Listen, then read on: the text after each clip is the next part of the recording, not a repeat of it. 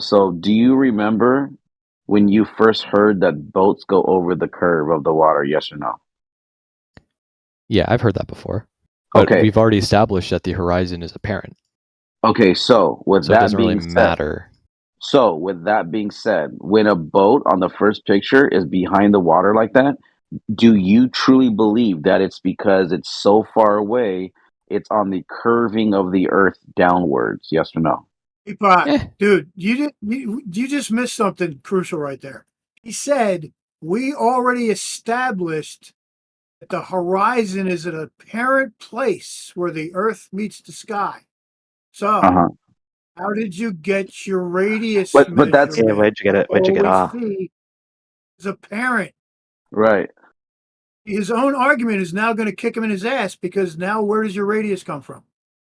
Yeah, well, we know Everything's that he always didn't do any. apparent. Well, we know that he didn't measure anything, nor did he ever even establish the radius, because we know he's Yeah, I just haven't done the experiment right. myself to So establish a here's what's radius. interesting. He Here's just what's kicked interesting. himself in the ass. Well, no, but that's not proof the Earth is flat. That's just a lack of evidence on my side. Here's what's interesting. Do you believe yourself that that line of water is the horizon, which is apparent, but do you believe that's the actual horizon? I mean, yeah, that's where the sea meets the sky. That's the horizon. Okay, so if when there's refraction and the water comes up, optical phenomenon happens, and the boat is still on the other side of that water, and it's still flat away, but only optically the water has been lifted, because if you look at two pictures over, you'll see that the water seems to have that effect goes away. Then all of a sudden you can see the boat in its entirety. But the point here, though, is that the horizon would actually be behind this boat, even though you're saying it's over the horizon. Still, technically, if it's on the water behind it, then the true horizon, where the sky meets the water, for the boat's purposes, it's going to be behind the boat, because you can't have the sky mean the water, but the boat's just chilling right there behind it. You understand what I'm saying? What do you mean? You can't. Okay, because there's a horizon. Okay, so think of it this way: somebody on that boat looking away from you, they're going to have their own horizon, right? Right. Your horizon is based on your position. So think about this though. On a curved ball globe Earth, you think the water and the sky meeting is horizon, meaning on the other side of that hill, we're gonna drop down, because that horizon represents the edge of where it's now curving away from me. Do you grasp that? I've already said understand earlier that- that the horizon is apparent. So Okay, He's okay. conceded the horizon isn't I've already So- conceded the Okay. first thing I said. when you Okay, posted So the that's images. that's one less proof of a globe that you've currently got. Well, I've Goose. never So used it as a what I- proof. Yeah, that's No, the no, end. no. I'm just. That ends I'm, so yeah, what proofs you're do right. you have? And that ends it then. Yeah, he's right. I didn't ask. You're right. I wasn't asked proof. I asked for proof for the No, flat no, Earth. no. Well, but that is the proof. That That's not proof the Earth obviously is flat. That's that just is proof the the proof. horizon is apparent. No. But what the proof here is that the fact that that boat is 12 miles away on water that is flat, away from the position of where the original position of the camera is, then that negates your 25,000 mile circumference spheroid. Because if it was a ball that you believe it to be, you wouldn't be seeing something 12 miles away looking flat, with even flatness even behind it, looking like 15 to 20 miles away is the actual horizon. So if you can't grasp, I mean, atmospheric conditions affect. I know the bullshit. They can make the Not only horizon that- appear closer or farther away. Refraction, yes, refraction. It doesn't squawk, matter. Not only refraction. that, listen very It's not carefully. proof real either quick, way. Goose. Goose, listen. Yes. Dude, If he's the retarded, Earth bro. was a ball, right? Right. If the Earth was a ball, and that boat should not be straight up and down the way it is. It should be tilting away from us. They never do. No boat ever tilts away from us, ever. They're always straight up and down because they're on level water, because we're on a flat Earth. Period. Yeah, if you can't grasp that, then you're just too fucking far indoctrinated, bro. Like I said, yeah. atmospheric distortion is a thing, so you can make it appear like it's straight up when really it's So pointed now away, it's curving away. atmospheric Wrong. So That's not how atmospheric. refraction works, This is bro. crazy, bro. So you believe that atmospheric distortion is going to bring up a boat from the other side of the backside of the mountain hill of water that you believe is curving away from you and creating. Yeah, You notice how believe? he I didn't mean- dare say the word refraction. Do you see how he didn't Well, use the word listen, refraction? Yeah, why because does no why does the moon and the sun always appear the same side in the skies regardless of distance? Why is what? The moon and the sun appear the same size in the sky regardless It of depends distance. where you are on the earth. They don't. Okay, so No, what you don't don't even indulge him, bro. Don't even Well- indulge him because well, I don't he's think already he knows. conceded. But he's already Okay, go ahead. conceded one of the like Goose. You might not Kill it, realize yeah. it, but you've I don't already really care. conceded.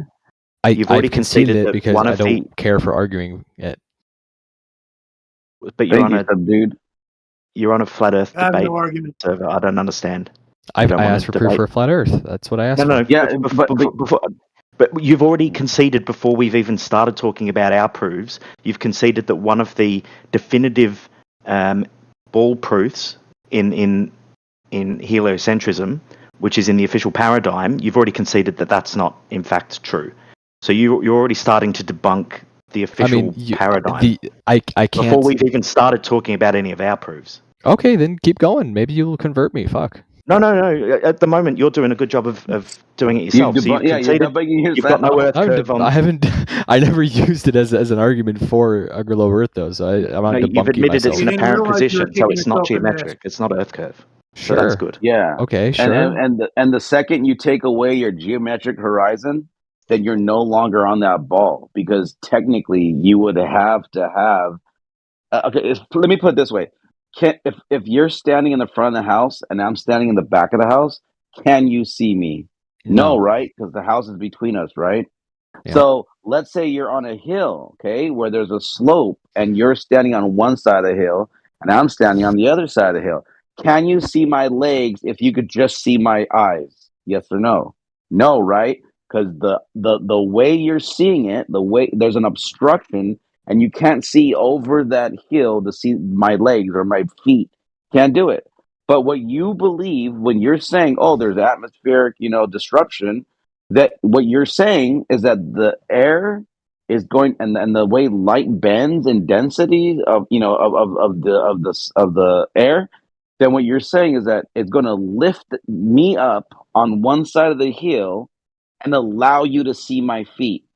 That's what you're like logically. That's what you're saying when you say that a boat is lifted up over the curvature of the earth.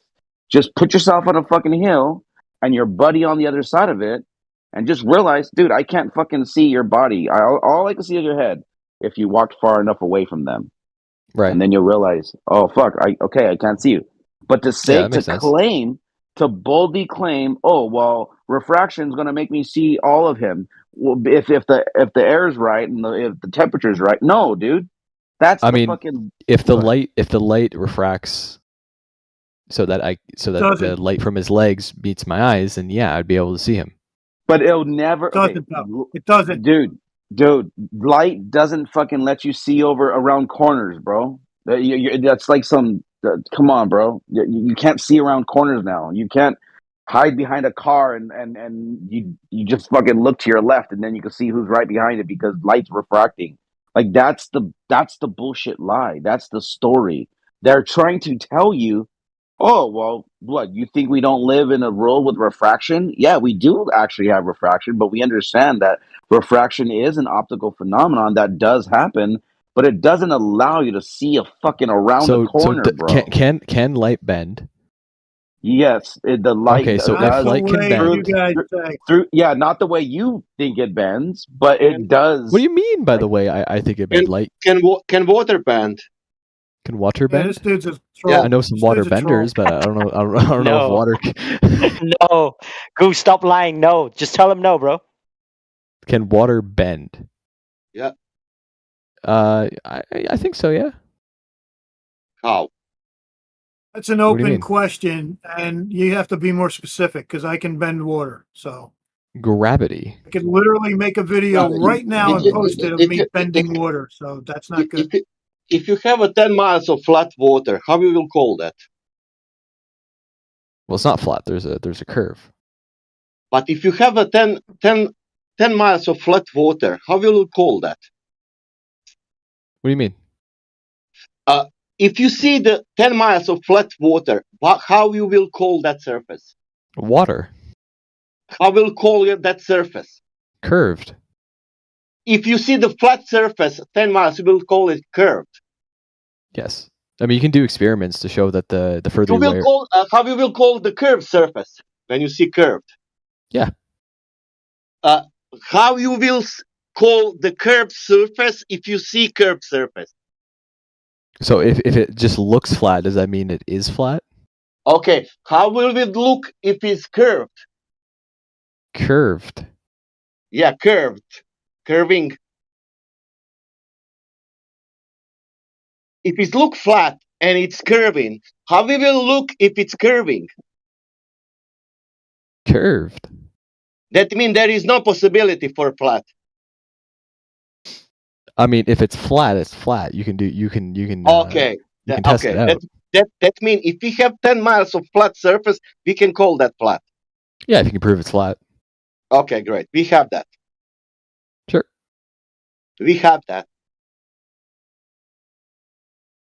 Like get two boats 10 miles apart. Day, right? We have that. We have that examples in reality everywhere. So get two boats, put them 10 miles apart. No boats. And shine a laser from one boat to the other, and if the height of the of the source of the laser is the same as the height of the destination of the laser light, then yes, it's flat. Yeah, and how that will work on the globe? It won't be flat. It'll either be higher or lower depending on the angle. Like, you know what I mean? And that is not happening in reality. But I've seen experiments where that's happened. People set up experiments where it's level, where the laser is level with the water line, and then you get another boat X miles away, and it's not the light being received is not at the same height as the source of the laser. And what distance? And what distance and what height? Let me find the video real quick. Yeah, do that.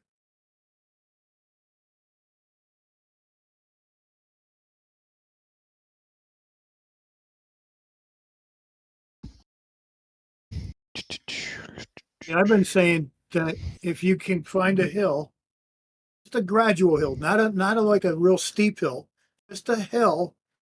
It's like a lump on the earth where you're on one side, like Guy Pak was talking about. Somebody else is on the other side. Right now, you need to get those conditions of water. So you have to do this after a rain, and you have to have certain conditions. You guys say that you can't possibly do this, to show us that you could bring things up over the other side of the hill, because no one has ever done that. I've seen people try to put, little stuff on a driveway. Wait, so hold on. We need it to be freshly. We need it to be freshly rained just to mimic the conditions of the ocean. Need water, right? When it's calm, let's say. Okay. Yeah. I just wanted to make sure I heard you right. Yeah, when because you're saying that water, you can bring the bent water back up flat. That's what you say about the black swan and any other, which are not black, they're all white. I've not seen a black swan because that would be a picture of true curvature. There is none. So try to show us some kind of thing that compares bringing an ocean of water up from a curved ball to a flat and level surface. Now, besides that, right, you're looking at the black swan and you're calling extreme refraction. I've heard this many times. Look at the cranes, they're bending. What does that have to do with the horizon? And if the cranes are bending and that causes a problem with the picture, then why isn't the horizon all bent and crazy instead of just a straight flat surface? Not only horizon, these are questions that you guys can't answer. Not only horizon, why the physical water is there? because if it's extreme refraction, there should not to be any kind of physicality that you can see, only phenomena. But we see the So there's a physicality chat of black skanker swan. in there. I've noticed Richard Evans is for some reason on my case. So why don't you come in here and open your mic? Oh, dude, that guy is Not not reading, that guy's a waste not of time, reading your bro. chat skank bullshit. You know. I don't Yeah, understand what a black fallacy is. What a black swan. You're in it. Shut up. Rich Evans is like a dude. Might as well fucking go talk to a cat, bro. Like I can see that. Yeah, I can see that. might I as don't well understand. go fucking talk to your dresser, bro. Like it's not as effective as fucking talking to him, dude. You do not understand what a black swan fallacy is. That's just idiotic. Goose sleeve. Yeah, that's what you are doing. You're trying to poison the well, telling me I don't understand. Good projection, bro. Good projection.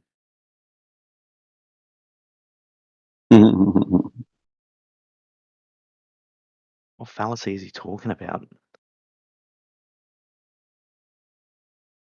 It's idiotic to speak on a fallacy you can't explain. I don't even know what you're talking about now.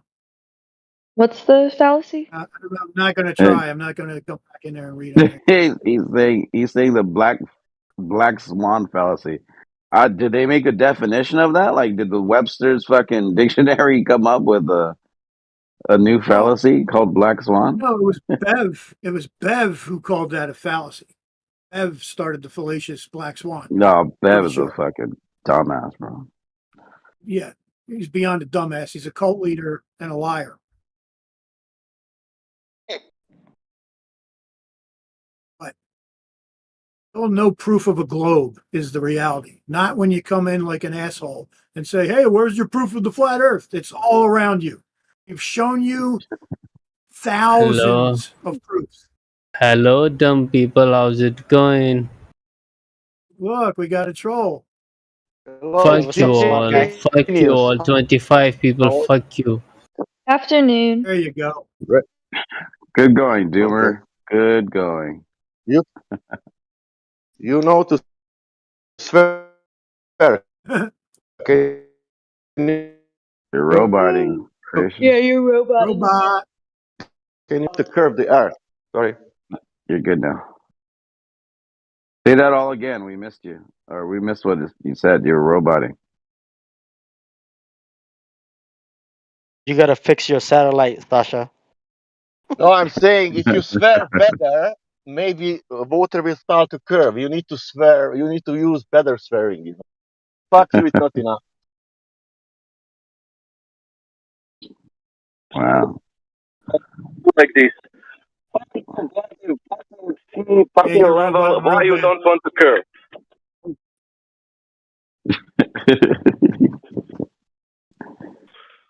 It's not our fault. Water doesn't want to curve.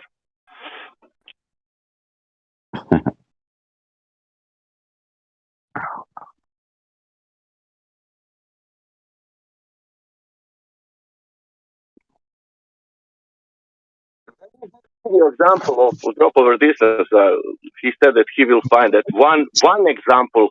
We have 1,000 examples. There is no drop over distance.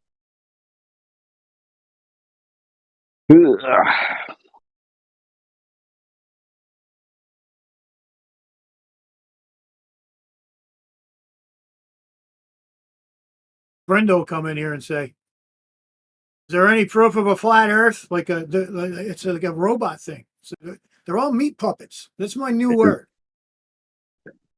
Yeah, they always reset, bro. Yep, exactly. They'll come in, they'll ask the question, is there any proof? You'll talk to them for an hour, give them all the proof, and by the way, like shooting down their evidence as proof is proof. It works in the court of law as well, bro. You can shoot down their fucking evidence and say then there's no case to say that it isn't true of what you're saying. But anyways, they'll fucking come in here, talk for a whole hour, and then they'll leave, and then the next day they're like, "So you guys have any proof?" Like, dude, we just fucking gave you like an hour worth yesterday. That didn't help. that didn't work for you.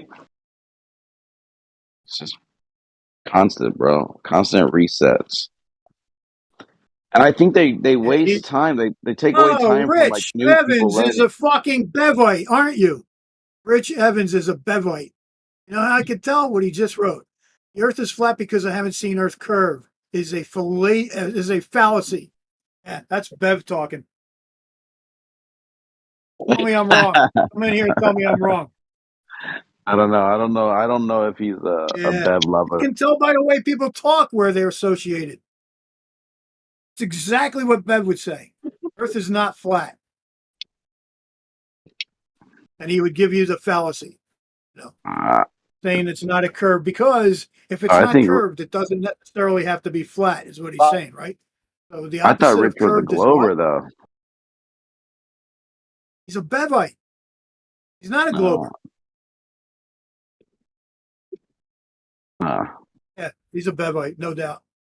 Tell me I'm wrong, Rich Evans. But it's all right. Either way, it's a waste of time. Bevites and Globers alike, they're all a waste of time. Bevites are worse. What's a Bevite? They think they're superior. A Bevite is a cult member of the Bev team. By thinking. Ironic. Like the Levites? Yeah, the Bevite. You know who Bev is?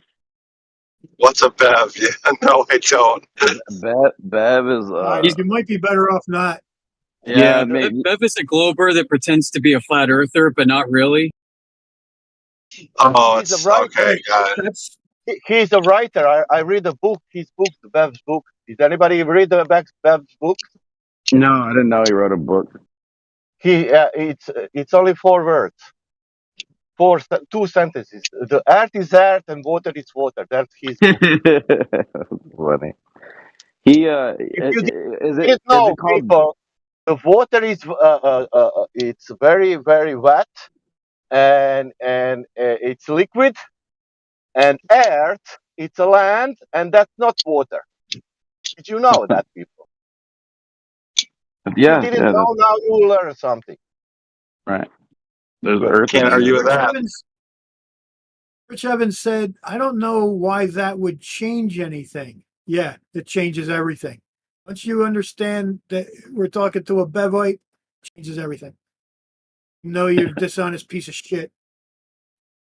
Do you have in America things called Great American Plains? Right. It's a region about 2,000 miles, and it's like 400 miles in. It's like about I was watching a fisherman yesterday. He was fishing what he was calling flats. And I was thinking, oh, that's right. And he was saying, this huge river, right? Or it's not a river, it's a flat. I forget how this works, but it's 4 feet deep everywhere. It's 4 feet deep everywhere, in case you didn't hear that the first time. What is that called? That's called flat.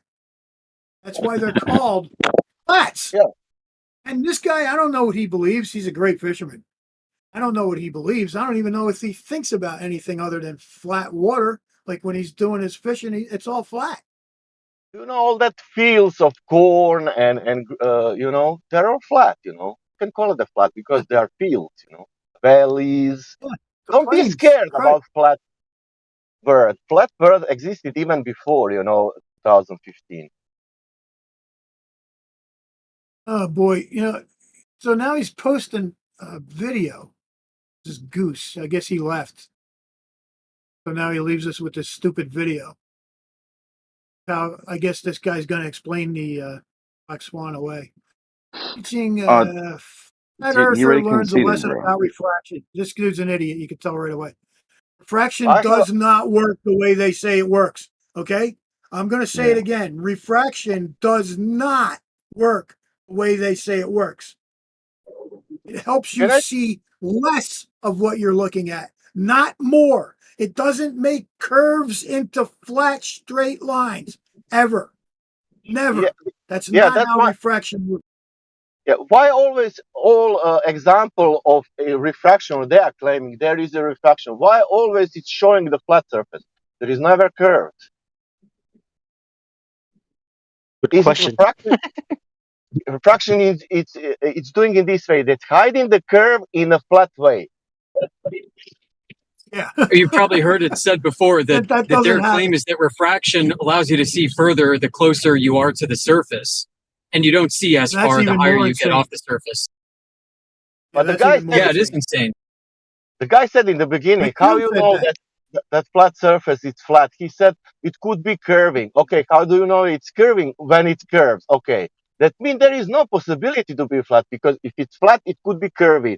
But when it's curving, it for sure it's curving. That means it cannot be flat, man.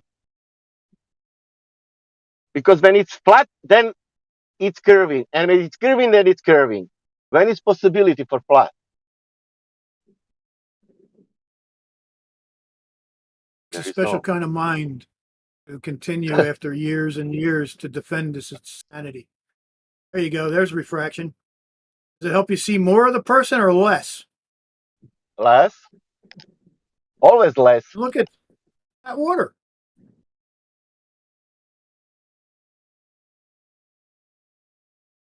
And where is the straw in Black Swan example? Big straw.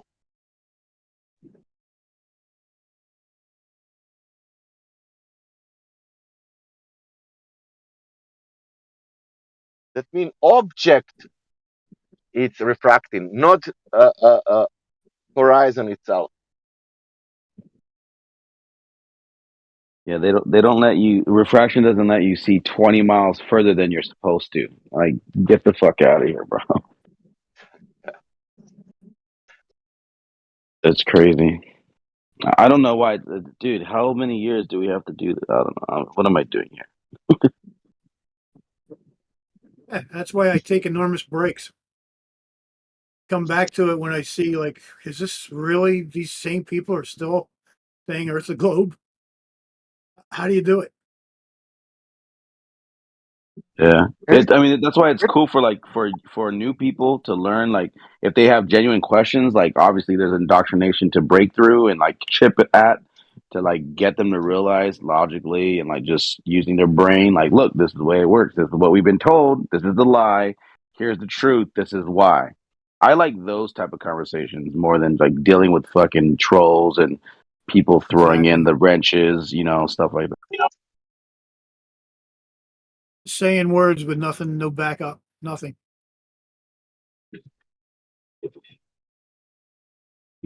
Like if you're gonna claim refraction works a certain way, you have to show an example of how that works.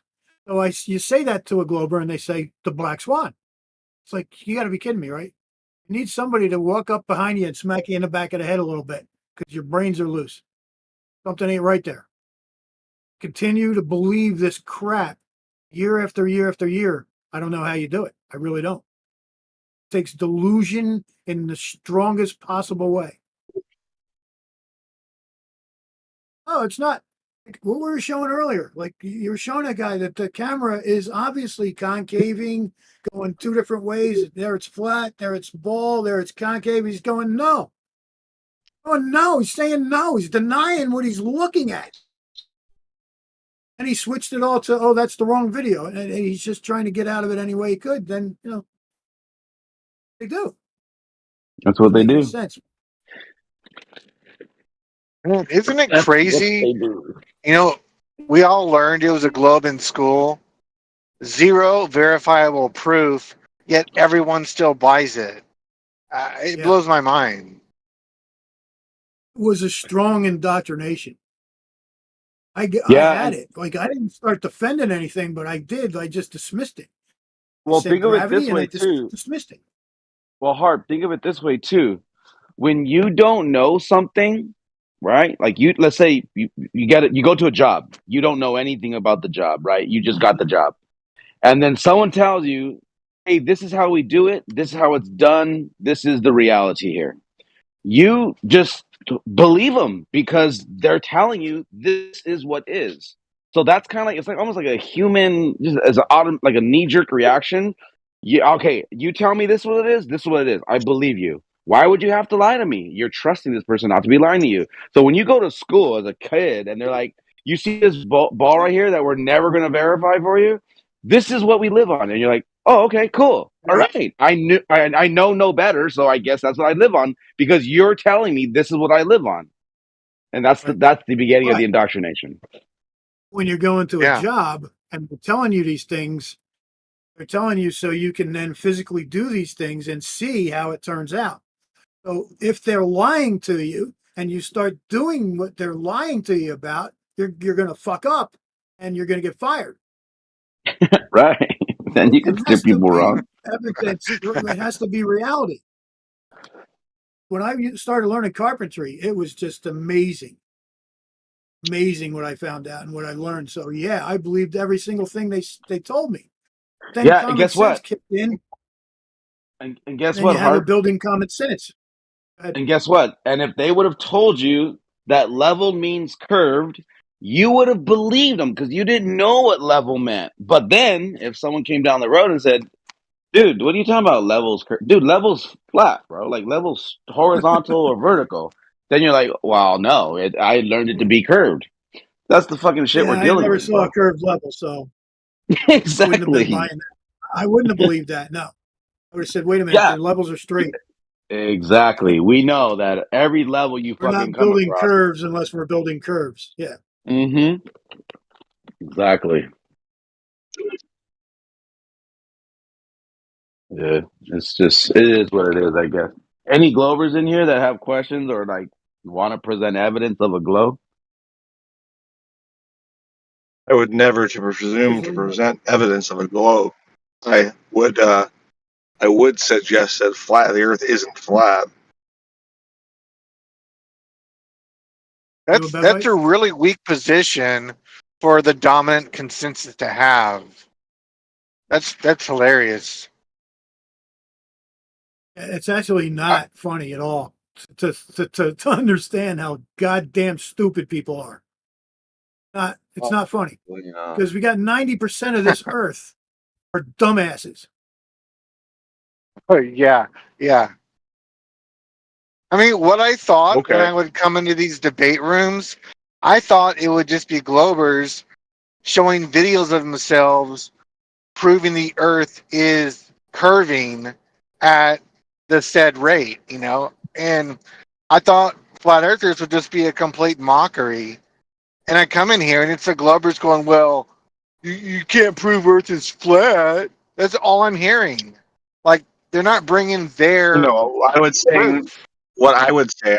I would make a stronger claim and say the evidence that I have seen would suggest that a flat Earth is not possible. That means that flat surfaces are not possible.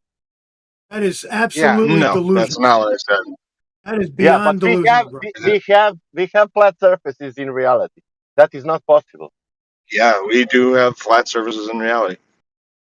Yeah, well, your problem is Earth measures flat. If I build a table, is the table necessarily the shape of the floor? What? Usually. No, usually. And what do you mean by shape? See, I shouldn't even have answered that. Because what are you talking about, shape of the floor? What is the shape of a floor? Flat is not a shape. Now, if the floor is square, or maybe it has a circle, it's a circle dance floor or something, and it has a shape. The flat floor, that's not a shape. The table's flat and the floor's flat, they match. Yeah. So then you're going to have a level table or it's going to tilt. Very simple. If you have the leg off, you got to use maybe some type of a little matchbook because there's a divot in the floor there. You don't want to have a non-level table to eat at, do you? Can someone tell me what doesn't work on flat surface? Say that again? What doesn't work on flat Earth? What doesn't work? Oh, yeah, that's a good question. Sure. So when we look up at the stars in the night sky in the northern hemisphere, we can. No. Wait. First, you have hemisphere. You have a sphere immediately now. Excuse me, in the north. So where I live in Minnesota, it's what I would call the northern hemisphere. I guess you guys would just call a more northern area. I don't know what terminology would you like to use for my home state of Minnesota. Where is that geographically on latitudes? Okay, and it would all. Okay, am I allowed to use the word hemisphere, or are we going to freak out about it? The term hemisphere, it's representing like the north hemisphere is like the Sure. dome So I'll part of say anything north of the equator. I understand. I'll use north of the equator. So far north of the equator, in my home state of Minnesota, we can see that the apparent rotation of the stars appears to be moving counterclockwise. No, that's not correct. What part is not correct? The stars are moving east to west. Yeah, and which appears to be counterclockwise. If you turn around, it will not be clockwise anymore. That's not how clockwise works. If you turn around, so if I'm facing west and then faced east, they're still going counterclockwise around my head. And that's what is giving you. That is giving you sphere. Well, am I allowed to continue? Yeah, that cannot work on the flat. If you turn around to switch your left with your right, and what was that part clockwise, works. That part works fine on a flat Earth. It's the second part that doesn't work. Is when we go south of the equator, far south of the equator, we see the stars have suddenly begun to rotate clockwise. So that's that is like hold on one moment. Can I just finish? It's like 2 sentences. I promise. No, because you're wrong. You're wrong. Just a second. You said south of equator. Is that correct? Yeah. So let's just say Australia. Let's say Bolivia. Okay, I'd have to pull up a map to know exactly where Bolivia is, but okay. And there is Bolivia. There is Salt Flat Lake, 4,000 miles square. Can we watch the stars from that surface? I don't know if this place in Bolivia. Yeah, I would assume that you can see the sky from most places, right? Yeah, but let's watch the sky from that place. Which place? Bolivia? Yeah, Salt Lake. The Salt Flats. Okay, hold on. I have to look up where Bolivia is. Okay. I said it's right there by Indonesia, and I was like, oh, well, you might not know where that is. I want to know now how stars doesn't work on that flat surface. Okay. Okay. So you're in Bolivia, South America.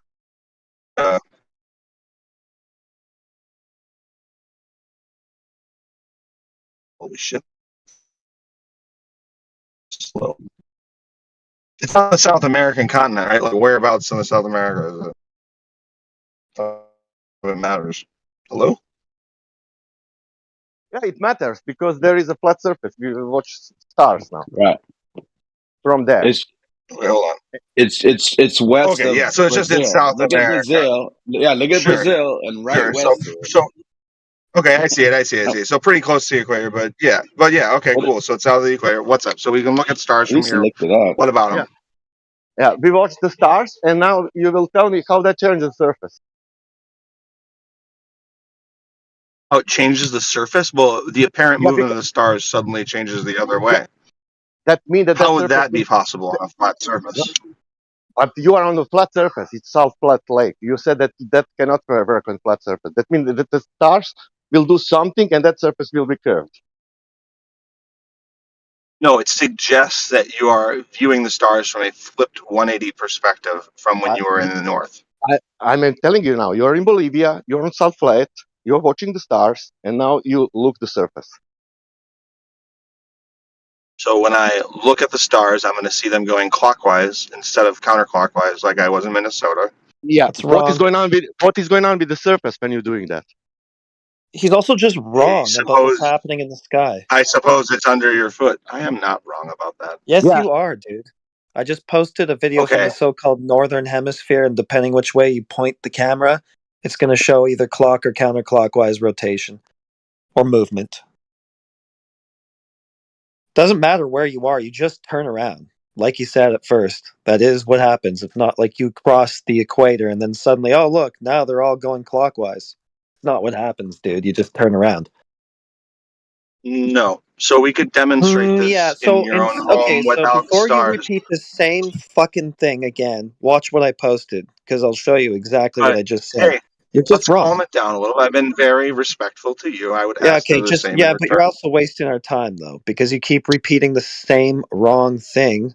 We've already shown you that it doesn't work like that. You could just take a minute to figure that out for yourself so we don't have to You entertain keep stupidity. to be clear, you keep asserting that without showing. No, I've proven it already. It's already in the chat.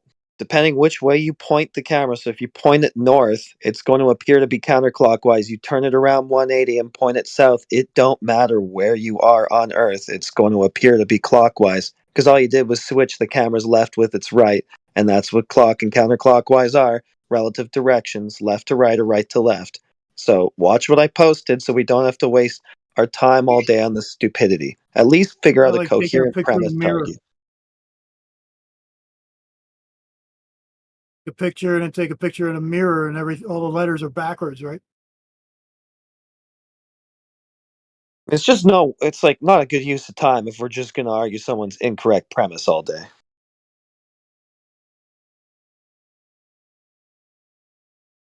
Well, I mean, I guess it shows that you got to be wrong about reality to argue the globe, but I don't know. It's kind of boring.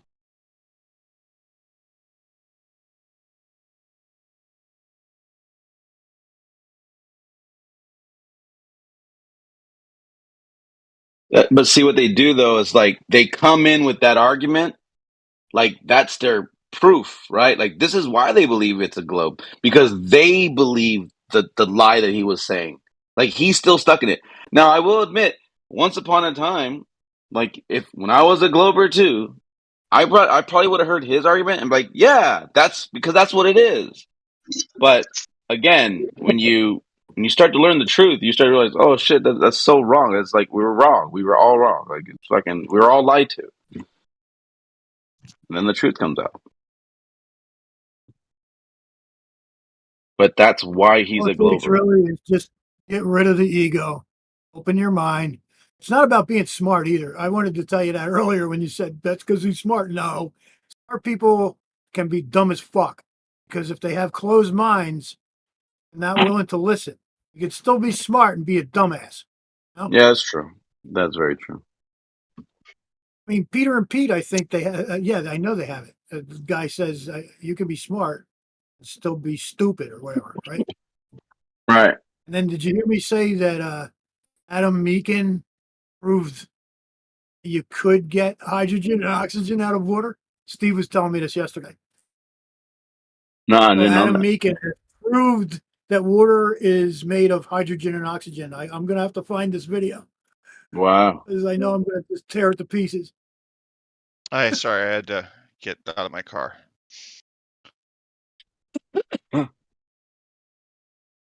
Okay, let's see. So we've got a amazing sky video of the northern hemisphere and amazing sky video of the southern hemisphere. Okay, let's see.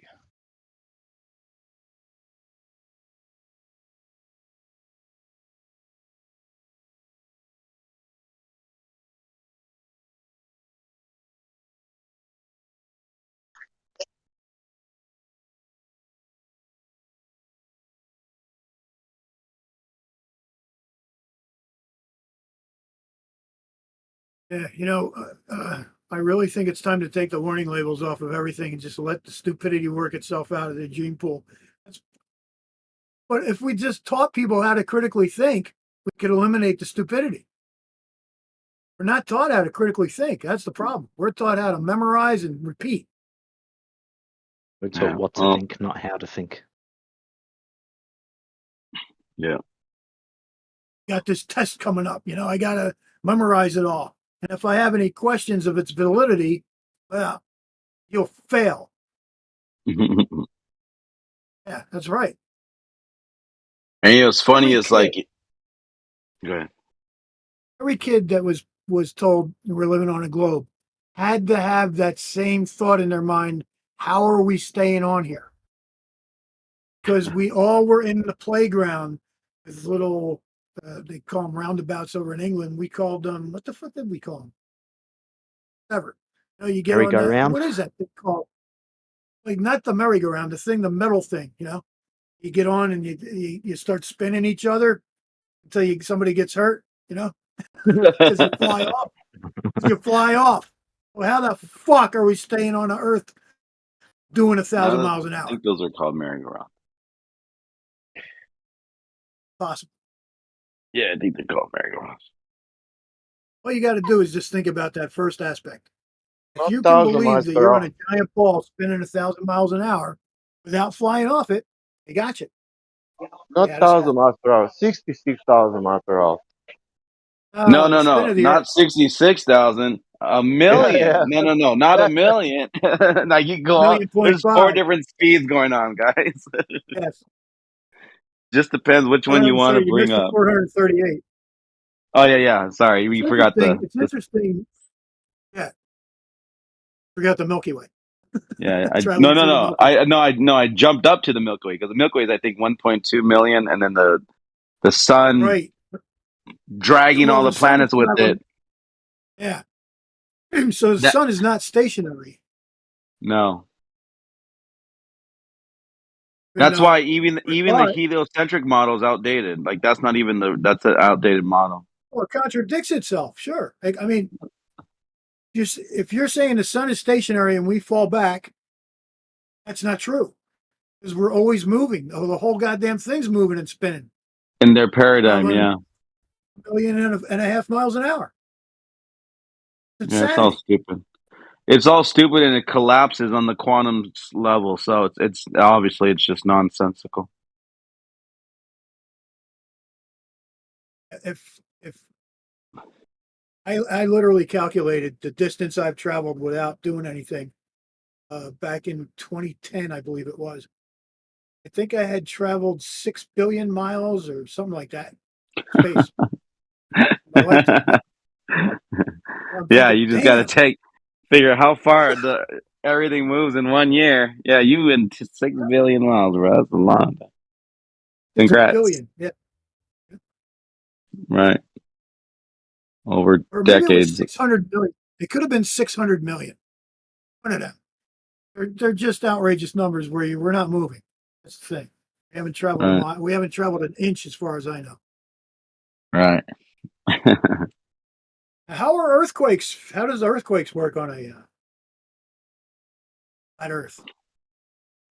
The first thing you've got to think is tectonic plates. It would be flat plates, right? Flat plates. You know how airplane Somebody suggested the other day that there were caverns and stuff that were, inside the Earth that collapse every once in a while or whatever. That causes the earthquake. And I thought to myself, that kind of makes sense because we know fracking, when they're trying to extract gas, and they cause the implosions of these caverns. It can cause earthquakes. So we know that is a fact. Then when somebody else says, yeah, though there's caverns under the earth, and when they collapse, it causes earthquakes. I thought, well, that makes sense. I think because of turbulence in the space. What? Because of turbulence in the space. Turbulence in the space. Yeah. Is that what the... Yeah, it's shaking a little bit and then like airplane, and then it goes into airplane. Is that what the globe really says? No, I'm saying that. Oh, okay, you're just making that shit up. All right. That will be too much. I wouldn't be surprised if that was their explanation. I really wouldn't. Oh, okay. Fuck, I can become a scientist. I have good ideas. Hey, let me see here. You said, how old are you when you did the calculations, Harp? 2010, I was 50. All right, let me see here. Let me do the math.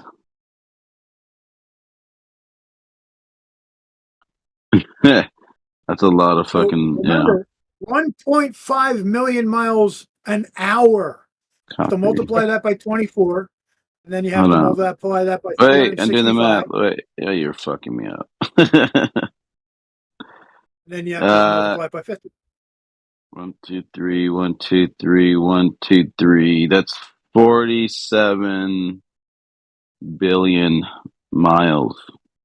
Is it billion? Okay. Yeah, 47,336,400,000 miles. Or is it kilometers? Sorry. That's in kilometers. Oh, you know what? I was also using a different number because they changed this overall number. I think I may have been using a 3.5 I may have been using because they decreased this number in my lifetime several times. You need to multiply that with the 4.5 billion years, and then you will get the distance where we are now.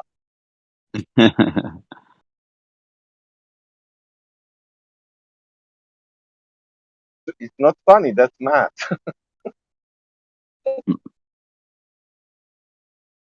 Let me see here. Hey, heretic. That's a large number. Just in one day, you travel 36 million miles. Yo. So just in one day. Chance to look at these videos, and everything kind of seems to line up with what I was saying. They all kind of rotate. They do. So let's look at if you want to look at it together, we can. Okay. Do you want to do the northern one or the south one? Northern. South. So if we jump to the first star trail thing, it's like at what is it? Looks like we're at 27 seconds.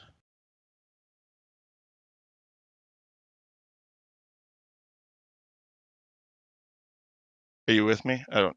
Oh, you muted it again. Okay, so you can see the stars are all making their trails in a counterclockwise fashion around that central point up at the top right-hand corner. So that's like Polaris. That's the pole. Okay.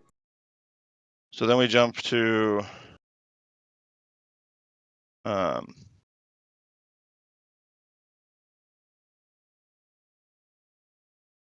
is it?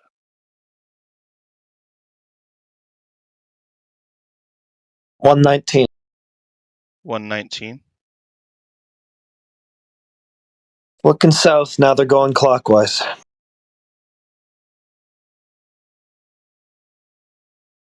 119. Just turn the camera around, dude. They're still going counterclockwise in relation to the pole, to the center of the rotation. So the Polaris that's a different is just behind the camera. So you can't see where it's circulating around, but it's still going counterclockwise. It's still going the same direction. It's a different thing. Yeah, and they are still going the same direction, east to west, but that's a different thing than what you started out saying. Okay, so they never change counterclockwise around the axis in which they're rotating. Okay, that's a caveat that you added since last time. I apologize if I misspoke. All right. So, that being said, the swap in the southern or in the south of the equator I would suggest can only be explained by a 180 flip in perspective. There is. You're looking south versus north. Without watching a 180 along the other axis, so not along the X, but the Y. If you're on one side of the street, right, bro, and your car is going to the right, then you cross the street, where's the car going to be going toward? I would have flipped my perspective 180 at that point because I'm now looking at it from the other side. This is what you're doing with the stars. Same thing. I agree. Crossing the street and turning around. Looking back at the traffic, and now it's going the other way. Your perspective. If I look the stars, how still going the same way on the road. I look at the stars. How I can know that that surface is curving? I wasn't making the curving stars. surface claim. I was just saying I think from what we observe from the stars. You said that the cannot work flat Earth on the flat cannot be. surface. It's not flat. Yeah, work that's my claim. We just explained 3 or 4 times how it can be and is. Yeah. That's a non sequitur. That means it's curved. You said it cannot be flat. That means it's curved. But I want to know how you realize watching the sky that it's curved. But I would never make such a bold claim. I will make a claim about surface, looking at the surface, not the stars. Okay. Do you want to say how floor looks like watching the ceiling or looking the floor? I don't understand the question. I'm sorry. How you will know the I don't know if it's my connection or his, but I'm not shape. getting it at all. No. What he's saying is, how do you know what's on the floor by looking at the ceiling? Looking the ceiling or looking understand? He said the floor. Right. If you're looking at the ceiling, are you going to explain the floor? I think you need to watch it. I'm sorry. I'm not trying to like ESL shame you or anything. I think the connection's bad. I just missed a lot of what you're saying. Croatian creation, you might need to drop and rejoin, mate, because your connection, you keep roboting. Okay. So what he said, though, Cooper, is that would you say what is on your floor by looking at your ceiling? You tell what your floor is by looking at your ceiling? In my house? Yeah, no. I would say no. Yeah, sure. There you go. Hence, the lights in the sky are your ceiling. I wouldn't look at the walls of my house and be like, I guess the world stops here, though. There's a lot of things that don't translate from one to the other, right? No, the walls are partitions. No, that's it. Hey, just real quick. Hey, Sepsoas. I messaged you in the chat. I don't know if you're looking at the screen or not, but I don't know if you can hear or not. But can you check the text chat? I asked you a question. I tagged you. And go ahead. I'm sorry for butting in. Mr. Amish Space Camp. I just saw the thing in chat. So what I was saying is they're flipping. They are always moving that same direction, but it switches clockwise or counterclockwise based on of your x-axis swap. Jesus Christ! Your I got to work. where you're standing, hold on. bro. I gotta mute myself. I'll be right back. Work call.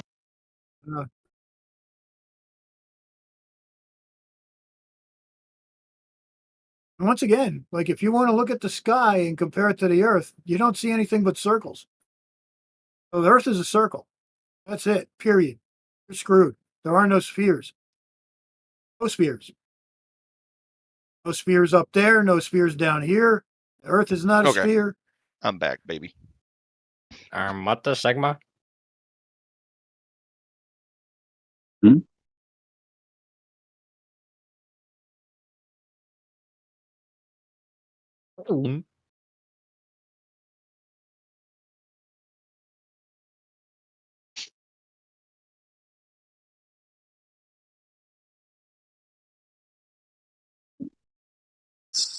So, were you able to do that, Sepsoas? I didn't get a yes or a no. I've been trying to find someone that knows how to. Yeah, cool. I've been trying to find someone that knows how to manipulate that data in Blender and then make it flat to see how it would look with the because obviously those colors. Yeah, just like that. That'd be sick if you make that ball do that. That's I don't know if you know what that is, but that's called the axis of evil. Do you know that? Do you know about the axis of evil?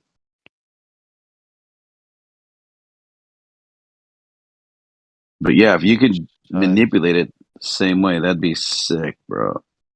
And then if you could just screenshot it, or I'll screenshot it on my phone right now if you could do that.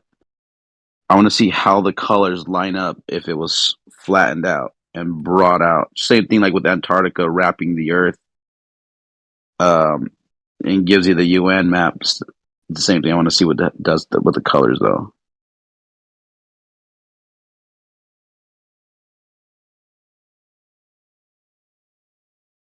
Appreciate it, by the way. I think it's important, and you'll find out why at the end. Does anybody in here know what the axis of evil is? We looked into it. Yeah, it was the Nazis, Mussolini's fascist Italy, and the imperialistic Japanese Empire, wasn't it? Well, you're not wrong. But I'm just talking about in regards to what I'm talking about. Nah, it's the the cosmic radiation background, CRB. That's how they mapped it out. This is why actually this right here. This is why they're saying that the Earth, it would be the center of the universe, even in their paradigm that if you believe space and billions of years and all that stuff. But this is what makes them it's more supportive towards geocentrism because it destroys the heliocentric model with their own fucking science. There's a cool documentary movie called The Principle, and watch it, dude. You'll fucking see some of the greatest minds sharing their true opinions about all the shit that we argue and debate about all the time. What's up? I don't know if you can watch this, what I'm putting on my screen right now in Paint, but I guess I don't understand what you're saying. So the wheels are both spinning in the direction. This little car is headed on east. They're both spinning in a clockwise direction. I don't know where perspective change would change without having to look at it from the inside of the wheels. Yes, the wheels spin the same direction. Yep. I don't. If you're driving east to west, you can look at the north tire. So the north tire. Yeah, that's so dope how you do this. That's fucking sick.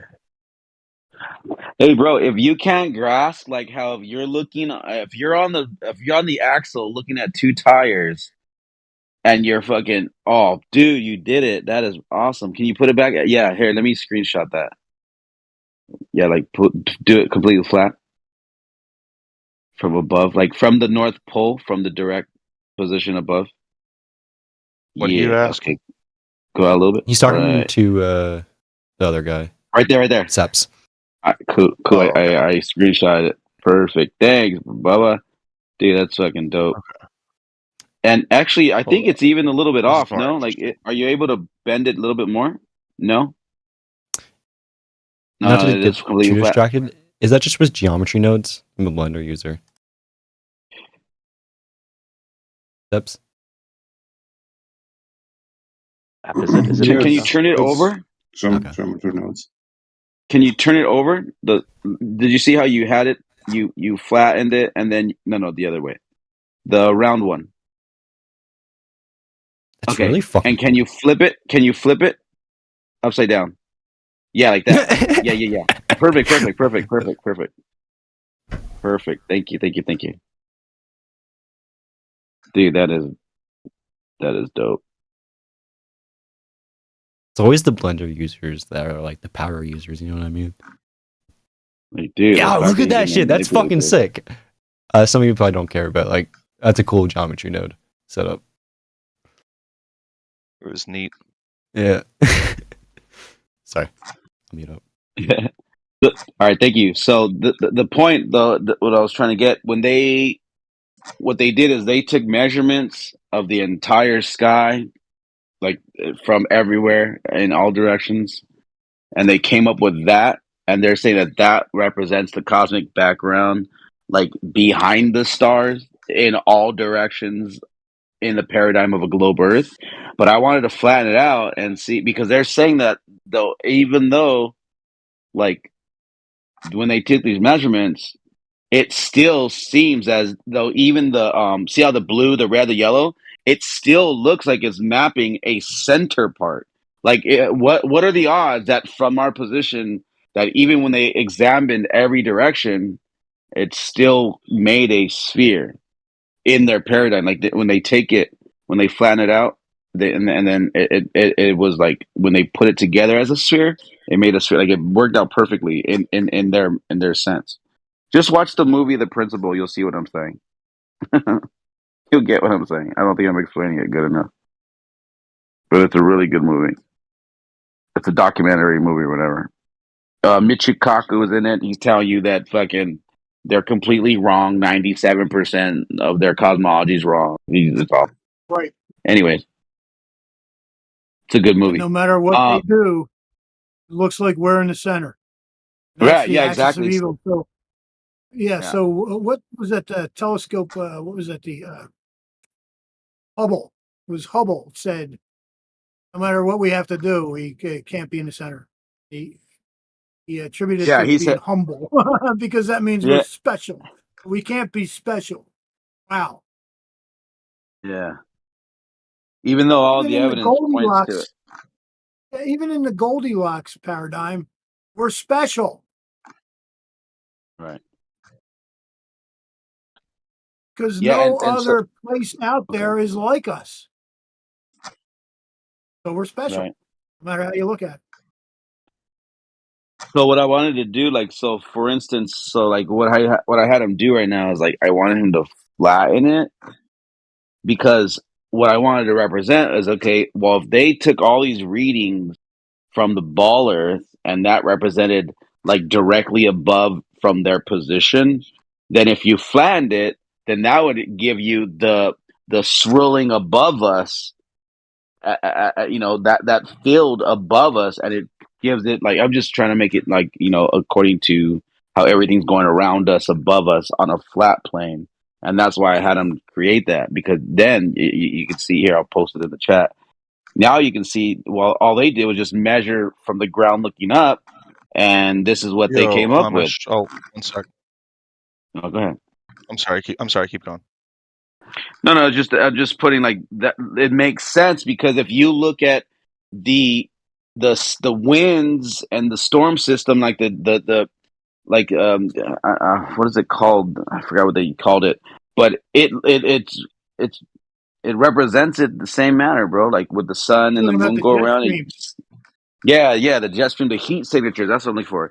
You can tell like everything is beautiful, bro. Like it makes sense in the overall of it. Right. There's your circle. Right. Your circle, and then you look up, and everything circles. Not spheres. So Amish, I would agree with what most of what you're saying, just not your conclusion. So the wheel is spinning in the same direction. So I assume the wheel is the stand-in for the celestial sphere here. I agree, it's spinning in the same direction no matter where you are on Earth. But you are the one that changes the perspective. I agree with that as well. And the reason why we see an apparent shift in the clockwise, counterclockwise position of the Earth, or excuse me, the clockwise, counterclockwise rotation of the stars versus in different hemispheres, is because we are changing our perspective, and that's why, not just looking east to west, but having our x-axis or our y-axis flipped.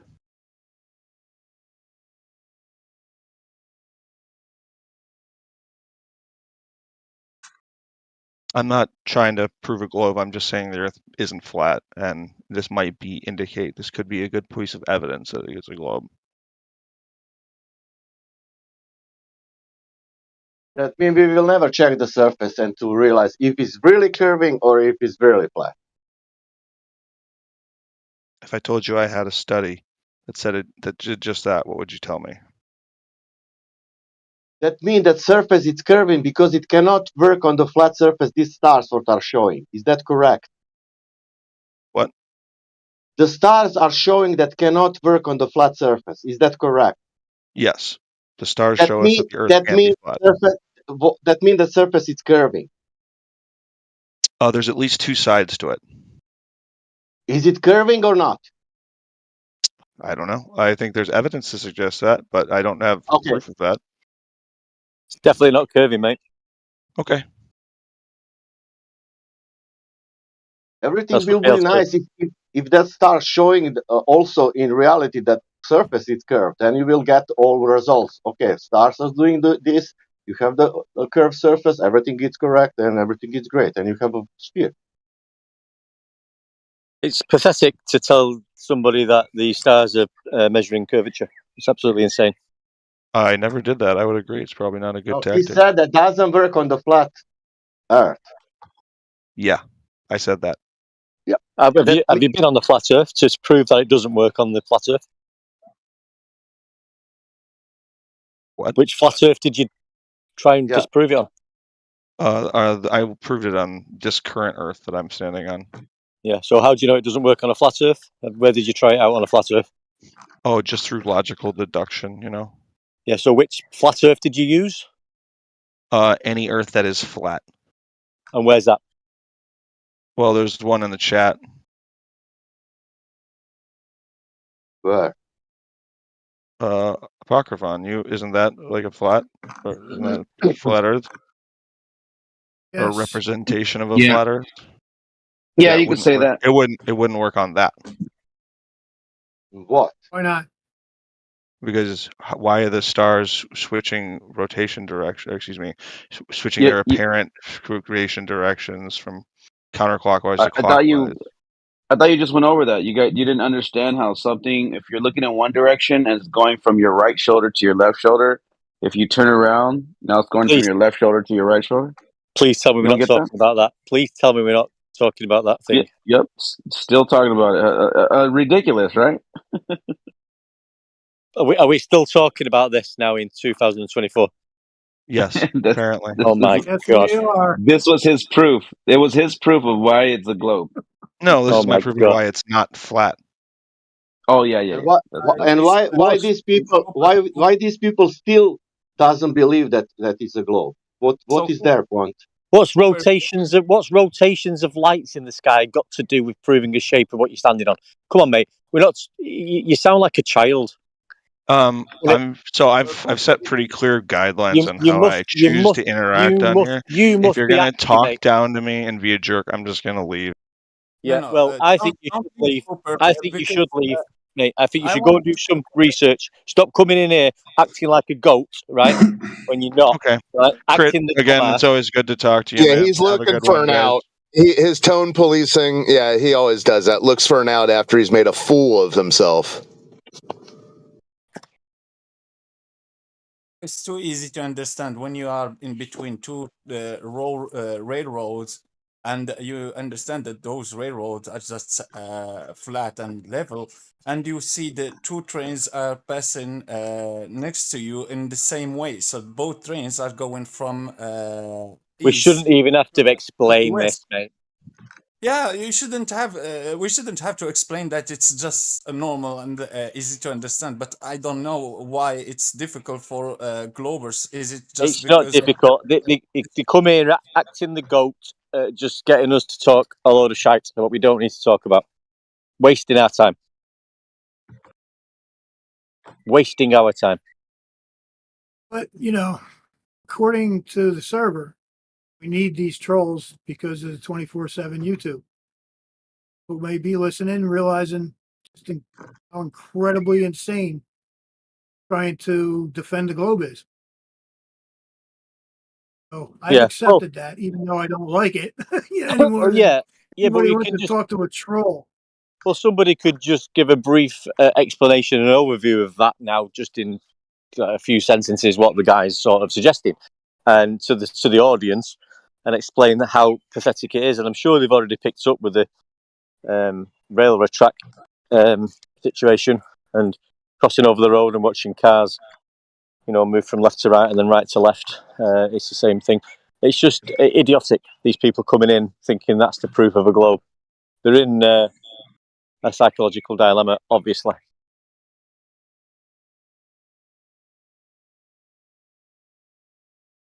funny that Roberts and Jennis did that movie, because Roberts and Jennis is a geocentric ball believer. He's also a Catholic apologist. Oh, don't trust that dude at all.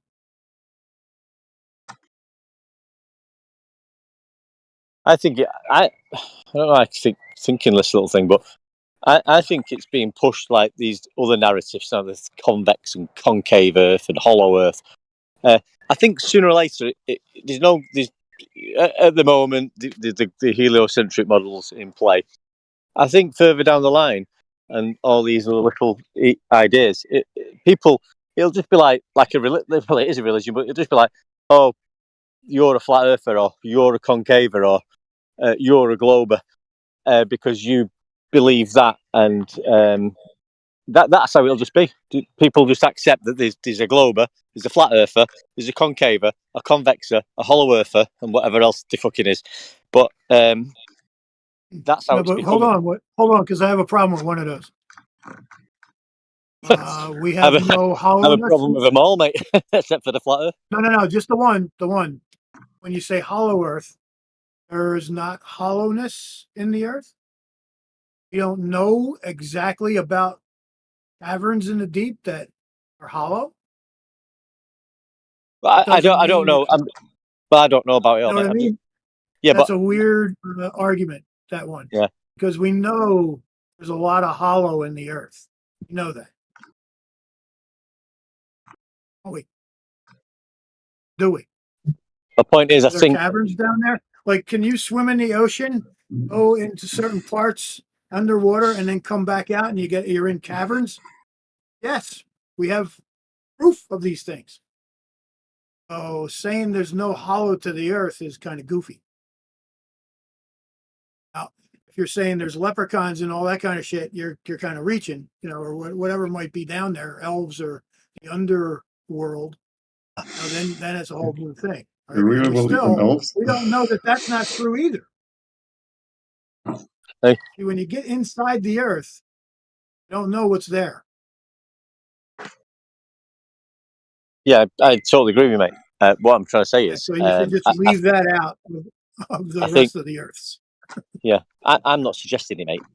I'm just saying these people who come out with this, they're a hollow earther or a convex earther or whatever else, and they've got so many things on at the moment. I think, and it's a shame.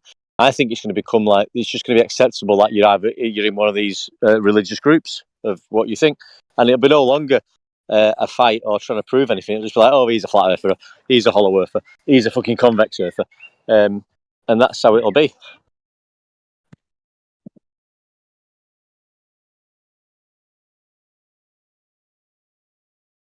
I mean, if you studied the hollowness of the earth, you would have to go say, oh, yeah, I mean, I can't disprove all earth. Sorry. That doesn't mean it's a globe. It just means there's pockets. That's all. If you got a flat roof house and you're only looking on the outside of it, you have to go in the inside of the house to see, oh, look at this. It's hollow. I can walk around down here.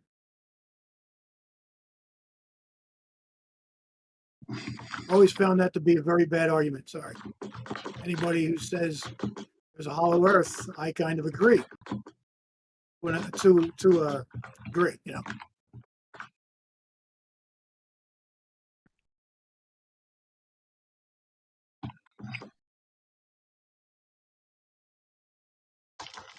And there's things on this earth that we don't know about. And we always got our head in the stars trying to figure out like what we're never going to figure out. Sorry, but you can't even understand. If it's true that you celestial navigate, no matter what your height, altitude, whatever you want to call that is, the degree to the luminary doesn't change. That's weird. So in other words, if you're in a plane or in a tower, 4,000 feet up, and you're on the ground, the angle to that star doesn't change. That's right. Well, it can only be sort of like, well, we don't know what they are, do we? But it can only be some sort of, well, to say that. Well, we can only. You can only. That only does occur with physical objects, like a lighthouse or a fucking tower. Then it would. So we know it happens. We know it happens with physical objects. It doesn't happen with the lights in the sky. So does that mean they're not a physical object? That's what that means. Yeah. There you go. We don't know what's up there. Everybody keeps saying, "Show me the dome. Show me the this. Show me the that." It's like, dude, you can't show me a globe. How you want me to map this whole fucking thing out? Yeah, give me a year or so, right? And Hang on a minute. They can show you the globe. It's just unfortunate that it's horizontal and level.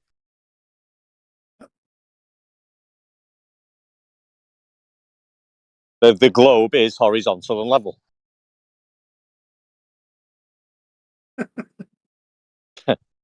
That's where we are with it at the moment. Well, I mean, it is. Yeah. I mean, you can look at the horizon. We know we've got sea level. It's measured horizontally. When you look out at the beach to the, sea level, it's horizontal, it's level. That is the globe. The globe is horizontal. So then you ask them about all the flat places. Well, you can, make all these flat lines and create a sphere or a circle. Somebody showed me that, and I was like, dude, I got drawings right behind my head. It shows all these things, and that is not a circle. That's a bunch of lines that appear to be a circle. So are we living on a disco ball? Because you can't have flat on a ball. There are no flat surfaces on a ball. Period. Yet there's so much flat on this earth. I mean, it's insane. You basically you've got to go to the sea and water is the area you need to go. Yeah, yes. We know land's up and down and elevation and dips. Water's the one. Sea level, large bodies of water. That's where if we can measure off that and use that surface, then I mean, there's your fucking answer. And they'll say, "Show me a flat ocean." And they're goofy because now they're dealing with waves, a flat body of water. I've seen the ocean turn flat. It's during the tide switch. Every time the tide switches, that water goes flat as fuck. I've been there. I've experienced it. I got trapped out in the ocean because I didn't know what I was looking at. Thought, oh, wow, this is going to be a great day for fishing. And let's go hit the ocean. So we went through the inlet and we almost died. But at that time, we were looking at the ocean was flat like a mirror.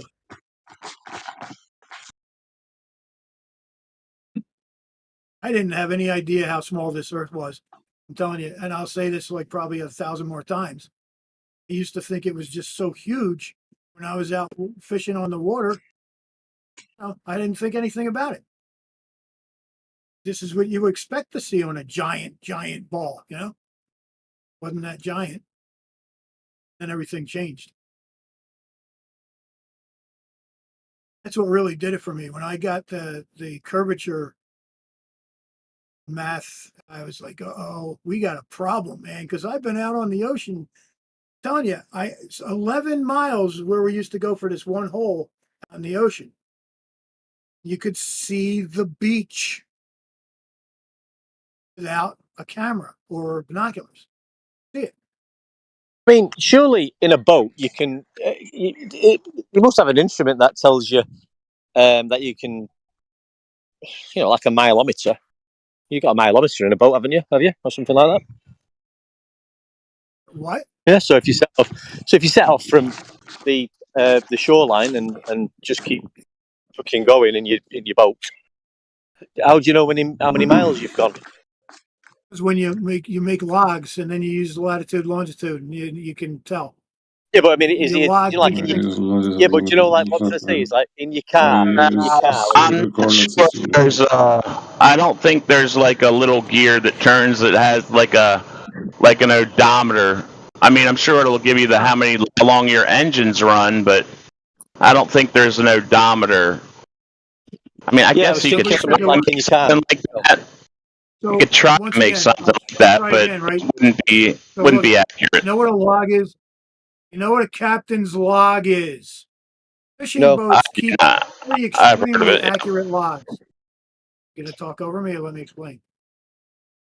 Fishing log is very accurate for finding fish because when we get to this part, it gets logged with latitude and longitude. That's how they log captain's logs. Then you know how far you've gone when you check the maps, the latitude and longitude. I used to think that you could go out in a boat and it had some kind of like meter. I found out that was wrong, that they use the captain's log. It's not like a car, you know. Although I don't understand why they can't make it that way.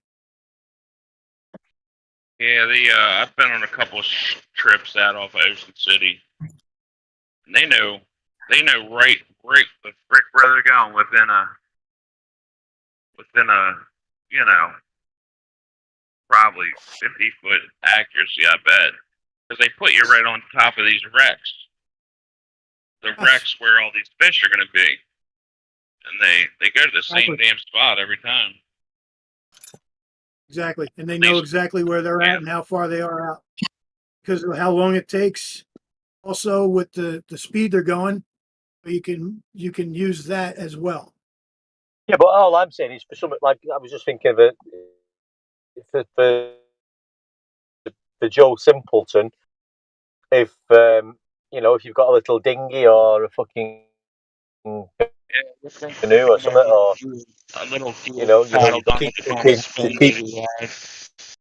just keep sailing out, and obviously have someone viewing you, and which just you're both talking to each other. The boat's obviously gone 4 miles and it's still in fucking view. To your mate who's just fucking watching you, and your mileometer's ticking away on the boat. I mean, that's just a simple fucking test if you could do it, and you wouldn't be curving away over the fucking globe, mate. I'll tell you that now. Correct. It's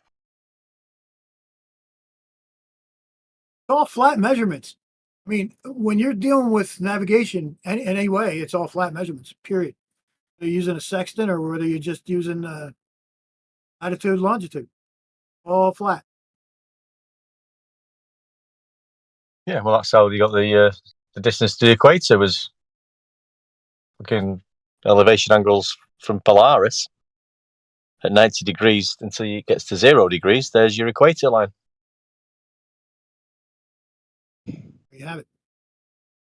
That doesn't. It's not always like extremely accurate because of the air, but yeah, you get pretty close. Oh yeah, and they would put us right on top of these wrecks too, because obviously, with the fish finder says, "Oh, here we are, got to that destination almost," and then we're just traveling around a little bit, and then we find a fish. That's it, and there we are, 11 miles offshore. And it's not quite this. I don't know what they've done to fudge the mileages a bit, but if you look at the circumference of the Earth, 24,000 whatever it is, but then you say, well, the 90 degrees for Polaris moving back to 0 degrees, and then you turn that into miles. Is it 69 or 60 times 90? That would be like, if you can imagine that, then they're saying that's a quarter of the orange. So you times that by 4.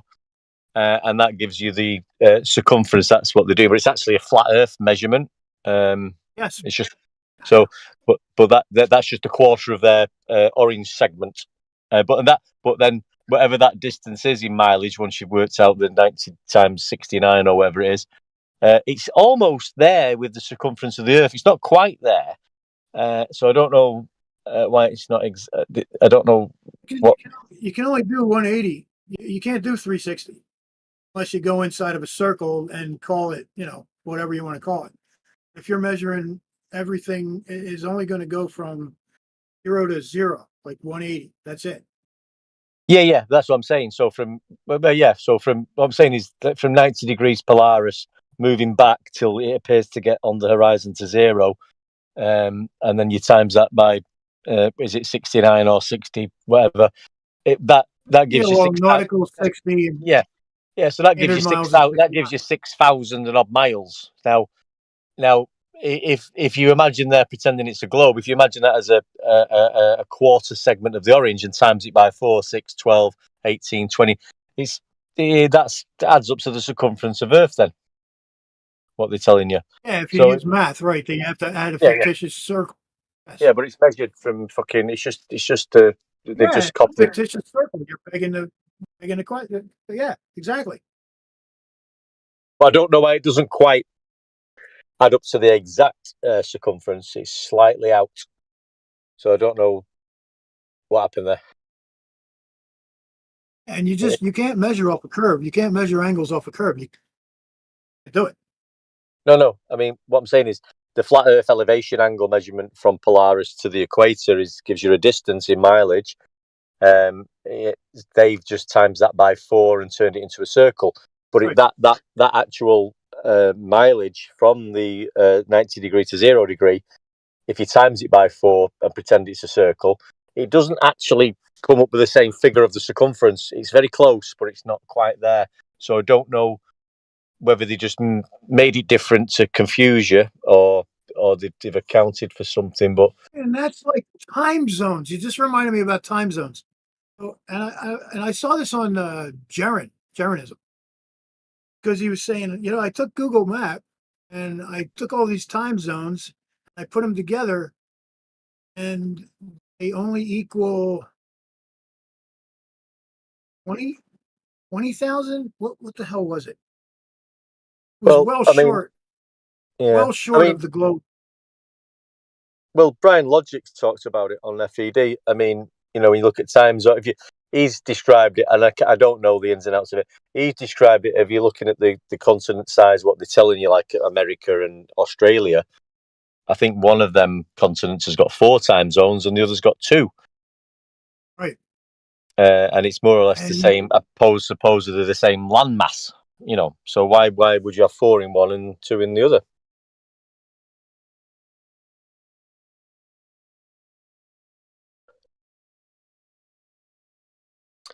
None of it adds up, does it?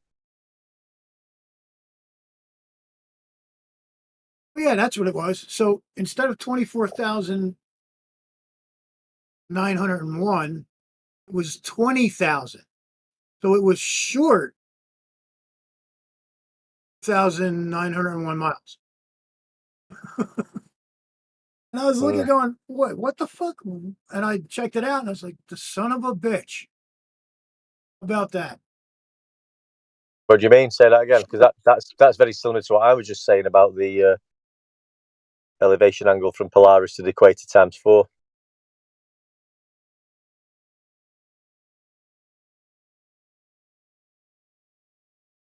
Expect to have 24 time zones an hour apart, 24,000 miles around. You're close. You're still off 901 miles, but I mean, that's a huge amount of land to be off too. 901 miles. Shit, that's from.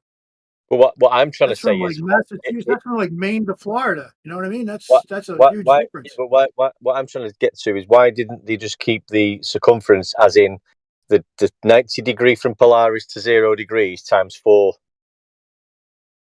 Why didn't they just stick with that figure? Why is it not that figure? Where they've added some on? Why did they do that? I wonder. I don't know. I think it might have something to do with that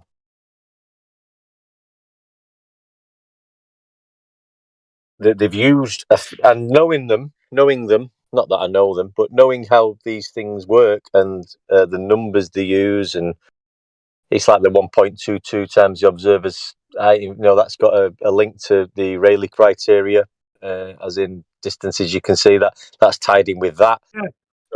they will have used something like that. They would have measured it times 4 and then accounted for some sort of sight deprivation or angular something or other. So they're very clever how they do it.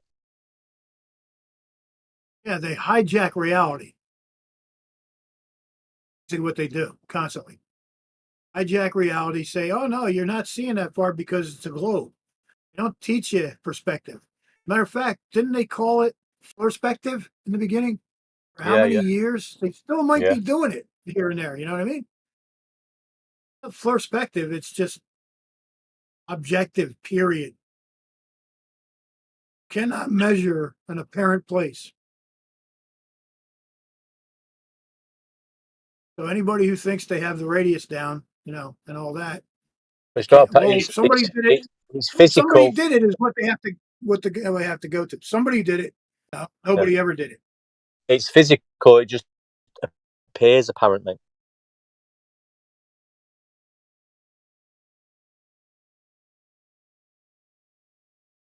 You're not actually seeing the physical horizon. That's invisible. Well, according to the globe, we should see a physical horizon, shouldn't we? We should be able to measure it, no problem. Nobody's ever claimed that. Well, they did in the beginning, and then all of a sudden refraction.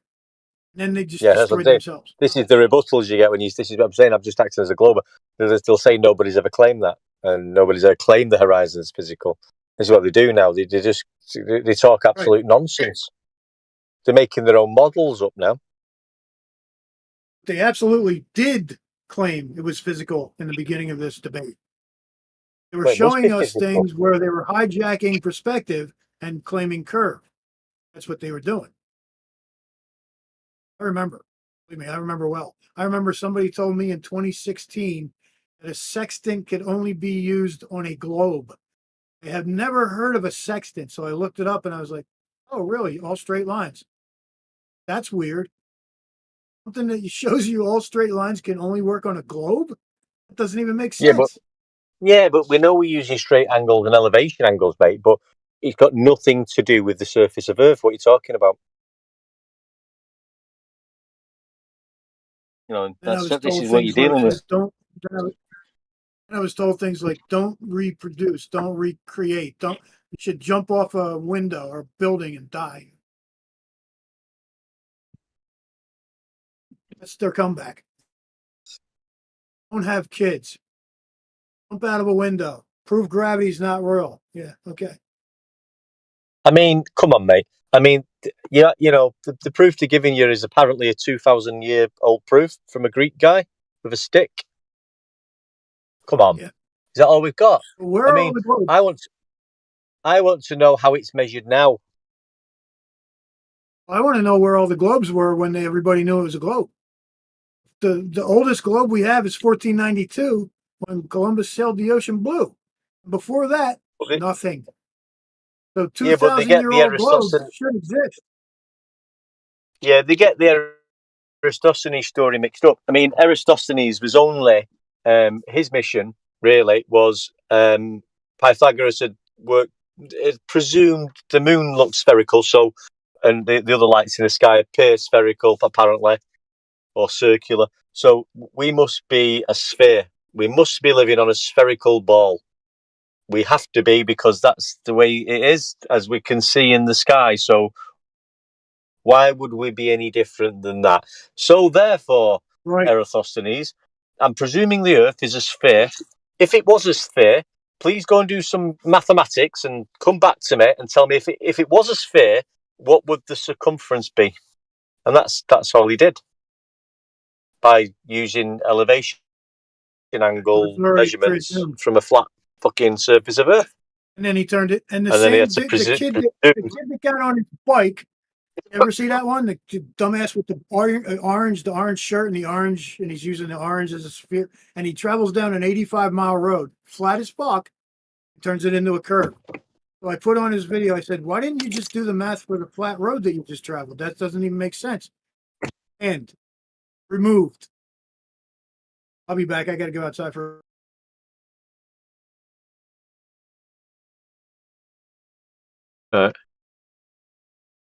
Yeah, well,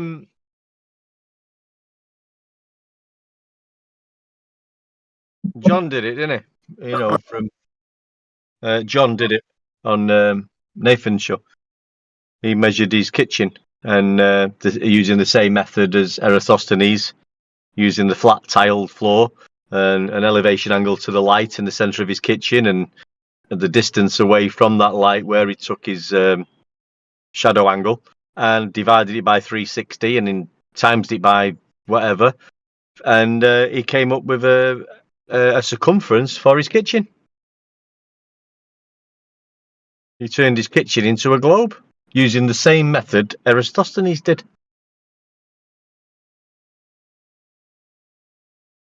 It's dead easy. So anybody can turn the kitchen into a globe. Just do what Eratosthenes did. Measure an angle from a central point of light. Know the distance from the light to where your angle measurement is or your shadow. Get that angle and then divide it into 360, which is the presumption. Yeah, and then times it by 50, or well, times it by the distance of the zenith of the light and the distance of the shadow. Just do that, and then you'll get a circumference value. That's all he did.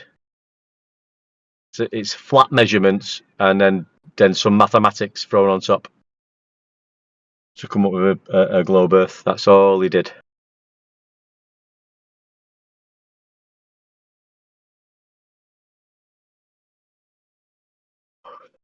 And this is, people can't see this, or they refuse to see it, what he's doing. And don't forget, we know we're moving because stuff in the sky is moving. So that's how we know we're moving. Stuff in the sky's round, so we're also round. You know, it's global logic 101. Yeah, but I mean, I don't know about this fucking Eratosthenes and Pythagoras and whether these people even existed or back in them days were, you know, the philosophers. But you can muse. They might have mused over this, saying, I don't know. Yeah, well, look at where we live, and they're trying to philosophize about it. So you can understand that they might have come up with, well, yeah, things do look spherical. So why would we be any different? We can't see that we're spherical, but it might just be humongous, and you know. But we have to match everything else in this universe or where we are. Right, so these are clever philosophers, and they've come up with this. The moon looks round, so let's fucking do some flat Earth angle measurements. And Eratosthenes come up with that, which I've just explained. But then these were mathematicians as well. These guys, you know what I mean? Supposedly, so they must have known that they've had to put a 360 in there. You know, so I'll give Eratosthenes his angle measurement of 7.2 degrees because that was his angle measurement, 500 stadia away from the well. Yeah. So he knows the distance is 500 stadia. He's got his 7.2 degree angle measurement using the surface of Earth for the baseline. But then what he does, he divides 7.2, his angle measurement, into 360. Now, where's he got the 360 from? That's the presumption. That's if Earth is a 360 degree sphere, circle, whatever you want to call it. What we'll do now with that angle measurement and the distance, if it was spherical, if we divide that into 360 and then times that by 50 and know the distance, you're going to get 25,000 roughly miles. And that's how they did it. But the 360 is the hoodwink trick because he did measure an angle, if he did, 7.2. He did know the distance. And he can measure that. He's measured that by fucking camel steps or whatever. So he's got a measurement and an angle. We'll give him that. Where does the 360 come into? Because he's not measured a 360. That's the presumption.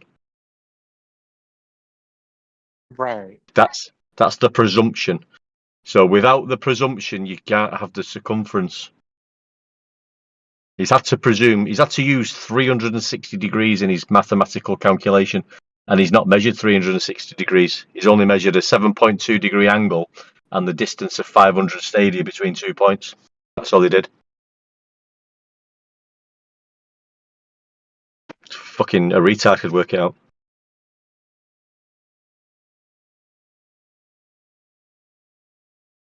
So all these fucking globers need to give their head a shake. They can't even do maths.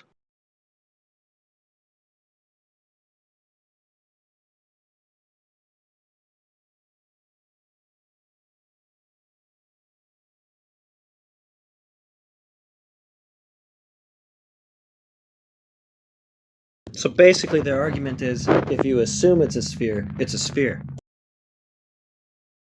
Yeah, pretty much, yeah. Well, like you say, Eratosthenes did that trick. You know, just explain that. And you've got your elevation angles from Polaris. You know, you can on sea level at 90 degrees, right under it, 90 degrees. And then you move back and back and back and back and away and away and away. And by the time it gets to just touching the horizon at 0 degrees, you can turn that into nautical miles. And then you can say, well, that's a 90 degree. Yeah, that's 90 degrees. So how many 90s are in 360? 4. So times that distance by 4, and that more or less gives you the supposed circumference of Earth. By taking a quarter of that as a flat Earth angle measurement and then times it by 4 and presuming it's a 360. None of it's globe measurements. It's all flat Earth measurements.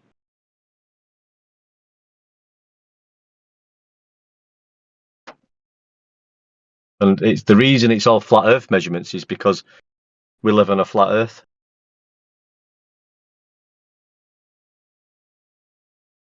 Those are the only ones we can get around here. It's true, mate. Yeah, man.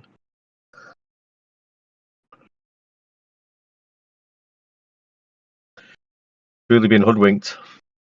But that's how simple it is. That's how simple it is.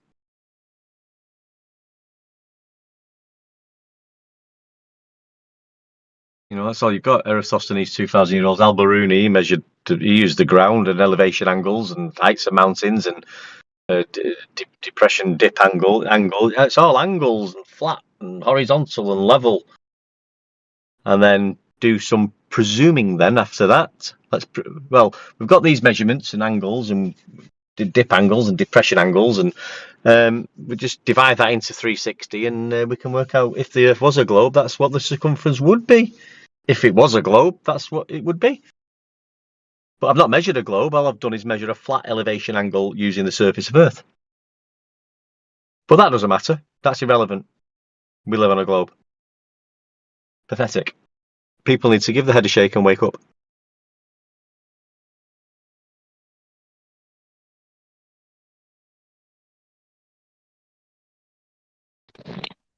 Well, the Earth has to be a globe because we can't rewrite all the science books saying that we got it wrong for the last 1,000 years. That's unthinkable. No. Yeah, well, that's a good point because I mean I can't see any way out of this. The only thing I can see out of this is like a massive fucking reset of some. I mean, if you think about how did it really happen? I mean, you can talk about the Jesuits and the Catholic Church and Pope Paul III and Copernicus, and coming up with this heliocentric, the spherical book knowledge. But people was, supposedly it was all flat Earth, and people knew that then. So how dramatic was the change? But I mean, back then. Now we've supposedly got NASA and photographic evidence and video footage. So, I mean, it's a lot more complicated now. Maybe back then it was easy to say, well, no, it's not actually flat because we've done this and we've done that. So it might have been an easier task then to convince the masses that we've actually discovered now that it's not flat, it's round. I don't know how you do that now because you couldn't really unless you fucking... Back then it'd be easier with just the printing press. Just you only had printed. You only had like printed stuff. You didn't have all this other stuff. Pretty easy to control the narrative. I would think easier. Yeah. Yep. Because you got the spokesmen, which were basically Jesuits. Yeah, the Jesuits, and then you've got the Catholic Church and the Pope. So, the peasants had to just fucking do as they're told and believe what they're told. They knew that once they got the church,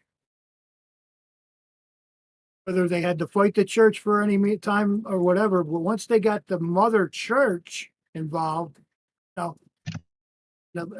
they would agree that, yeah, okay, that's God. Sure. Big bang. Sure, God did it. God said bang, and that was it. I used to have a bumper sticker. Was that stupid? 1999.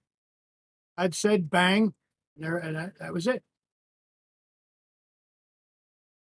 All bullshit. All attacks from religion. But that's the other one, isn't it? I had this conversation I did have this conversation with my grandparents when they was alive, and I do speak to. I do speak to the Jehovah's Witnesses when I see them in the street, because they're always, creation of life, and back then the Catholic Church, and if they read the Bible, I'm not a Bible flat earther, but I mean, and I never go on about that really. But what I'm saying is, if people who believe in the globe, who are true Catholics and are true to the word of the scriptures, then there's no say of this globe in the scriptures or the Genesis creation of how the Creator created this place. It's far from it. So from their point of view, I can never understand it. My grandparents were the same, devout Catholics. Yeah, church every day, communion, confession. There was proper. They've been brought up as that, and but they believed he lived on a globe. But they was old. They're not alive now. But when I did mention it to them, they just couldn't comprehend what I was saying. Basically, that the two things do not tie in with each other. So then again, you're in a psychological dilemma there, because you believe in that you live on a globe which was created from nothingness, floating, and it doesn't fit creation. Yeah, I like you mentioning that, because the same thing is going on with my family, and I'm like, well, so if you're ignoring the first chapter in this book that's so important to you, how much else are you getting wrong in that book? So I don't know. It kind of did it for me. I'm just like, why am I the one pointing this out of a book you proclaim to study so much? I've used it with friends and my partner, because we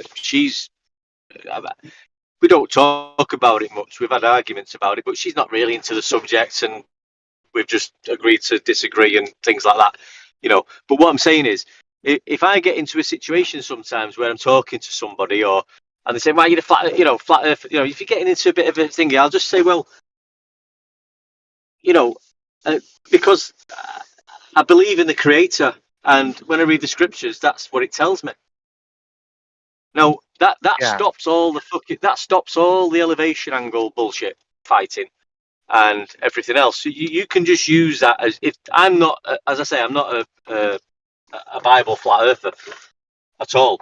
I mean, if anything, I was brought up a Catholic and didn't realise that. I only realised that connection after I realised the Earth is not a globe, and then I thought, fucking hell, it is actually in the fucking Bible about stationary and how it was created, and it's nothing to do with a globe. So I found that out later, but I use that sometimes with people when they start getting on my case. Like, I say, well, I was brought up as a fucking Catholic. I trust the scriptures.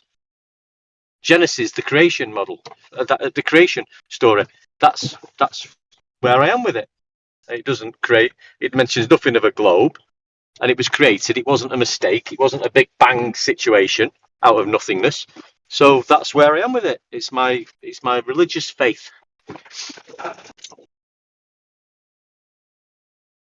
Yeah, I found out with my own family, their belief in the globe in space is actually more zealous than their belief in like Jesus and God and all that. Like, you know, Get them to read Genesis I, with you. Read yeah, Genesis with them. Go through it with them. Say, let's have a read of Genesis tonight. Just say, let's go through it about this creation story, and let's try and understand how it's telling us this place was created. And where in it does it say there was a fucking explosion from nothing? Yeah? Somebody's telling you that the lights in the sky were put there for reasons, for signs and seasons, and it's a fucking flat expanse of fucking immovable fucking land and water. Steadfast. Well, you know, I don't know the words off the top of my head, but you know what I'm getting at. well, no, because they want to have their heliocentric, you know, universe that was created by God. They want to take these two models, these two versions that are opposed, and they want to kind of merge them. Yeah, I had it with a Muslim guy. It was a friend of mine, and I was talking to him, and he said I was being very gentle with him and trying to say this, and that was his thing. Yes, there was a Big Bang, but it was the creator who created the Big Bang. I said, but there's no mention. It describes exactly how it was created, and that isn't in the description in any way whatsoever. That's just people are adding this in. Yeah, like why do I have to tell this? Like they don't think this stuff is important. They think, oh, you know, however it happened, you know, God did it, and you know that's not essential to salvation. I mean, I'm just like, the Israelis flattened Palestine. Let's get it straight. What they do is when you point to the places where talking about pillars and foundations and keystones and all that happy horse shit, they just say metaphorical. That's it. Oh, yeah. They pick and choose what's real and what's metaphorical. As many times as flatness mentioned in the Bible, I don't know how you keep denying it. I used to get confused reading the Bible, thinking about the globe. How the hell can we have four corners? How the hell can we have pillars? How can we do any of this on a globe? And the answer was, it's all metaphorical, which is bullshit.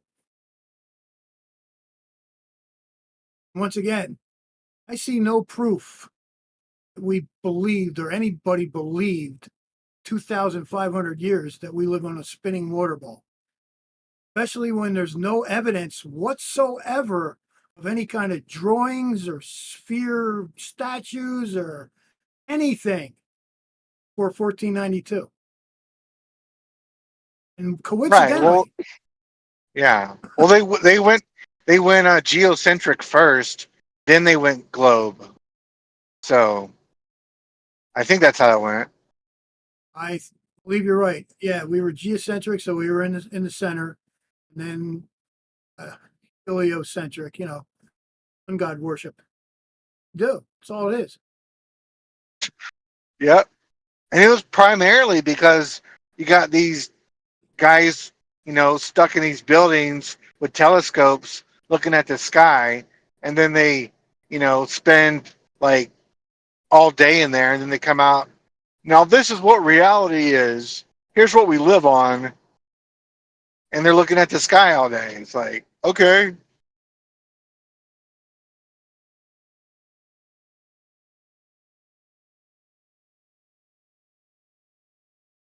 Telling you, I mean, Alberoni, really? Did that guy even exist? Eratosthenes, did he really exist? Or were they just books that they put in place that they could say, yeah, we've known this for 2,500 years? Bullshit. Once again, there's no physical proof that they've known this any more in 1492 when they made their first globe.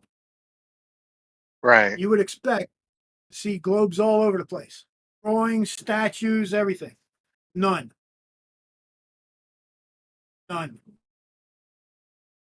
They're liars. And the Jesuits, got into their power in 15, what was it? I don't know, about 500 years ago, right? It's taken them 500 years to convince the world. We were still arguing 100 years ago. They say we didn't, but that's a lie too. Because schools started teaching it because of the Jesuit education. Who were constantly fighting it, saying, "What are you doing? This is heresy."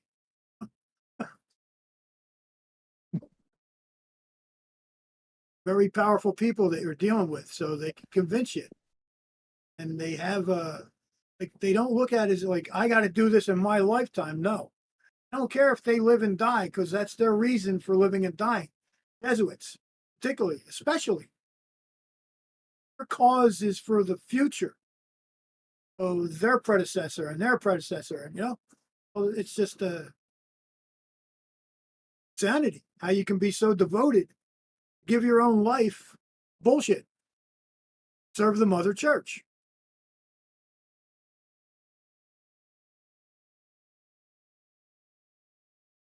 I spent a little time in the Catholic religion, and I got out of it as quick as I could, because they're such hypocrites. It's incredible. I lived in a Catholic rectory. This is where priests live. My mom cleaned and cooked in a rectory. I know firsthand what these cocksuckers did.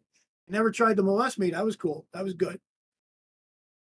Their standards are above us. They'll go into their private dining room and sit at their oak table with their red velvet cushioned seats, their chandelier, and all their beautiful, dining room.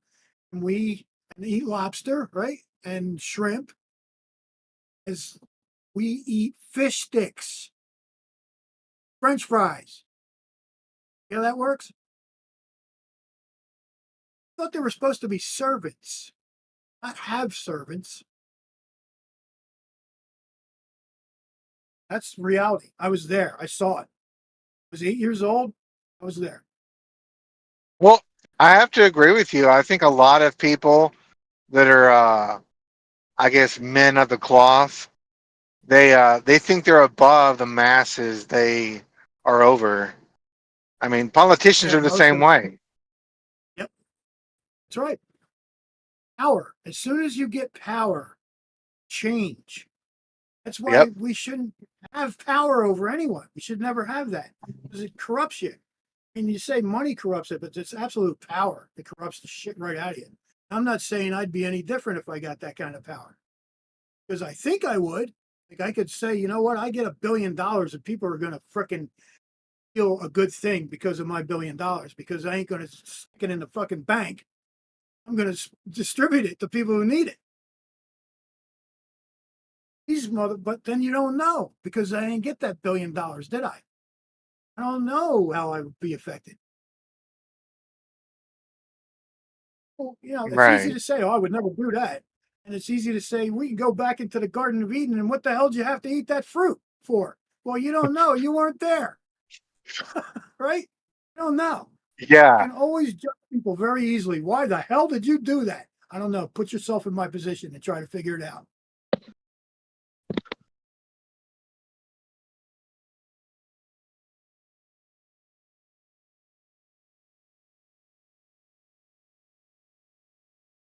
These people are still, I don't know. You can talk to your blue, pink, purple in the face. Don't matter to these people. They're trolls. Well, what I've seen about most people is they're not swayed by facts, reason, proof. They go with emotion. That's what that's what politicians use. That's what religion uses. I've seen that time and time again. So, and so when us flat earthers are showing these guys, we've proven empirically that the Earth is not a ball. It doesn't change their mind in the slightest. So, I'm just here to enjoy it. It's crazy. I watch it happen every time I come in here or wherever. There's flat earthers with Globers. The Globers are not honest. They're trolls. I haven't seen an honest Glober. I don't even know how long. I think I saw one or two people were on the fence back in 2020, finally fall off on the right side, you know? Well, Alpha know, was talking to one. Yeah, Alpha was talking to one last night. He's like on the fence, I guess. Yeah, the honest ones are few and far between. That's true.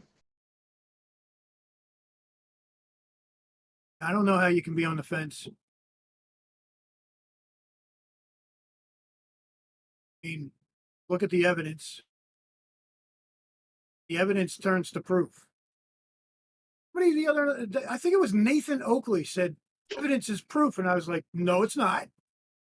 Of course, I'm banned from that show in every way you can be banned, but that's false.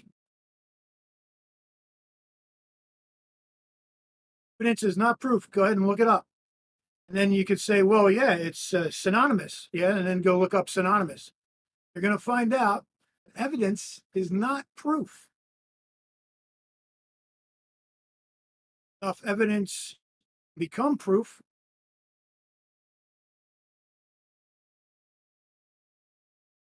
You hear a sentence like, I have evidence that may show you this is not right. And then you say, well, I have proof that this is just objectively wrong. That's two different things.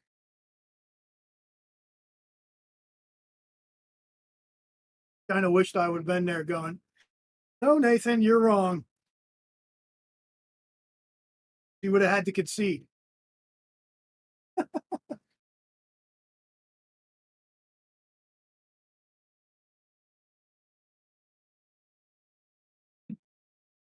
Anybody disagree with what I just said?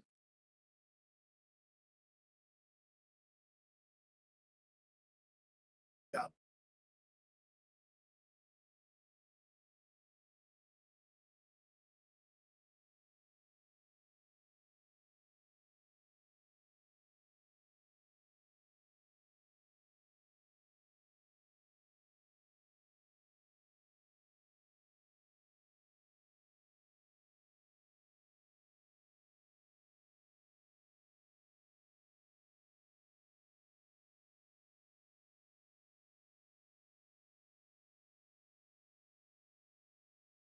Did all the Globers leave?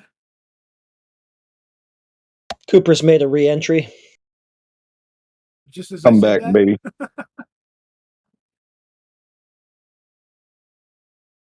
Went out and did some mushroom hunting. Psilocybin? No, morels. Oh.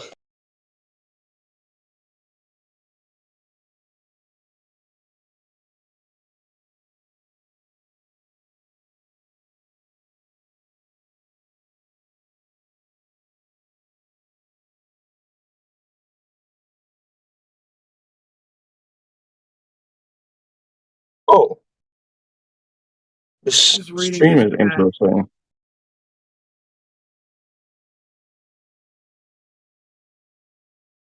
Hello? Hi. I have a question. Great. Here we go. No, serious one. If the Earth is really flat, then how come I live on a mountain? Knew it. Well, I'm not dignifying that with an answer. You can go ahead, Harp. I didn't hear him. He wants to know how he lives on a mountain if it's flat. Oh, a Bevite. Is that from Bev there, bro? Trent? Fuck the Jews, fuck the Jews, fuck the Jews, fuck the Jews. Oh my. A bev means a drink here, like a beer. Did you ask me if I can't hear you. You need to speak up. Hang on, I'll turn my microphone settings up. Give me a sec. Give me a sec. How do I do that? Okay. Do I have to put the sensitivity lower? Just give me a sec. Hang on. Is that You better? want? It's actually better now. So whatever you got going, just leave it like that. Yeah, Yeah. I turned the sensitivity up. Is it better now? Yes, yes, it is. Great. you turned your mic. So a bev means a beer in Australia. Did you ask me if I'm drinking beer? Is that what the question you asked me? I asked you if you were a Bevite. Yeah, so I drink beer a lot. Yeah, okay. So Bevite is like a little cult. Every once in a while, you spot them coming in here because they say the Earth's not flat. I didn't say the Earth is flat. I said, how can it be flat if I live on a mountain? Well, what's the difference? It's the Earth's on a not slope. flat because I live on a mountain is the same thing as asking the question, how can the Earth be flat if I live on a mountain? Well, I live because it's on a slope. That means it's not flat. Means it's. How did you get the elevation angle measurement? I walked out of my back door and I tripped over the elevation. I realized I wasn't standing on So, level did you ground. take an elevation to the mountain you're living on, or no? What's the Do I elevation of take the mountain you're living elevation? 850 meters in the air. How do you think they got that elevation? They guessed. Yes. Now they measured off a flat surface, which would be the Earth. That flat surface would The be Earth the ocean. has mountains and valleys and oceans and waves and caverns, all that happy horse shit, but it's measured That's flat. not true. That's not true. The Aboriginals said a snake carved out all the water on the earth. A snake carved out the canyons and made the oceans. Are you disagreeing with the Aboriginals? Oh. Did I say who made it? Yeah, you did. No, I didn't. I said we have mountains and valleys and oceans and caverns. I didn't What's say a anything cavern? about who made it. What's a cavity? It's a cavern? Cavity, yeah, same thing. Cavity, cavern, whatever. I have cavities in my wisdom teeth. So, how do you get the depth of your valley? What I do is I get a toothpick and I see how far it's like All right, so cavity you're a in my troll. tooth. So you have no honest. You asked me how I got troll. the depth of my cavity. I answered you. You're just. I didn't say anything about getting the depth of your cavity. I said valley. The valley in my tooth. See, you're just a troll. Yeah. Which valley are you talking about?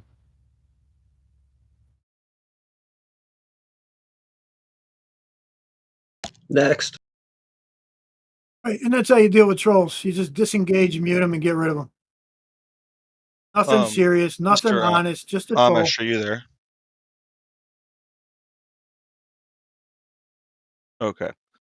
Have you watched Seesaw's stream of this thing he's got going on at all?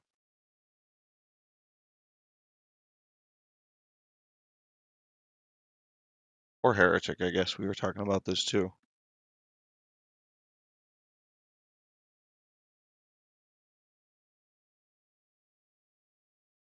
No, I haven't really been looking at it. So I think it's a pretty good demonstration, like in practical terms, of like it was a good way to visualize what I was talking about. As we see the unicorns are always rotating clockwise, and even if we change our perspective and look behind us, they're still rotating clockwise. God damn, you did a hard reset. That guy was really rude. I'm not gonna fucking deal with that shit. I got better stuff to do. No, I mean you just reset back to like the beginning of your claim. We already went over all that. Yeah, I wasn't satisfied with your explanation. I guess it doesn't really explain my core question. I didn't give an explanation. I gave a description. Okay. That's just what happens. You turn around. What was counterclockwise facing north now becomes clockwise. But that's not demonstrated on this at all. This is would you agree this is a fair analog for flat Earth? Look, it's still going clockwise. I don't know. An analog? Why would I look at that? Why wouldn't I just look at what's actually going on? You could, and you would see some confliction with this, wouldn't you? I guess the analog must be wrong then if it conflicts with reality. Right, that's about right. That's a conclusion you can easily come to. Because if you're looking at reality and something's saying nope, and you got a problem.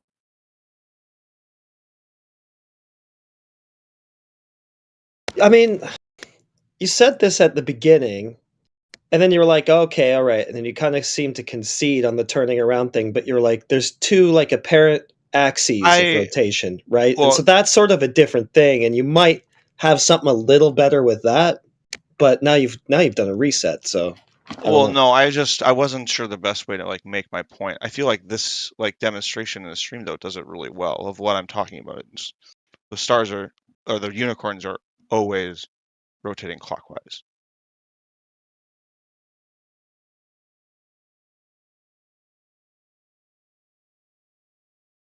Yeah, I don't know what else to tell you. It's all been said. Okay. Hello. By what epistemological standard can we know that the Earth is flat?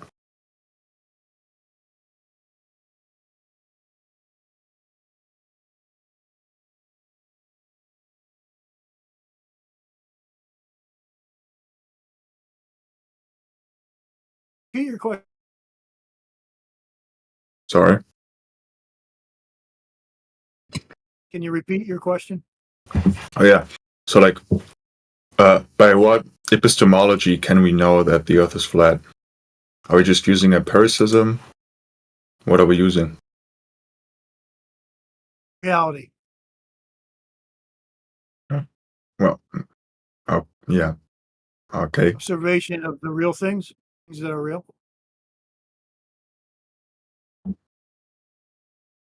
See, this is the thing, right? So when something is not happening, like a spinning ball, water ball, you guys, no, you just don't see it. Then when you do see it, you just say, nah. When you get shown proof that it's flat, stationary, don't do what you're saying. Yeah, so like, Nah. so you would just say like, would you say like, my experience of, you know, that I am on a firm ground that's not moving and I look around and I can't see curvature is sufficient evidence or something? That's the beginning. That's where you go, son of a gun. I don't see anything happening like they're telling me. Need to do some more research on what they're telling me. And like they tell you not to trust your senses. Then Sure. You know, trust your senses and don't trust your senses, and then they just keep switching up on you. Oh, you just because you can't see it don't mean it's not there.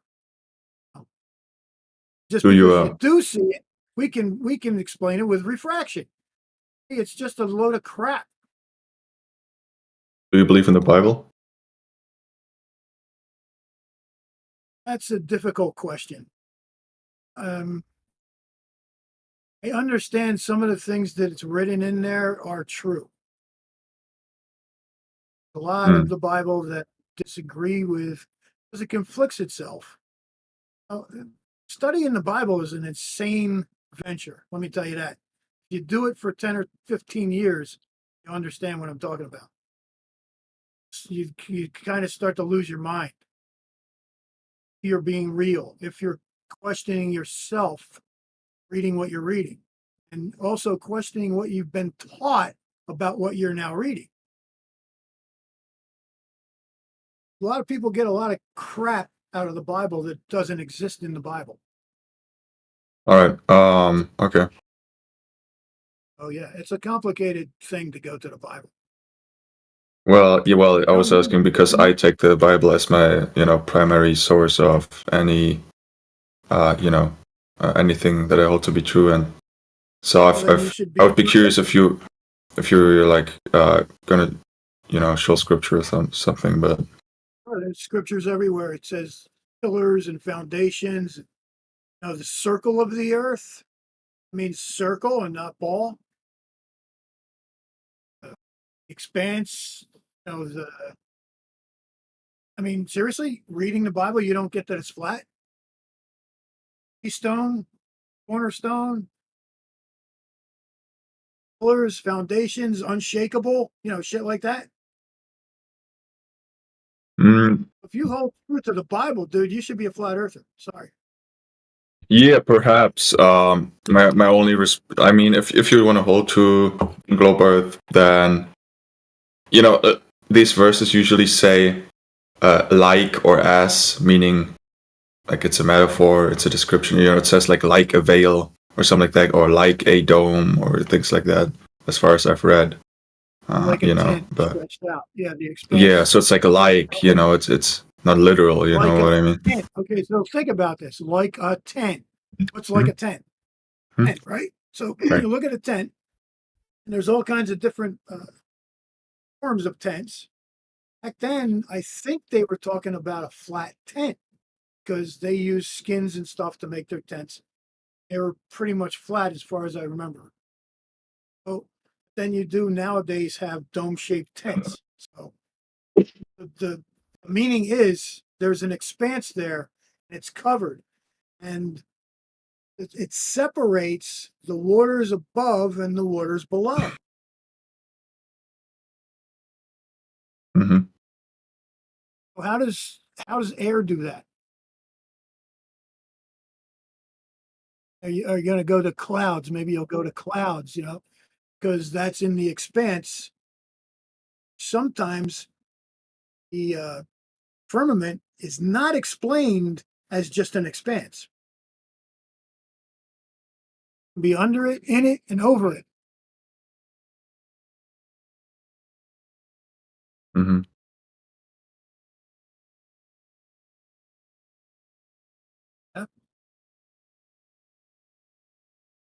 Yeah, I hear you, man. Okay, I hear you. Okay, let's go here too. All right. So do you honestly think that the creator is a complicated asshole who just wants you to be confused all the time and not let you see what was created? I think the question it's is. just a simple thing, and everything cycles. Water cycles. Everything cycles. We know that, right? No, everything cycles. That's the way we don't die. Because if cyclical things stopped, it just becomes stagnant and die. Okay. So how do you Yeah. have Okay. cycles in an open expanse next to a vacuum? How do you have that? How do you have gas pressure next to a vacuum? You can't. I don't know, man. I mean, I would just ask God, if he did it. That's what I don't know, dude. Well, let me know what he says. Yeah, then why'd you come here to ask questions? Really? I mean, you should be looking at the Bible. In response to a specific question. Yeah. Mm-hmm. Go talk to God about it. Mm-hmm. That's what I just said. Let me know what he says. Yeah, what about you shut your mouth, Satan? You're muted, by the way. Oh! I'm saying that you're in here defending Satan. No, spheres are satanic, right? Spheres are literally satanic. Probably the quickest meet I've had to do all day. He sounds fun. Are you talking to Ben? Do you want to talk to him? Hello? What'd you say? Sorry. Did you want to talk to Ben, the Satan guy? Well, I mean, he didn't call me Satan. Fair enough. No, I mean, I think.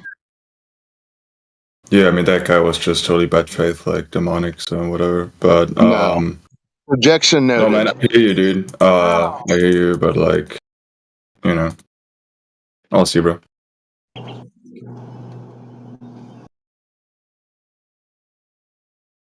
I don't know what you said to show bad faith there, old boss, but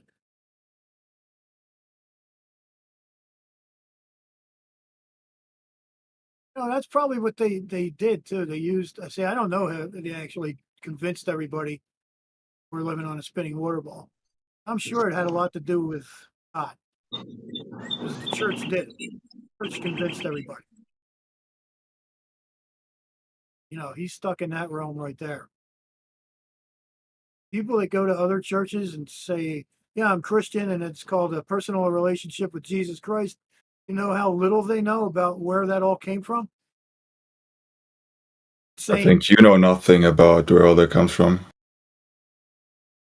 Okay.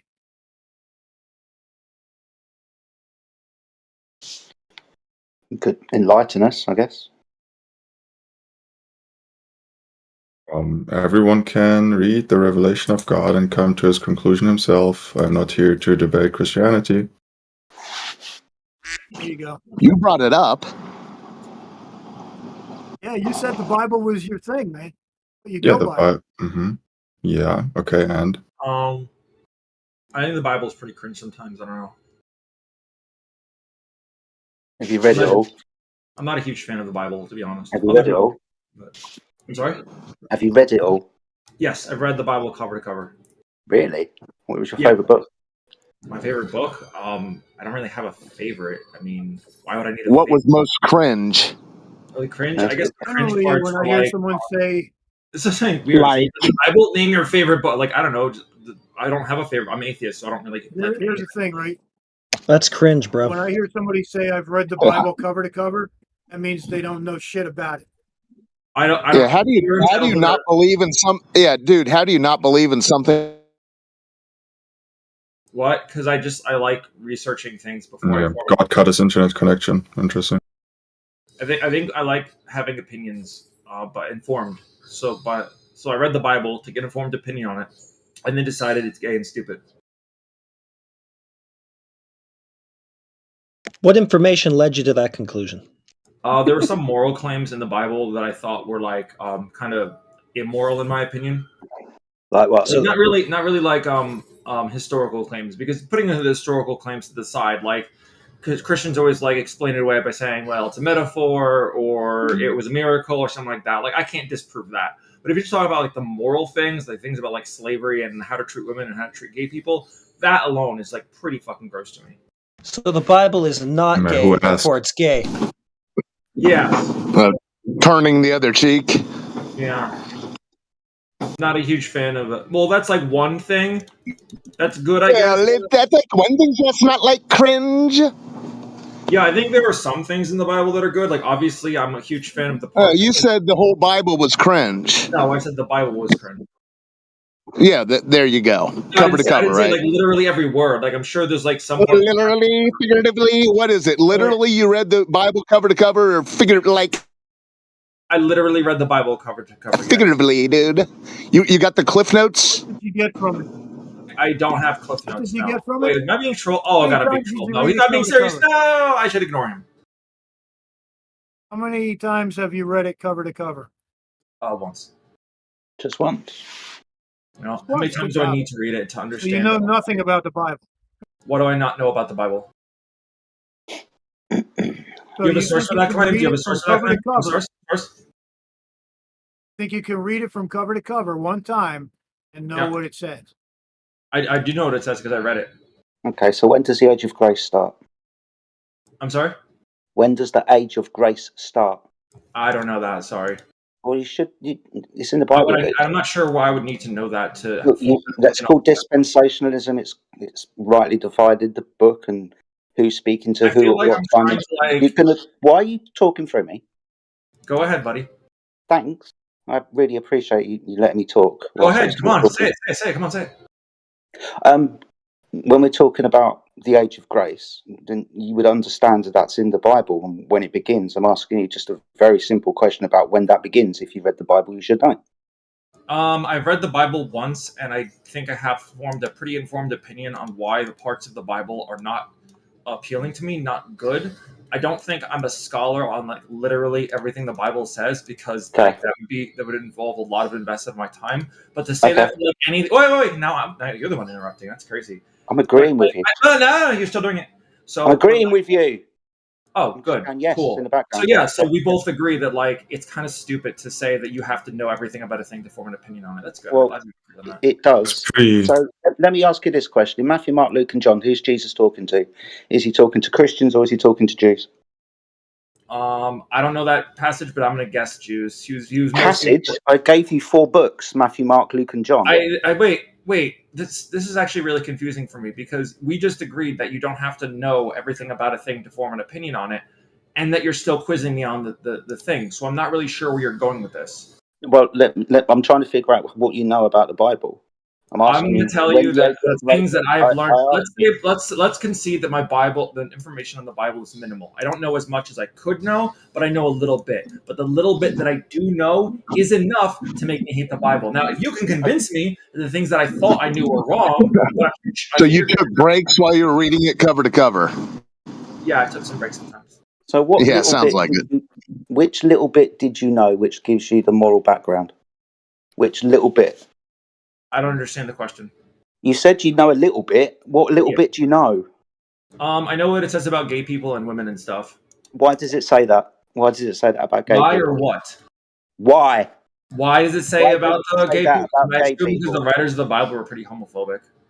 Okay, so you haven't read the Bible then? No, I mean it does say some things about like stoning them to death and stuff, and I know it says some part about like if a child. Well, this is in the Old Testament, but that if a child disobeys their parents, then you got to like discipline the child, and if the child is incorrigible, they're unable to be disciplined, then you take them in front of the village and you stone them.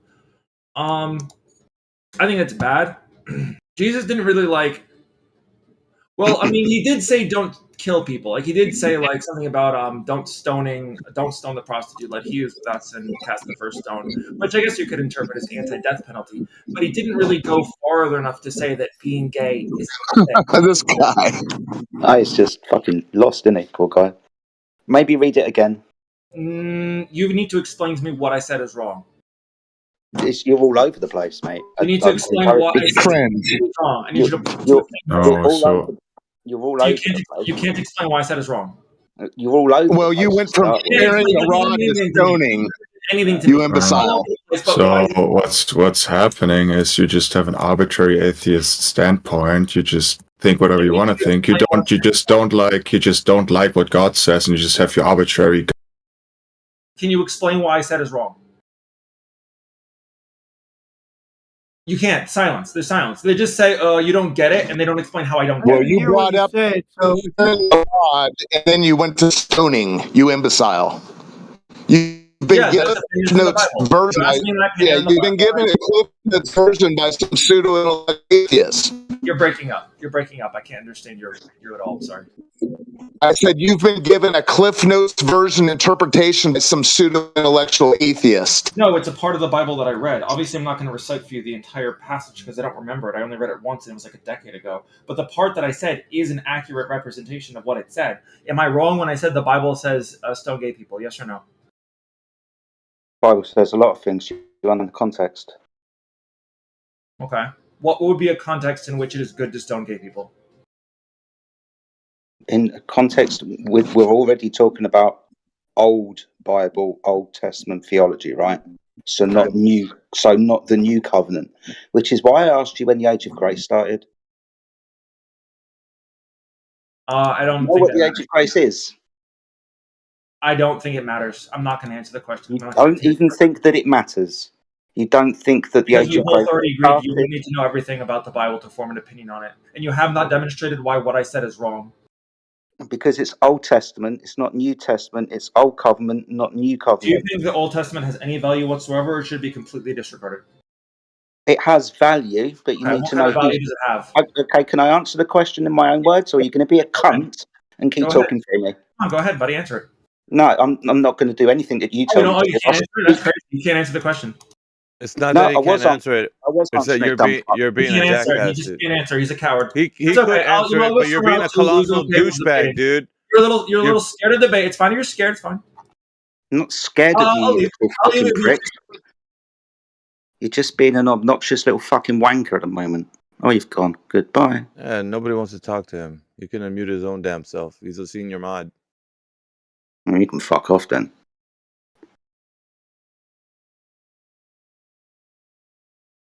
I hate when they do that tactic. I know. It really pisses me off. It's irritating. But I guess we can put that conversation to bed and invite anybody. Man. Oh, hello. Well, listen, bro. When you hear somebody say, I've read the Bible from cover to cover, that always means they have no clue what they're going to say. Oh, I'd agree with you. He had a tactic, and his tactic was he wanted us to paint us the villain, so that what he wants to do is make it sound like we're against a certain group of people, so that certain group of people can be against us. So this is cancel culture 101. This is how they operate. They want to pit you against the other opponents, so the other opponents who have nothing to do with what we're saying will intervene and say, wait a minute, what did you say about us? Yeah, that's what his tactic was. Pure and simple, because he doesn't like this channel. So he's not in here in good faith. He wants to pit us against that group. That's his main objective, because he doesn't like us. So that's the way to do it. Cancel culture, right? 101. Learn the tactics, know them. His agenda wasn't here in good faith, guys. He wants you to say the word so that particular group of people can be in here against us. That's what I was going to intervene and tell him. I know their tactics. Anyway. Anybody else in here? Brand new to the room?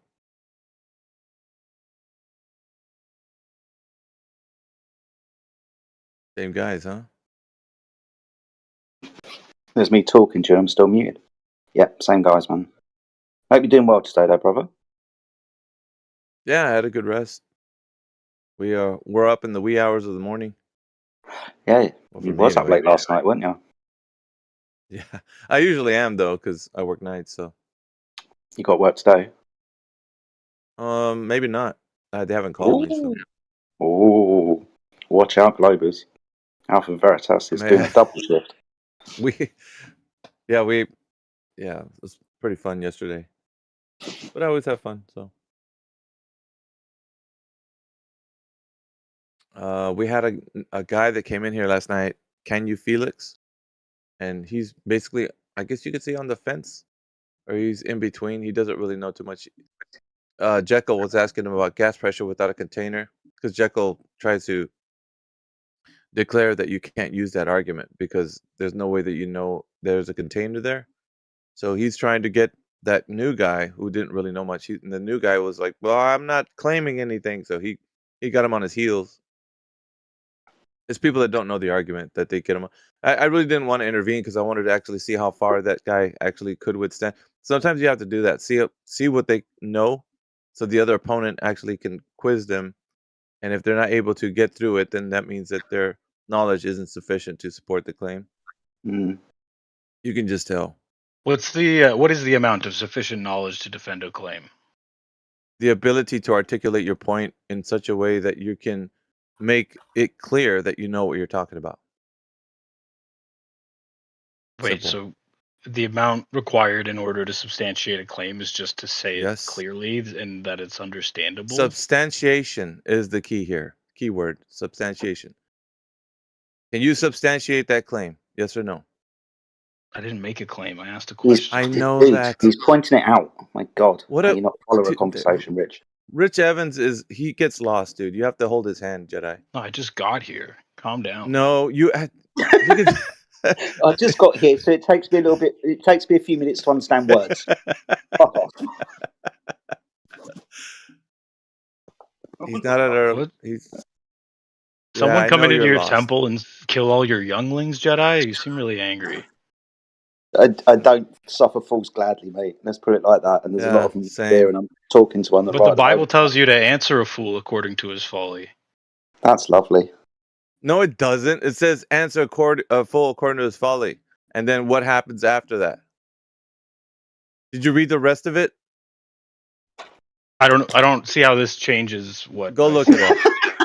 Go look it up. See how context changes things. I said the Bible says something, and AV says, "Yeah, the Bible says that." So thank you. You read half of that scripture. Read the rest. Goofball. Lest he be wise in his own eyes. You can read the Bible, or is that 25? Or is that 5? You brought it up, dude.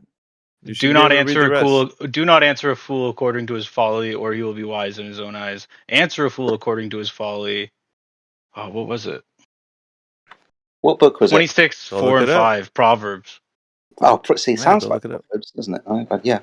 Answer a fool according to his folly, or he will be wise in his own eyes. Do not answer a fool according to his folly, or you yourself will be just like him. Okay, and that means what?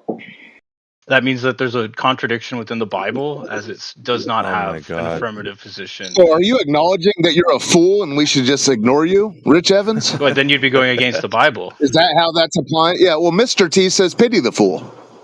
Yeah, but then you could do whatever the fuck you want. Would you be going against the Bible? Oh, I guess so, can't I? So what are you saying? You're the fool in this whole scenario? Is that how what does this have to do with anything if you're not the fool?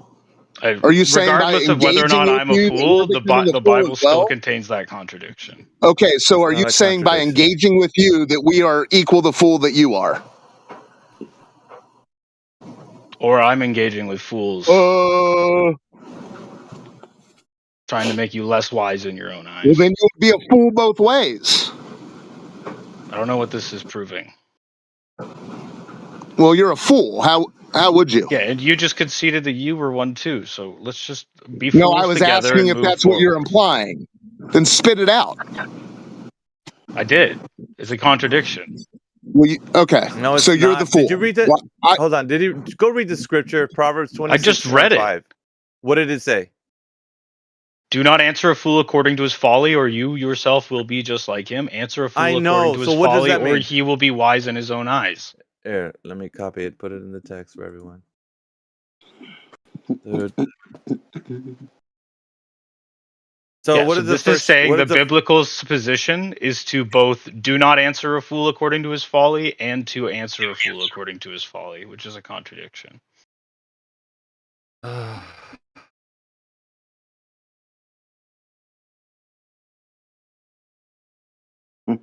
A self-confident fool thinks too highly of himself and his opinions, and he shares them freely. Yeah, that's Rich. That's describing you guys don't dude. see yourself in that second part. I don't know how I can help you. That's you. No, in this particular instance. Yeah, no, it is. Because you don't even understand context, and that's you then. That's why I don't have to answer you. You can just look at the text.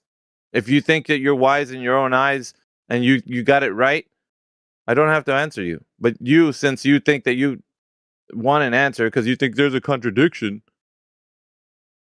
I mean, it's about the same as saying thou shalt not murder and thou shalt murder. No, it's not the same as that. I said it's about the same as. It's obviously not exactly the same. Almost about is not the same. How about that? And murder isn't the correct translation. It's kill. And kill and murder are two different things. No, the Bible definitely doesn't state you shall not kill. Yes, did you hear me say translation? Yeah, that's not the translation. Isn't Otherwise, it? the Bible is even more contradictory. You think the words murder and kill? Okay, dude, do you know that transliteration is an issue? Yes or no? Call. Yeah, you better get a call because you don't know shit about this. Freaking idiot. No wonder why people like him are the way they are. Thou shalt not kill means not kill people. Murder. In cold blood. Not kill. Like a murdering. It's murder, prick. not kill. The killing part. The killing part has to let do. Me finish. I got to that. Yeah, the killing part has to deal with. I know what it means. Means don't I know. kill in cold blood. Don't be a murderous piece of shit.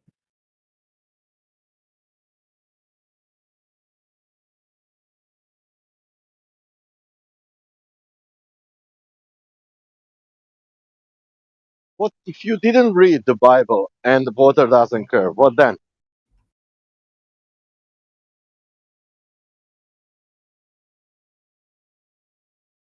What if your whole life you are Hindu and water doesn't curve? What then?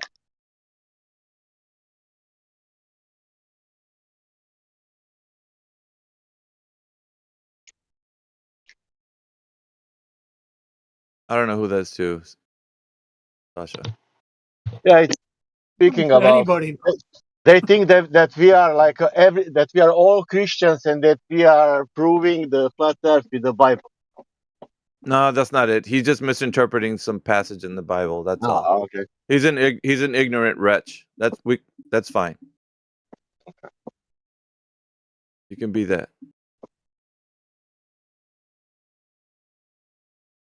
That's why most of them are the way they are. They consider themselves to be atheists because they're fools. The fool says in his heart there is no God.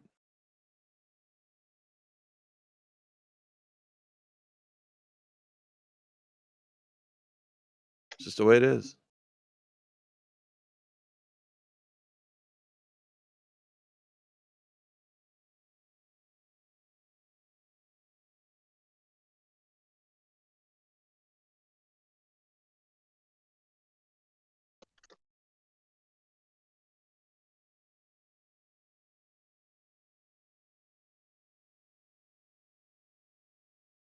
Who learned people to speak?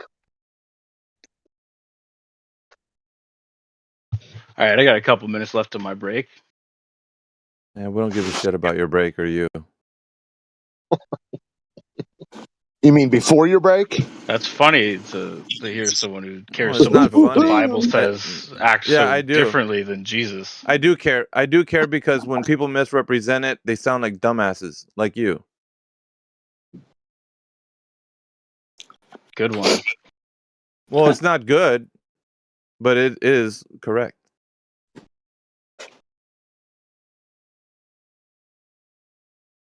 If I told you to tell me flat Earth proof because that will convert me, and then not to give me flat Earth proof because it's dumb, is that a contradiction? Well, here's the thing. Truth is the truth, no matter what you think about it. Yeah, and my question's still a question, even though it hasn't been answered. Well, it doesn't matter how you feel about it. Your warm and fuzzies truth doesn't give a shit about it. It's just going to be what it is. Whether or not you feel like listening to the truth one day or not, it doesn't matter. Truth is going to stand self-evident at the end of the day, whether or not you give a shit about it, which you don't. You're just in here to fucking muddy the waters. How am I muddying waters? Because you're a dumbass, and everything that comes out of your mouth is horseshit. That's just poisoning the well and ad hominems. Poisoning. I'm Really. You're just calling me a dumbass in order to discredit my position. Why not? Let's prove. No, because I've heard you before. This is an assessment of how you are. Okay, so provide evidence that the Earth is a globe right now. Go. Let's see if I literally just told you I only have a couple minutes left on my break. Well, then use one quick example that the Earth is a globe. Do it right now. Okay, the observation of curve over water at distance, specifically at Lake Minnewanka. How much curve? The estimated How much curve amount. at Lake Minnewanka? How much curve? Estimated amount. The estimated amount. How much is the estimated amount? Give me a numeric value. I was 8 meters. I was 7 meters. What? 7 meters? Wasn't 8 meters, dude. You showed me the video, wasn't 8. Well, then how much was it? Fucking smart guy. Oh, I'm not going to respond to you if you're going to talk to me like that. Yeah, because you don't know. You just want to say that I'm wrong, even though you don't want to give a correct answer. The flat Earth mantra. Yeah, I just was 7 meters, 8 meters. Yeah, that's what he said. Sorry, Jedi, go ahead. No, you're fine. Bloke's an idiot. Why should I waste my time on him? Yeah, just like I said. Is that what you say to everyone you find out is smarter than you? Smarter than you? You're not smarter. Fucking. That's funny. And that's then a great laugh. Yeah, I hope you sleep well tonight. Yeah, I will. And of course you do, because you lie to yourself like that. That's what you have to do to sleep well at night, is lie. I'm the smartest guy in here. I didn't fucking say that. Thanks for the mischaracterization and poisoning of the well. But that's again, what you think, dude, AV. because you're smarter than Jedi. Yeah, definitely. And you, probably combined. Yeah.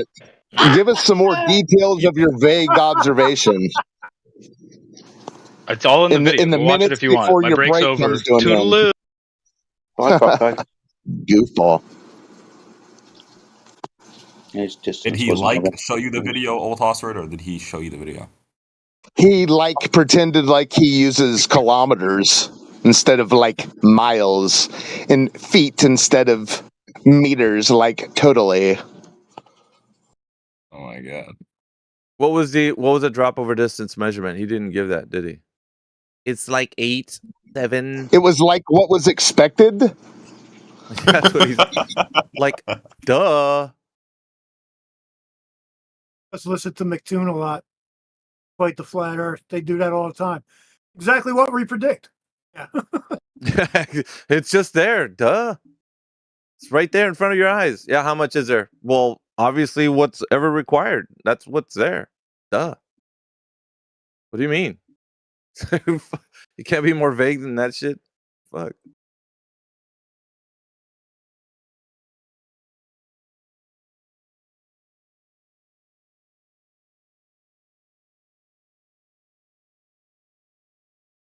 That's how it's worded in scripture. He's an ignoramus.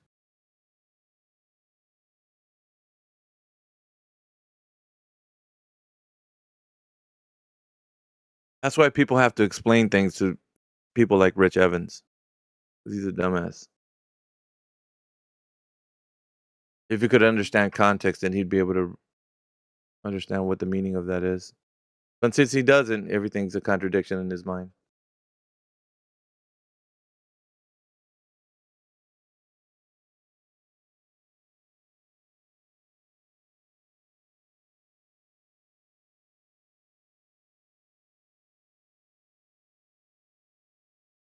And we got what was an interesting conversation yesterday. Globe enthusiast Matt was talking about natural phenomena with what's his face that was in here yesterday talking to Jedi. Mark G, I think it was his name. You mean the gas pressure thing, or is that different? No, Mark G. No, we're talking about. Well, let's ask trigonometry. He might be the same on par with Mark G. Well, I just cut to the chase. Is a shoe a natural phenomena? I'm not. You're not what? I'm not Brenda. No, I'm asking you the question. Why do you guys never answer questions when I ask? Like, why can't you just say yes or no? That would be easy, right? You guys always pull this weasel shit. It's interesting So because dumb.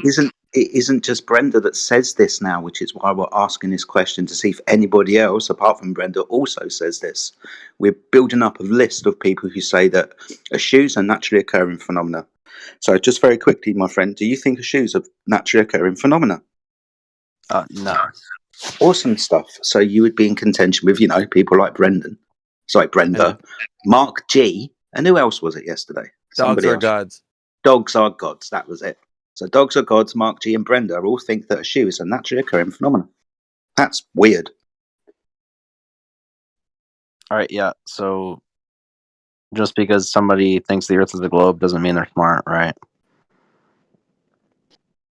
What? Just because somebody thinks that the Earth is a globe doesn't mean they're smart, or I automatically agree. Oh, sorry. Yeah, I agree with you there. Sorry, I didn't catch the last word you said. Yeah, of course.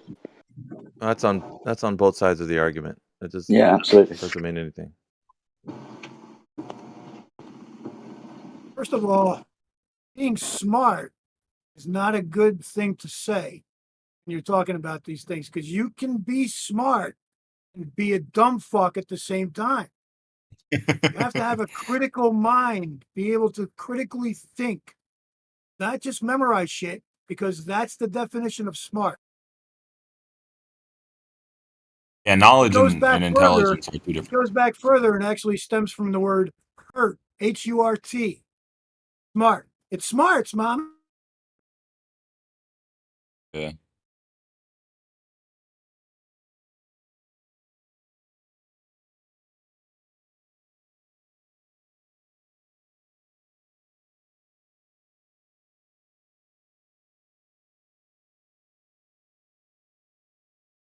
It could be incredibly bright and still stand in line for Santa Claus. There you go.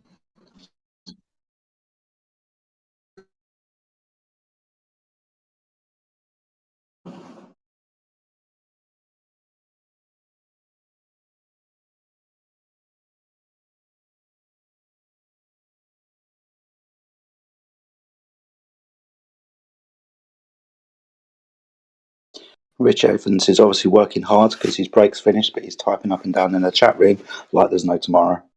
It's interesting. Basically, all these people are liars. Have to lie because they can never get out of like the questions they get pinned to. They have to lie.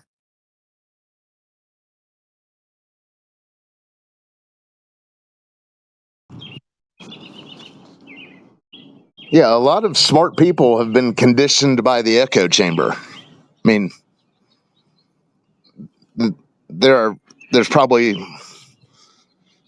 I don't know, a very small group of people walking the face of the earth who are able to avoid the globe propaganda 100%.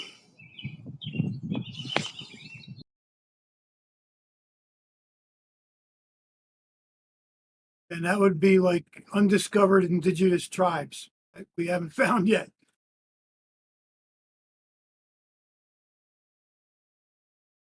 What they're trying to do. I mean, they want to preach the globe like the gospel.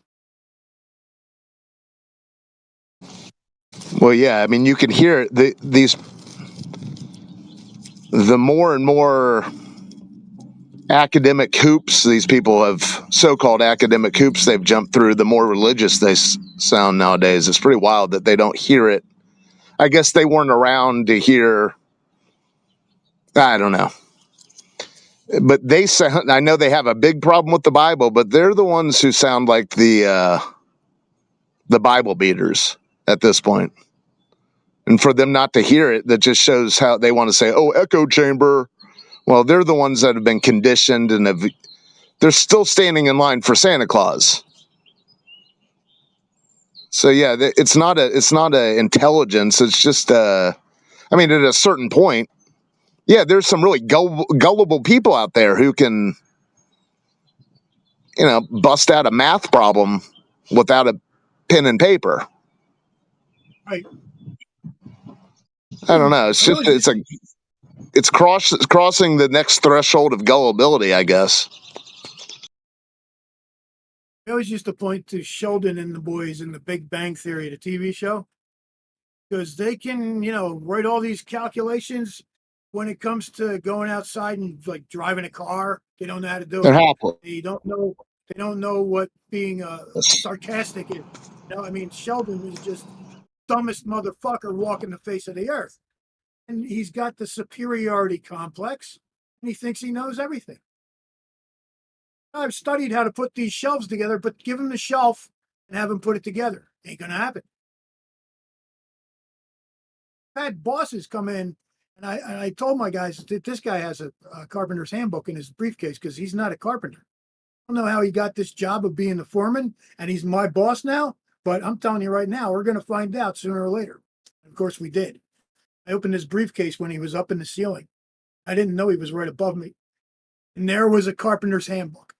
I showed everybody, and we were all fucking laughing. And this guy was up there with him. He comes down. He says, "Hey, Kev, he was just right above you. He heard everything. He was turning shades of purple I've never seen." I was like, "Yeah, so what? Come fire me. I'll go down the road and get another job." You could do that back in the day. That's a little bit harder now. Pretenders everywhere. They have a book. They think they know shit. Came over to me. I just cut this piece of Formica that was so crazy to do. It took me like 30 minutes to make this freaking thing. And so I glued it up. I'm waiting for it to dry. Comes over. He takes the thing. He puts it on wet. And he says, "Let me show you a little trick." He turns on the router and he goes, and destroyed the piece of Formica that took me 30 minutes. I said, "Hey, that was a good trick. Can you show me how to do this piece again?" Luckily, I have the edge that you didn't cut through for the template. It's not going to take me 30 minutes anymore because I already have circumference. Oh, physically, dumbasses. So imagine just reading the book and saying, "Yeah, the Earth's a globe." No experience whatsoever. No measurements, no proof, nothing. It's like walking up in the wet glue with a router. It just spins off, and that's it. Let's just skip that step of letting the glue dry so it doesn't move when you drop it in. Amazing.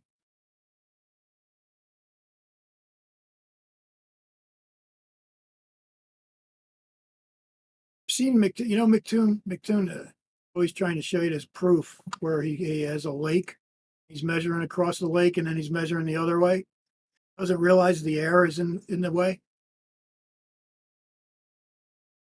A lot of people still say atmosphere. I kind of don't like that word, like hemisphere or any of that crap, because there ain't no spheres of air anywhere, or gas spheres, Jupiter, and the God, and they'll measure the whatever of Jupiter, and it's like, are you kidding me right now? How are you proving Earth's a globe by talking about Jupiter? He's got to go to the sky. This is a very good way of. I'll say this again, okay? We don't observe any spheres in the air. There are no spheres in the sky. Now, anybody want to jump on that and prove me wrong? Go ahead and do it. Right. So I would first start out with saying that even assuming that they're even not even assuming anything about them other than the fact that they emit or reflect light. Can we agree on that? The lights in the sky. Yep. So lights in the sky, so they emit or reflect light, right? One or the other. I'm not sure which. Go ahead. Yeah, when you say or, are you trying to make them synonymous, or are you saying one or the other?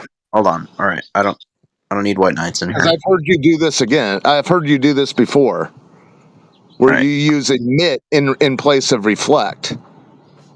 Emit or reflect. That's what I said. Okay. Are you trying to combine the two, or? No, that's what or means. Okay. Okay. Well, so and or. Yeah, they don't. Okay. No. Yeah. No, not and/or. It can't be and/or. It has to be or. Yeah. They emit and reflect, well, it could be or reflect light. Yeah. Okay. I've heard you do this before, so I'll just follow along when you start interchanging them. Yeah, that's cool. I've never like said that both. You've not used the emit reflect thing before? I don't think I've used and or. I've always said or. I meant or reflect light. Yeah, and I've heard you entertain. Okay, just go ahead. All right. So, would you agree that only physical objects emit or reflect light?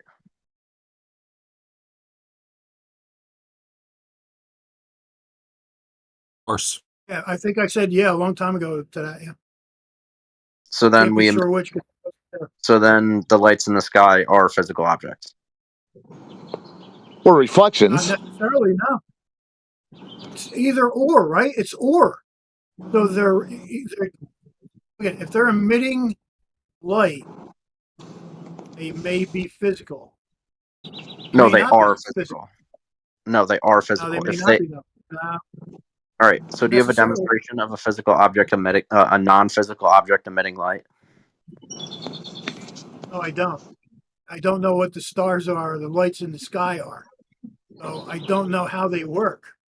But you just agreed that physical objects, only the properties of a physical object is that they can only. No, you could have. Think about it like this. Nah, if you had like hold on a second. 1 second. If you had like a hole in the wall, that there was light on the other side, and you were in a dark room, you couldn't say that hole in the wall is in and of itself something physical. It's an opening where light could pass through. So you wouldn't be able to tell from the other side whether or not that hole is an actual object emitting light. Yeah, but I do, but I would say. Yeah, but what? Hold on, Alpha. I would say, I conclude that this light is being emitted or reflected from something physical because but it's not physical. The hole in and of itself is not physical, but where you see the light being emitted, you couldn't tell if it's physical or not because it could just be where light is passing through. All right, so you couldn't tell the source of it. Hold on, dude. Because you're actually pointing to the thing that's emitting something physical, and I just proved to you right now that if you were on the other side in a dark room, and the room on the other side of where you were at was had a light bulb, and the hole in the wall was shining light through it, you couldn't tell me that hole in the wall was actually of something physical. You couldn't demonstrate that to me. Yeah, There but you I have it. could Something that you can look at demonstrate. cannot be physical. Jeez, Something dude. that you can look at cannot be Yeah, let me. physical. Yeah, let So me there you explain go. to you. That's the Oh example. my god, Yeah, dude. you're debunked, dude. You're debunked. That No, one I'm example not. debunked you. Yeah, you Let are. me That explain you what? how I can still use that. If I saw How? a hole, It's not physical. yeah, okay. So you can just, talk over me all you want, I guess. It's not physical. All That's right, what so you have let to me now address. explain how I still know something about that situation. No, you don't know something because I just told you it's not physical. How can you tell me it's physical now? It's a hole in the wall. All right, so if I'm How is wrong, then that let me physical? speak. You can make fun of me for being an idiot if I'm wrong instead of over talking I me, already okay? am saying that because you said that it can only be something physical. And you're wrong now because a hole in All the right, wall is so not let me physical. explain how I still It's know the something absence of about the something. situation, Alpha. I would still Well, know you have to that concede. wherever the You have light to is coming concede that he's from, right first. I You would have to still concede that know. he's right. I would still. Jesus, let me fucking talk. He doesn't want to concede, You have Harp. to That's his whole shit. concede, bro. You have to concede and then go on with your explanation. Well, even if it wasn't physical, right? Right. So concede that Yeah, it he doesn't wants I happen. would to still proceed know without that wherever conceding. the light is coming from is physical, correct? Not What? necessarily. What do you mean, not necessarily? I gave you the example. The hole in Yes, the and I would wall. still know that wherever the light is coming from, whatever is emitting or reflecting the light that causes the No, light because you think on the the point whole source is of coming the from a physical origin of the object, light. correct? No, Correct, Alpha? Don't talk over me. no. You're incorrect. You're incorrect. You're All right, thinking so that the saying I'm point source incorrect of and the talking over origin. me doesn't prove Okay, anything yeah. other Here's than what we're the gonna fact. do. Yeah, Here's what you're we're gonna gonna do. mute 'cause me. you Your don't. Yeah. pride's getting in the way, Craig. Yep, your pride's getting in the way. It's simple. It's easy to see because you're trying to point to the point source origin of the light is something physical, and I just demonstrated to you the point source origin of the light could be just somewhere light is passing through. It is not the actual origin of the light. But that's what you guys. That's your whole shtick. That's the and or the or that you gave him. Something that emits light or reflects it is something physical. I just demonstrated to you. I debunked what you said that it could be something that light is passing through and it's not in and of itself something physical. There, I debunked you. So enough of your horse shit. You shouldn't bring it up anymore. It's done. A hole Yeah, is okay, not so a the container something. has A holes in it? hole is an So the container absence of has holes in it something. that light pass through, is that what you're saying? Nah, we're not gonna go there because Yeah. I already So debunked. look, your I argument debunked doesn't your. hold up. I I couldn't even debunked your explain argument. how I still know it's coming from something I physical. debunked your argument. You didn't Admit it. debunk it. You're just claiming Yeah, I did. victory, even though Alpha. It's so funny because the example was a hole in a wall, and he has to turn it into a star. I still know that wherever the light is emitting or reflecting from is So physical. is a hole Correct? in the wall a physical object? What he's No, but I saying still is know where the light is somewhere in Okay, the there you go. background. I still know What he's that saying, wherever the light is coming from is physical, correct? the I still Nuh-uh. know source. whatever No. causes the light from the hole in the wall is physical. That's not it. That's not it. You said the point source where the light's coming from. You thinking that's physical. So we see All right, the so then sun. it's either a How do point we? source Wait a or minute. just a hole No, in here the you go. container. Yeah, It's you're gonna stop. Here's what we're saying. How do you know that the point source origin of where the light is not something physical, or it is something physical? How do you know that? You don't know that. all right. So point source or hole in the container. Which one do you want to pick? No, you are the one that says that when, like, if you look at the sun, is that something physical? Yes or no? Answer the question. Looking at the sun. Yeah, I would say it is physical. Yeah. Okay. How do you know it's not a hole in the wall? A hole in the container? It doesn't matter. Yes, it does. Yeah, it doesn't even have to be a Doesn't hole. It could matter. be a He wants transparency. to put a hole in the container. He really wants to put a hole in the This container. shit. So that Does- you're not going it to put a doesn't hole in the matter. container because then we wouldn't have any gas pressure, bro. Sorry. Yeah. So how is there a hole if it's if you Listen, supposedly stop can't have going. gas Stop pressure? going to that It bullshit could be a argument. Talking Hold about on, this, guys. Making me really angry. Is your world collapsing on you, Miggy? I'm No, sorry. that's some about a bullshit. wall. That's Time. bullshit. Look, Cogdes. Craig, you're Bullshit. coping. Bullshit. Cover your ears. Put your ears in your or put your fingers in your ears while.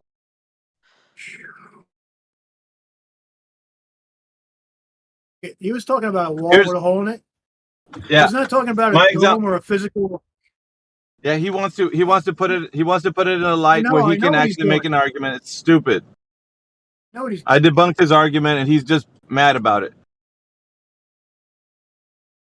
wants to somehow get back to the source. The source. I don't know what that's going to prove. Again, lights in the sky don't prove a globe.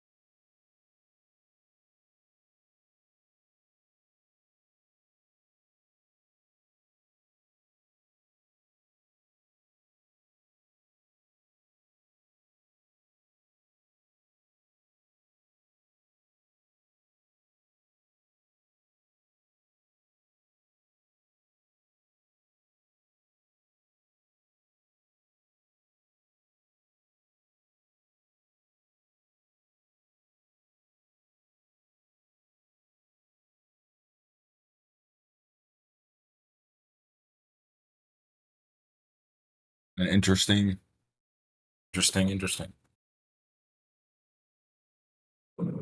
dialogue there.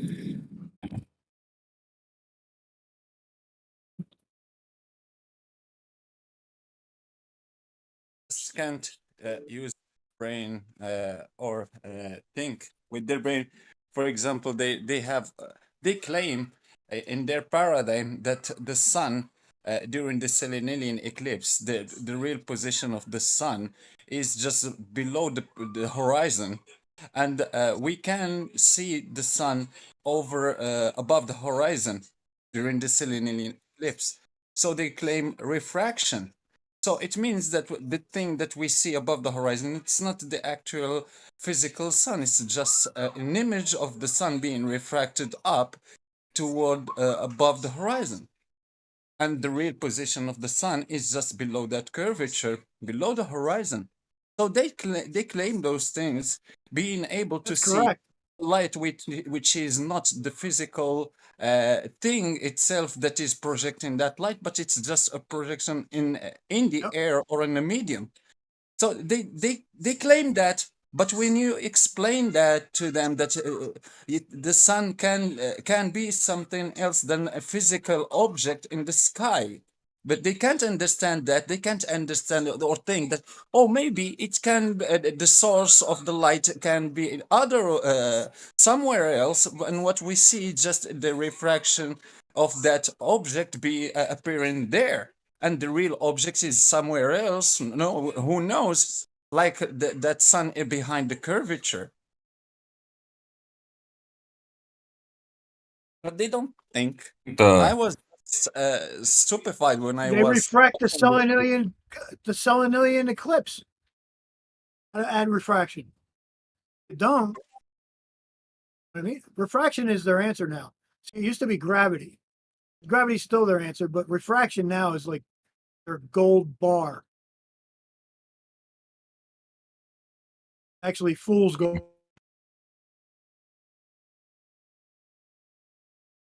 I think the argument for the sun just being a physical entity of its own and not being reflected sunlight or just reflected light from somewhere else is that it emits a strong amount of radiation, obviously, to the surface of the Earth. That's probably the best argument for it. Yeah. Now, and it obviously moves across the sky. Yeah. Now reflect the sun off a mirror. Just talk over. Sure, but it also reflect the sun off the mirror, right? And you're going to get a hotter sun.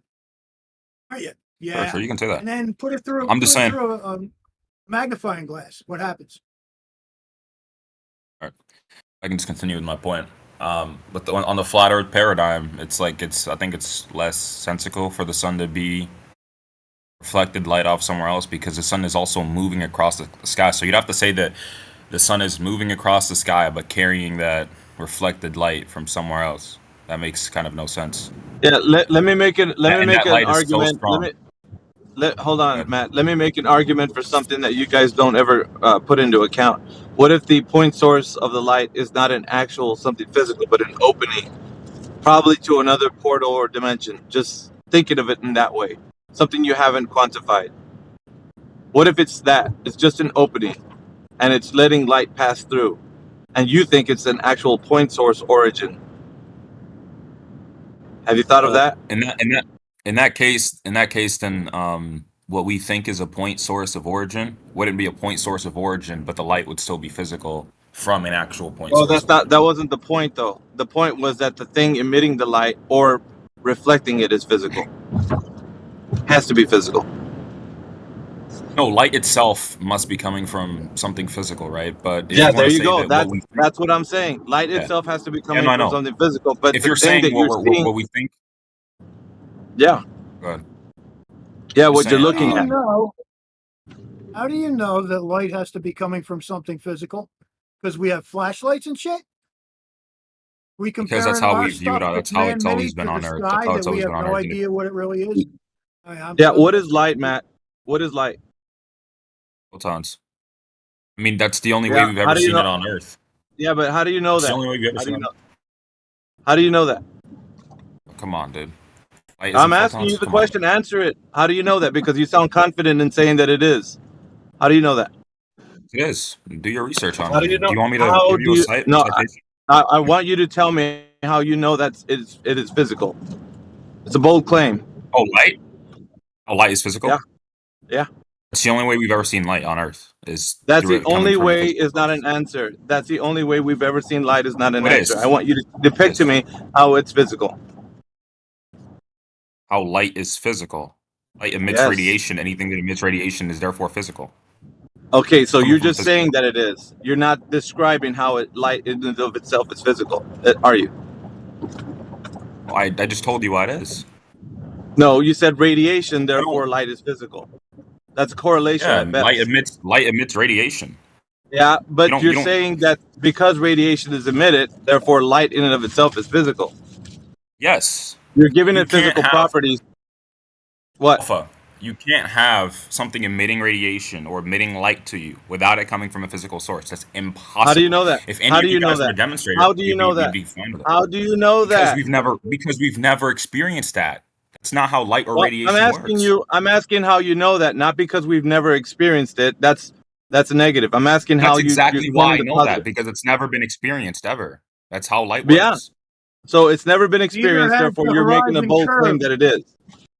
But the thing is, I don't know why you guys even have to try to die on this hill. It's not that important to you, man. It's not dying on the hill. It's you actually telling us how something that could be incomprehensible and not even able to be quantified, putting it into a position where you understand it.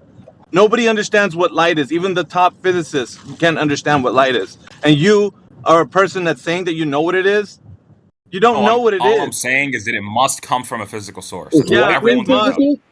That's not You're that's wrong. not Is knowledge that lightning you physical? know. That's not knowledge. You're trying to correlate it to be something that you think you know what it is, based on some ideas that you have. So you're telling us that we It don't know doesn't have to enough be. about light. Yes, Say that's that. what I'm saying. You don't know enough about it to give it that positive claim, and yet you're asserting that you know, which is you're dying on the hill, not me. I'm not dying on the hill. This is stuff Yes, that you we are. know from just basic physics, dude. Stuff It's that basic you know, physics. you don't know that. These are correlations that you're actually siding with because you think that's the best explanation that you have currently. That doesn't mean Okay. you know. You're correlating it Sure. at best. Would you be able to give us Can I get a something cite- contrary can I to get a- what I just gave you? That's not my Hey, claim. Matt, can I I get a didn't claim cite- light was Can I get a physical. You did. citation? Hold I on. need a I citation didn't that claim light was. Hold on, guys. I can give you I didn't claim. plenty of citations. Yeah, no, dude, listen. I didn't claim light was physical. You just asked me to make my claim. I didn't make it. You did. I'm actually calling you out on how you know that it's No, I know. physical, and you're giving me That's what I shady was saying. inferences. Sure. That's all light you're doesn't saying. emit radiation. I could give Matt, you. I Matt, could. light doesn't emit radiation. Light doesn't Can I emit get a radiation. citation for that? That's correct. You said Okay, light T-Dub, emits can you radiation. give me? Hold on, T-Dub. Can you tell me 3 different variations of radiation? Do you think light's You physical? said light Switching the emits conversation now, running radiation. away into the That's weeds. dumb, mate. Mate, that's dumb. Light doesn't emit radiation, dude. Correct. Okay, so he can't tell me 3 different variations of radiation. You're going into the weeds. Yeah, he's not going to answer you. He's not You're going the to one answer you. dying on the hill, bro. You're the one That's dying what on I the hill. told. That's what I told him. Harp. He's dying on the. He called me that I'm dying on the hill. He doesn't know what the fuck light is, and that he wants to go on and say I know what light is because it emitted radiation. Alpha, You see, that's Alpha, this guy never heard about the star in a jar. Oh no, light can also be not physical. Yeah. We can talk about other things at the moment, Necros. But what I wanna put him on the hot seat for is that he says he knows what light is and that it's physical. He does not know that. He's using shady inferences. He's using correlations, and then when he's saying things, he doesn't even know what he's saying because he's already been proved that. When he's showing that light is not radiation, he's saying, "Yeah, it is. Show me the 3 ways that." He doesn't want to answer the question whether or not he knows. He's using his ideas. Go ahead, Matt. Just to be clear, do you think that light is physical? Yes, absolutely. Right. Okay. And by the way, T-Dub, I gave you the source for light emitting radiation. Hadn't finished. So I've just done a very quick Google search, mate, and I can provide you with at least 5 citations that demonstrate that you're wrong. Light is not a state of matter. It is an energy. It's not a state of matter. Light does not occupy space. It has no mass, or, or volume, and it is therefore not considered matter. A source. Matter is Jedi, made the up source of of light. Light is. I hadn't finished. Do you want to speak through me again? Trying to help you. You seem to want to die on this hill that you're accusing everybody else of, and I can provide you with university citations that might help educate you. Are you humble enough to listen to it, or are you just a cunt? Which one? You just might be wrong, dude. Jedi. Take the fucking One thing L. you messed up on. Strawman me. off. Hold on, Jedi. Just fuck off. Literally trying to help you out. He's got too much bravado, Jedi. He doesn't want to look at what you just presented. It's not a state of physical matter. It is an energy. No, it's crazy how indoctrinated we are. We're so indoctrinated. Him and trigonometry have been using this argument. These statements like this and see, light's physical. I mean, who did you learn that from? Where did you figure that out? How can you just make a statement like that and just die on that hill? It didn't make any sense.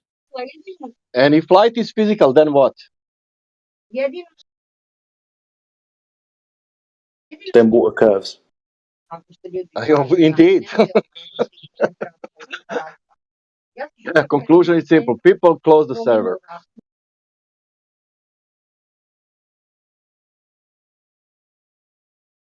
Matt, light is considered to be a form of radiation, dude.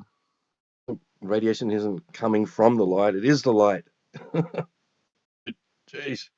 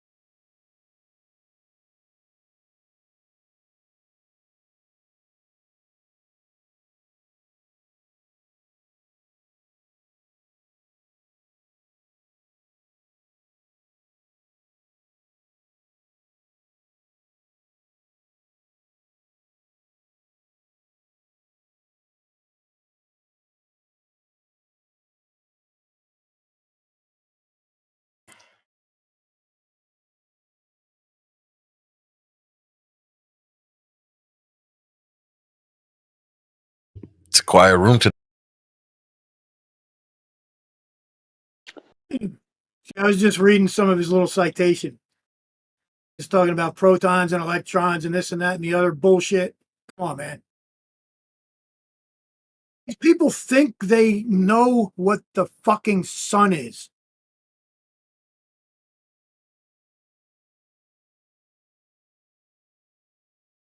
And that radiation will help him in improving the globe? Yes, it will curve water, yeah. Okay. That means if we have light radiate, that means water will curve. That's the conclusion. Or it's only speaking about that, like if you want to make a bread, you need yeast. If you want to walk, you need to make a step. We can discuss about that. That's correct also. Has nothing to do with the shape, but it's interesting to speak about that.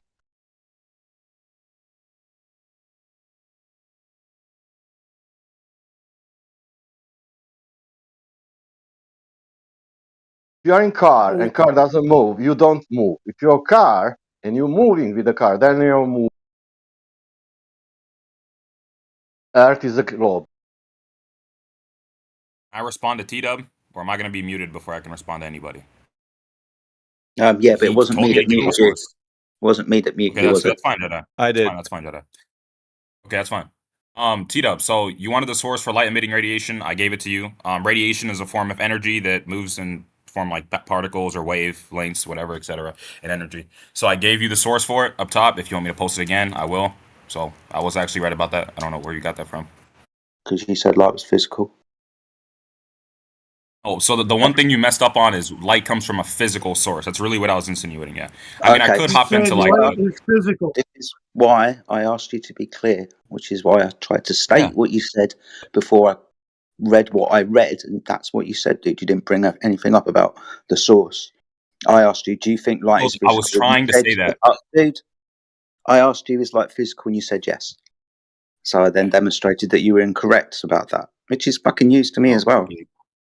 No. This is the problem. As soon as you said that, or as soon as we went to that dialogue, I got muted and I kept spamming. I literally said in the chat, the source. I put it in all capitals. I said the source. I could also argue that light itself is physical because of what trigonometry argued, but I'm not even going to get into that because that's going to just be deep, and we're going to deep dive into like wavelengths and what you'd have to do is get a citation, wouldn't you? Someone else, a university or someone who backs up what you're saying in a reference piece of material that you can grab a quotation from that backs up what you're saying. If you can do that, absolutely do that for what you want. I don't care. It's no skin off my fucking nose, dude. Huh? Hold on. Also, but I did give you the source, T-Dub, if you ever want to check it out. Get yourself out of mute and check it out.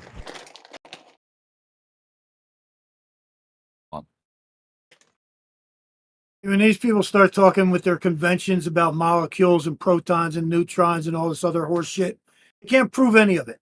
I told them, show me a picture and look at this crap they post, you know? Are you kidding me? You guys have no clue what reality is. Most of us really don't. That's the thing. That was my point. It's a convention that's being used, and they're using it like it's a natural fact. They don't know shit. Correct. It doesn't say that your link doesn't say that light emits radiation. It is radiation. My God. Tita, what'd you just say? This came out of undeafened. Light. Maybe you just misspoke. All right. You said light emits radiation. No, light is radiation. How does it emit itself? How does it emit itself? No, okay, what is radiation? Energy. Energy that travels, right? So when I say light emits radiation, it's like traveling. It's like making, obviously, its radiation travel to other spots. That's what I mean. So it's still emitting radiation. I got a question for you, bro. So when the sunlight heat travels through the cold to get here to warm up the earth, how does that work again? Radiation. So the sun turns cold the higher we go. And then it gets hot down here where the earth is. When you go up in the mountains, it gets colder, bro. So going towards the sun does not cause you to get hotter. So that argument's out the window.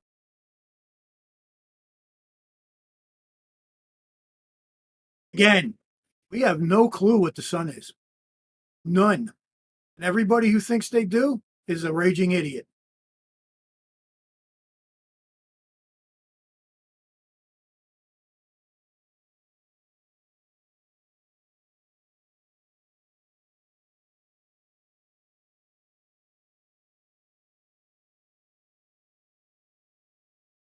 These guys argue the toss over this subject, and the guys who they look up to, the ones who work on these types of things, and the ones who they should be getting their citations from, don't agree with them.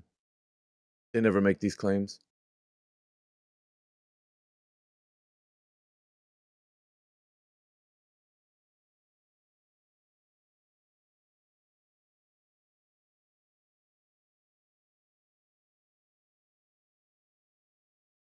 Like philosophy? Yep, exactly like that. Yeah. Because it didn't came from some source of Nobel Prize guy who win the prize because he realized what is the light. It coming from the person explaining, some random person from the world, internet or server who explained it the light. That's philosophy.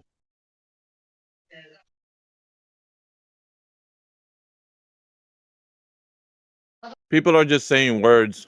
They want to make themselves feel good about the Earth being a globe. Pretty stupid.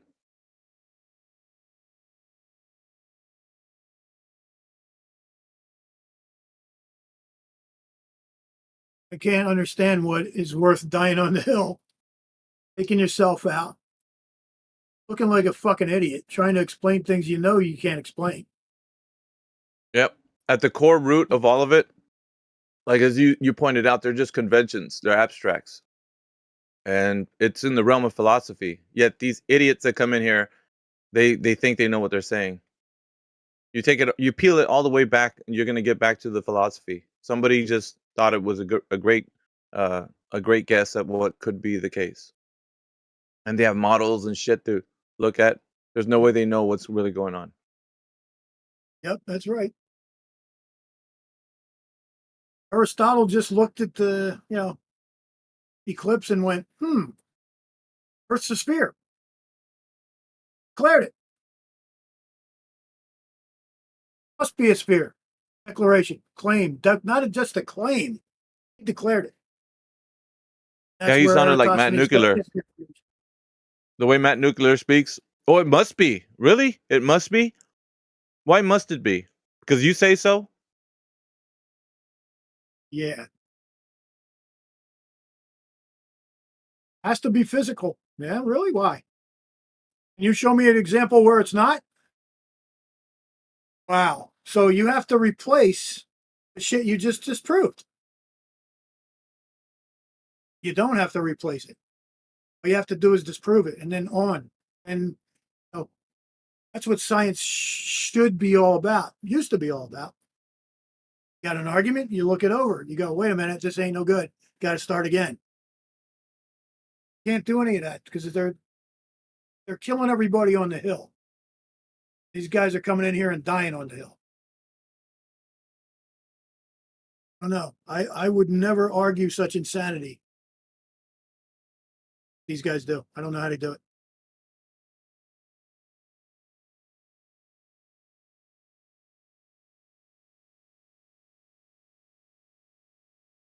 Because the globe is a shady inference that they're getting from ideas of men. That's right. You can't think past that idea of men. Men are gods to them. These guys are like God. Know all the answers. And if I didn't do it, somebody did. Oh, that's good enough for me. Okay. You don't even know who did it, and you're believing them. I mean, like, how many of these guys know Al Bruni, right?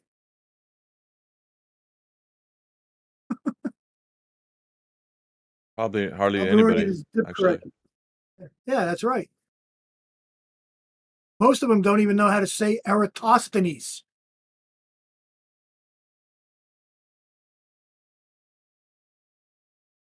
Yeah, most of them, they don't know that Al-Biruni came with the 3959, not Eratosthenes. And just right there, he proved it. He doesn't know how to say Eratosthenes. Yeah, see what he just said? He said Aristosthenes. That's not his fucking name. Doesn't matter, man. It's Eratosthenes. It's going to depend on your own language and how you pronounce it. Some people pronounce it. No.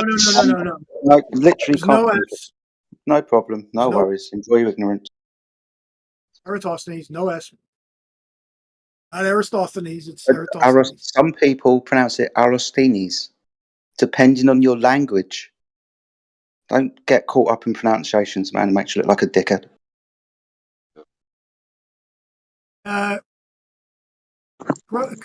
Millions of people in the Spanish language have pronunciated that name with a different pronunciation. So are they wrong? Pronunciated. Okay. Sasha, I have a question for you. Can you say Eratosthenes? Eratosthenes. There you go. There you go. Okay. I'm not such a dick. Yeah, it's all right. I'm saying like what I said. I even like how I said, even if I'm wrong, because we are thinking about the same person. Doesn't matter. Let's call him John. But he was 2,000 years ago. He went from one part to another part, 500 miles straight. Even he didn't have a map. He didn't have communication stuff. He need to pass the desert, rivers, and forests. But Sasha. Let's see if anybody knows. Yeah, that's great. Let's see if anybody in the chat knows what light is. Does anybody bold enough to say they know what light is? Chime in right now. Let's see if you know what light is. Go ahead. I'll give you the floor. And God said, I am the light of the world. There's one, but I want to hear from the globe side. That? I didn't say that. Jesus said that. All right, we don't have to. Let's not get bogged down with that. Look, if you know what light is, you think you're knowing that the Earth is a globe. Go ahead. What did trigonometry say? He said he's down to tell you if you can unmute him.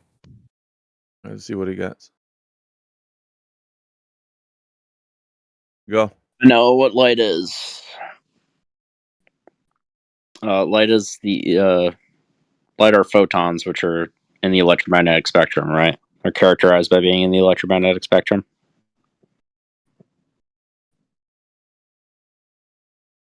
Is that it? Telling us or? No, I'm telling you. Like, it's super simple. Like, all right, it's not... citation, please. Go ahead. Yeah. Okay. See the definition of light. No, we don't need a definition. We need a citation, a source where he got his information, Cooper. You got it? We're going to examine his claim. Is that cool with you, Cooper? Thank you. Oh, you talking to me? Oh my God. You're the only ignoramus that spoke up? Usually people talk to me in a respectful manner, so I was just not used to it. Oh, yeah, we don't care about that bullshit. Go ahead, trigonometry, post your shit. See what you got. All right. We're gonna get down to down to it, whether you know what light is or not. Go. I wasn't expecting for somebody to ask me what light was or deny that light is a thing, which is pretty crazy. Here you go. Nobody gives a shit. Go. We're asking if light's physical, dumb fuck. It is not physical. Thank you. Really? All right. That's it. We're done. Wow. So that's as easy as that goes, right? There you go. Where's he at? Matt Nuclear. The hill your own guy just shot you in the back. There you go. You died on your own hill by your own man. Let's put it that way. Shot you in the back. Like that. Can you finish what you were saying? Nah, well, he's not going to finish what he's saying. No, actually, no. Because you can't recover from what he just said. You can't recover. You're done. You're done, dude. That's the way that works. Yeah. Damn it, man. Damn it. You thought you had something, and your own hill, your own man shot you on your team. Man. Fuck. Took you out. You got shot in the back? That sucks. Believe me. I got sent Away it goes. Not help. Thank you. We'll be here all night. 24/7, guys. Remember the name? Can he continue demonstrating what he was going to present? No, because he already shot you in the back. We don't need him to revive you. You're bleeding out on the field. Oh, shit.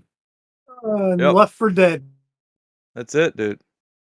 You guys aren't helping you, and I already told you this. But you got to learn the hard way. This is the gauntlet. You have to go through the process. Schönen guten Abend. I mean, I could make my argument for light still being physical, but I'm not even gonna go Dude, there. you are like you're basically a ghost now. There's rigor mortis setting in. There's nothing left. The guy whom you depended on unmuting him and backing you up really took you out. There you go. Hello, people. How you guys doing? What's up, Clay? What's up, man? How you doing? Pretty good. That's nice. I just wanted to say, hello, and hope everybody's doing good. Yeah, we're doing great, happy, man. Having a conversation with these guys. What is the topic today? Light. What is light? What is light? That's interesting. Oh, well, that's the question that they wanted to support. We had Matt Nuclear saying light is physical. It is physical. It is, by the way. It is. And then Trigonometry said it's not physical. Well, they're both on the same team, so he got shot in the back, and now he's still okay. Trigonometry's unmuted, so no. Can I read he's gonna go All back right, on mute. hold on. No, Alpha. No, fuck that, dude. No, nope. I want to read the definition. The natural agent.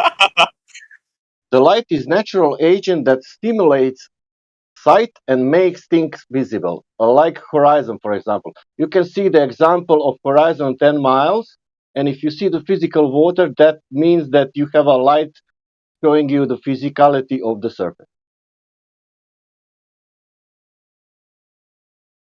By the way, I don't know if Trigonometry Man meant it that way, but light is indeed physical. I'm pretty sure he said that earlier before too. No, it's not physical. He said so. We've provided citations which says that it's not physical. You're the only person who says that it is. Provided citations. Can I see those? Yeah, I've already posted it for you. I read it out to you earlier. No, I didn't get anything read to me because I was too busy being muted. I fucking read it to you, and then you got muted. Too busy being muted. You could still look at a source even if you're muted, dude. Oh, can you not? I'm just asking, dude. It's not. Can you see a source put in the text channel even if you're muted, Matt?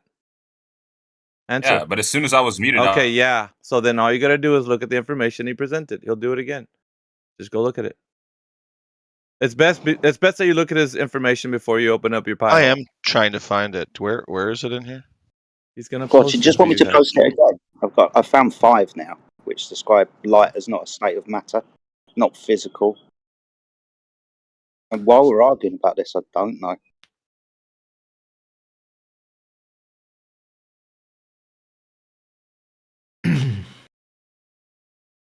Well, I want to have a plate of some light and a drink of bendy water, please.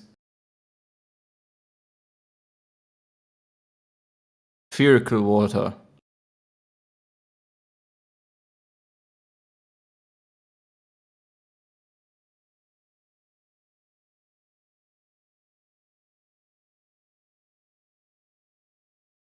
At least I got us some sticky shadows. I think Hector knows if light's physical. Is Hector in the chat? Nope. Oh, he is. Hector, unmute your mic. Let's see if you can answer the question. Looks like you got something by somebody in the text chat. Go ahead. Is light physical, Hector? Answer, please.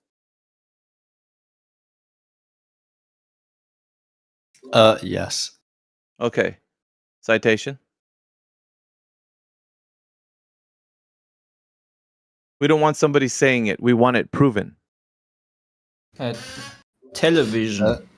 I'm no scientist. Well, then show us the citation. Well, then show us the citation. Yeah, we don't care about hearsay. I want to know how it's been proven to be physical. Go.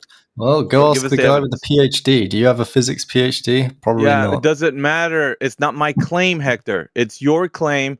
Now, I want you to provide evidence that it's not my claim. It's his claim. I'm done. Well, it doesn't matter. Are you advocating for it? Yes or no? Yeah, I'm going to advocate for someone that has a PhD. Okay, then, if you're advocating for the light being physical, why are you so mad? we need to see because we need to see proof. People are talking shit like you.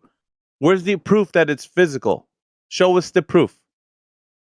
Go ahead. Do you get proof? No, we do not do your head. Go ahead, nothing. Show us the proof. Go ahead. That's all you got to do. Simple. Go. Read what I put in the chat and you'll see. I'm not going to read what you put in the chat. Show us the evidence that somebody provided on a method that light is physical. Please post that in the text chat or tell us. Either one. Can't do that if I'm self-muted. Well, you can do that because it doesn't take much but to put something in the text channel, and when you're unmuted, you could tell us what that means. What does that mean? Do you have any proof? No, it's not do you. It's not my claim. It's your claim that you're advocating for. Now, if that's the case, where's the proof? The proof is the guy. No, it's not the guy. It's the method by which the guy claims that he says light is physical. What is the method that he proved it? Yes? You have the floor. I already answered the question. You're just going to hear the same answer again. Oh, just repeating the claim. Well, repeating claims are not evidence that you know that it's been proven. Isn't it? No. I don't know it. Lots of other. That's the root. You don't know it. Thank you. Next. Oh, there went all of your spiel up in smoke. It's gone. No, you just made yourself look like a fool. Really? I'm not the one that was saying that light is physical and didn't have proof for it. You did. So you're the fool. What is the definition of physical object? We're not going to go there. Do you have evidence or demonstration that light is physical, Cooper? Do you have evidence that it's not? Not talking to you, Hector. You didn't give us anything. Cooper, mad. do you I wouldn't say I have proof, but I would say that. Okay. Well, then we don't want to talk to you because you don't have proof. We want to talk to someone who has proof that light is physical.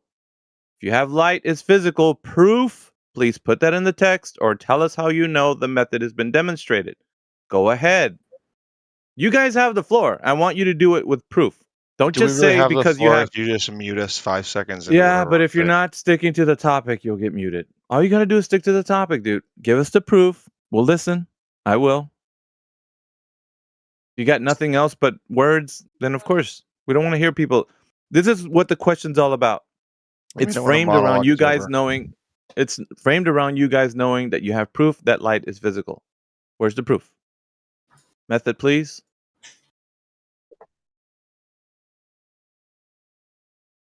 Yeah, Jedi's been reposting. You guys don't. I mean, if you're not looking at the text, then you're missing out. So let's see if trigonometry is available to show us some proof. Go ahead, trigonometry. All right. Hold on. All right. Before Go ahead. I was cut off. So light is not physical in the sense of having mass. Okay, so it doesn't have mass. Light is not physical in the sense that it has mass. So it's not physical. Understood. But that we need somebody to provide evidence that it is physical. We don't want the opposite. We want the claim to be proven. Right? So that's what we need. You didn't give us anything that we can use. At least not to the effect that people in here. All right, so can I continue without you cherry picking something? Yep. Cherry picking. Did you say that light is not physical because it doesn't have mass? And then did you not hear my? Did you answer my question? Did you say that light does not have mass, so it's not physical? I said physical in a. No, I just answered. Did you say light is not physical because it does not have mass? He did not say that. No, that's the answer to your question. No, I did not say that. Mute. Because you don't let me continue. You don't let me continue. You did not say that. Yes, you said that light is not physical because it does not have mass. Jesus you said that. Christ. Yes or no? You don't let me continue my full sentence. Okay, so you're not going to give us an answer. Instead of just spinning our wheels, you could just give me the answer. Because I'm asking you specific questions. All you have to do is just answer them. But it's your folly because you don't want to answer it. It's up to you. You just finished saying light does not have mass, therefore it is not physical. Demonstrating to the room that you don't have what it takes to provide evidence that it is. So we can move on to the next. We don't have to waste our time listening to you not give us the answer. We want someone who's going to provide evidence that the demonstration is showing us light is physical. That's what we need. And if you have that, go ahead. If you're not giving us the answer, then sit on mute. It's up to you. I'll unmute you guys. But if I don't want to hear your explanations, I only want you to tell me that light is physical with providing me the methodology by which someone's demonstrated that. All right, You light start is belly physical. aching. Yep. All right. Yep. Okay. Light is physical. All right. Yep. Method, please. It has momentum. We observe momentum, and it has properties that are physical, such as velocity, wavelength, and momentum. Okay, how did you demonstrate that? The heat on your skin when you have light. Do I really need on to? Your skin. Yeah, Yes, you do. Okay. That's the whole reason why you're unmuted, so you can say that. You do. The heat on your skin. Yeah, that's a pretty easy way of demonstrating. What? So how did you quantify that? Tell me the method by which somebody quantified that. Light is physical. Fuck to her. Tell me the quantification. It has physical properties. It has physical properties. Yeah. So you just keep saying things over and over again. It doesn't matter what you say. It matters what you can prove. What did you prove? Show me the method. Nobody's asking you, Hector. Sit on mute, or else you will be sad. I'm asking you a question. Shut up. Go ahead. The question is, how is light physical? And we're getting an answer that it's on your skin. Really? Yeah. So how do supposedly non-physical No, don't objects... ask me a question. I don't care about you asking me questions. I need you to provide the evidence how it is physical. It's not my claim. Because it interacts with the physical world. Because it interacts with the physical world. It interacts with the physical world. So how is it in and of itself physical? Because non-physical objects can't interact with physical objects. Okay, don't give me something that it's not. I want what it is. Yeah, so this is called logic, Miggy. This is the struggle. It is, because all he's got to do is show me the method by which he has learned that light has been proven or demonstrated to be physical. It's not says logic. Non-physical objects can't interact with physical objects, yet they claim to use the horizon to calculate measurements and to navigate. Yeah, see, they tie themselves up in knot, fresh grown. But here's the thing, trigonometry, I'm asking you something very specific, and you said it's logic. Duh. No, the demonstration, sir, has to be done in a way that we can experiment, that we know that light is physical. It's not just logic. You have to provide evidence in a demonstration experimentally. Go. All right, I have an experiment for you. What you got? All right, so when we're gonna heat up a piece of metal to a ridiculously hot temperature using a current through the wire or whatever, and it's gonna reach a point where it's gonna start emitting light from atomic emission, right? So the light is being emitted from the electrons when they're jumping between energy states. Those photons that are being emitted are light, and they carry. What are photons? Part of the electromagnetic. They are the electromagnetic spectrum. Thank you for the explanation. Demonstrate to me how you know what photons are. What are photons? That's a good question. No shit. That's why I'm asking it. Particles? To be honest. Wait a minute. Hold on. Honesty. 1 second. I'm on a path here, gentlemen. So if you're saying it's particles, and you're suggesting that it is, do you know that for certain? Yeah, because I know that they have certain properties. Okay. What properties do they have? Wavelength, speed, and momentum. Okay. And so what is wavelength? Wavelength is a function of like the diameter, or not diameter, the how high the crests are, or amplitude. What is it? It's okay.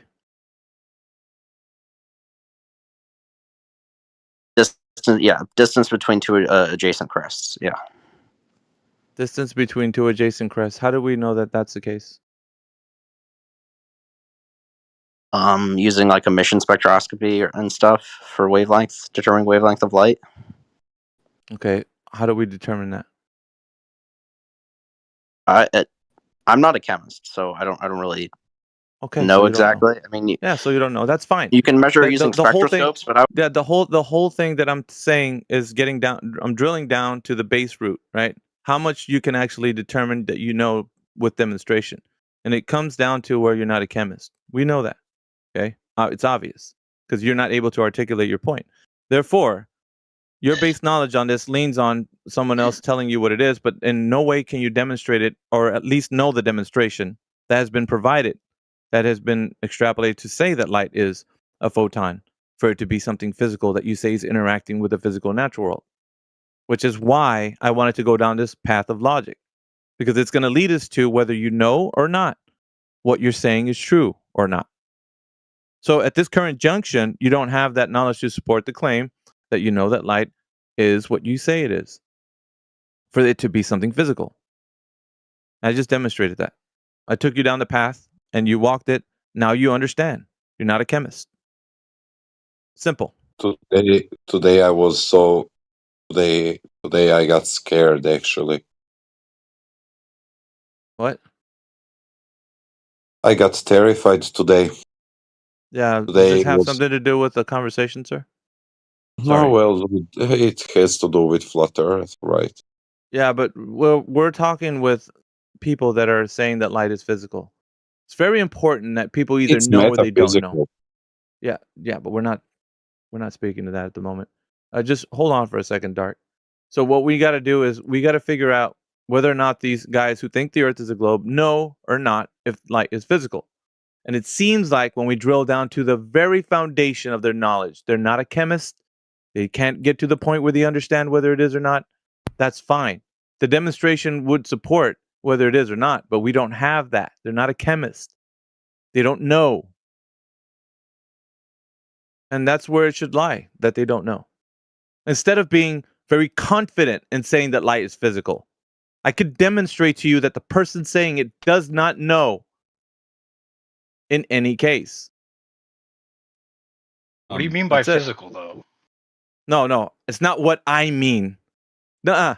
You ain't putting it on me. I'm not the one making the claim or advocating for the position. You're the one that using life the is physical. word. Yeah, because that's how we can identify whether somebody knows or not. Okay, what do you think they mean by it? What do you mean, what do you think they mean? What do you think they mean when they say light is physical? They're saying interactions with the physical world. But that interaction, if it's something that they're saying is happening, how did they define the thing that they say is having the interaction to be physical? So it's not the fact that they're saying the interaction's happening. How did they determine that the thing that they're speaking of is physical? Rich Evans? They don't know. Do you? No, it's hard to follow what you're saying because no, it's not. You're shadow boxing right now. No, shadow boxing. No, I'm demonstrating. Okay, is light physical? Let's start from there.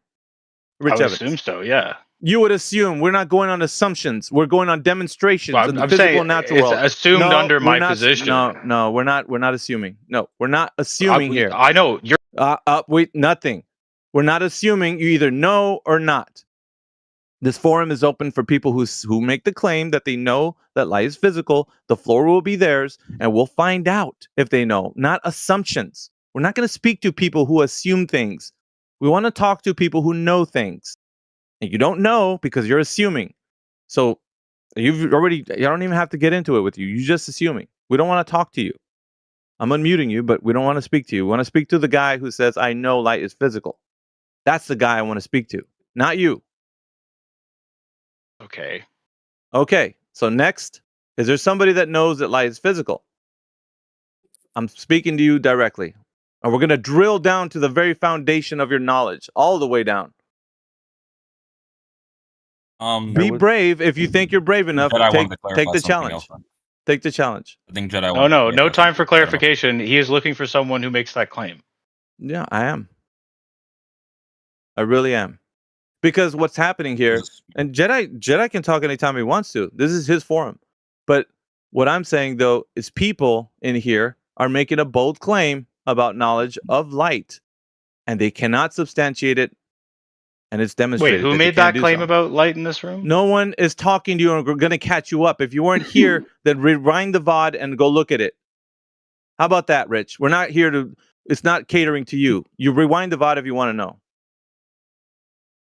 Why ask the room if you know who said it?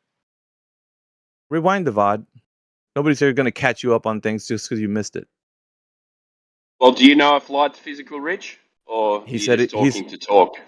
He said he assumed it. Yeah, well, how else can he explain lightsabers? I mean, come on.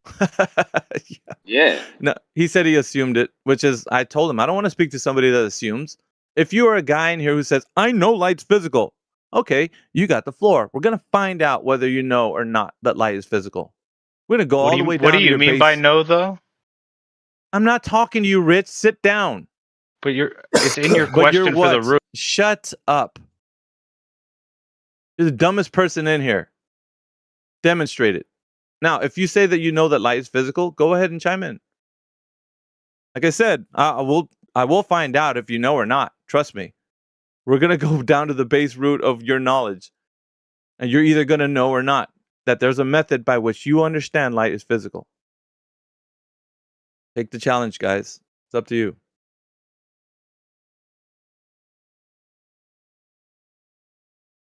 Me and Jedi Now's your agreed chance. already on what light is in terms of physical. All right, I'll give the floor to Jedi. Jedi, if you're there. Yeah, sorry, I spat all my coffee out. I was kind of choking for a bit, which is kind of funny. But you're still talking about light. I've provided like several citations which back the claim that in of itself, light is not physical. It is not like condensed matter or anything like that. It does, however, produce electromagnetic waves. It does produce energy, and you will find occasionally it appears that some people describe this energy as physical. So, like I told Matt earlier, it's a little bit convoluted, to be fair. If you're trying to find citations for this, that, and the other, you can find contradictory ones. I would agree with you on this point, Jedi, that obviously light is not matter in the form that it occupies space and whatnot. Say physical. But whether or not it's physical, Matt. it's definitely physical. No, you need to say physical. That's the term that's being used here. You're not saying it is a weasel way for you not to concede. It's a weasel way for you not to concede, Matt. We already agreed that it's physical. Me and Jedi already agreed. No, you see how he's doing it, What? Jedi? I didn't hear that. You see, you're not going to weasel out of this, Matt. In and of itself, it is not physical. Repeat that. In and of itself, is it physical? What do you mean, in and of itself? What do you mean by that? I think you know what that means. Do I need to read the last citation? As it stands by itself. Sorry. Go ahead. No, you're all right. It means as it stands by itself. Yeah. There it is. Yeah. There it is. See? He's still saying it is. It 100% is. If light wasn't physical, you wouldn't be able to get a tan. Your skin couldn't turn darker from being out in the sun too much. Yeah, it's physical. So if we want to talk about energy, this is what I posted to you earlier. This comes from citation, but I forgot to drop the link to it, so give me a minute and I'll find the link as well. I just wanted to post a quotation quick. Energy is a quantitative physical property of particles and fields. If by thing, oh my God, we mean matter and perhaps other particles, then energy is not a thing, but rather a property of a thing. But it is very physical and very real in the effects that it has. You see how that's convoluted? Yeah, I see exactly what you mean. That's kind of like the complicated part. But yeah, I agree with you on that point. Yeah, for sure. And I think the thing is that like you an were bringing oxymoron up earlier before. Yeah. So is light in and of itself physical? Yeah, we just agreed on that. No, we didn't. No, you didn't listen to what that article said. said. You didn't hear what Jedi just said? He said he brought up matter, but it's definitely physical. Yeah. I brought up matter because I brought up energy because that's how we describe light, right? Light is an energy. Yes. But energy isn't physical of itself, and then I read out what I just said, which was oxymoronic and convoluted. Yeah. Like I said earlier, you can go all over the place, and I don't think it's very well defined. But ultimately, in of itself, standing alone, light is not physical. We have to go to the energy to even start saying that it has some kind of physical properties. And yeah, of course, we understand that those quote unquote physical properties of the energy can affect other things. Like you brought up sunburn earlier, right? Yep. Sunburn, radiation, all that other stuff. And that is what light is, right, Jedi? We'd agree that light is radiation. Radiation. Okay, It's sure. not That's physical. what I meant. It's not physical then. Radiation? The light. Sure it is. The light. Light is radiation. Dude, I've posted this 3 times. Do you want me to read them all out for you?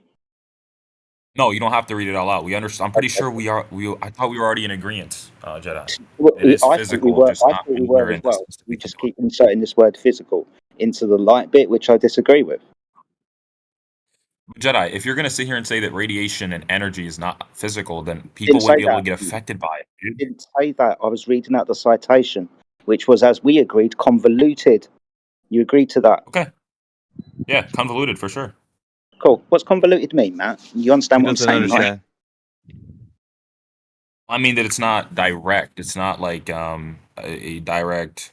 Yeah, in and of itself. In and of itself, not being physical. Well, Timbo was gonna say something more important. It's what I said. It contradicts itself. That's what it means, Matt.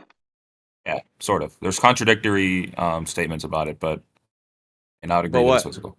Seems like a lot of this disagreement comes down to like the definition to competing. No, it doesn't come down to the definition. It comes down to it doesn't come down to the definition. The description of what it is, as far as like what they say light is not understood. It's not understood. Do you understand what I'm saying? Why do you think it's convoluted? Why do you think it's convoluted? Why? Why do you think it's convoluted? Matt? Because they don't understand it. Because it's not matter.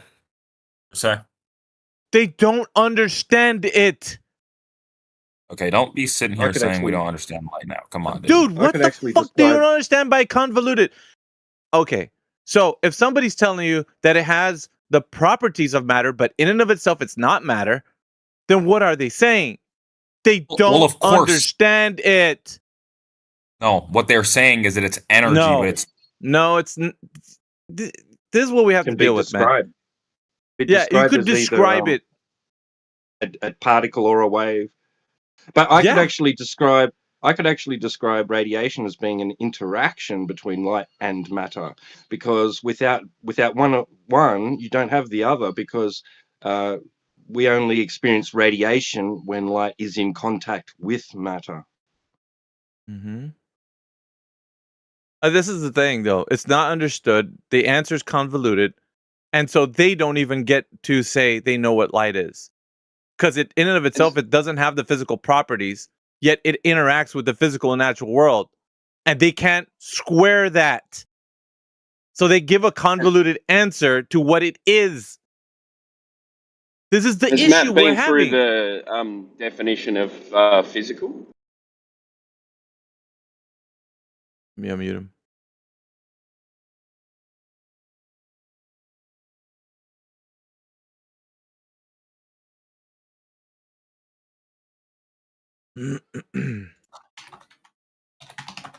Go through some of these unmutes.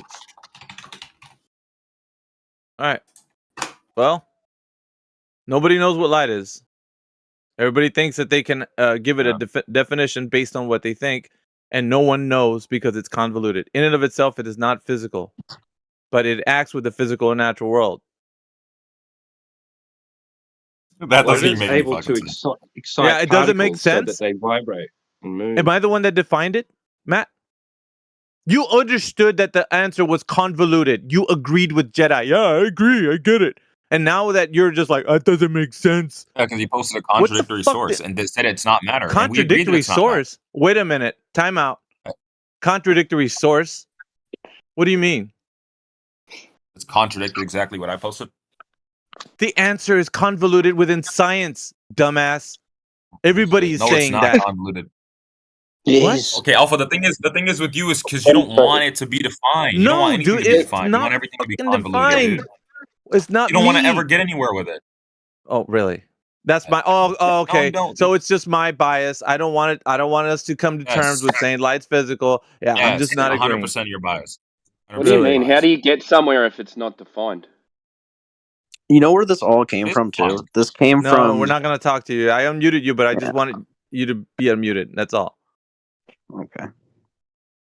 We don't want to hear explanations by some guy who says that he's not a chemist, which is what you said. So we don't want to. Your answer is already. I'm not a chemist either, but. Well, I mean, you can make a spectroscope yourself. You can do emission spectroscopy yourself. Dude. The answer that Jedi gave was appropriate to how the description of light is. It's convoluted, right? In and of itself, it is not something physical, but it acts upon physical and natural world. What don't you guys get from that? Non-physical objects interact with physical energy. Things. Yeah, but is it something physical in and of itself? Would you agree that only physical objects can interact with each other, or physical things? Dude, that's you. You're shoehorning something that doesn't belong. That's not what's being said. Can't answer a question. Yeah, in the citation, that's not what's being said. So it's not. Can't answer a question. It's not how you're framing it. It's not how you're framing it. You can't frame it that way because that's not how. You said you weren't a chemist, so why are you even speaking? Well, there is somebody who's a chemist in here. There is somebody who is a chemist in here. Yeah, could he define what light is? Could he define what light is? I mean, he can't go on mic, but he's in the text chat if you like. Maybe if you want to read that. Text chat if you like. Would he agree with what Jedi's description was? That it's convoluted. The answer is convoluted. And it's not my answer. I don't care because it's not my claim. But when people say they know what light is, and then you say, well, I know what light is because it interacts with the physical natural world. Yeah, but in and of itself, is it something physical? Yeah. No. Yeah, it interacts with physical. You even said it yourself. You agreed. You said it interacts with the physical and natural world. That's pretty crazy. Oh my god. It's like I'm talking to a bunch of fucking morons, dude. Yeah, and you know where this came from originally? This came from Alpha slipping out of his slimy cage where I caught him with the sun. We're trying to get to the bottom of this, and you're not helping. So what I'll do is I'll read this out. This is the third citation because I'm generally confused. Like I pointed out, it's convoluted. Within science, it doesn't seem very well defined, but I'll try again. Light is not a state of matter. It is an energy. Light does not occupy space. It has no mass or volume and is therefore not considered matter. Matter being physical, right? Matter is made up of atoms while light is actually electromagnetic radiation. Now, do you want me to go to what electromagnetic radiation is? Yeah, and what is electromagnetic? Photons are the fourth carrier. Hold on. Photons are the fourth. No, we're not holding on for you. You're not a chemist. We're not holding on for you. Go ahead, Jedi. It's all right. I've got to find the other citations, so give me a minute. I've posted a few, and I've got to go back and find them now. We're definitely not holding on for trigonometry. All I was going to say, if I can just comment on something, Jedi. I mean, Alpha. Yeah, go ahead. Okay. Yeah, go ahead. All I was going to comment on, Jedi, is when I was also like defining physical or matter, like necessarily in science, it doesn't have to be matter to be physical in a sense with energy and wave particles. Yeah, that's what they said. Well, we'll pull up the citation, put it forward. We want things where people can demonstrate whether or not they know what they're saying. That was kind of the issue too with the definitions that we were having. Yeah, but go ahead and post the citation, Matt. We want to see where that says it. Find it for you. Yeah, make sure that every time you bring something up, make sure that you back it up by doing that. We see the effects of light. Yeah, I know, brother. Effects of light interacting with our environment. So yeah, okay. That's what the whole discussion today, or right now, I should say, was it like an hour maybe? Is light physical? And if that's the case, then in and of itself, is it physical, or is it something that interacts with the physical and natural world? You have to define how you say it based on like how it's been understood. I don't, Jedi, did you find it? Yeah, so this was the other one with regarding energy, and this is the one that I said sounded very convoluted to my ear. So energy is a quantitative physical property of particles and fields in brackets. If by thing we mean matter and perhaps other particles, then energy is not a thing, but rather a property of a thing, but it is very physical and very real in the effects that it has. So it's not a thing, it's not matter, but it is very physical and very real. Mm-hmm. physical, very real. Well, I Yes, love but those. Yep. Did you miss the first part? Yeah, let's do it Fuck, again. dude. Energy is a quantitative physical property of particles and fields. If by thing we mean matter and perhaps other particles, then energy is not a thing, but rather a property of a thing. But it is very physical and very real in the effects that it has. Yeah. I think that's the only thing we were getting caught up on was matter and stuff. Yeah, I don't think it's matter, so I would agree on that. Well, then there you have it, man. There it is. Who disagrees but with you that? do understand, Alpha. I'm not disagreeing with it necessarily, but I'm just saying that something doesn't have to be matter to be physical. That's the only thing also. No, the gentleman was saying that. He was saying that.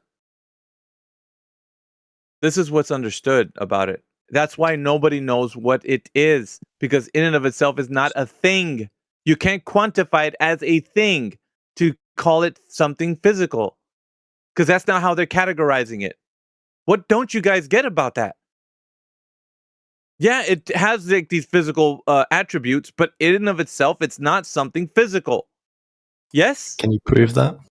It's like heat. That's what's being fucking. Oh my god! And that's something that Matt agreed with. Heat isn't physical either. Heat and light are not physical. Like, you can understand heat isn't physical, right? It's a radiation. And I thought Star Wars was real, and Dragon Ball.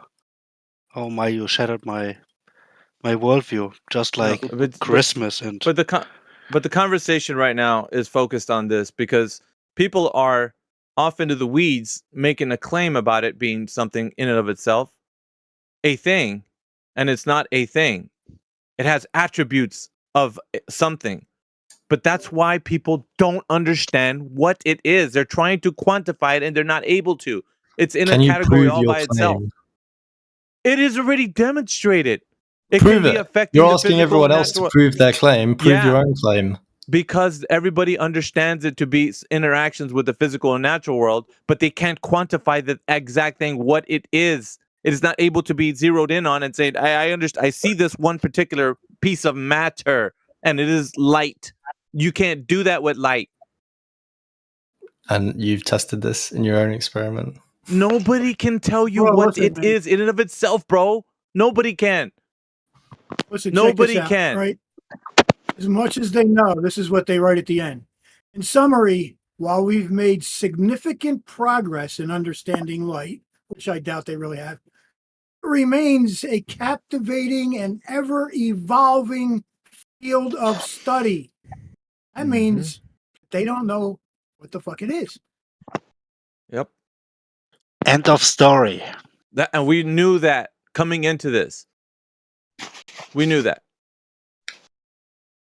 We research these topics over and over and over again. You guys are the ones in the dark. So it's new information to you guys. That's why when we're doing it, we have the confidence at where it's at, because nobody has defined it in such a way that we can quantify exactly what it is. Simple. Yeah, can you give me 1 kilogram of photons, please? Good luck. Yeah, I like to snort, you know. And that's it. That's all she wrote. That's a conversation about light. Photons were the swirly things on the TV when it was like back in the days of analog. You get those swirlies on the TV. That's what I used to think photons were. I was a kid. Yeah, because they give you photos, right? Yeah. Photons. Hey, you know. It's massless, but it's got momentum, so it's like carrying some sort of force with it. Yeah, it's got attributes. That's what we were describing in the. That's wild. Isn't it crazy? Yeah, it's crazy. Well, that's the mystery. And you can about absorb what it is. It's crazy that it can force. It can press a force, but you can also absorb it.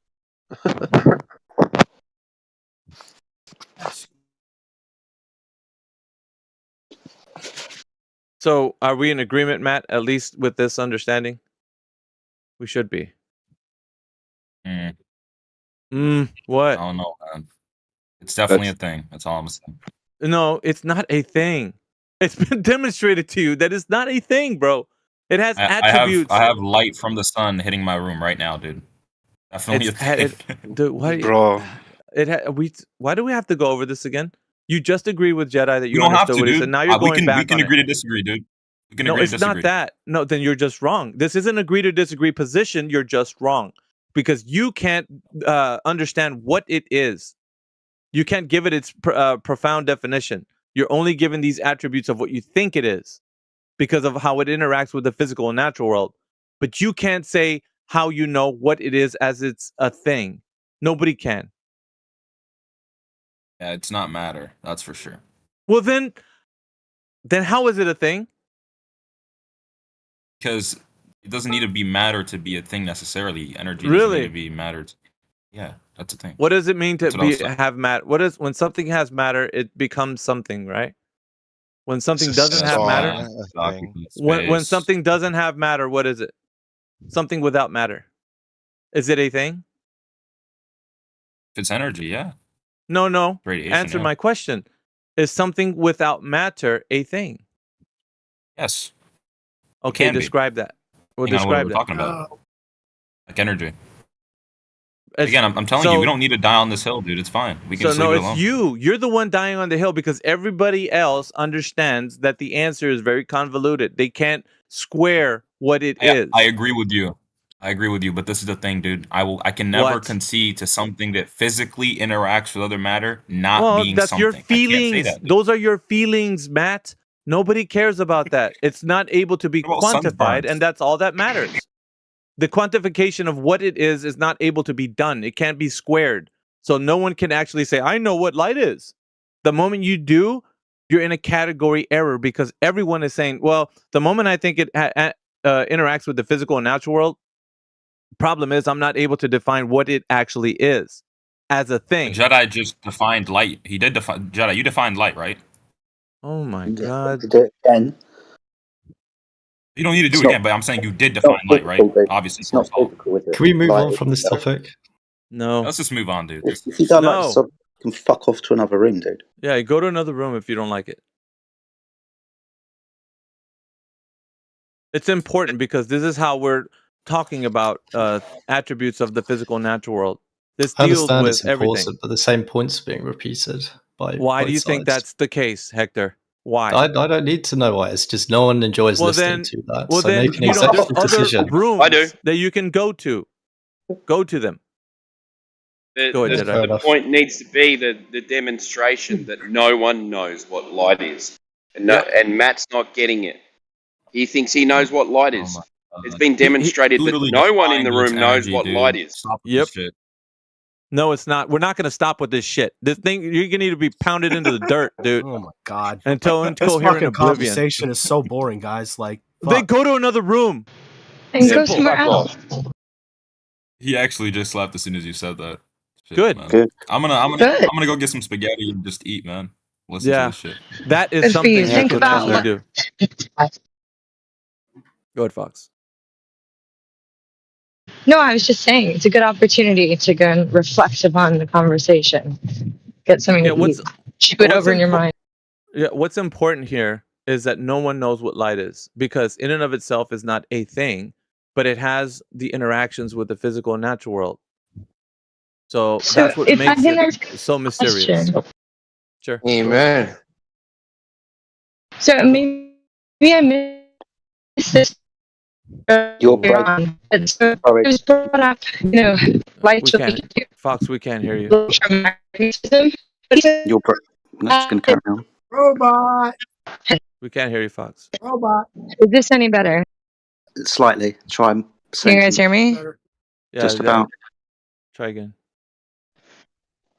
No, I was just going to ask, since like electromagnetism was brought up in relation to light, if he was saying that it has to be a thing because it acts on something else, then how does magnetism fit into that? Wouldn't that be something similar where it's more complex than just physical matter interacting with other physical matter?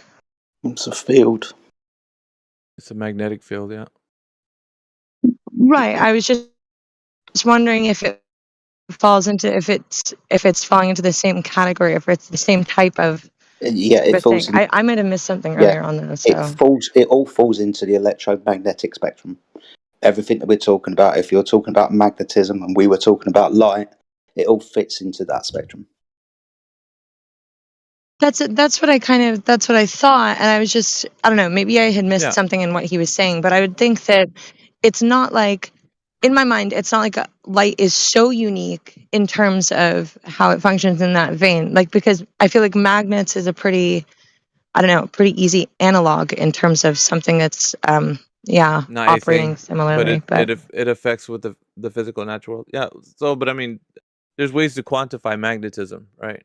And when it comes to light, people are having a debate whether it's a wave or a particle, or perhaps it's both. And there's much more complexity. Yeah. And that's kind of at the root of all of it, is just having like a little epistemic humility in terms of like not, I don't think it's fair to assert that it's like known quantity, and I don't think that anybody, even somebody who's kind of studying it in particular, would say that it was. Yeah, absolutely. And that's kind of what we were pointing out. I think Jedi elucidated the fact that the answer sounds convoluted. So there, a lot of what's happening is people come in with the bravado, like usually internet people that come in here. I know what light is, and we're like, really? How can you tell us what light is when nobody can? That's interesting. How do you know? And so when citations are brought up, they're like, yeah, I agree with that. Really? Because about 10 seconds ago, you were saying you knew what it was. Now you agree with the convoluted answer that people are saying that it's not a thing, when they're saying that it acts upon the physical natural world. That's very weird. Look how quickly that changed.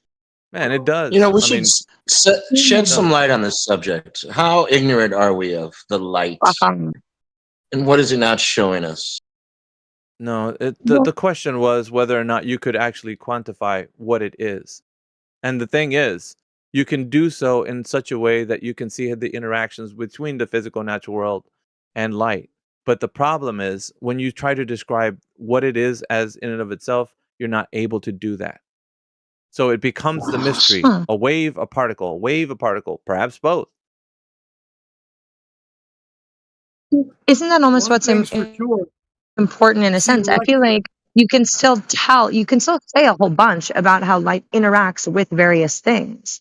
It doesn't preclude you. I feel like people feel like intuitively saying that there's some unknown means that we can't make any kinds of descriptive statements about it. But obviously that's not the case. Decay is basically the wavelengths of gamma rays. Electromagnetic current, electric. Everything pretty much is electric energy. Electric universe. Yeah, but let's electromagnetic is what you want to say. I mean, what's not electric? Can you name something that we know of? Yeah. Non-electric materials. Plastic. Let me just open up the room real quick. No, plastic. You Plastic open a can plastic emit hold on, Ripcord. ionization. Doesn't static stick. Guys, just 1 second, because we got a lot of new people in here. I just want to open up the floor to them, because I think what about they're wood? probably new. Can you guys hear me? Hello? 1, 2, check. Sorry, man. Yeah, I was just So yeah, I wanted to open up the room to the new people that are joining us. We got a lot of new folks that are joining us. So guys, this is a 24/7 Flat Earth channel on the politics server. If you guys have a question for us, or if you want to engage with how you know that the Earth is a globe, it says there, FEAMA, ask us anything, or if you want to debate.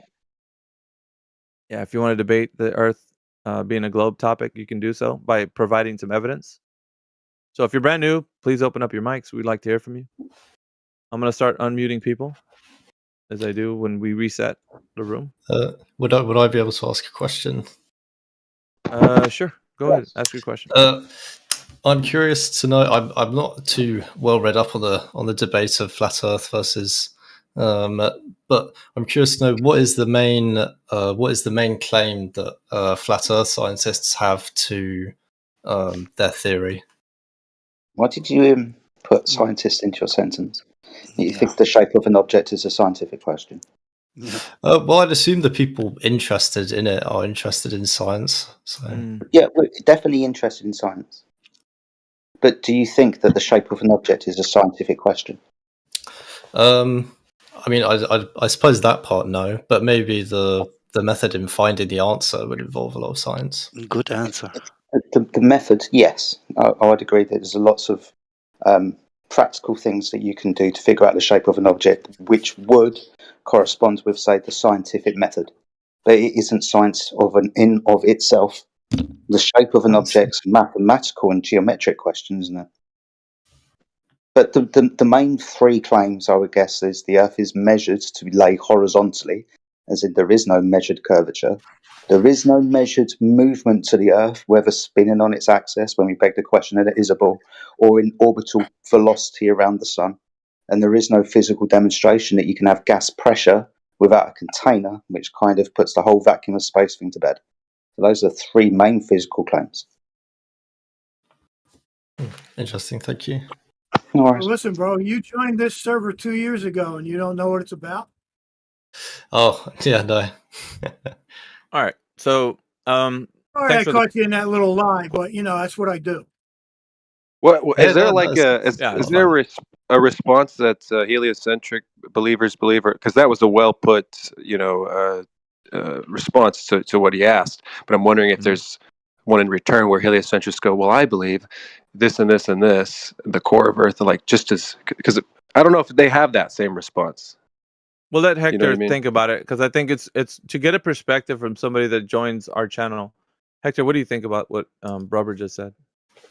Well, I'd preface it by saying I don't really know, so I could give it from the perspective of probably most average people. I think most average people probably just live their lives on the assumption that the Earth is spherical, simply because that's what most of the evidence, or not most of the evidence, but most of the claims online and in life tell you. Most claims will tell you that the Earth is spherical. So that is the main reason why most people, including myself, would believe it.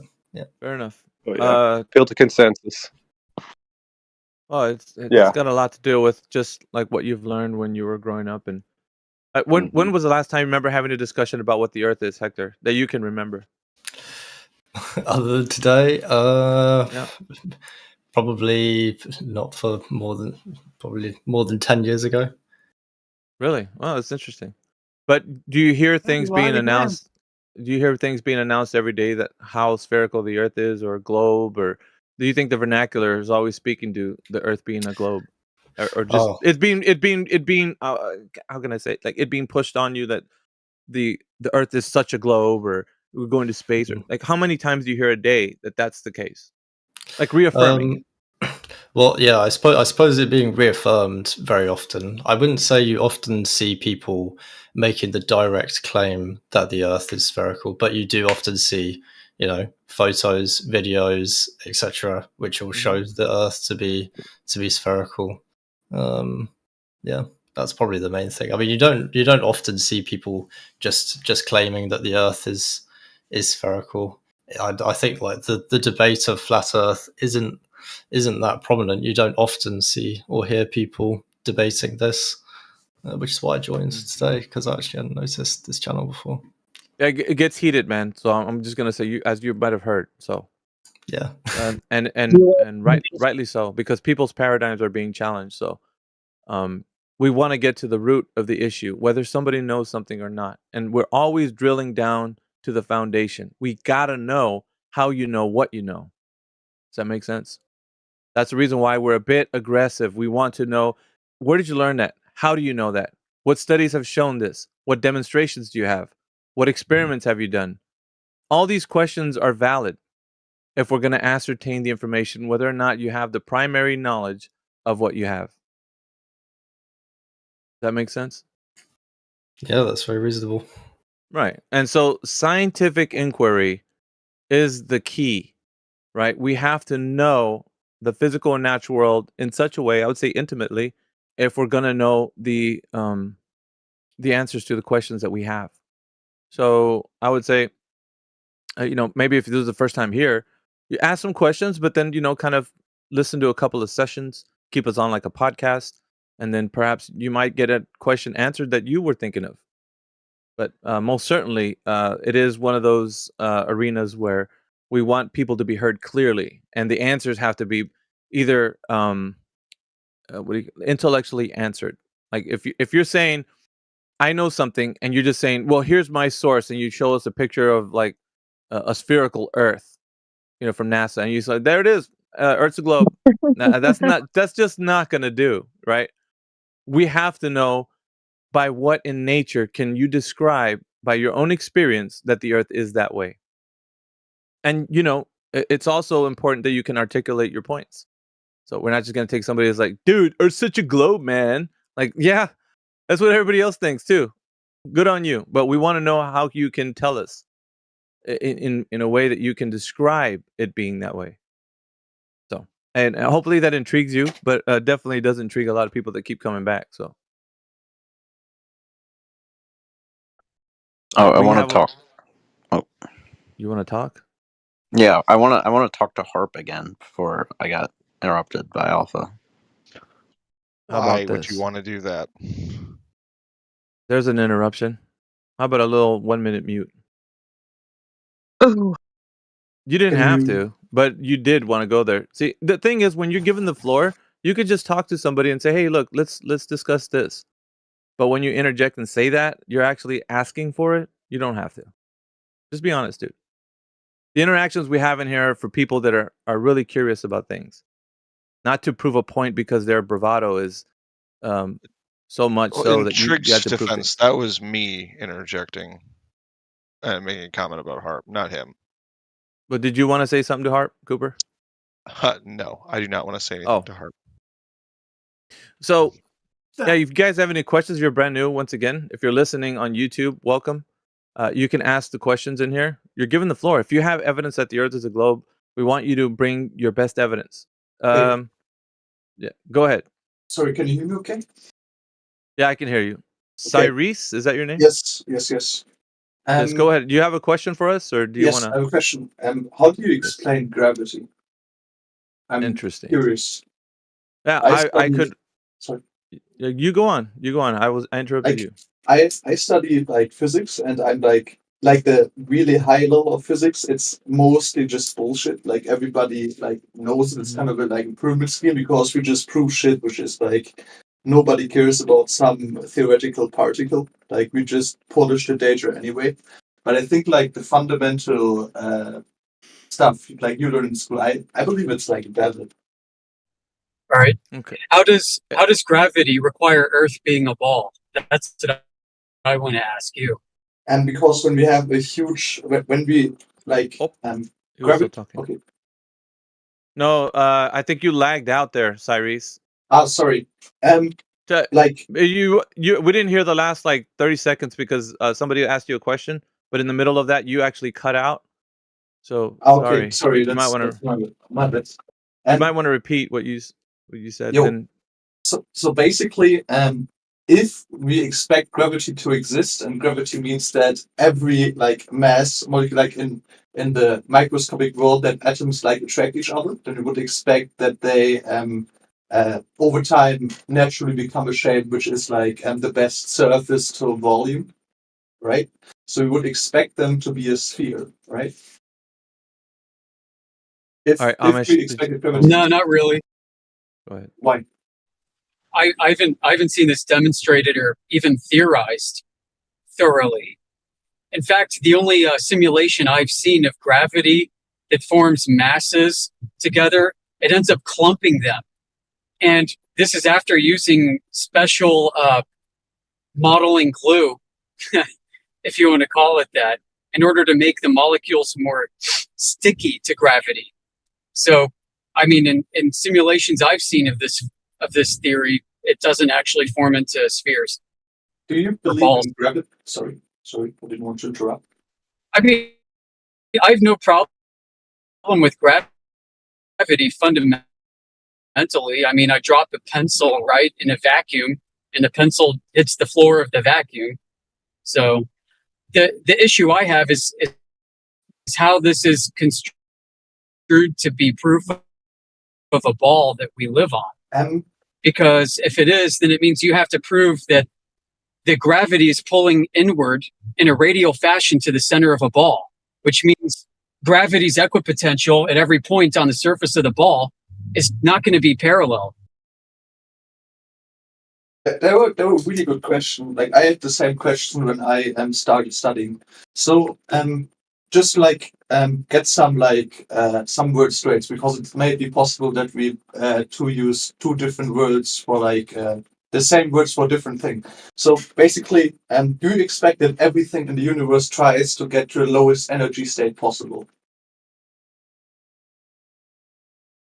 Or just to equalize? Yeah, yeah. So we expect that, right? From anything in the universe. Entropy works and is always working. And so we also for me, gravity means, and from the people I know, it basically just means that for us, we don't want to get into really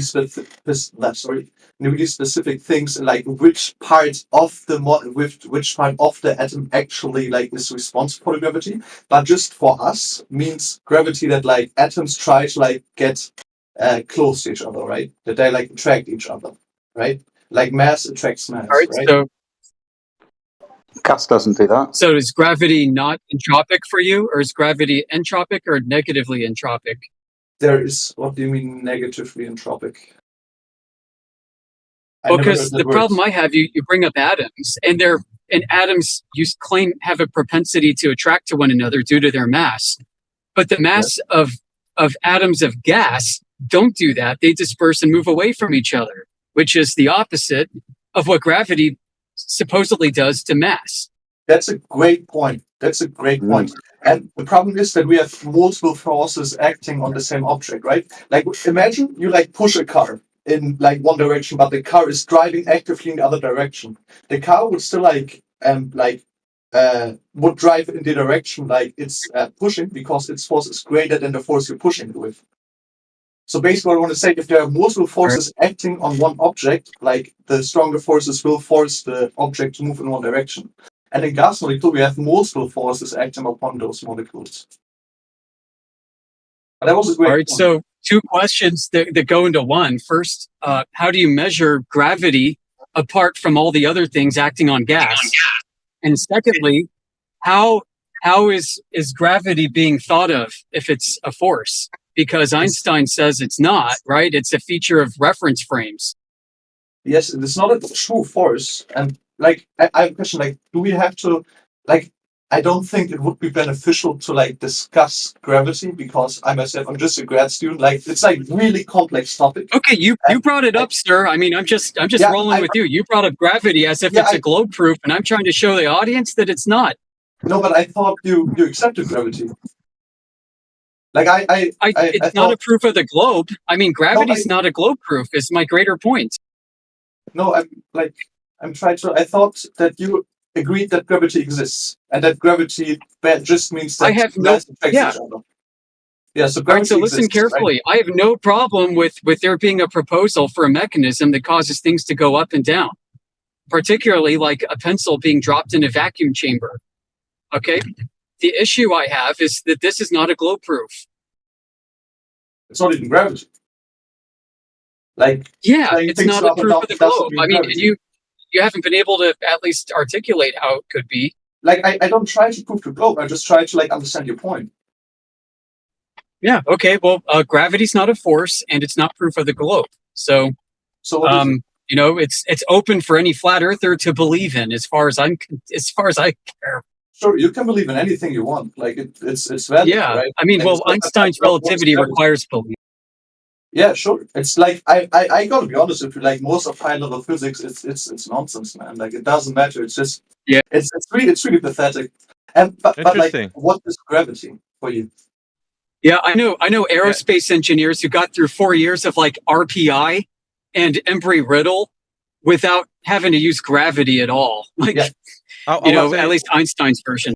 Yeah, I would say it like this, Cyrus. Gravity is known to us as specific gravity, which is relative density. It's an object and medium relationship in which the object and medium have this specific relationship to where, depending on the density of the object or the medium, will require the opposite to have a reaction, whether a vector of up or down within the medium.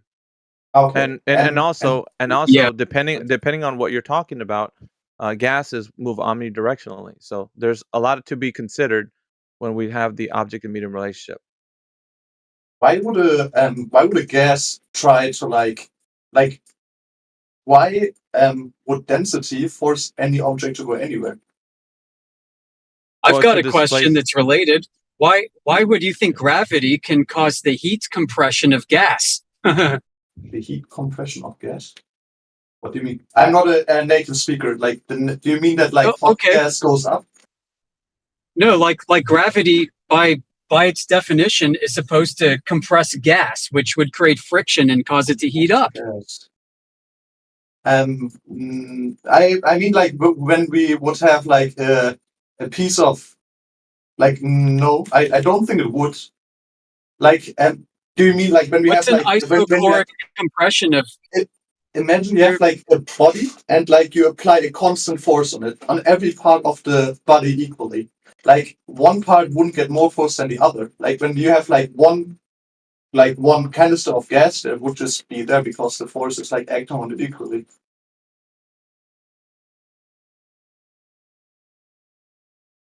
So to get back to the point, so buoyancy only from my perspective, when I've learned buoyancy only works in a gravitational model. What is buoyancy if gravity doesn't work the way we expect it to? Not if you have gravity being cancelled out on both sides of the relative density equation where buoyancy is invoked. So gravity may as well not be there in the first place, right? I have to go. I think Alpha, can you take this on? I got things I need to do. Nice chatting with you. Yo, thank you. It was great. Thank you. Yeah, it's fine. I was just gonna go over what specific gravity being the case that he described a pencil falling in a vacuum. So we can see the object and medium relationship, right? So the density of an object will displace the medium that it's in, and we can show that the different states that maybe an object can go through will also change its vector, the medium as well. Sorry. Yeah, because it becomes less dense in the medium that it's in. But why would it go anywhere just because the medium around it is less or more dense? Yeah, so that's the cause of the effect, right? We're describing the effect. You and I can both quantify that in a way that interacts with the physical natural world. And we can say because we can see the effects of something changing states, then it will change its propensity to move up or down, right? So the object, if we take simply just an object, right? Like if I have an ice cube, I drop it, it falls through the medium of air, lands on the ground, turns into liquid, then evaporates. The evaporation of the water vapor will go up in a vector of up, or actually in all directions, but it will leave the ground and travel up. So the object will do that once it changes states. The medium, however, can be changed as well. Let's say, for instance, you have an egg dropped into fresh water.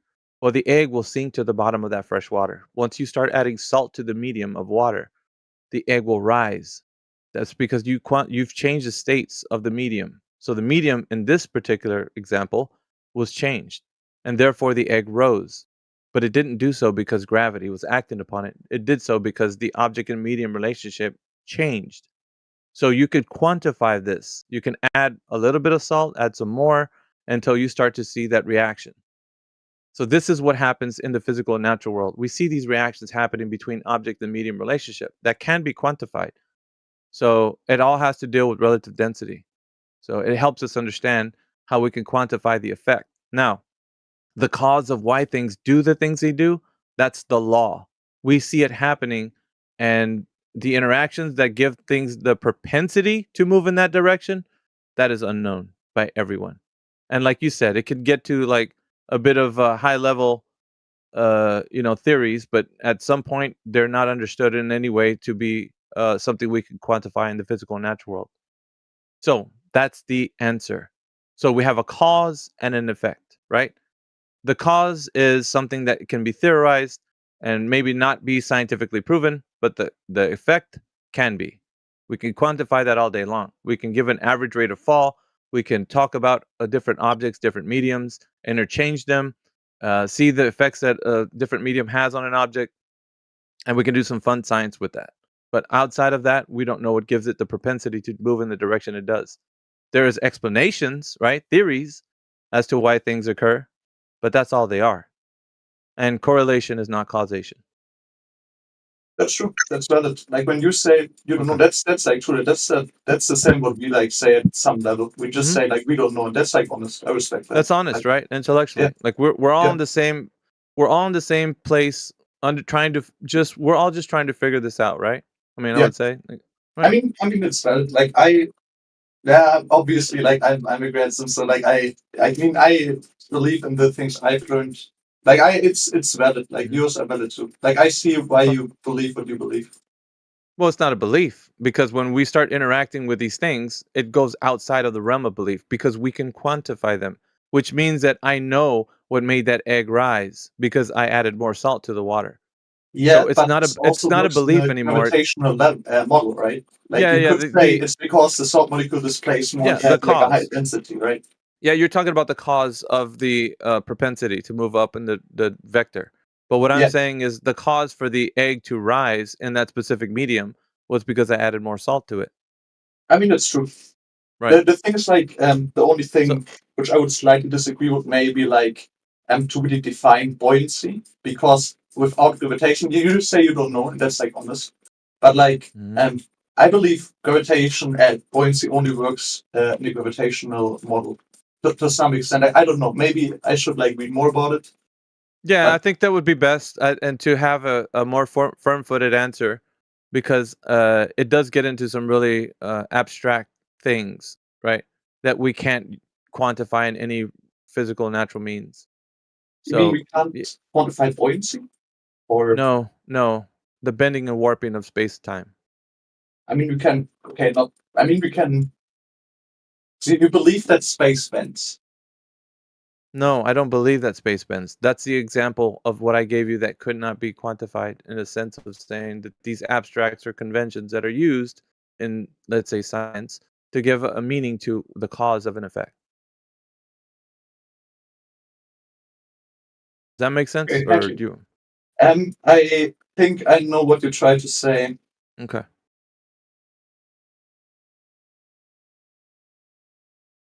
Sure. Great talk. I appreciate it. Yeah, you're welcome. Do you have any more? You can sit here and listen like a podcast if you like. Yeah. But I warn you, it does get pretty heated in here sometimes. So yeah, man, don't worry about that. it's just the nature of the conversation. It does happen. But thanks for coming in and asking some questions, and you can do so at any time. Like, we welcome anyone here. Sure. Hey, I got a question for you. How come you guys are all terrified of me every single time I join and have something to say? You guys immediately mute me. Okay, what did you say? I talked about Fort Morgana. I talked about ocean tides. I talked about the atmosphere. I talked about NASA and how I too think the videos look kind of strange, but I think it's more likely that space is real and they're trying to just steal money from us than trying to hide such a big secret. Yeah, I've said a lot of things, I just like keep getting muted. Pick one topic, Yaroslav. You go ahead. I said you pick. You said a few, but pick one of those that you just mentioned. See if you want to talk about it. I'll figure out why you got muted if you did. I wouldn't say we muted you just because you mentioned any of those things. You did. That's not why you get muted. You did. No, I'm saying okay, pick one of those. Pick one of those topics and go into it. Okay, See. No, it's all right. Okay, well that's your choice. All right, so does anybody else in here have any questions? If you're brand new to the topic, or you want to ask anything? If not, welcome. Weird. He was just given the opportunity to not be muted for what he supposedly got muted for. He said, "Never mind." Yeah, I've already talked about these topics. Why the hell would I bring them up again and just keep repeating myself? I'm just going to wait for somebody else to... Hey, I'm speaking now, okay? That's probably why you got muted, Yaroslav. Why, because I'm speaking? Was just no, about to you're say, being a colossal don't get douchebag. in with an attitude. That's why. Not because of what you mentioned. Anyway, let's see. Does anybody else in here brand new? We got somebody named Doof or Oof. Oof, welcome to the chat. We got Zetetic AF. Welcome. You guys have any questions for the topic of the room? We got Alpa. Alpa, welcome. I'm just going to name a few people out.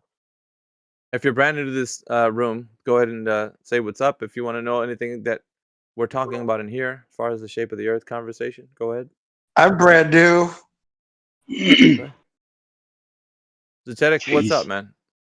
What's up, man? I just figured I'd chime in real quick. Like you were saying, I pretty much listen to you guys like a podcast. I popped over to the politics server from the 24/7 channel. Sweet. I got kids running around, and I'm usually busy making noise or doing something, so I stayed muted up.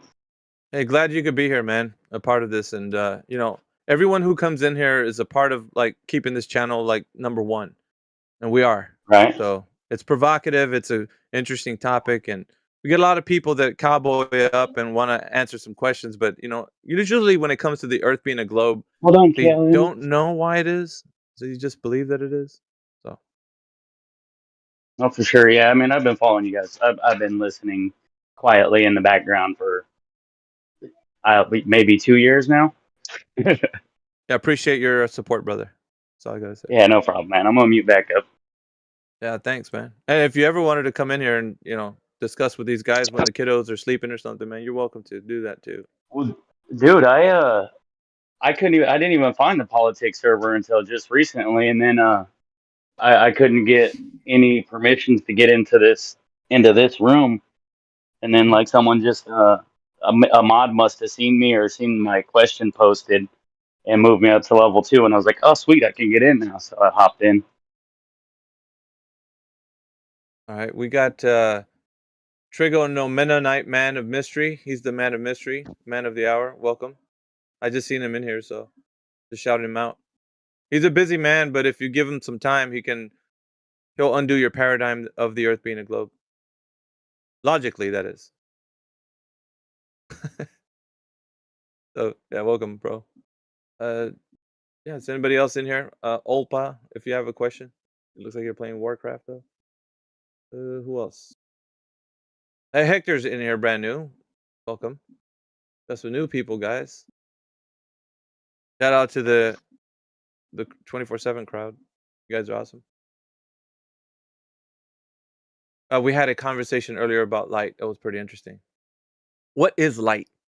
And the Glober says, I know what light is. Light is physical. Really? It's got some physical attributes, but is it in and of itself physical? That's not. Nobody knows what it is. That's the consensus. But if you're in the minority that you think that you know what it is, let's hear your demonstration of how you figured that out.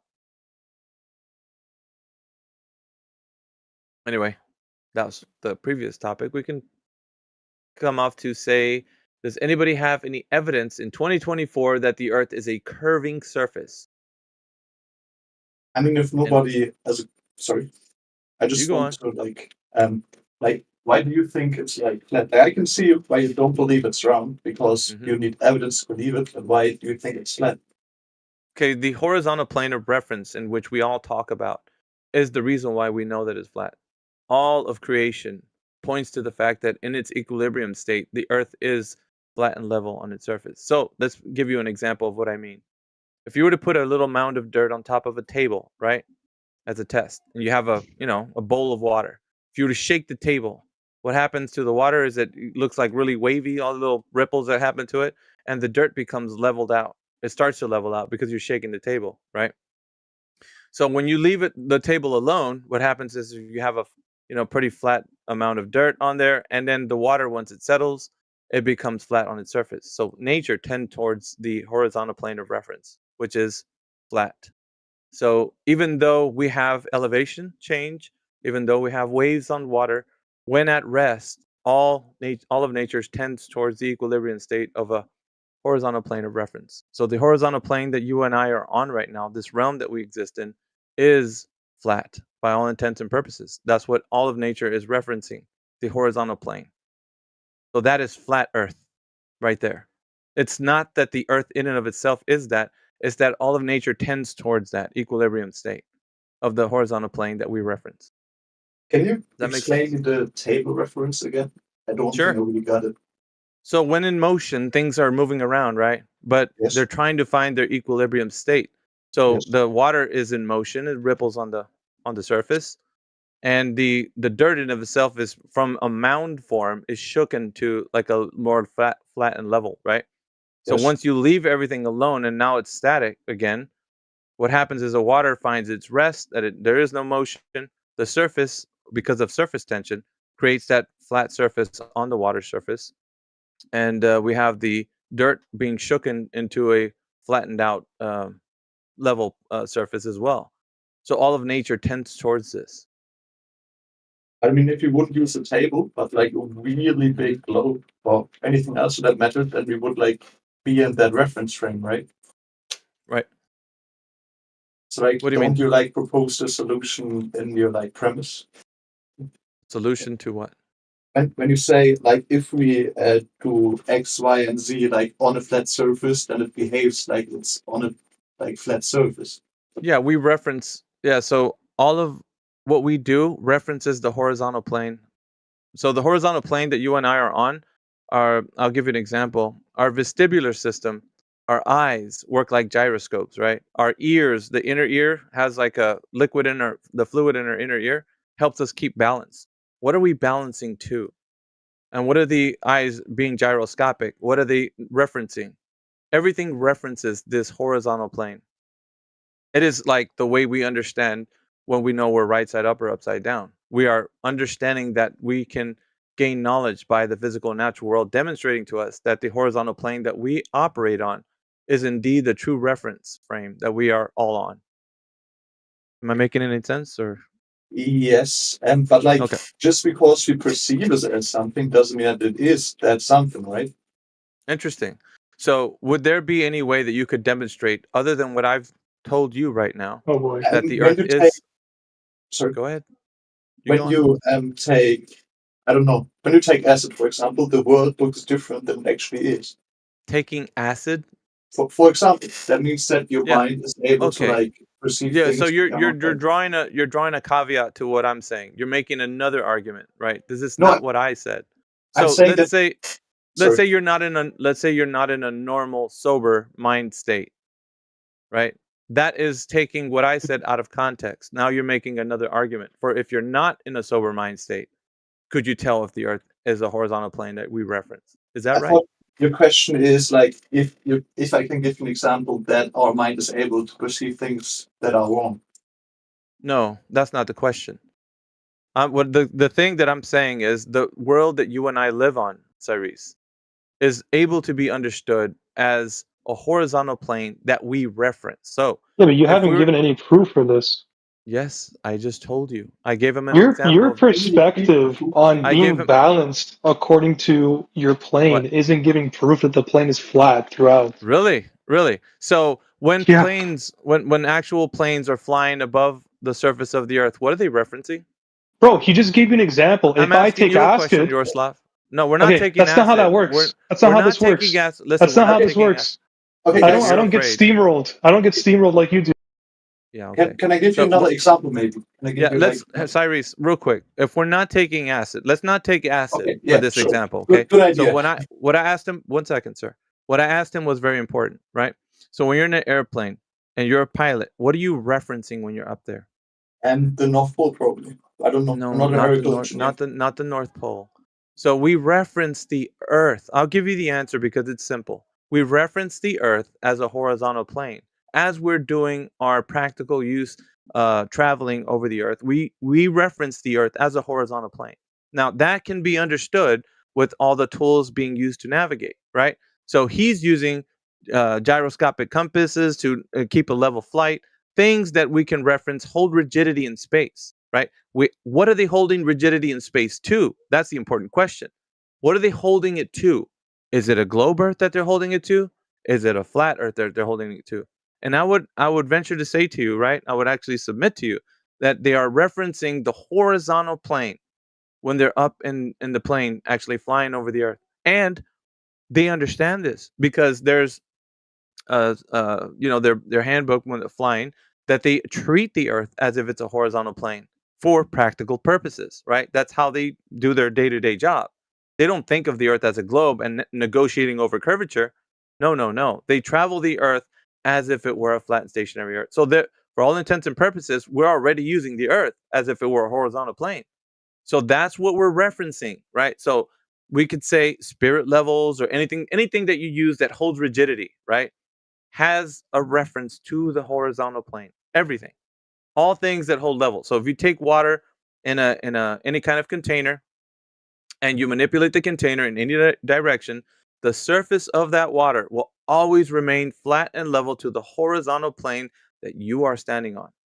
At no point will the container, as you manipulate it in any direction, will shift, will change, because it's holding rigidity in space. And that's what gyro compasses do. So they hold rigidity. But what are they holding it to? The horizontal plane of reference. That's the plane that you and I exist on, Cyrus. I mean, when you use like horizontal plane of reference and like you mean the surface which seems flat, then yeah, it's true. Like for us, in our perspective, the surface like seems flat, right? Like I'm not an aero engineer, so I don't really know how to navigate or something. I don't know. But like to the point before, I just want to say like optical illusions. Like do you know the pictures where you like make one when you close one eye and the picture looks different than you look at with the other eye or with both eyes? Like when your perception and so your brain perceives things differently. Like both are valid, but like your brain is able to process. Yeah. So we're going into a different conversation. Now you're saying that maybe your eyes can be fooling you. Maybe it's not a horizontal plane. Perhaps it's something else. So my question to you would then be, how do you know that it's something else? If your eyes could be playing tricks on you, how can we say that it is a globe? What is the evidence? What is the evidence behind it being such? I would say the evidence is that most of the most of the other planets and such are all around. So we would assume that the Earth would be round too. So it's an equivocation fallacy, what you said. Because something up in the sky is a particular shape, therefore I'm a particular shape. No, let's say we have. No, that's not it. We have like multiple like objects, all with like the with like multiple attributes. All have attribute A and attribute B, and everything in existence there has like attribute A, right? And we ourselves can't see our attributes, right? Like we can't fathom, like we can't really like see ourselves, right? We So can't fathom, we can't see ourselves. So how do we know we are the thing that we say we're seeing? If we can't see ourselves and we can't fathom. Yes, we can't. Right. That's true. Like I can't see the Earth from space. I can't. Okay, so how do we know then, sir? I mean, we know because like that's.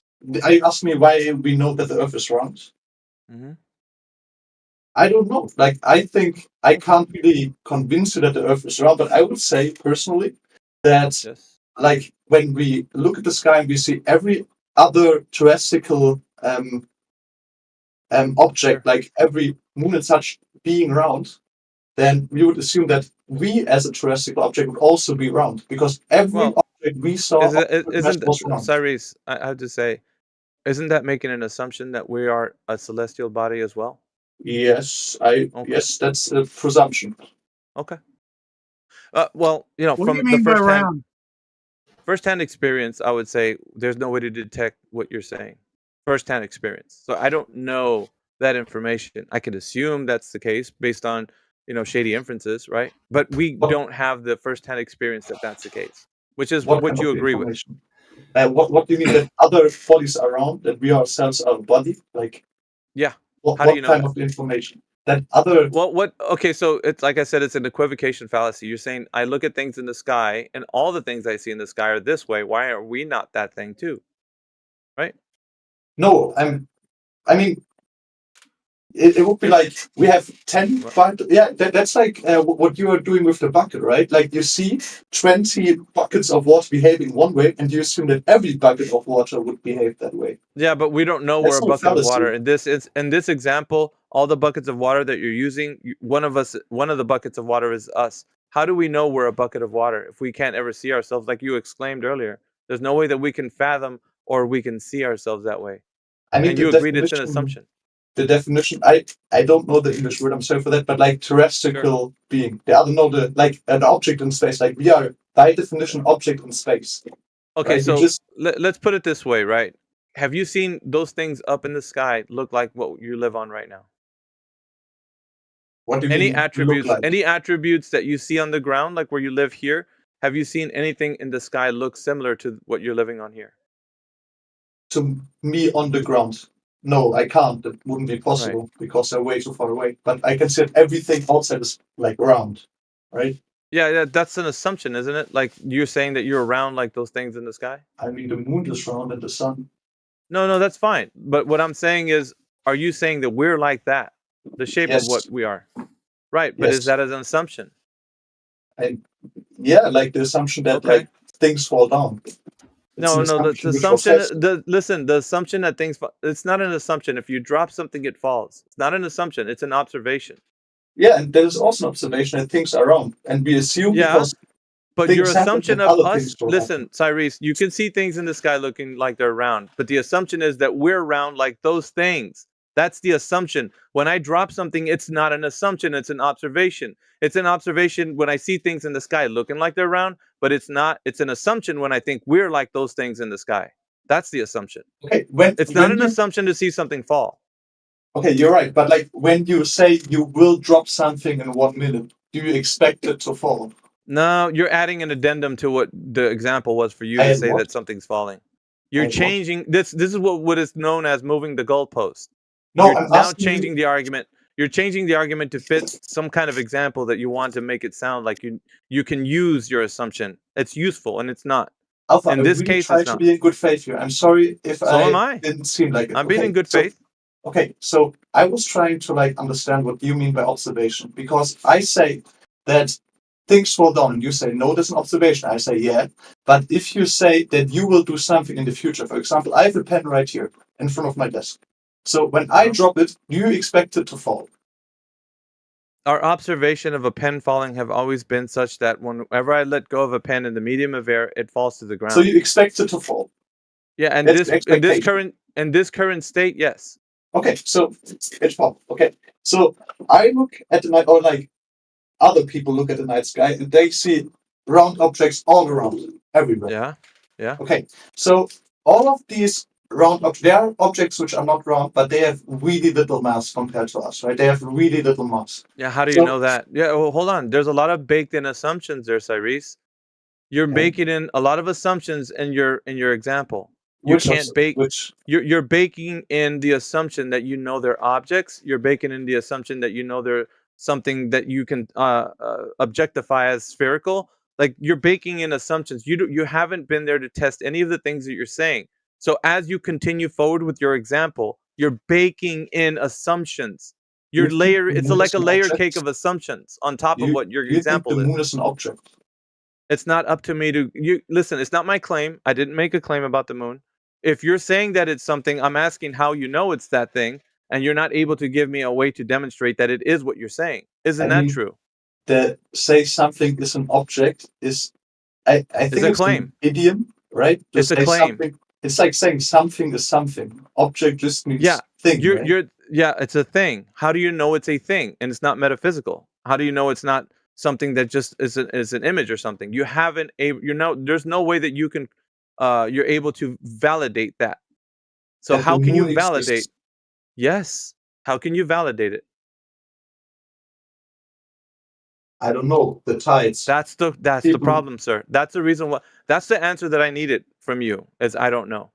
That's exactly right. That's correct. There's no way to validate it. You can make all the assumptions. It can look like something to you, right? Whether or not you can validate it would be the thing that everyone wants to know. How did you validate it? And you're not able to, so you don't know. That's correct. I mean, every culture which ever existed, I think, not every culture ever existed, but culture which provided like written records wrote about the moon, right? So I think it's like why wouldn't it be there? Like, it's an assumption, of course. It's like an assumption that the pen will fall down. It could be all just a massive hallucination. That's possible. Maybe gravity doesn't exist. That's also like possible. But like, why wouldn't it? Well, Hey, we Veritas? went up. Yeah, go ahead, Tectonic. You go on. Hey, so you're asking to do assumptions here on holding an object. Hold a balloon in your hand, and then let go of it. Is it going to go down or is it going to go up? That's how you make an assumption, and you don't know whenever you assume things. It's a simple point. Another thing is, lights in the distance, they can often be square and look round. Like an assumption is everything which we don't know, and we don't know anything if you like go in like the deep scientific things. Like we have expectations of reality, we like presume things, but everything is like in its core assumption, because we always assume that nothing we know is for certain. So everything is an assumption. Even say like I don't know, like the sun will go up tomorrow is an assumption. Like we don't know for 100% that it will go up. Like No, and you everything is don't know that it assumption. will go down either. Yeah, But that's yeah. to say that if you have an object and you say, oh, I'm going to assume that it's going to go down, I'm going to let go of this object in 5 seconds. Is it going to go up or down? That would be an assumption. Now, as Veritas was saying, through observation and experience, if you've dropped an object that's heavy multiple times, it's safe to go ahead and assume it's going to fall down. Okay, yeah. That doesn't mean that the next object you hold is going to fall down. Yes, that's true. I don't see really like how it is connected to what I said, to be honest. Can you maybe I'm missing something?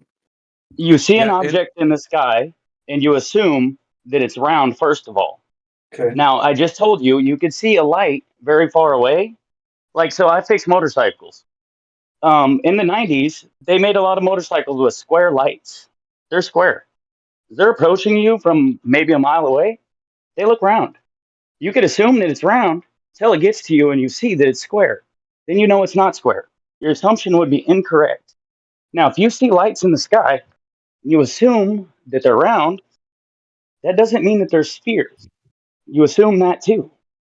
Then you assume that because you see a bunch of lights in the sky you think are spheres, that you're standing on a sphere.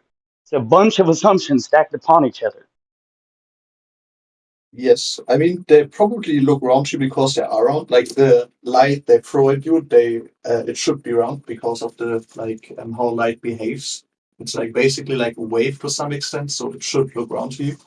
And like the sun. Okay, guys, I think it was a good talk, but I think like we have like some discrepancies in our like core things to view the world. And I think it was a good talk, all things considered, but I think we can't really make any progress here. But I appreciate it. Agreed. Okay, thank you guys. Take care.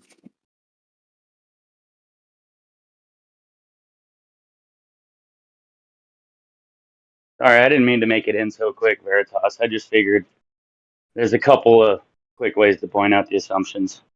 Sorry, I got a little bit worked up. I'm not used to talking publicly. Don't worry about it. That was going nowhere. He doesn't. He's a brain in the jar guy. He's one of those people that think nothing's real, that you can't prove anything. What up, Indio? Much love, man. I've been hearing your voice for quite a while. Although, I never heard mine. I can't say I have.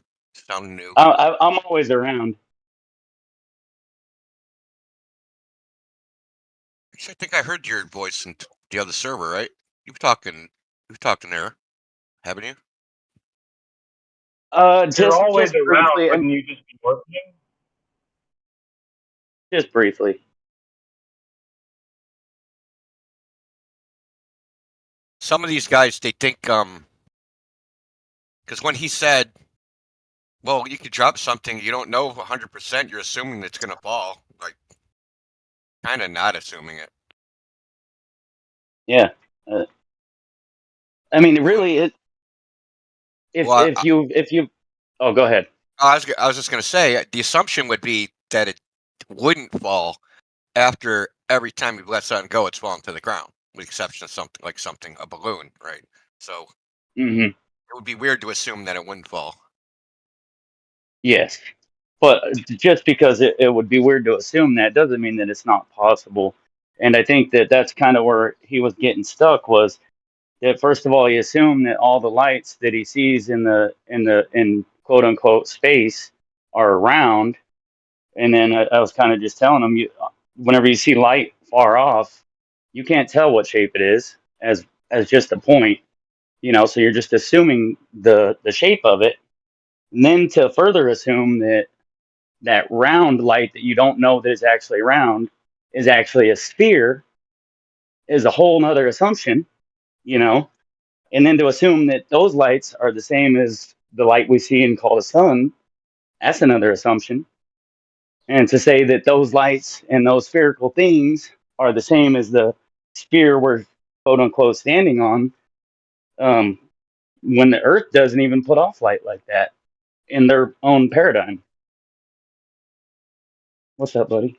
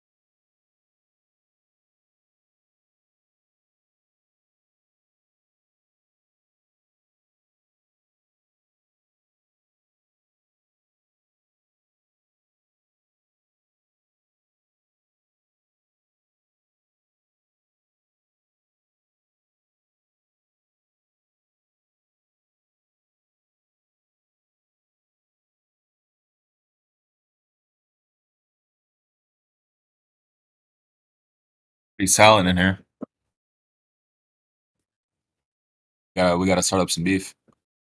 Hi, my name is Cooper. The Earth is a ball. My dad's bigger than your dad. Earth's not a ball. If you say it 10 more times, it will curve the water. Try it. Earth is a ball, Earth is a ball, Earth is a ball, Earth is a ball, Earth is a ball, Earth is a ball. Earth is a ball. No, nothing. Doesn't work.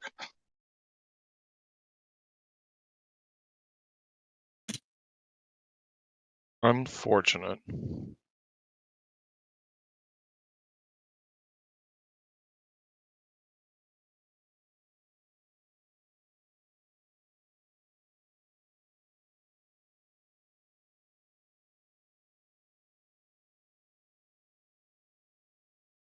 Did we break the globe? Is there nobody left? Armor Glover. Ooh, hang on till I ban you. Okay. Why are you still a Glover, dude? It's 2024. Apparently that's the going phrase. It's 2024. Means you should know better or something like that. Yeah, that's generally what the phrase means. So how long have you been looking into this? I don't know how long I've been interacting here. I'm not sure. It's been a few months, I guess. Oh, cool. That's fair enough. So you understand where we come from, what our standpoints are, why we say what we say? Generally, yeah. Are you drunk or something? That's not a very No, polite thing to accuse he's somebody waiting of. for me to. He's waiting for me to lure him into a trap and ban him.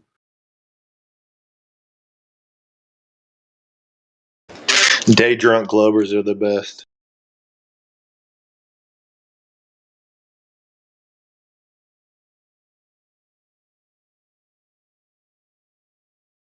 Yeah, But dude, no, all I can say is take your not drunk. time, do the research, and go out and apply what we say yourself.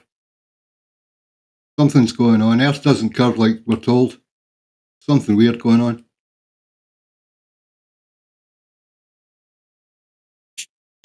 Wait a second. What have you guys said to do?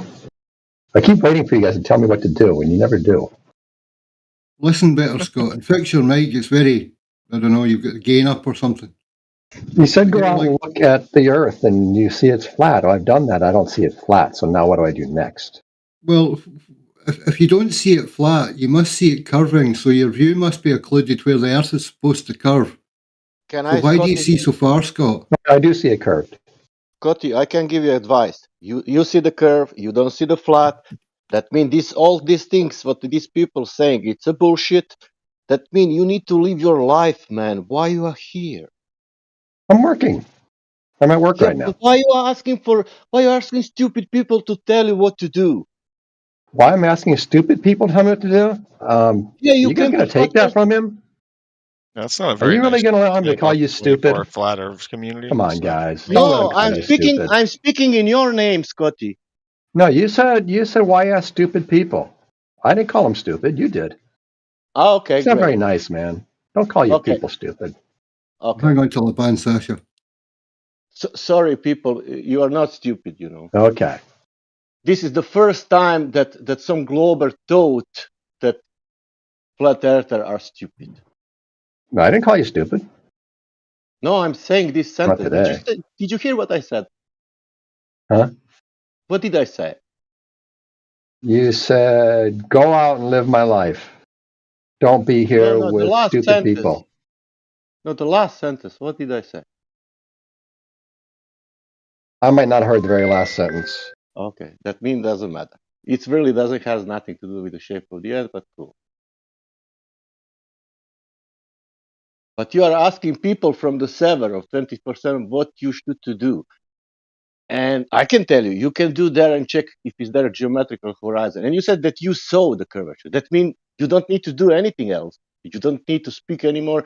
There are people giving information. Or you can do this you can claim or go somewhere, or let's say Amnesty International or police, and say there is a people there, they have a server, and they are telling me that sea level is leveled, and I need something. I don't know. Do that. Because these people are saying that sea level is leveled. We need to do something with that.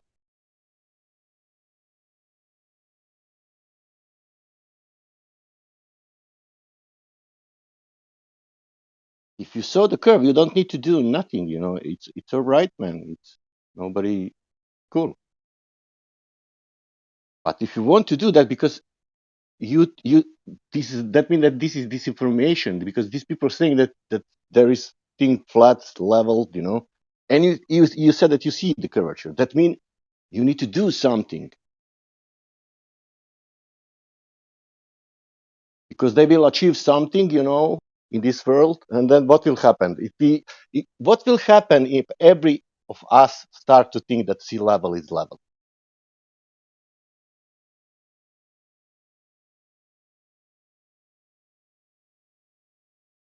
Ask it. What would happen? I don't know what Scotty need to do. He said, "What I shall to do? I don't see the flat surface. I see a curved surface. What shall I do?" Have you been talking all this time? Yeah. I'm sorry, I put in the text chat that my wife called me. Oh, really? Yeah, at 3:01 p.m. That was 2 minutes ago. Is it that joke from yesterday, or you make it now? It's okay. Here, I thought you caught a wave. Yeah, I thought you caught a wave or something. You don't you're need back. to be here to listen all the time, Scott. It's okay. Don't worry about it. If you haven't caught up with what's been said, just let us know in text. We'll bring you back up to speed, bro. Okay. Yeah. Then what will happen? Scott will appreciate the waves he surfs on even more. Dude, I don't Surfs surf up, dude. anymore. Get over it, man.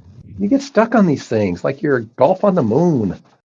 You got to get past these obsessions of yours. What, you've abandoned the Alan Shepard story? I was never an Alan Shepard story person. I don't know what you're talking about. Oh, okay. Nobody cares that they golfed on the moon. Well, you brought it up. That's just you. No, because you just bring it brought up over and over and over and over again. You've brought it up like 20 times since I've been here. How about dune buggies on TV? Too. That's another thing you just bring up. No one else cares about dune buggies. It was a publicity stunt they made to try to get people's interest back in the moon, and it didn't work. And maybe People you should didn't care care. because you saw the curvature. In the location of these balls that told us were drifting space. So yeah, I'm not the only one.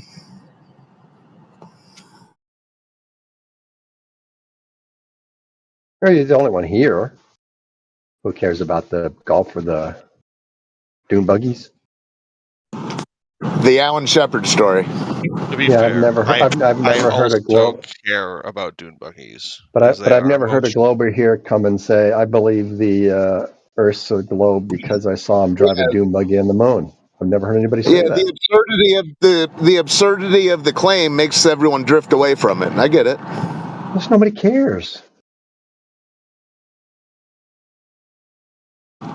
How convenient. How do you know that nobody cares? Did you ask everybody? Well, because what I just said.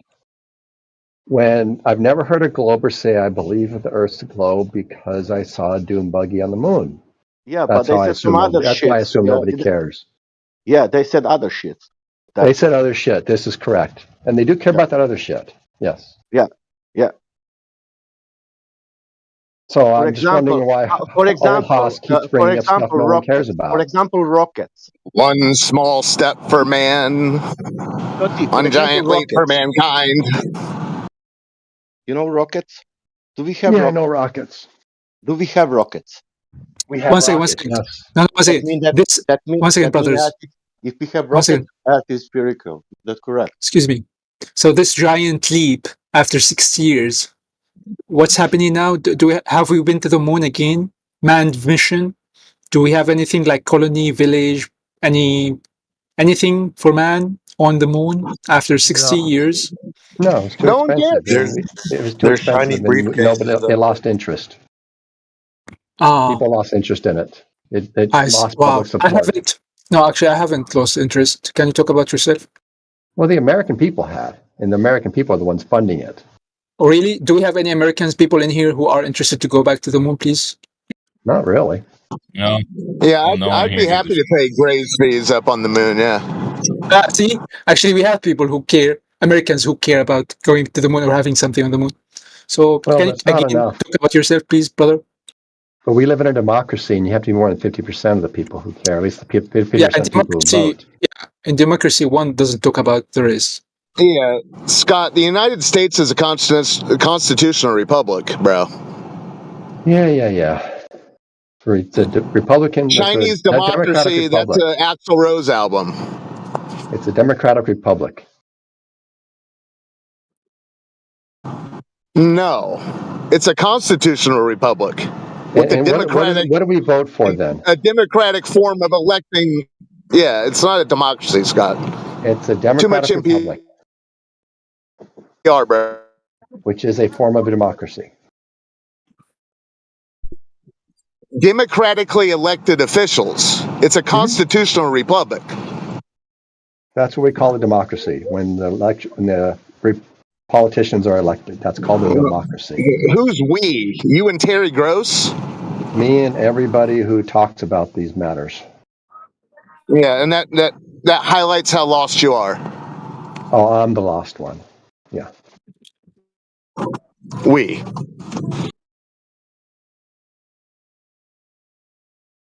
But does it really matter what we call it?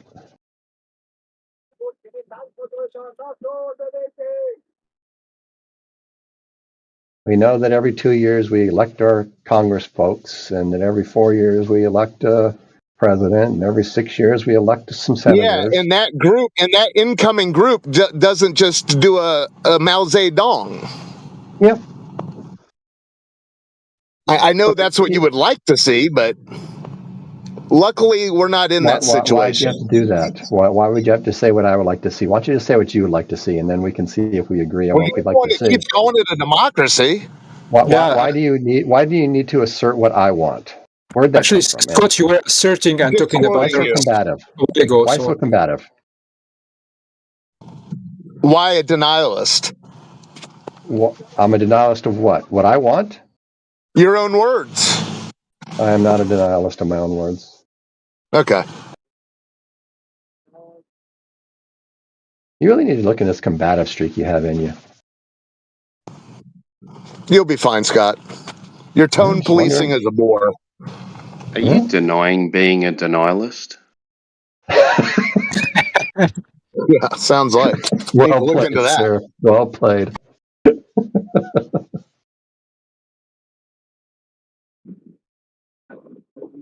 This is why I come here every now and then. It's just pure entertainment. That's all it is. The best entertainment out there. Sometimes you want to go where everyone. Cheers. You kids come here in hopes that somebody will come in here with actual measurements of Earth curve. Already have them. Oh, Warden is back, man. It's been a while, man. Reciprocal zenith angles in 5, 4. Yeah, I don't allow that one, so that's denied.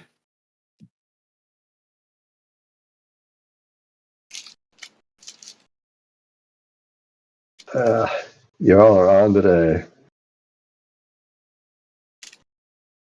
Life's for living, Scott. No more lies, bro. Killing it.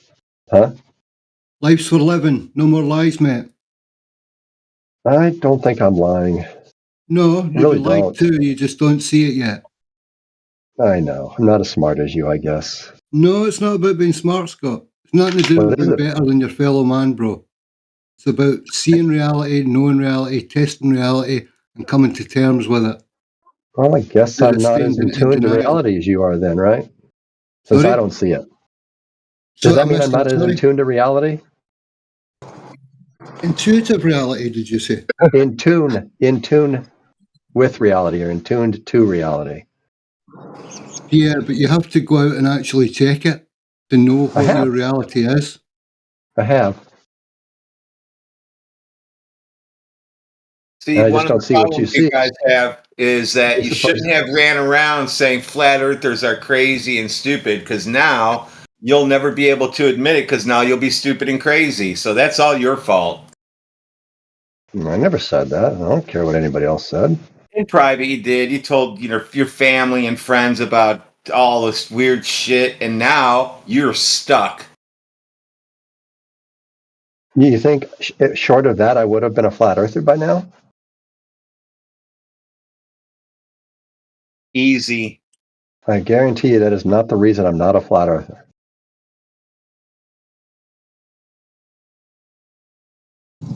You've got some sunk cost fallacy running through your veins, Scott. Don't deny it. I could say the same about you, though, right? And how do we know who's right? Why didn't you say so? Why didn't I say what? What you said you could say. You had to wait till I said it? You're just a contrarian, dude. Well, I think it applied to you, and I'm not sure what you got going as a sunk cost fallacy. I think you really believe what you see. And I think I'm there's other talking reasons about you're a flat you. earther. Well, okay, what is your reason then? Because when we asked you to provide curvature, you said what I would expect to see in my bathtub. No, I didn't. 45 nanometers or something. Not what you did see, but what you would expect to see. Is that your best? No, that's not. But that's not at all what I said. And this is what this is where the combativeness is coming back in. Scott, I wish you could see my smile, dude. Yes, I know. Smile doesn't mean you're not combative. Because something about you has lied to your brain, yourself about what I said. Because I really do think you believe I said that. I believe you. I don't think you're lying about that. But something happened in your mind after what I said before it embedded itself in your mind and your memory. That's what you remember me hearing. Yeah, last time you did that, all I did was repeat your own word and you denied it. No, because I never said. Okay, let's start over, Scott, then. Okay. So you're denying that part of your stuck on the globe is a sunk cost fallacy. That's fine. I was wrong. There's no sunk cost. Okay. But all you always talk about is all that you guys are denying humanity's accomplishments. That I have said. You've got it all tied. Yeah, you've got it all tied up in the globe, dude. What's all tied up in the globe? Humanity's accomplishments? In your mind, you've linked humanity's accomplishments to this idea that the Earth's a globe. Sir. Yeah, because those accomplishments relied on the Earth being a globe. Okay, well, those are the things you've sunk all this cost in, all this investment. That's an interesting statement. They relied on the Earth being a globe, so let me see their measurements. They made them and moved on with their lives and then accomplished lots of things with that knowledge they gained. And you all are coming in here saying, no, they never made those. Well, they never proved it to your satisfaction. When the thing is, they didn't give a shit about your satisfaction. Listen, the Wright brothers went to a prairie with their contraption. Yes, they did. They weren't using the globe.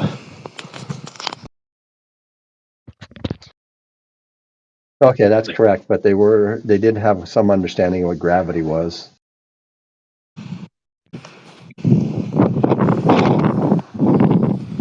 But yeah, I'm not saying every last thing that human beings has relied on the Earth being a globe. But there are some significant parts. And one is international travel. I'm going to jump on a plane in a week and a half to Tokyo. Oh, dude. And the only way they can get that bearing. You've lost the plot, dude. Oh, to be honest, please do so. Then you can see with your own eyes, unless you have some kind of fisheye lens goggles on or something, with your own eyes that it's flat. There's no curve. But it is curved. You say that now. When you see with your own eyes, you cannot deny it. And if you do, then you're retarded. Sorry. Do you think this will be the first time I've been on a plane to another continent? I've been to New Zealand. Oh, no, I twice. just I've understood been that to you would Australia jump 3 out times. of the plane. I've been to Europe many times. I said this. Listen, so have I. I've traveled also 30 times or less. Cool. Cool. So, but my observation was the same as we claim right now. That the horizon. And what did you observe? Yeah, that the horizon is flat. What would you expected to see if it were a globe as we describe it? I mean, some kind of curvature. What kind of curvature And would you expect to see? The 0.002 or whatever degrees of horizon drop. Yeah, that's pretty incredible if you think you can see that, man. Yeah, of course you can see that. The higher you go, the easier it is to basically see the curve. But the lower, on the foot level, from our perspective, of course it would be more difficult, as your own scientists claim, right? So it would be more easier to see it in a plane, right? Yeah, we're talking about sea level. I mean, on a plane, you still probably won't be able to see it on a plane, really. Yeah. Yeah, of course. Yeah, of course. You need to go higher. Yeah, no, higher and higher. Am besten. Oh my. I mean, in a commercial plane, you cannot see the curve. You supposedly got an engineer in here. I mean, he should be able to make a rocket for you guys, right? Right?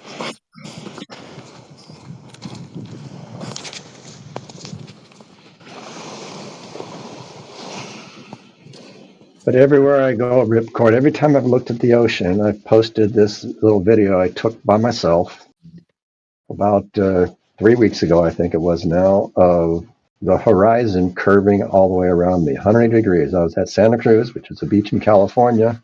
What video? And everywhere I go, the horizon curves around me, 180 degrees, of 360 going out on the boat. Can you was it?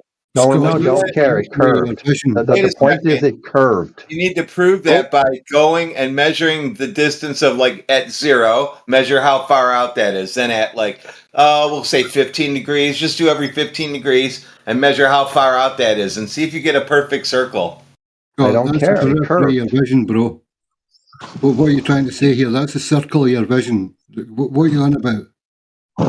He's trying to say that Santa Cruz covers half the globe. Yeah, see, there you go, old Haas again, trying to... I really believe you're hearing these things. I just did. Yeah, I know. But everybody here knows that's what I didn't say. Well, you said you were in Santa Cruz and you saw the curve of the Earth. No. So how big of a globe is this? Okay. That's not all what I said. I said so it has nothing to do with the curve horizon of the Earth. curves around me. Everywhere I've ever gone, the horizon is curved. Yeah, and if you do the hokey pokey and you turn yourself around. What do you expect it would do, Scott? That's a He's talking about the circumference of light. I expect it to curve. What do you guys expect it to do? Circumference of light, and that's just how you see. Dude, you look in a 360, if you spin, you're going to see a circumference of light. Look into it. Periphery of your vision. That's what I expect to see, Scott. If there's a problem with that, then I've got an optical problem. It's not peripheral. I'm looking right at it. It's the periphery of your vision, or the limit of your vision. Why is it? What about the limit of my vision is causing that horizon to curve around me? You need to study the human eye, Scott, and how light works. Those are just words. Can you give me some numbers to back that up? How exactly does it work? Where should that line be in your understanding of how light works? Do you understand the Rayleigh criterion? Tell me more. Do you understand it? Yes, I do. Right, well, that's where you need to start studying, Scott. That and the No, this is where you need to start explaining, and you can prove that you know what you're talking about. Right now, I conclude that you don't know what you're talking about because you can't explain it. You're welcome to your opinion, son. That's all I can say. Yeah. Can you give me some math that shows me where I should see the horizon? And then, once you give me the math, explain to me how sometimes the horizon is at where, as the set around here is supposed to be, and sometimes it's further away. We've already given you the math what changed in the Rayleigh criteria? What changed in the Rayleigh criteria that allows me to see a horizon one time at 3 miles, another time at 10 miles? What changed? You tell us. because we have given He's you the one formula explaining it. over and over again, and you don't seem to grasp it. You guys Every are the time one we who's saying explain something it, to do that with the what limits the of math is vision. telling you is actually not happening. How do the limits of vision change? Atmospheric condition changes, Scott. Yeah, refraction due to temperature changes. How does that change the limits of vision, whatever that is? You guys say limits of vision. You never actually defined limits of vision, though. What do you mean? You ever seen a foggy day, Scott? What are limits of vision? You tell us. Okay, Yeah, you I'm were out on just a clear describing day. it. I'm out on a clear day, and I see a horizon curving around me. What is causing that in your have you understanding? observed that But day, bro- or in general, the same object or whatever you are looking at over a period of time, and then see the same changes that are occurring with each picture or each video you are taking to Okay, that let's assume it horizon? changes. Let's assume it changes. Clear days both times, and it changed. What do you think accounts for that change? Particles in the air. Yeah, just like we said before, it's refraction due to temperature changes. Density. And so in your model, the horizon distance changes because of refraction. You accept that. But in our model, the horizon distance changes because of due to refraction. You say, nuh-uh, refraction. Why the different standard for your model versus mine? You have to clarify that, because I disagree that you're actually pointing out the exact kind we Completely are lost. telling you. Okay, once again, we've seen pictures of the black swan, once with the horizon at about 2.5 miles and once with the horizon at like 12 miles. What's the difference in those two pictures? Rolling and atmospheric conditions. Like something Okay. that Croatian One of those Croatians pictures has no posted. source. Sorry, The can you one show the picture he's one talking at? about has no source whatsoever, man. Can you show the one at 2 miles? Yeah, how do Can you you know the show that one? horizon? How do you know the horizon's at 2.5 miles? Well, it's shorter than the other one. We'll say that. They're different. Scott, Let's see it, Scott. You Give me said 2 2.5 seconds, I'll miles. drop it. Here we go down the rabbit hole again. No, because you said 2.5 miles, which is a measurement claim, right? Yep. How did you know it's 2.5 miles? Or are you just going to say, well, it's in front of the oil rigs now? Are you changing Okay, I this? don't know. It's 2.5 miles. You got me. You won that one. Can we say it's different? Not a Yeah, fucking okay, win situation, dude. No, you won. Can we talk about the two pictures that are different and explain Yes, the one's difference one instead to- of getting one to- lost in the weeds Yes, of how one's far at exactly 6. the other one is? Can you hear me or not? Scott, One's at 6 miles. you have to explain to us if it's One's at true, 6 what you are miles. confirming right now, Hello. that how it is possible that the curvature somehow moves in places you're observing. The one you're talking about, Scott, is that the one that would be at 6 miles? That would make the Earth a radius of 60,000 miles? You talking about that one? Yeah, sure. A good example. So let's say we have one at 6 miles and one at 12 miles. How do you guys explain the difference? There you go, it's in chat.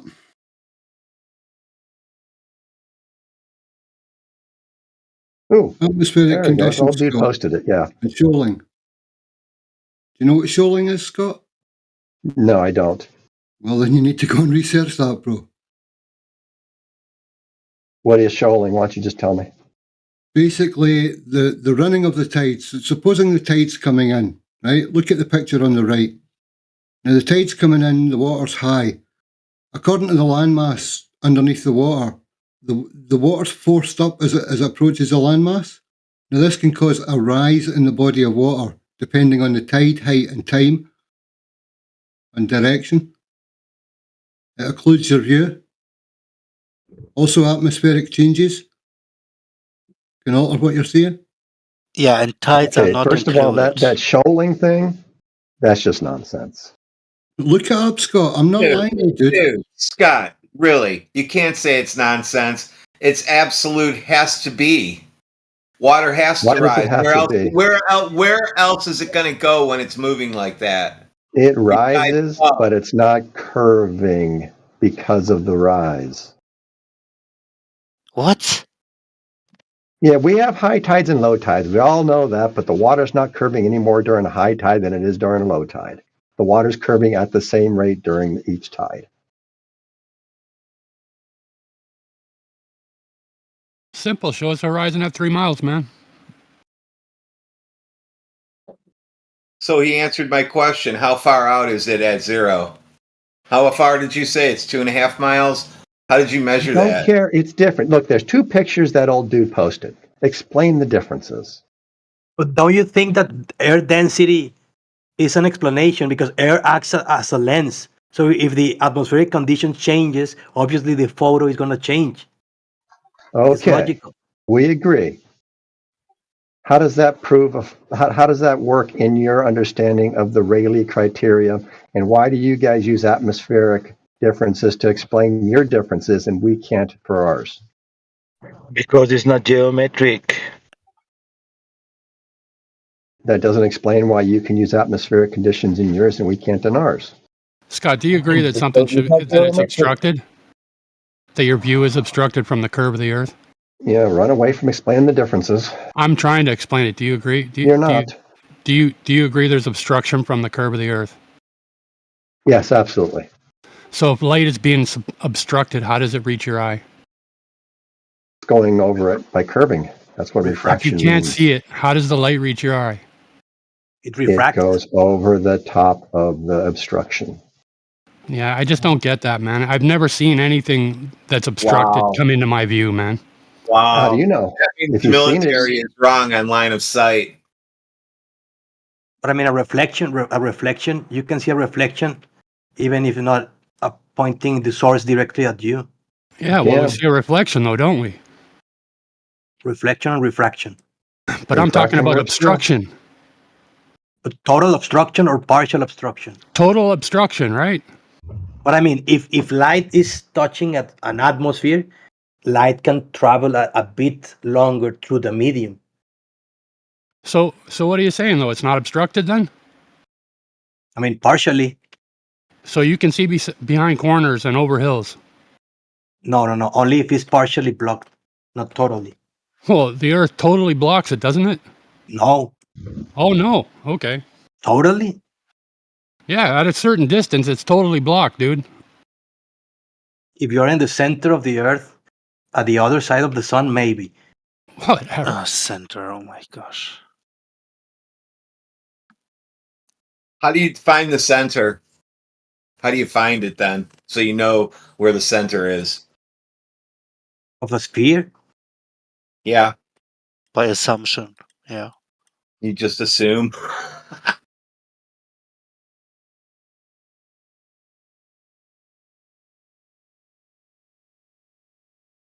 I have a legitimate question. If the Earth was a globe, and you agreed that it was a globe, how would you go about defining or finding its radius? Good question. It seems you just assume it. Yeah. Or measuring all around or going to the center, if you can. Yeah, would I have to like physically drill down? If you can cut in the middle or something like that. So I would have to physically go down that deep to verify it. Okay, if it was a globe, how would you know it was a globe then? Well, I mean, to physically verify, because I don't think the like obstruction would be enough from this like conversation I'm gathering. Is that To your question, if it was a globe, how would you know it was a globe then? no? How would I determine the radius? Why? Tell me how. Well, first, you need to determine it's a globe to determine that you need a radius. Yeah, we've already determined it's a globe. Then what would How? we do? How did you I'm do that? saying in this hypothetical. No, right? I'm helping you with your hypothetical. But Manny, hypothetical, if you have a sphere, then you have a sphere. Oh my god. Yeah, no, I just want to know how I go about finding the radius, right? Yeah, I told you, all around, or if you... First, you have to measure it, then you determine you have a globe. So first you said you have a globe, so how did you determine it? I don't, I'm just right. Like, I know it's a globe. How would I go about finding it? Oh, yeah, no, we can't play that.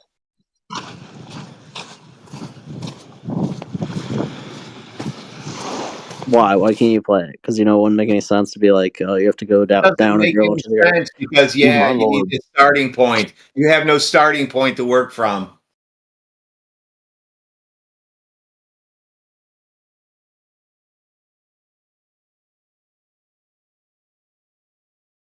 What is everyone's thoughts on Cavendish? What? What is everyone's thoughts on It's Cavendish? like fish eggs, like caviar a little bit, but stinkier. The people who Didn't wanted like to to talk to prove people, and he kicked at balls and sheds from a distance. what was the experiment of Cavendish? What they wanted to prove? Well, it was originally about determining the weight of the Earth, but I mean, you have to find the universal. You have to find. And then what they realized making that experiment. Well, they also found out gravitational constant, right? And they find out that Earth is rotating. Is that correct? No, that's not a part of That mass How attracting come? How mass. would you not think it was rotating if the things are spinning? Wouldn't you think it was rotating? How come a pendulum you think it's rotating? I was saying that rotation was not a part of the Cavendish experiment. How did you determine mass attracts mass when it's probably the Earth spinning because you're a glober? Because the pendulum, the balls, the shed is all going at the same speed. Huh? What? What? Engineer who doesn't know what conservation of momentum is? Did Cavendish use the same materials what is Earth made? What the Earth is what? Say again? Made. I don't think he used. No. Why? What he used like a material to Oh, he used lead spheres. Why he didn't use the wood or dirt balls? How come he didn't use dirt balls?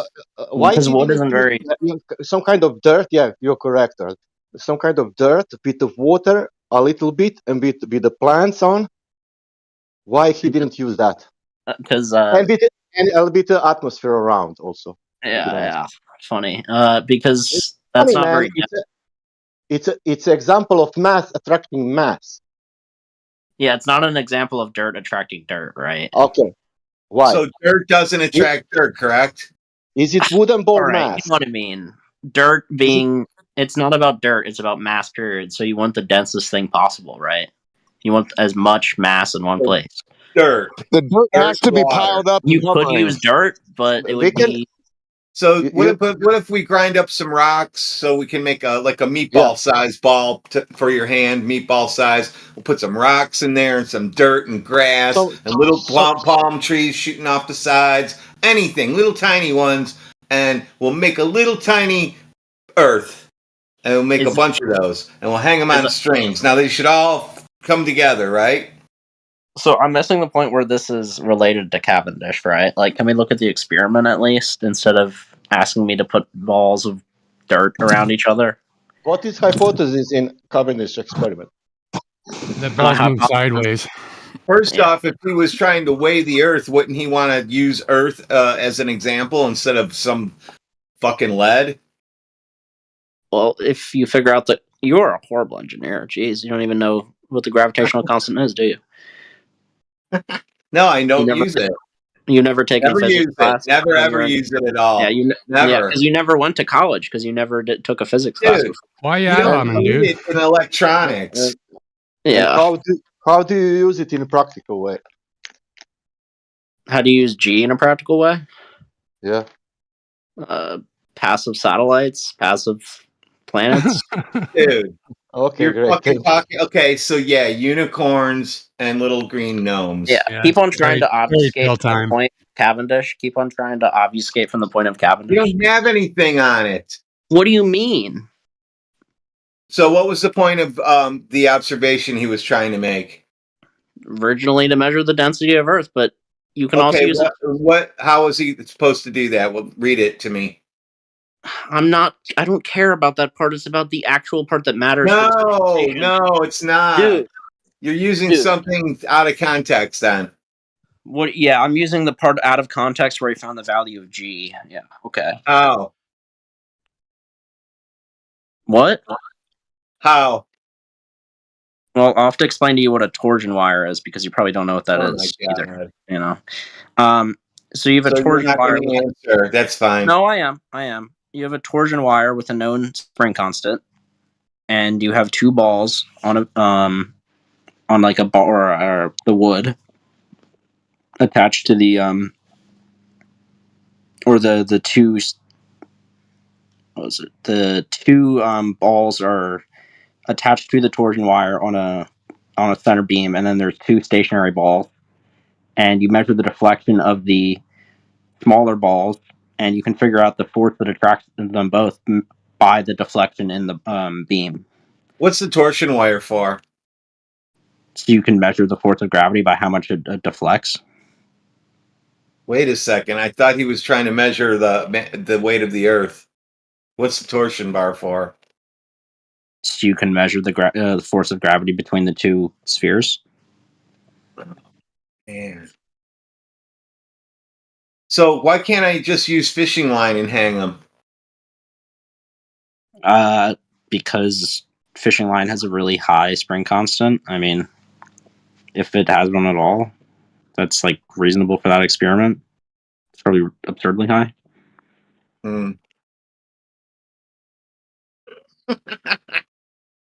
Anyway, yeah, that's not an experiment.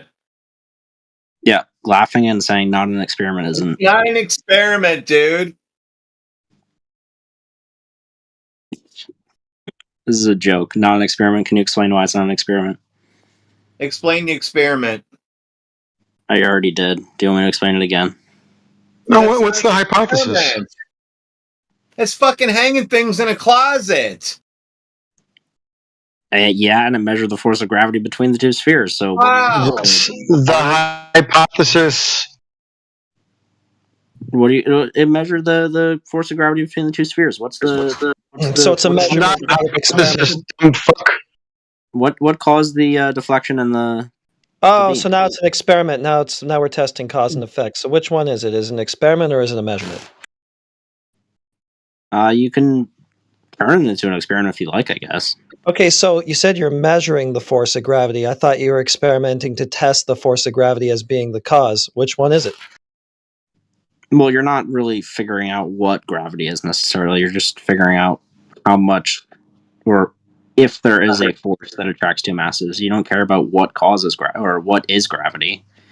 That's not a requirement for the experiment. Yeah, I don't care about the cause would be mass. Causes gravitation. Okay, so you're testing cause? I'm testing the effect, like how strong is the effect between the two masses. So you're measuring something.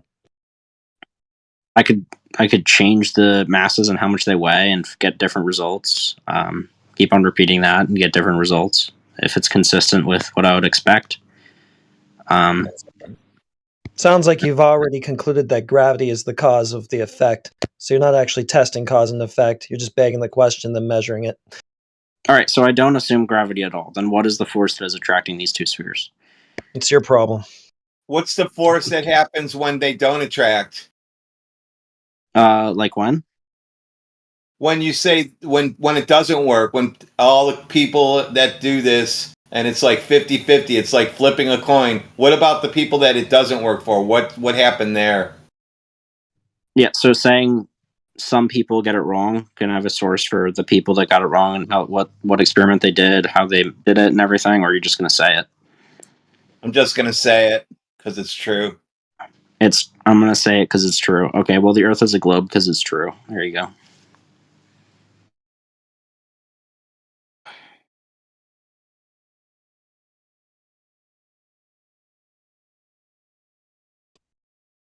That's how it all ends? Apparently, he's not willing to engage in that, I guess. They don't want because if Cavendish is experiment and if two balls are attracting each other, the Earth must be sphere, and that's it. That's it. I didn't say Earth must be sphere because of Cavendish. I just want to. Yeah, let's speak about. Do you know what is yeast? Do I know what? Yeast. Yeah, I do know what yeast is. Do you know that yeast you are using for making bread? Yeah. Do you know that bread will grow with the yeast? You mean rise? Yeah, sure. Not grow. I wouldn't say grow. Yeah, okay. And for bread, we're using salt and water also. Yeah. Yeah. Do you want to hear a recipe for a pizza? I'll play along with your game, sure. Yeah, post it in because there for me. because So I all can, these things has nothing to do with the shape, but we can speak send about me it. the recipe for pizza dough. I I never. need it. So with the Cavendish, me explaining it, I never said Earth is sphere because of this. I said gravity is a thing because of this. And all I want is just a single flat Earth. I never said that bread is anything with a flat Earth, but has science, because yeast is growing. If you don't put it, the yeast, the bread will not grow, the flour.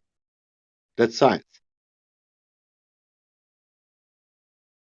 Damn, this is an excellent conversation. So why come you don't want to talk about Cavendish again? Greg, are you denying Einstein? Listen, Are you an I Einstein don't- denier? Yeah, so we have a newborn grandson. So I bet you there's a mobile over his crib at some point, and that's the Cavendish experiment. Who said, "Are you an Einstein denier"? Well, I was just asking because he's going back to Newtonian. Is he an Einstein denier? That would be nice if he is. Well, if he's an Einstein denier, then that means that he's denies the Big Bang. Yeah, but he is on good way if he is Einstein denier. Yep. So when did I bring up Einstein? Says who? Is that you, or do you like Einstein? Are you an Einstein supporter? No, I mean, you're just going back to Newtonian gravity. So you deny that there's a pseudo-Riemannian force space-time, bending and warping and causing things to go up and down? If you can tell me when I brought up Einstein before you did, then I will answer that question. But No, I'm just asking you if you're denying Einstein with your Newtonian mechanics. I'm asking you. well, I'll entertain your shitty red herrings, Esu, because I know you like that stuff. But it's not a shitty hearing. I'm asking you a question. We're sticking with what you're doing, talking about mass attracting mass. Are you denying Einstein? I'll answer your question for you. So, okay. All right. So if I have two situations where I'm trying to solve a physics problem, and which one do you think I should use Einsteinian over Newtonian? Which one? What's the physics problem? Let's be specific. The one dealing with gravity. Yep. So I have an object moving at some speed. It's a higher speed. It's like 10% the speed of light, and then I have another object moving at 50% the speed of light. Which one should I use? What's the speed of light? In vacuum, 299,792,458 meters per second. Is that the one-way speed? It's the constant speed. So yeah, it's no. I'm asking you if it's the one-way speed. Go research that. See if it's the one-way speed. Yeah. So it's unfortunately the speed at which information travels. So I don't know what you're trying to get out of this. You're trying to say you don't even know that you're talking about a two-way speed of light instead of a one-way. You don't even know that. So you think the speed of light changes when it like reflects off something and comes back to you? They can actually change the speed of light all the time. They do it in different mediums. They could change the speed of light. Sure. That's a medium, not vacuum, is it? No, but I mean, is there? Are you an etherite? There's no medium in a vacuum, right? So there's nothing in a vacuum. We have a perfect vacuum. Yeah, I think that's the definition of a vacuum. So there's nothing in there. You have a perfect vacuum. You're claiming perfect vacuum. Is that right? Yeah, in a perfect vacuum, light will move at the aforementioned speed. Holy shit! When did you achieve a perfect vacuum? Let me know what day that was. Apparently, you got a Nobel Prize coming. I never said I achieved a perfect vacuum. I said if you were to have. I just asked you if that was achieved, and you said, "Yeah, yeah." Did you do it? Did someone do that? Putting words in my mouth. Did you do? Yeah. Did someone do that? Yeah.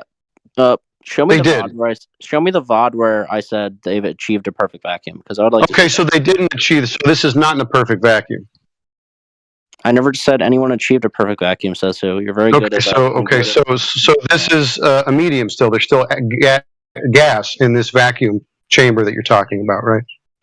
Sure. If you were to have a vacuum chamber, you would never reach a perfect vacuum. So the speed would vary. Okay. So you have a speed of light in a vacuum that's two-way speed, not a one-way speed. And you're going to determine what with this about this object that you have that's 10% of this two-way speed of light. What are we talking about? It's also reflective, so we have to add that in. Not only is it two-way, but it's being reflected. So now you really have an issue. Right. Yeah, so I'm asking you, since you know so much about Newtonian and Einsteinian mechanics, which situation I would use over the other? Well, you haven't even been specific yet. You said you have some kind of object moving in a vacuum with the two-way speed of light, 10% of that apparently. And what does that have to do with Einsteinian or Newtonian mechanics? What are we trying to solve for here? Well, this is just proving what dumbass example are you? No, I'm showing that you have no idea what you're talking about. I've been dragging you around by the short hairs because you don't know what you're talking about. I had to ask you each question and you didn't know. What do you mean? I asked you a question and you said, "What does that have to do with it?" But you don't even know. What's the object? Let's be specific. What's the object? Where is it traveling? What is it? What are we talking about? Doesn't matter. That's not required. It doesn't matter. We asked a very specific question about mechanics, and you brought up some vague example about an object that's moving 10% of the speed of light. Yep. See, you don't even know what you're talking about. You would have been able to answer this question instantly. I'm bringing up your example, and now you're floundering. What? How am I floundering? You don't even know which situation you would use. What's the object? The only thing the you object? need doesn't matter. What are we even trying to determine? So what about this object? What are we trying to determine? All right. Since you're obviously very unintelligent and are probably going to look on Google for the answer, since you don't know, this is demonstrated. You don't know what you're talking by you not knowing which situation you should use it in. So why are we talking about Einstein? You don't even know what you're talking about. You're just talking about an object moving 10% of the speed of light. The first object, to get very specific about 10% of the first object is 1 kilogram in mass. The other is 10 kilograms. So which one should I use? Weight? Remember this? Is mass weight? I just said mass. Okay, so is mass weight? No, it's not. It's not. So it's 10 kilograms in mass, which is not weight. Yep, kilograms is mass. Kilograms is mass. Is pounds mass? Pounds is weight. Pounds? Oh my god! Everybody hearing this? Yeah. Oh my gosh! I want to give you a chance to maybe find some solution here, but dude, this is gamma. I mean, do you know what he said? He said that we can use the miles for geometry, but we cannot use kilometers. Yeah, is a kilometer in a mile or a pound in a kilogram? Are they I'm just trying to trigger Says Who because I called him a retard earlier. Yeah, whatever you got to do to get out of this, bro. Holy cow! Just because try. you were the one who was floundering around when I was using imperial. Wow. And you didn't know. Kilogram Time is a to mass. concede, brother. Can somebody write kilogram is a mass, pound is a weight? Yeah, I was trying to. Yeah, if you're just trying to trigger people. Yeah, I am, because Says Who's a retard who doesn't know what volume is. Or density. Volume? Yeah, remember this? Okay, well, we could tell. Yeah, one's kilograms and one's pounds, right? Water. What's the density of that foam in water?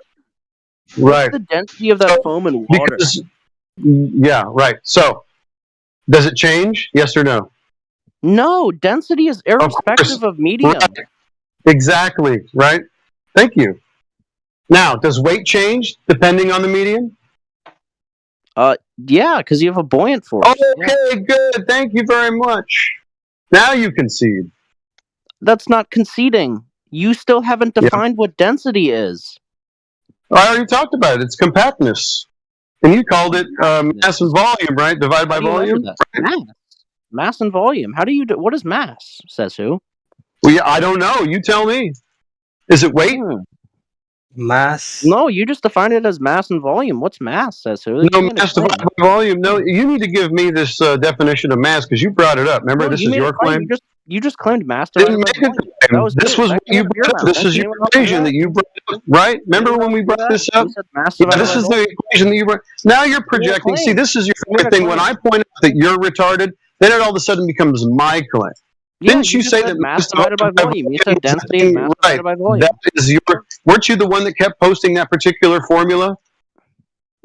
But you just said mass divided by volume. You claimed that. Yes, I was the one that kept making that claim, saying that that's the formula that you use. And I asked you to define mass, and you couldn't do it. But you just said mass divided by What volume. is You just made a mass? claim. What What is is mass? mass? You just made What a is claim. No, mass? you made a claim. No, I'm not I didn't. entertaining your I'm rhetoric. You made a asking you claim. about What is your mass? claim, bro. If you're going to use What is this mass? stupid tactic where you're What going is to run mass, away from the S2? claim that You you said mass made, divided by volume is density. you totally triggered. You said. And I have to do this. See, he makes this claim a couple of weeks ago now, using a formula, mass divided by volume is density. He wouldn't define mass. He said mass is weight. So we talked about weight. To be fair, Things it sounds like changing you've lost things. weight It sounds like in you've lost. water. So, how about you, Jekyll? Is mass weight?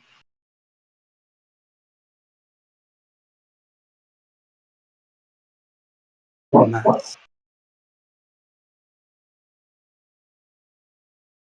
Did Jekyll leave?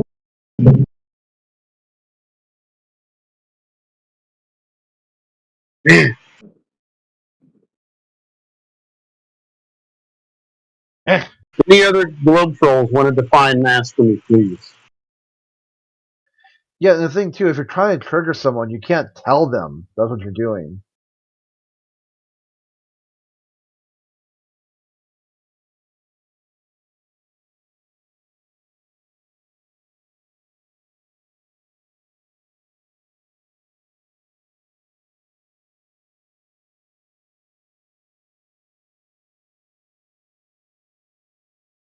Well, says who you've again accomplished fighting off knowledge. Good job, man. Very, very proud of you. Scott, is mass weight? No. And you can understand this if you tried. No, you don't have to add hominem. Just tell me what it is. Is mass weight? I'm you. I'm saying you could. No, it's not weight. Mass is not weight. Mass is mass. Weight is weight. Mass. Define mass then. Weight is mass times the acceleration due to gravity. Define mass. Amount of stuff. Matter. Amount of stuff. Yeah. Amount of matter. Amount of matter. Okay. It's a measure of the amount of matter that it has. It's the sum of all the protons and neutrons and electrons. Listen. They won't understand mass versus weight because they don't understand gravity. Because the only way to really differentiate the other between them. Do you understand gravity, dude? Another... How about what is it? Okay. The difference between mass and weight. What's gravity? Okay. A mystery. I'm not going to explain it. That's No, not just my argument not here. explain it. Just define it. What? But gravity is a mystery. What is it? Gravity is. Should be a force. Holy fuck! Okay, Anyway, mass. We're gonna imagine, eh? Yeah, weight you're done. On gravity. Yeah, you're done, dude. Oh well. Yeah, it's not a force. I already told you it's not a force.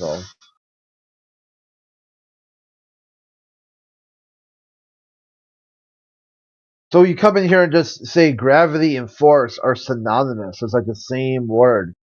No. And then pretend like flat earthers are the ones who don't get it. Weight is dependent on gravity. Mass isn't. What's gravity? You want to try again? You want the booby prize? Get a booby prize. Jesus yeah. Christ. You know what it means read by a booby physics textbook. You know what it means by booby prize?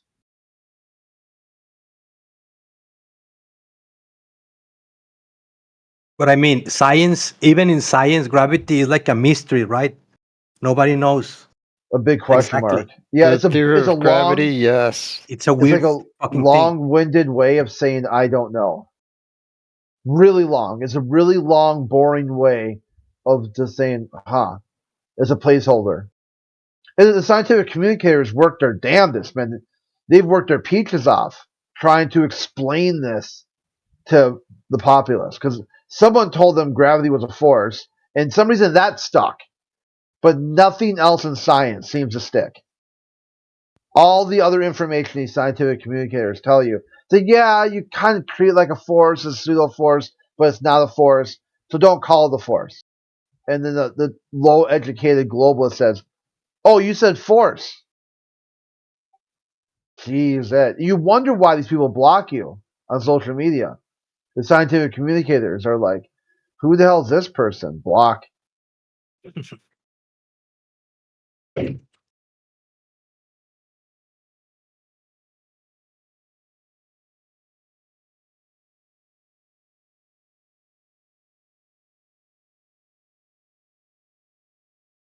It's like this Opla. Were you the guy who was like typing the N word? Like, hey, watch me play World of Warcraft, and just like typing out the N word over and over again?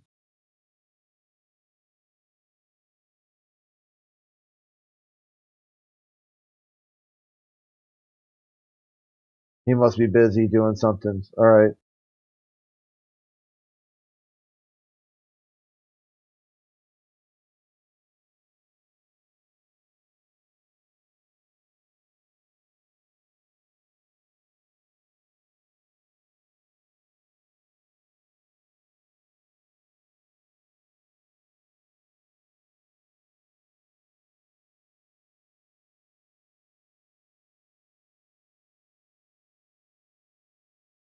How about Gamma? You done trying to trigger people? Oh, it worked really well. Fake engineer just said meatballs don't have mass, which is interesting. Are not massive objects. Yeah, do you not understand what massive means? Massive just means they have mass. Oh, so now anything. So does dirt attract dirt? I guess, yeah. I think we'll look My up. dad's bigger than your dad all day with this guy, man. I want to look. I guess. You guys Well, need to Hosford, look up. it's almost like the like. It like has mass, you know? Yeah, like The he word- guesses. The word massive doesn't mean like weight or Massive just means anything that has mass. Wow, that is very precise. Oh God. I think he's referring to the adjective. Yeah, there you go. Thank you. It's like this constant, like the globalists will come in here, flat earthers are dumb, and then they brain fart what an adjective is. Like, holy fuck, Well, dude. it's just one of the adjectives. Because, like, So this noun is massive, and that means what? The noun is a massive noun. Adjective noun or noun? well, it can't be a noun. It has to be an adjective, right? Right. So if someone's a massive liar. Well, that's just one way of using the word massive. What's another way of using it? I mean, particles could be used as like a massive. Like it's something that's just about scale. You hear that? You hear that, Scale. nuclear? Like. Yeah. It like has mass, right? Yeah, he was answering. He said. Yeah, he. Let's go back to when Trigg said that dirt attracts dirt. He goes, like, I guess. It's funny though that all he wants to talk about is. Yeah, all he wants to talk about is some 17th century guy wearing knickers in a shed. If dirt's collecting with other dirt everywhere, we wouldn't be here. Why? Is that just something you say, or say things and hope that they're right? Well, when you said that dirt attracts dirt, you said, I guess. Nice. Yeah, because it's like I'm just shocked that was a question that was asked. I'm like, I guess. So you didn't knew, you assumed. No, I knew it was just a weird stupid question. It was just it was a response to a stupid question. Well, he's the one that's bringing up. Listen, he's the one that's brought up Cavendish. Yeah, he brought up Cavendish. Would you like to see a replication done in 2024?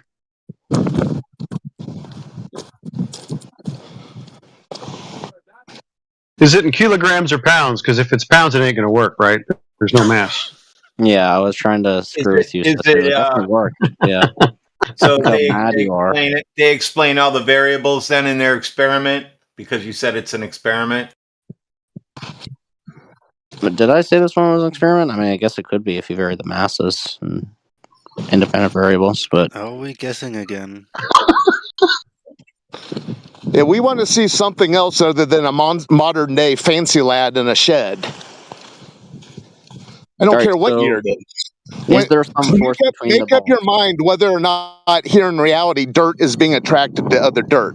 Because I guess you gave the answer that you guess. So figure that out first. Yeah, because it was a response all to of a this shed retarded contraption stuff is really great, but it was a stupid question, so I was just stunned by the fact that you would ask a retarded question like that. If it's so stupid, what's the answer?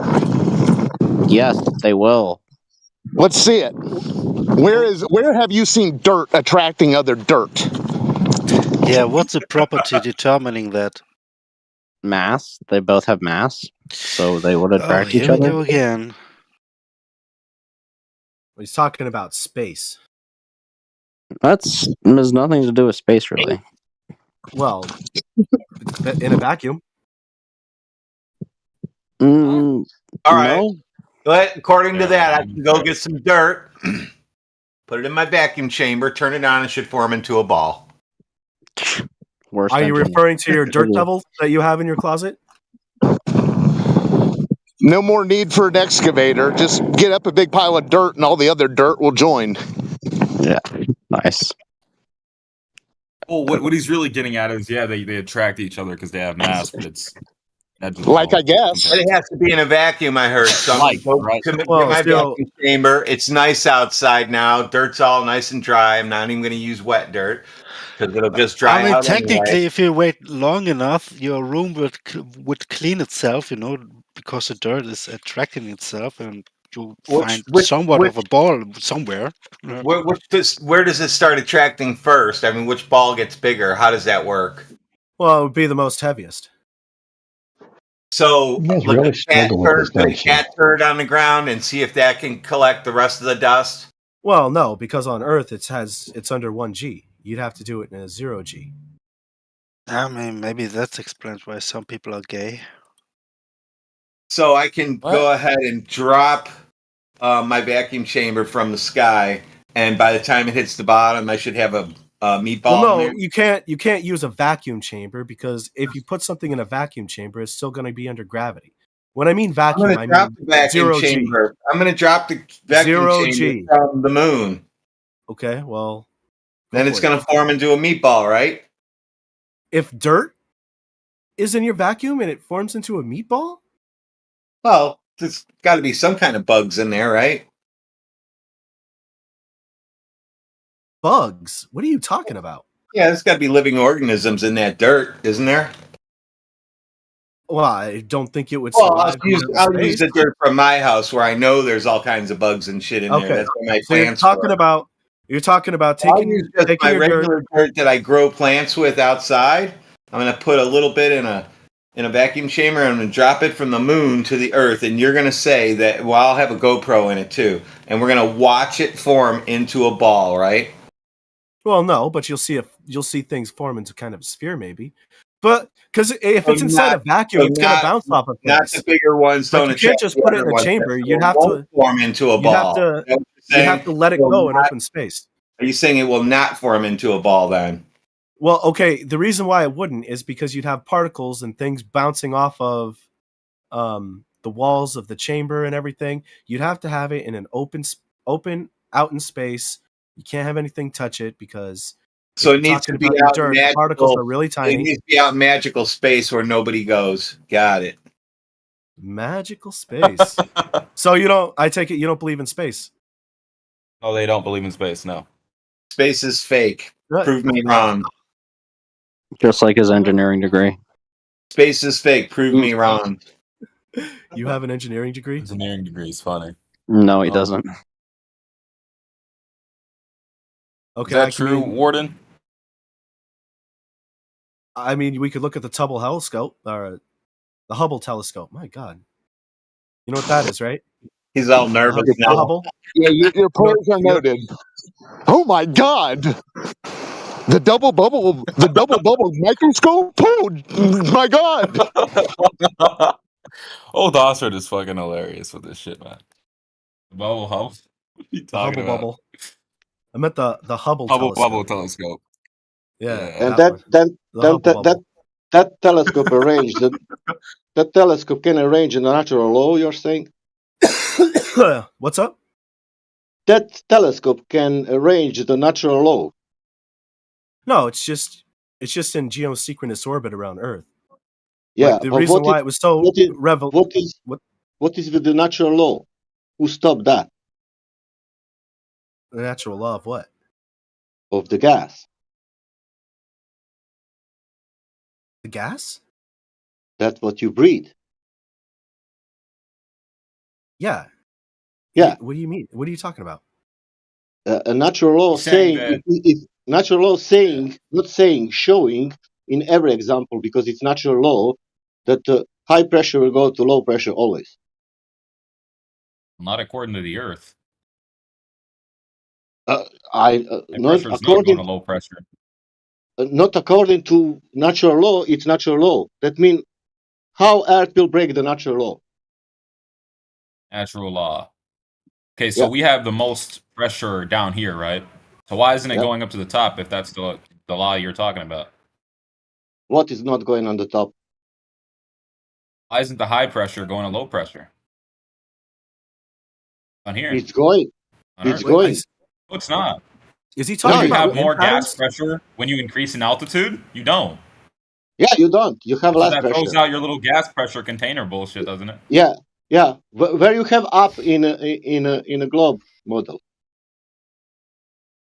Well, up is just away from the center of the Earth. That's all up is. Where is in globe model up? I just told you where it is. Center of the Earth. Yeah, it's away from the Well, center. he just said the gas pressure. He doesn't know. He doesn't know. This is the thing with flat earthers as well. They don't realize that. Are you saying that up is in the center of the air?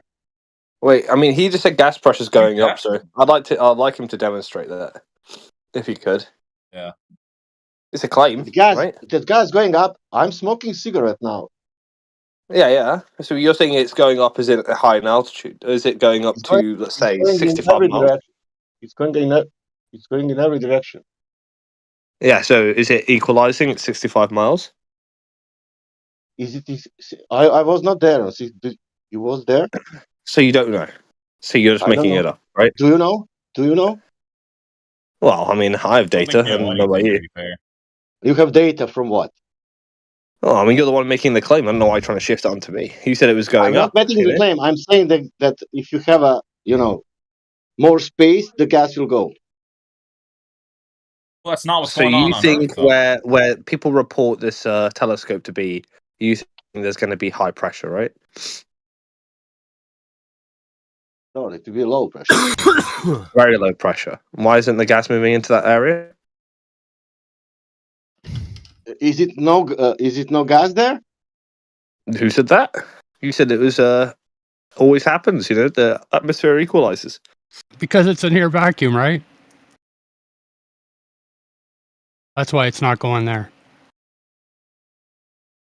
What about in your paradigm? In our paradigm, we are speaking about surface mostly. You don't seem to understand your own paradigm, sir. Well, I understand my paradigm. In my paradigm, you're talking about the wibble double. In my paradigm, you need gravity, you need I don't know what. But in my paradigm, I'm only speaking about surface. Because in my paradigm, if I have a flat surface, then I can say that this flat surface is flat. In your paradigm, your surface is curved. You must say this. You were talking about the Hubble Double Wobble telescope, which isn't on the surface. So, and you said, well, there's going to be. I'm telling you what is my paradigm. My paradigm is surface, nothing else. What was the point of your contribution to the Hubble Double Wobble telescope? Only bullshitting about something else what has nothing to do with the surface. That was my point. All right then. No wobble bobbles. Can we come back to the surface now? Well, you think we should go back to what the other guy was talking about with the Hubble Double Wobble telescope? No, there's no. How about how about go back to the guy who said you can only have up if you have a molten rock core of a spinning ball.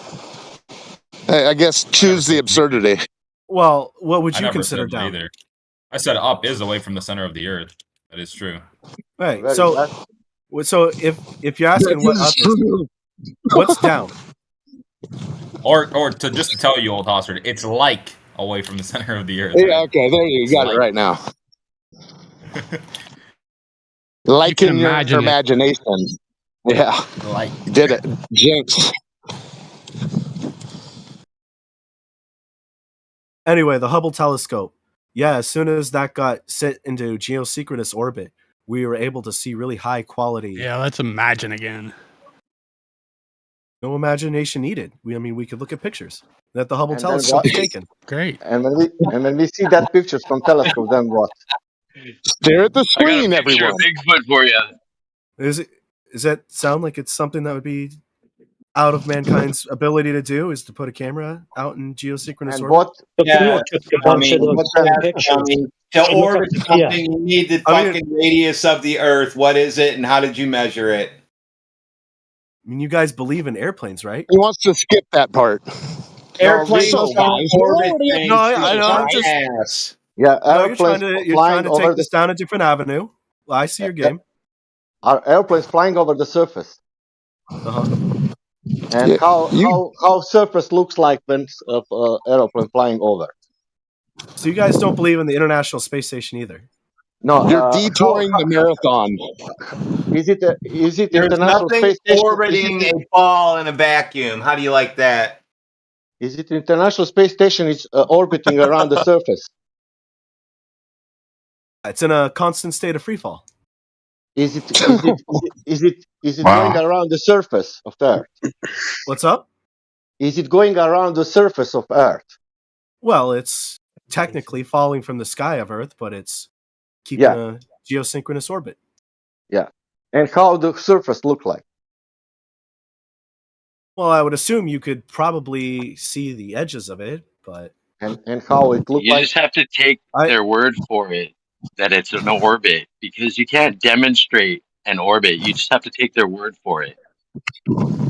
Yeah, the poor guy doesn't realize I it's can't all demonstrate. I could tell you what an orbit is. No, demonstrate, not Can tell. you demonstrate an Okay. orbit? Have you ever looked at the moon before? Yeah. That's not demonstrating an orbit. No, that's This not. is That's not good lunacy. enough for you. Okay, so It's would you like me to lunacy. describe? Would you like me to describe how the space station stays in Earth's orbit? Oh yeah, I love how you're using every word but demonstrate. Well, green screen. I'm about to demonstrate it. No. Yeah, we know the magic trick. Green screen. Oh. We don't really want Demonstrate it, descriptions. Dummy, you Yeah. can't demonstrate it. Dummy. What are you talking about? Okay, what do you want? Here, you want me to demonstrate it? Have you ever seen those There's another things where picture. planes will fly up and then they'll drop down at an accelerated rate, and you can actually experience 0 G's inside? Oh my God, the vomit comment, Earther. Oh. And that So means Gee whiz, that's dude. orbiting now. That's it orbiting now. Well, no, that's it's- experiencing 0 G's. and that means That's parabolic You're flight, supposed bro. to Demonstrate things orbiting Will you things. shut up, guy? My God, slow down. I'm getting Yeah, there. that's something falling to the ground, dude. It's gonna go crash soon. he's getting there. Come on, people. Falling at an angle that keeps it up in orbit. Like, it's hard to describe. I could show you a video on how it works. It's Okay. falling at the same speed that the Earth's surface is curving away from it, so it maintains a constant altitude. Oh, above get the a Earth. grip, you guys. Actually, it's a lot easier than I thought. Get a grip, you two. How did they measure the Earth curve to know what to do? What's up? Who measured no. the Earth curve to be able to do that? Well, I'm sure somebody's done it. Do you want me They to? measured it after they went up, right? Do you want me to We took pictures from space. do a Google search for you and find out the Yeah, information? tell me who about it? measured Like, the surface of the Google Earth again. and looking at you what you you want said. me to like? You want me to like? Yeah. Find Can the you guy who Google it? did it? Like, Yeah. Can you Google it? Google. We would who like that. measured Yeah. it? unfortunately, Who- you know, who- I was who thinking about measured it, but I don't think Yeah. I can. Can you do Look it up more? the thing that you don't know. Can you do it more? Google that, and then you Google who discovered it, and then you Google how much, what is the real size, and then you Google it. Where is the geometrical horizon? All that stuff. You know, I wish I could, but I can Just- tell you like if you don't want. I just can't do it. Yeah, 3959. Cool. Yeah, It's that's like correct. that. Yeah, a very geometrical horizon with 6 foot observed height, let's say. So do you guys believe the ISS is a real thing? No, wait, man. Can you type it like this? Where is the geometrical horizon with the 6 foot height? It's as real as the Millennium Falcon. And the Google will give you the Okay, answer. you know you can actually see the ISS when it transits the moon, right? Nope. Yeah, I've done it before. Oh, So, you get a okay. video of it. You can see a school bus, or you can see a football field fly in front of the moon. With a telescope, yes. 250 miles, bro. Did you see I ISS? have like a. I'm pretty sure someone had a video of it. Let me actually get it for you guys. Yeah, it's been done many times before. So the claim that the ISS. No, what we need you to do. Hold on. I need you to show me what the angular size of the ISS would be at 250 miles, and tell me if your eyes can resolve that, or any optic. Optic. Yeah. Anyways, back to what I was saying, right? Anyways, back to the very poignant question that I asked about the claim of the ISS and its distance and its angular size. Distance and its angular size. What does that have to do with anything we were talking about? Yeah. Whether or not you can actually see this particular object at the distance it's claimed to be. Can. Just use a telescope. You have a video. Okay. I mean, no, I'm talking about the angular size and if it's actually possible. Not, I see it, therefore that has to be true. Don't affirm the consequent, Matt. I want you to do the math. This is your claim, sir. The mathematics, man. Yeah, do it. If you want to do that for yourself. Do it. No, I'm asking you. This is your claim. This kind of destroys your paradigm. Why are you being triggered right now, Matt? Don't freak out, man. It's okay. So do the math for the claim that you made, right? I seem pretty calm. I think I'm calm. I know you. Why are you talking over me, Matt? Why are you talking over me, bro? You seem triggered. So just do the math and get back to us. You can do the math for me, okay? Well, so you're going to back off your claim, then you're not going to back up your claim, then you're going to relinquish claim, right? Was math? I'll do the math real quick. I'll do the math real quick. All right. So what is the angular size of the ISS supposed to be at 250 miles away? Why do you even want to know this? Well, someone brought up the fact that you can see it. Yeah, you brought it up. Are you going to actually go watch it? Are you going to look for it?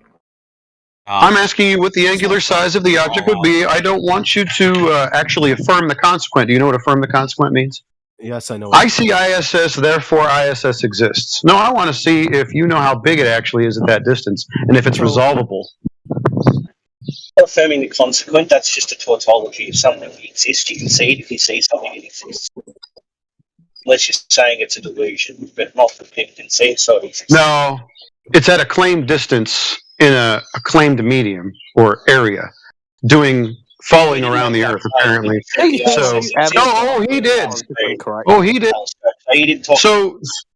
So the ISS is not 250 miles away from the Earth.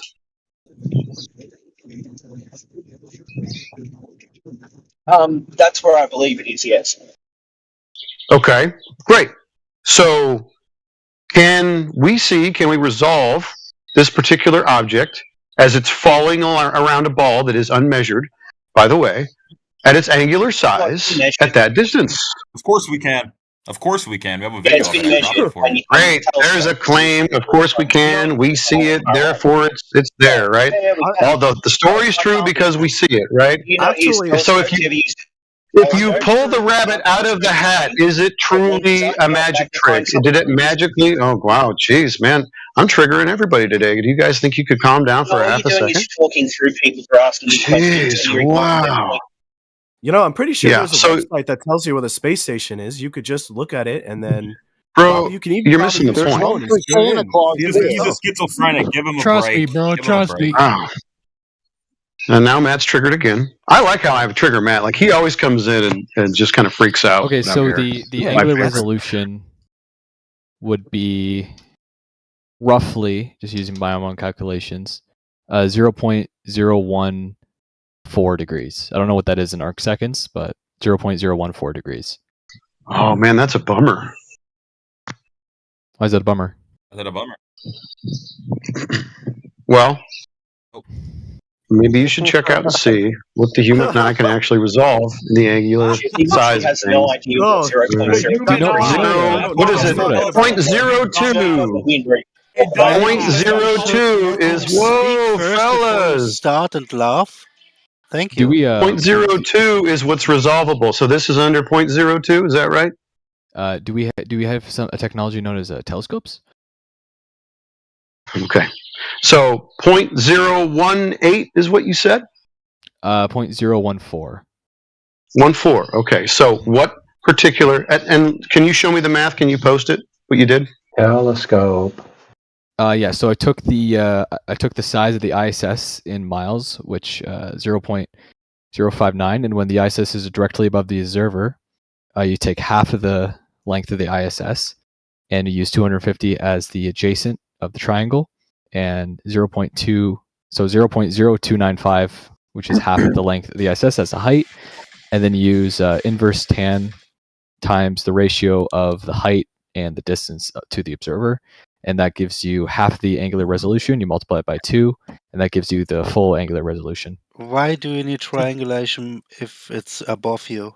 It's okay. You have to use trigonometry to get angles. You know that, right?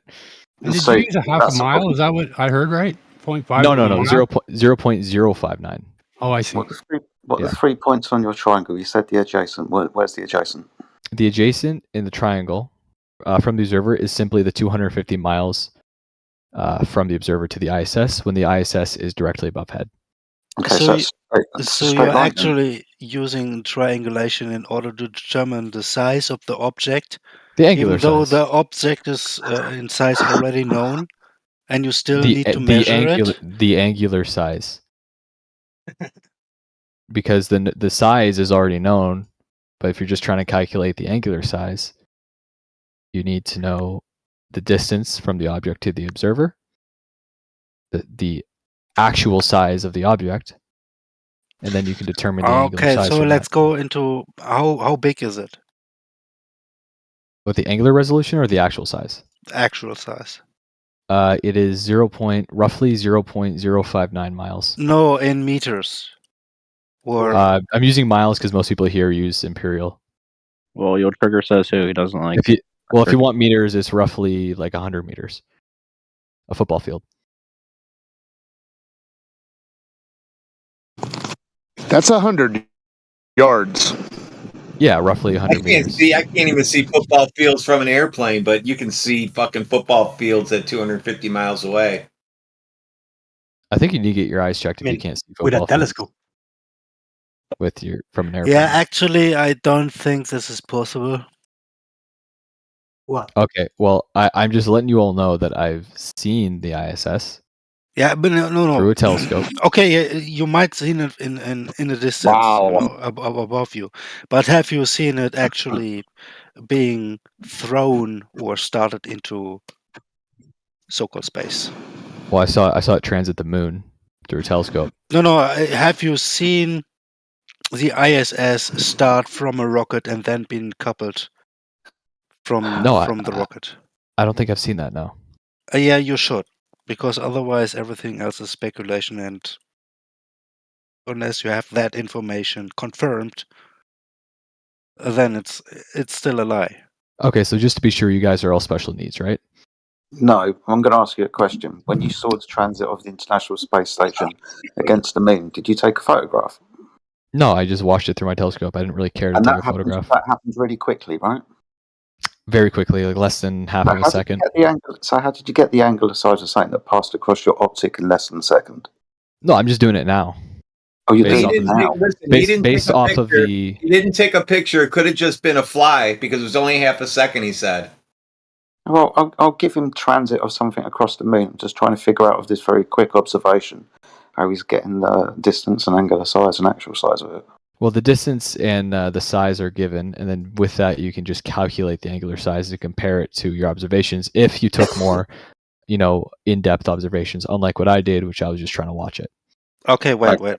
Before you continue, have you seen let's go again to the rocket again and being started and thrown into space.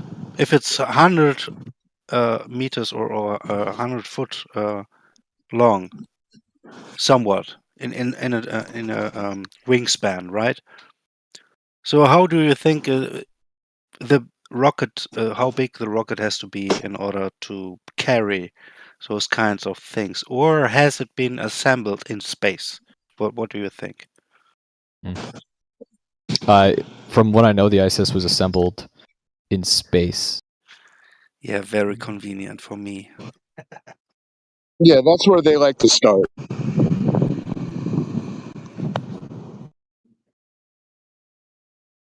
But we don't have any video about that construction. We do have videos of them attaching modules. What do you mean? That construction would be even better than landing on the moon, people, in 2000, I don't know where.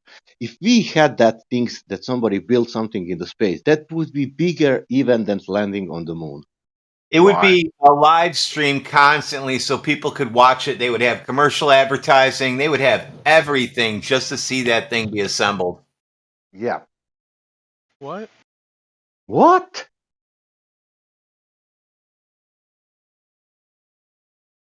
What?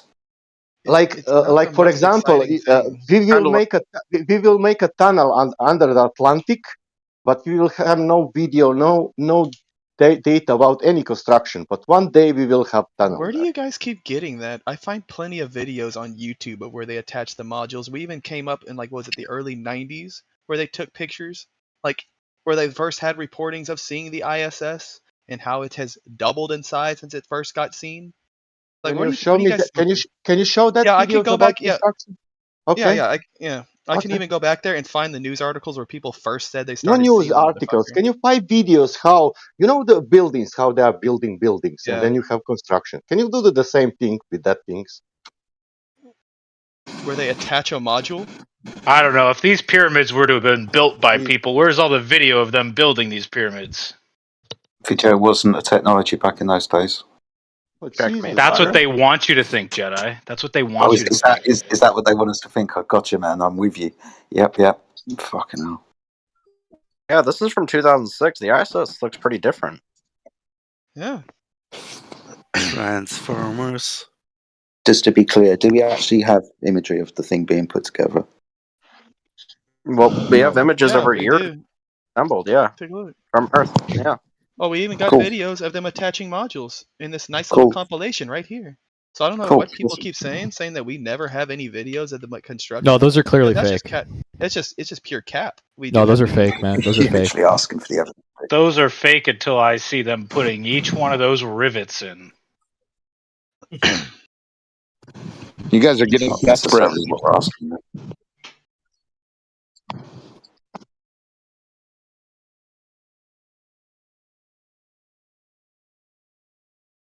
And it looks like this was even a news broadcast where they did this. So just like you were asking for me, it looks something.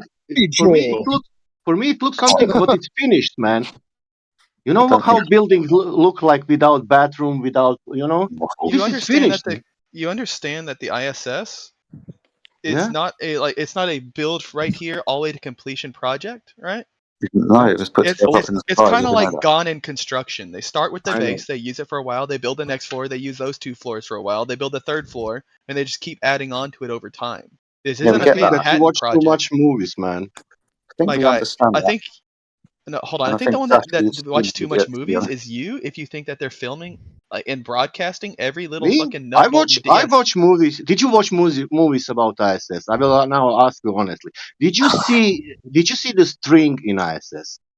Question one by one. In ISS? He saw it on the news. No, just a second. Give me a second. You said that you saw everything that connecting and everything. I saw other things in ISS. Okay, great. Can you hear me? Did you see the string? The guy was connected with the string in ISS. Did you see that? Okay. Did you see bubbles in the space? Bubbles in space? No, I've never seen bubbles in space. Okay, good. Did you see fading astronauts in the space? Fading? No, I don't think I've ever seen fading astronauts. Okay, because great. I guarantee you've never seen the string, you've never seen bubbles either, and you've never seen them phase. Okay, great. Can I post all of this, what I said? Yeah, so can you show me where those wires actually are? Because when everybody, so show me where those wires are in those clips. Can I post what I saw? Yeah, can you post like where you actually see the wires? What I saw? Can I highlight post the wires for me, please? Can I? Okay. Highlight the wires for me. No, can I post what I saw? Can I post what I saw? Yes, go ahead, post it. Good. In the meantime, highlight the wires. Okay. Can you tell me then later when I post, what are you seeing when I post it? Can you tell me that also? Sure, go for it. When okay. Just a second.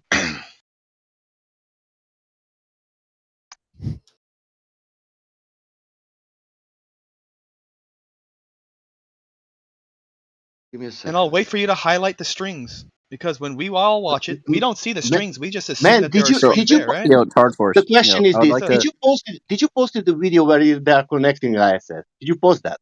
Yeah, I'll post it again for you. I watch it. I sent two images in chat of. So one was taken in 2006, the other was taken in 2008. You can very clearly see the difference. These are taken from telescopes on Earth. This isn't even from space. So the ISS has been assembled over time. People have watched it be assembled from Earth. Yeah, so where's the wires there, old dude? Okay, wires will come. What do you see there? What do I see there? I see a shirt folding when somebody bends over. No, the second one. Wires I will show you. What do you see? Yeah. I see like pixels and artifacting. Do you see the guy fading? Fading? Yep. I'll watch it again. No, I don't see him fading. No. I was making editing in my life. The guy is fading. Mm-hmm. Okay, and I've also seen like 100,000 like YouTubers and live streamers on Twitch, and I understand the simple concept of artifacting. Do you know what artifacting is? Do they fade away from their background, and then their background shows? I'm also watching this again, and I don't see any kind of like real fading. I see like little like pixels that are away from the actual guy, so he's not fading. There just seems to be remnant pixels still showing like his previous color, which is what we call in the show business artifacting, a simple case of artifacting, which we have countless of examples of. Mm-hmm. Okay. Yeah. Like, for example, this one. Just a second. Yeah. Show me more artifacting. Anybody that's ever like spent any amount of time on Twitch has probably seen artifacting happening. Hell, anybody that spent like even like 2 days on Discord's video streaming has seen artifacting. Yeah, bro, this is an encoding issue, nothing else. Yeah, I want to know what this part is of the industry very you work in. detailed. You said us in the industry. Where do you work? What? Where do you work in the I'm being industry that's the normal thing for you? I'm a Discord user. That's where in the industry I am. I'm a consumer of Discord. I'm a user of Discord. Hell, I have Discord Nitro. So yeah, I'm a customer of Discord even. Sounds like you got some kind of addiction. Yeah. I like being able to post like all the funny little like emotes. It's fair enough. Hey yo, I'm part of the Discord club. Oh, hold on. This is my favorite one, Croatian. You realize that I can set this up to do this in like a grand total of like 30 minutes with OBS? Does that mean the room I'm currently in is fake? Can you set this? Can you set this that you have 12 seconds of late because you're vacuuming space, and that hold on. that time the one that you posted of like the little doll like fading in and out of view. Yeah, I can do that in probably less than 30 minutes. Yeah, I know that you can do that. Why is that happening in real time on ISS? The same reason why I can do it in real time through OBS. Right. So what is the mechanism and the fact that the ISS changes year to year? Because we're turning from the point of the claim that there were no pictures of assembly, and that was false. So I want to get a concession. You guys are getting somebody here. So, this is the best evidence that we're on a spinning water ball, or these hack TV shows in progression images. Here's 2012. Here's 2012. I just want to know, like, I'm just asking: is this the best the balloon change? It's pathetic. How is the balloon change? Is this a really high up balloon? Oh my lord! Yeah. How high is this balloon? Oh, that's what balloon? When's it coming around next? It's always up there. So when is it next? You guys are the experts on this tin can space lab. When do we see it next? Or we have to wait until the powers that be tell us? Speed. It has to be going a certain speed if we know a No, distance man. between. It If we has know to a be distance. going at certain speeds. So when do we see it next? Yeah. So if we have one person in a When different do we see continent. it next? Hold on. You guys are If we have one clowns. person in another You're a clown. continent. If we have Who one are you person in another appealing to? continent. If we have one person in another continent and then another person, right? We should be able to tell the time that it'll take. When do we see it next? So the speed. When do we see it next? What do you mean? When do we see it next? Listen to this guy. What do you mean? When What do we I mean? When do we see it next? You brought Go it on up. an You've ISS tracker, seen this dude. thing. So when do we get to see it next? When do we Dude, see well, I can see what a Santa next? Claus tracker, and someone can shoot a bottle rocket. Yeah. So do I see Santa Claus in the sky when the Santa You're tracker says it's highlighting your overhead? dude. You're highlighting your gullibility. You're highlighting your gullibility. So if I see something in the sky That's and all. I look at it That's and all then I I'm see it in saying. another. You can carry on, but it's Jesus, let me pathetic. speak, dude. You fucking idiot. Oh. Yeah. Dude, seriously, let him talk. My God. All right. If we have a known distance I answered. between two of I asked him a simple question, and he's doing this. He's the expert. When do we see it next? What do you mean? When do we see it next? From where? When? Oh, dude. Where you are. Where are you going to be? You're roboting. Retard. You're roboting, retard. Okay. You're roboting right now. You're roboting right now. You're roboting. When do we see it next is the single most retarded question I've ever heard. From where? Lake Erie. Go on an ISS track. Hell, if you want to do the math yourself, you can do it, dude. Go ahead. I'm just going to confirm that the angular resolution of the ISS is correct based off of an image and the known angular resolution of the moon and the ISS transiting the moon, because the calculations I just did off of the given numbers of the size of the ISS and the height above the Earth, I got exactly the value that is provided. So I'm just going to double check by doing my own calculations with images of a transit of the moon from the ISS. And then we can put this to bed. 0.014. It's 0.014. Yes. Okay. Degrees. So So around 0.85 arc seconds. 0.85 arc seconds. Okay. And what is the maximum angular resolution of the object that you were using? Of the optic I was using? Yeah. I don't have it on hand, but I think it was Okay. pretty high. We'll get the model number and let me know.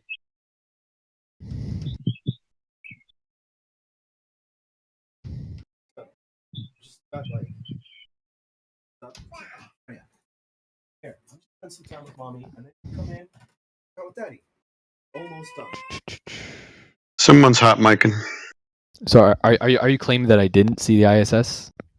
No, I'm asking you. I don't know what you saw, but you're giving me a number, and I need to see the optic, and we need to see the maximum angular resolution of that optic. You saw something. What do you mean? Why does that matter? It's well above the human eye, so it's considered. I'm asking you. Why are you avoiding this particular question? Because I don't want to go digging on the website for a 12-year-old telescope. He doesn't have a telescope. That's why. I have a telescope. I just am too lazy. Okay, what's the model number? I'll go look it up. What's the model number? Prove to me you have a telescope. Give me the serial number. No, I want the model number so I can check the angular resolution of it. Oh, I just want to make sure you have it. Just try to follow along, bro. Flying man. What are you talking about now, Scott? Are you triggered now too? No, I'm not triggered. Well, then shut up. I'm just wondering why you have to not deny all knowledge. I'm just wondering why you don't. Oh, just let us confirm the knowledge then. But you explicitly don't want to confirm the knowledge. You want to reject the knowledge. It's clear. Dude, you want to it's just reject ad homs. Do you have anything other than ad homs today, Scott? How about factual No, that's things pretty that much you're all I actually got doing? today. Sorry. Okay. All right. So if he only has ad homs, he goes on you. Okay. I don't know if this is the exact model, but it's the Celestron Power Seeker 114 EQ telescope. Oh, it's not the same model, so we know that now. Okay, but it's very similar to the telescope that I used. It's the same brand and everything. Prove it. Okay, go. Celestron. Oh, now he's mad. Oh my god. Jeez. No one's mad. It's just silly. Why did he get so upset? The lengths you'll go, man. Like, come on. It's pretty close. I mean, I'll give you the angular resolution of it if you want. Of this one.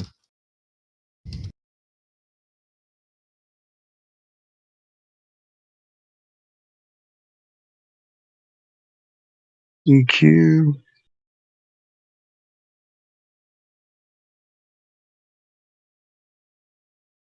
So the angular field of view, which is just the entire field of view that you see in the telescope, is 0.9 degrees.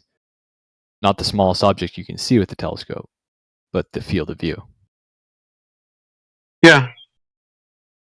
Which is, above the ISS. That's not what I asked for, is it? Well, magnification is 45x, so take the... That's not what I asked for, is it, dumb fuck? What are you asking for? I'm asking for the maximum resolution limit of that particular optic, and it says right here, 1.22 arc seconds. So your 0.08, whatever it was, is not resolvable. So what did you see that day? Resolution, right? Means the entire optic, not just one small point of it. Maximum resolution limit. Rayleigh criterion. Don't you know this? Maximum resolution limit. I'm assuming that's referring to how much of the sky you can see through the telescope. Angular resolution limit. How small something, or how, like, at the distance and the angular size, can it be resolved with that optic? Like a human hair. You can see it up close. You pull it away, you can't see it. Resolution. Things get smaller with distance in angular relationships. Don't you know this? Remember Sesame Street, near and far with Grover? When he's close to you, he looks bigger. When he's far away, he looks smaller. Angular size, resolution limits, Rayleigh criteria, Is that what diffraction limits. Sorry? See? Triggered again. I'm getting a different... I'm not triggered. Well, then why are you bouncing in here with ad homs? Just shut up. If you have nothing to add. Oh, you can't tell me anything about ad hoc. What did you add? What did you add to this particular conversation? You added. Oh my gosh, dude, this is sad. You too? Yeah, he never passed the worm astronaut on Sesame Street.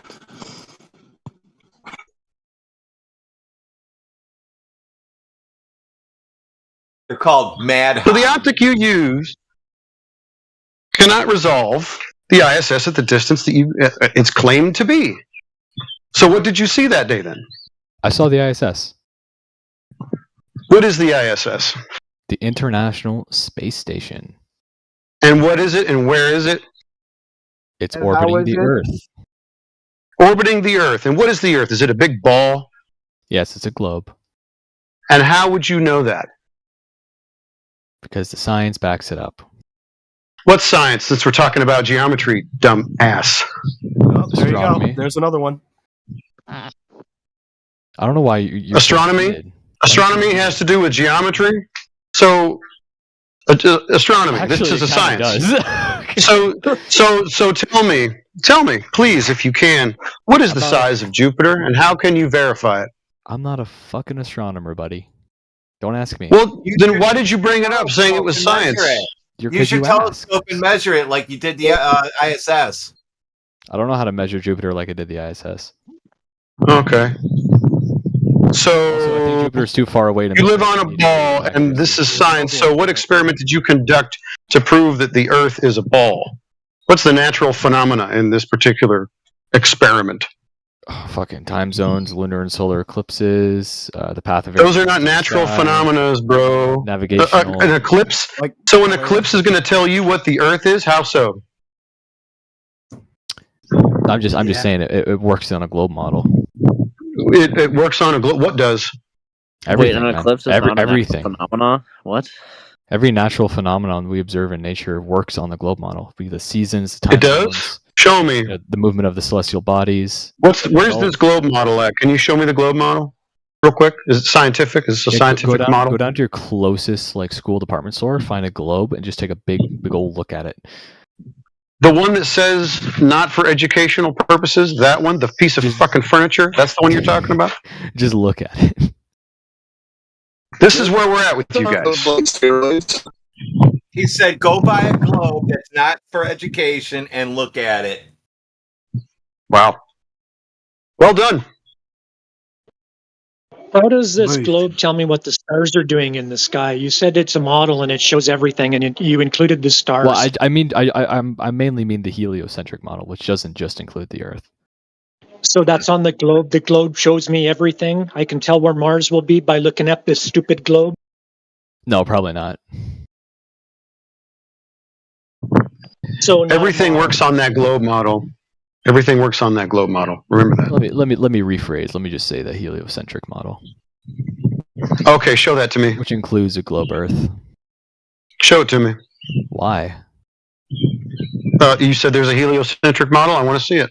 I feel like, have you researched it yourself? Yeah. So why do I need? I can't find it because I can't find it. Maybe you have it. I just can't find it. With the heliocentric model? I cannot find it. Yeah, where is it?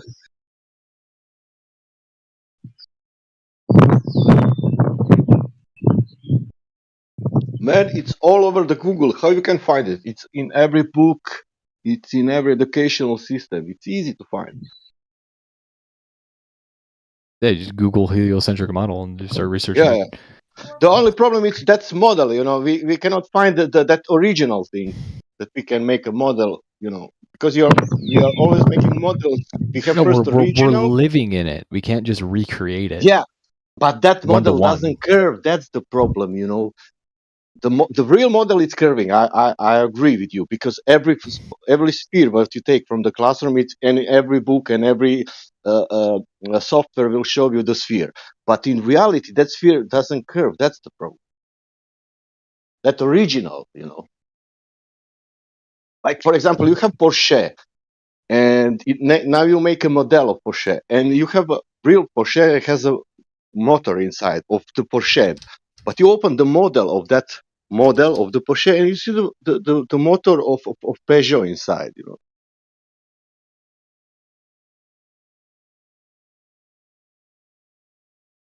In that original one, there is missing curvature. But the models has curvature. That you're correct. And heliocentric model also has curvature. You are correct also.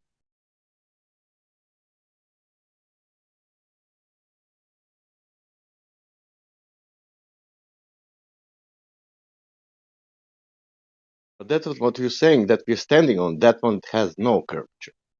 That we made. Did you make research about that original one?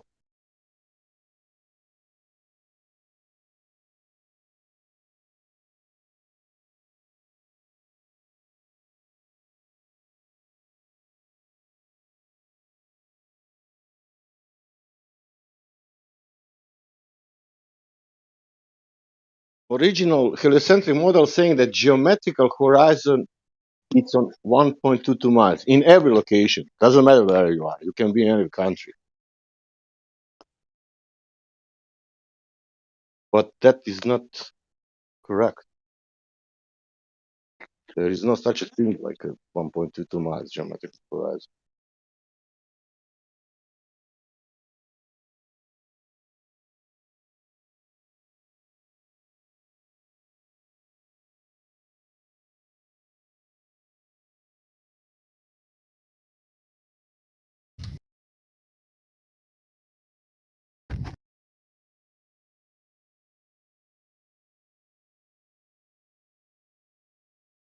So if there's a distance between two cities and I see the ISS pass overhead, and I see it again in another city, shouldn't I be able to calculate like the speed at which the ISS is going?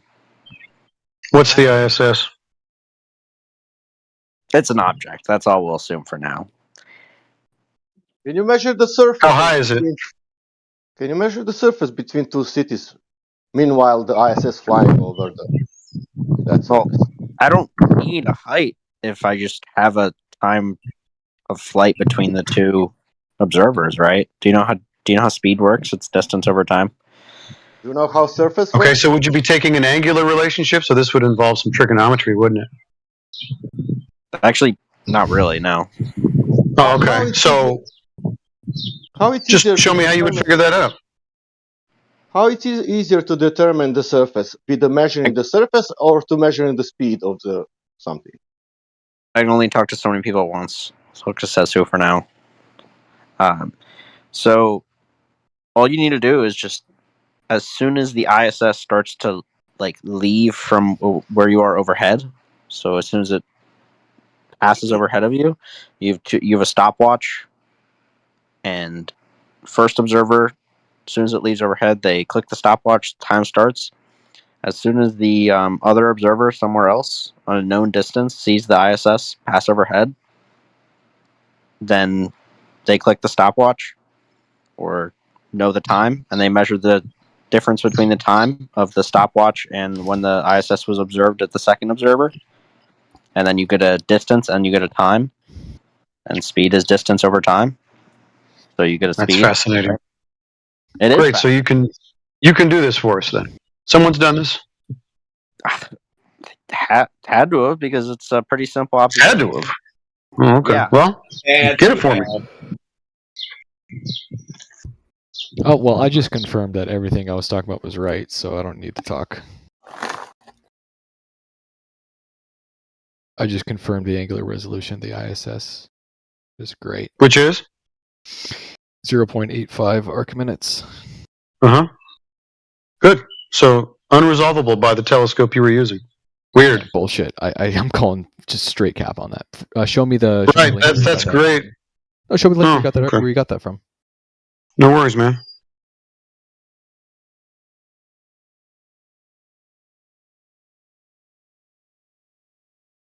I don't even know why you didn't look it up since you own the thing, right? I don't know. He doesn't know much about it. He doesn't know much about it. Yeah, my parents got it from when I was a kid. I just used it to look at the moon and shit, and planets and stuff. So using your telescope, how far away is the moon? Sorry? How far away is the moon using your telescope? Can't do it like that. Yeah, you can't determine the distance to the moon using just a telescope. You need to do some... You're looking at essentially a three-dimensional model in a two-dimensional plane because you only have one focal point. Yeah.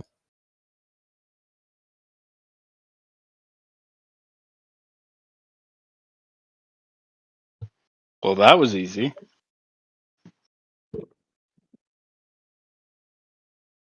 Anyways, I just I opened up an image of a transit of the ISS. Took the size of the ISS in that image, compared it to the size of the moon, which has a known regular angular resolution.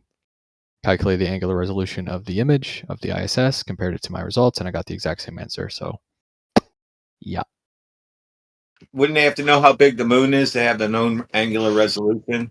We don't need to know how big the moon is to have an angular resolution of the moon. So No. how far away is it? It does not matter for the moon. We're just... It is so big. Do you know what angular resolution is? How far away is the moon? 384,400 kilometers. How is Yes, it measured? angular resolution formula, twice the distance, half the size. How is it in measured? layman's terms? What? How? Twice the distance, half the was size. You can calculate measured? angular resolution by just looking at something. Oh my god. You divide up the Only if sky. you know its As size. you lose distance, And as you you need to know its gain actual size. No, you as don't. you gain or lose distance. You don't. You just need to gain or lose distance over a known distance. How did you measure the distance to the moon? You don't need to find the angular resolution of the moon. I could tell you how we do it though. How do you do it? We use a laser, shoot it at the moon, measure the time it Hilarious. takes for the laser to come back, and then Hilarious. Really? That's how they do it. That's Hell, not alien. But that's I don't know just if you believe in the moon or not. storytelling. That's just storytelling. We who? Yeah, he doesn't believe in lasers.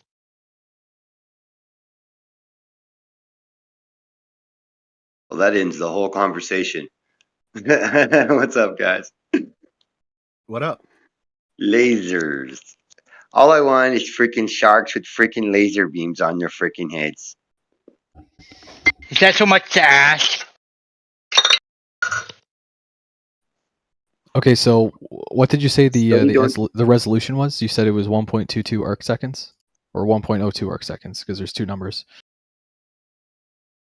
Doesn't matter. Both of those are greater than 0.084. Yeah, no, you know that's the resolution, right? Not the smallest that you can see. Okay. Great. What's the smallest you can see with that? But what's the smallest you can see with that? So you take what are the arc seconds that you can see? What was the number you gave me for the limit of the human vision? 40 microns.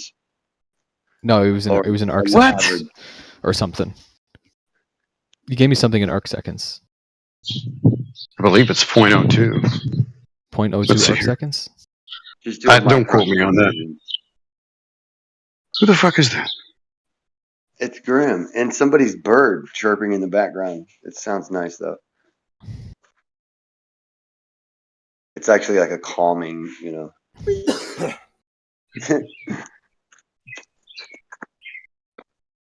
canary song. Because all you have to do is take the limit of human vision and multiply it by the magnification value, and that gives you your new limit. That gives you. Is that how it works? Why are we doing human vision? We have equipment. Yeah, we're doing the maximum resolution of the equipment, bro. That is how magnification. What in the world?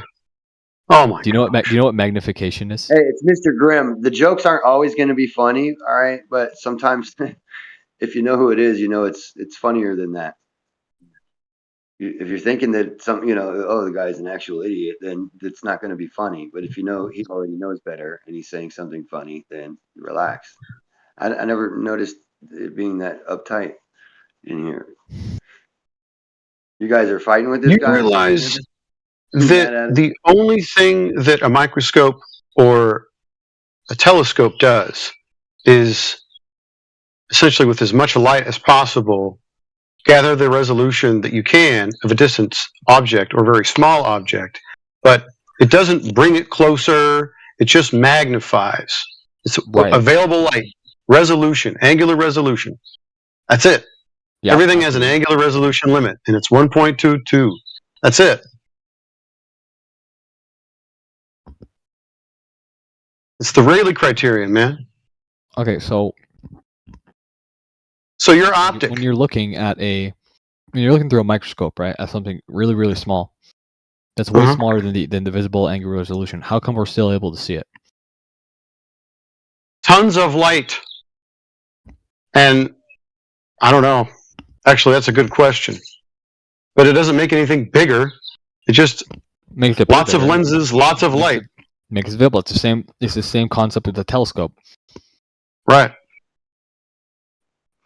So there's still an angular resolution limit to the human eye. Becomes visible to the human eye. Right. And what is the limit of the optic that you're using?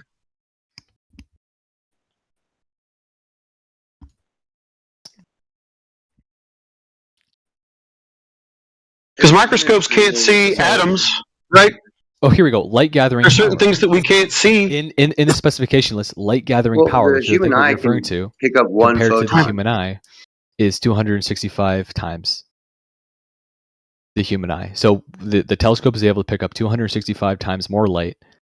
Holy fuck! No, that's not. Is that the formula? Show me the formula. Where'd you get that from? Did you just make that up? No, look at the specifications. Okay, and what does that do? It magnifies what? No, what that is the light gathering power compared to the human eye. 265 times more. Yeah, that's light gathering power. Great. What's the resolution? Angular resolution limit. So that's if you're not able the same. To gather more light, right? And you're magnifying. Yeah, because the lens is bigger. The lenses are bigger on those particular. It's like a scope. So not more light that you can gather than the human eye. Light, not only are you gathering more light and you're magnifying it, it's So easy to see the ISS. I don't know where Great. you're getting this. What is the angular resolution of the optic? You gave me a number that is lower than the angular resolution of the object or optic. So it doesn't matter.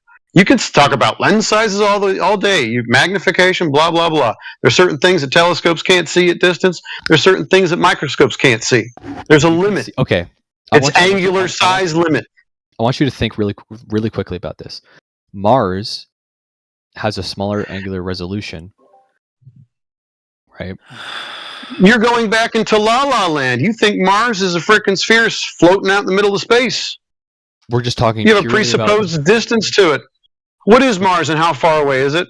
Does not matter. We're talking about angular resolution. It doesn't matter. It has everything to do with what we're talking about. What is Mars and how far away is it? You have no idea how angular resolution works and what you need, because you need to know either its distance or its size. No, you don't. Yeah, you do. Yes, you do. You can just say, no, you don't. Show us how you got the angular resolution, and that gives you its actual size. It's you don't in the way that when you're driving a car, all you need to know is the time it took you and the distance to be able to give an average speed that you've gone.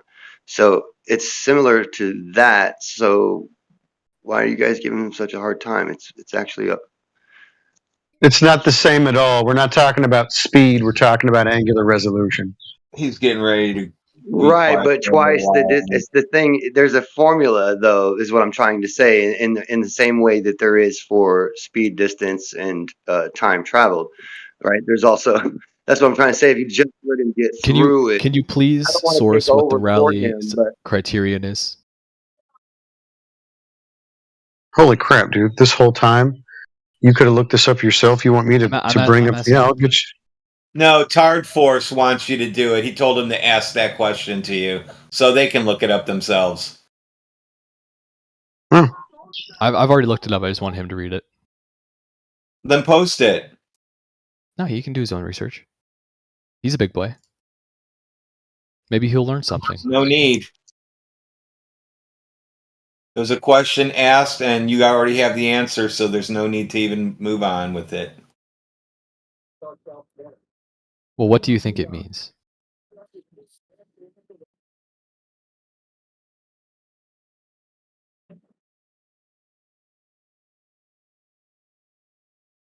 I posted a picture of the eclipse I took, so I should be able to see the ISS. Where's it going to be? Lake Erie, hurry up. Tell me when I can see this thing. I can take pictures of all kinds of things.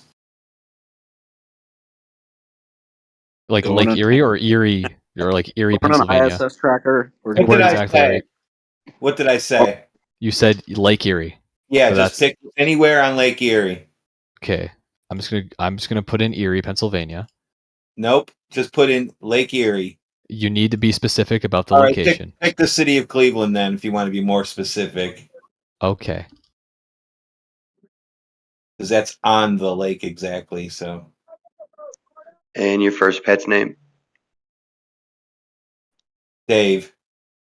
That was a fish.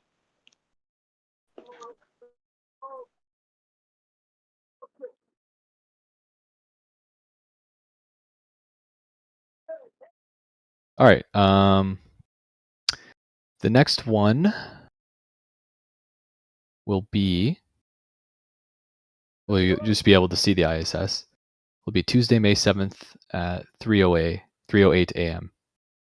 It'll appear 11 degrees above north-northwest. Disappears 10 degrees above northeast. So yesterday. When is it? What year? That was the most recent. Sorry. Actually, there's one this Thursday morning. It'll appear at 1:32 a.m., 10 degrees above north-northeast, and then disappear 10 degrees above north-northeast. Doesn't it like travel around like at like every almost hour? Couldn't you see it like several times? No. Post those in there so I have a copy of it. Because the ISS processes in its orbit since the Earth is rotating. Right. Right, but I mean, if it's processing, let's say towards azimuth, and then you're catching it before azimuth, and then a slightly bit after azimuth, or a couple hours later, right? Yeah, but when it's moving at like 7.8 kilometers per second, so as it's moving at that speed, you're just going to be rotating underneath it. So by the time it comes back to where it would be over you, it's going to have moved already. Right. Oh, okay. I guess I'm just thinking about it moving along its ecliptic path instead of overarching the ecliptic by more than 5 degrees. It doesn't follow the same path every time, like ground path every time. Well, no, I understand that. Yeah, but I mean, it would be kind of cool if there, if there was like an equatorial orbit that you could do that with. You could just see it every hour. There are perfectly equatorial orbits that you can visually see every hour, though. Yeah. Like, oh, cool. Well, then the ISS. ISS is not. No, the ISS is not equatorial. That's what I'm saying. Like, and is it ever? No, the ISS is inclined. It'll never be equatorial. So it's inclined at like what, more than 5 degrees from the. So there is going to be a more than the moon. transit of the moon. That's what I was getting at. I wanted to see it cross Tuesday in Cleveland. This is in Cleveland. Tuesday. Cleveland. May. Cleveland, Tennessee, or Ohio. Cleveland, Ohio. Hey, you got to be specific. Remember. There is a Cleveland. Tuesday, or sorry. Wait, where was it? I just had it. Thursday. Yeah, it was Thursday, May. Hold on, I lost it. 9th. As soon as you find it, just screen capture it and post it in there so I can see it. Right. Tomorrow's Thursday, and it's May 9th. Is that a coinkydink?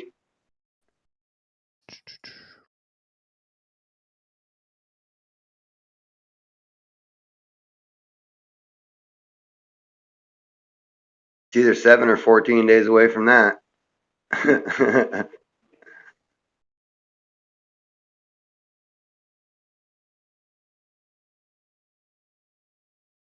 Because we'd be into June.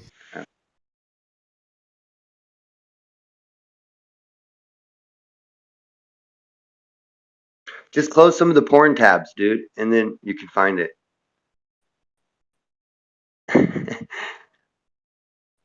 Who's writing these fucking jokes? Put this shit away.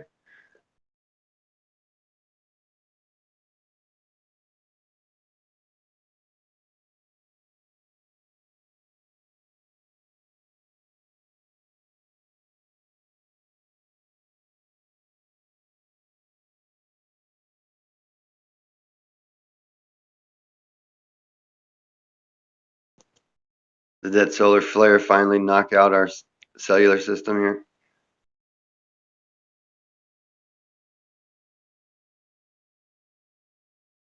Have I lost the room? Is there something in my teeth? Maybe. I don't know. Is there something I said? Have you guys seen that new scientific literature on the sun being a cause of earthquakes or a trigger? It sounds like Electric Universe to me. Well, it's like some standard modern stuff now. I guess the old paradigm is shifting. Yeah, I would like to see the paper for that, where they actually correlated dozens now. But yeah, I'm not going to get the. I'm not going to be able to take a picture of the ISS. It sounds like it's not the tectonic plates anymore. Well, no, it never wasn't. It's an interaction of some sort. A lot of when the electrical currents are flipping, so the magnetic. You know how when you walk outside and sometimes the sun pushes you around. It's like that. No, it's like Insidious. No, it's a electromagnetic in this in nature. The larger proton events were showing the some of the most. What happens when it's a smaller proton event? Well, they're still going too in the earthquakes, but it's the all of the large ones line right up with large proton events, large earthquakes. I just posted it in the side chat. The next transit of the moon for the ISS. But so protons change in size? Just curious. I didn't know that was a thing. Well, yeah, it depends on the salad, right? You have croutons and protons. And we know that they can change their path of acceleration without physical interaction. You mean like a neutrino flipping and changing flavor? That's literally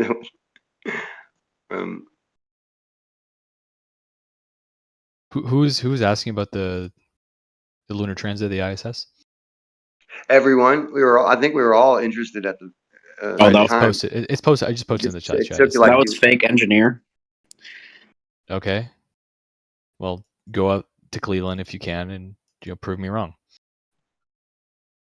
I might go. I got family in Cleveland. I can go there. Bring my telescope, which can't see the ISS apparently. Fake engineer will get right on that. Yeah. Yeah, Cleveland's usually rainy. It's right now, so. Well, hopefully we you have can good we weather. can track Santa Claus too, can't we? You can. Yeah, no, that's. I think that's crazy.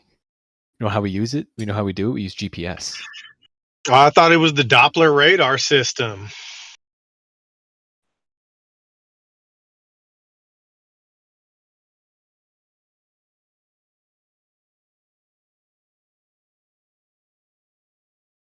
You know the guy that fixed the GPS to down to the centimeter from 2 blocks and all of that away?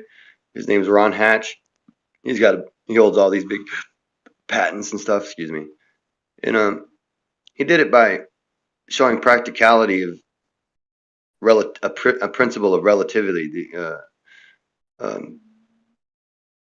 equivalency principle, actually, not being real, and that the electrons aren't blue shifting as they move into the gravitational well, as they call it. And yeah, so just like augmented a carrier wave to the transceiver, and boom, fixed everything. He wrote a book called Escaping Einstein.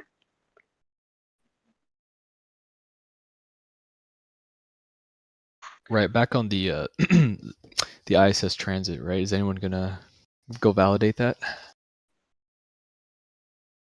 Oh, I think that's in the future, right? Yeah, it's at the end of So May. we'll wait. We'll ask them how they did.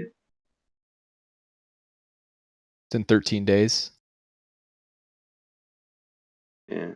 So you got a fortnight to prepare.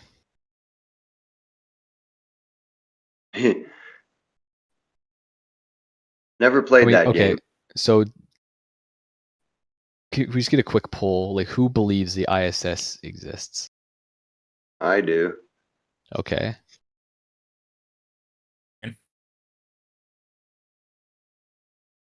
How about go to an ISS channel?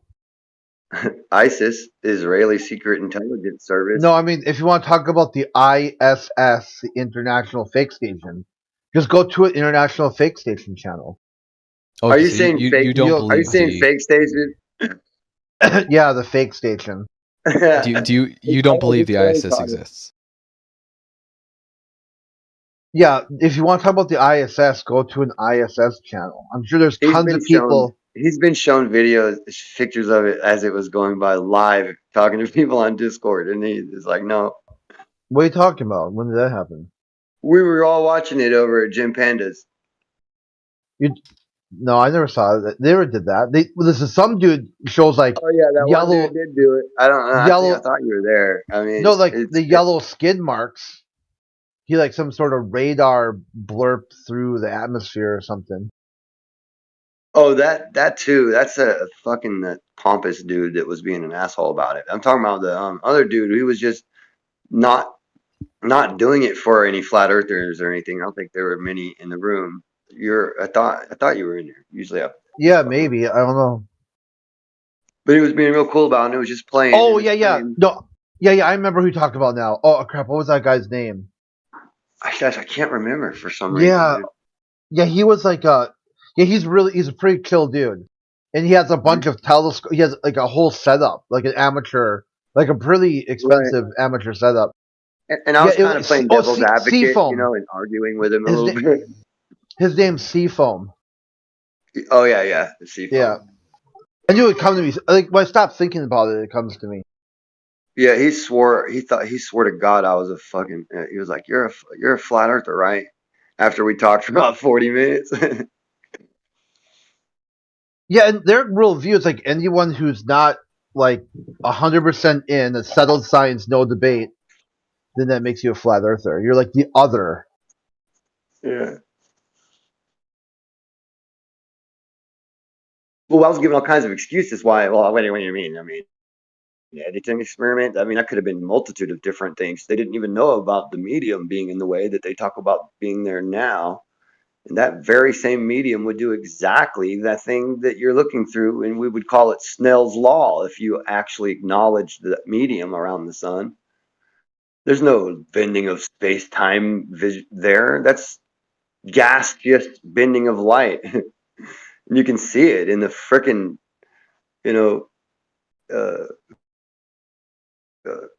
where they call it the missing Fraunhofer lines in the K shift or whatever. It's like, yeah, they're missing because that's Snell's law. That's where you're getting all that, ionized and partially ionized and unionized gas that they're looking right through. It's dense ass medium.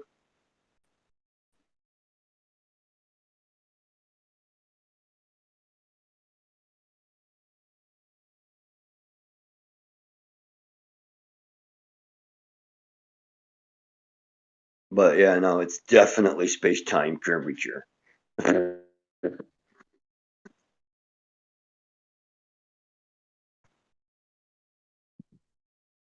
What is Snell's law again? I forgot. A fortnight. The moon, transit, ISS, Cleveland. That's all I got.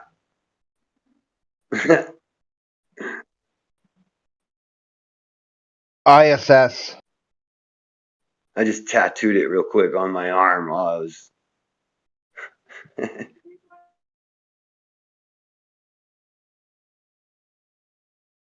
little road map.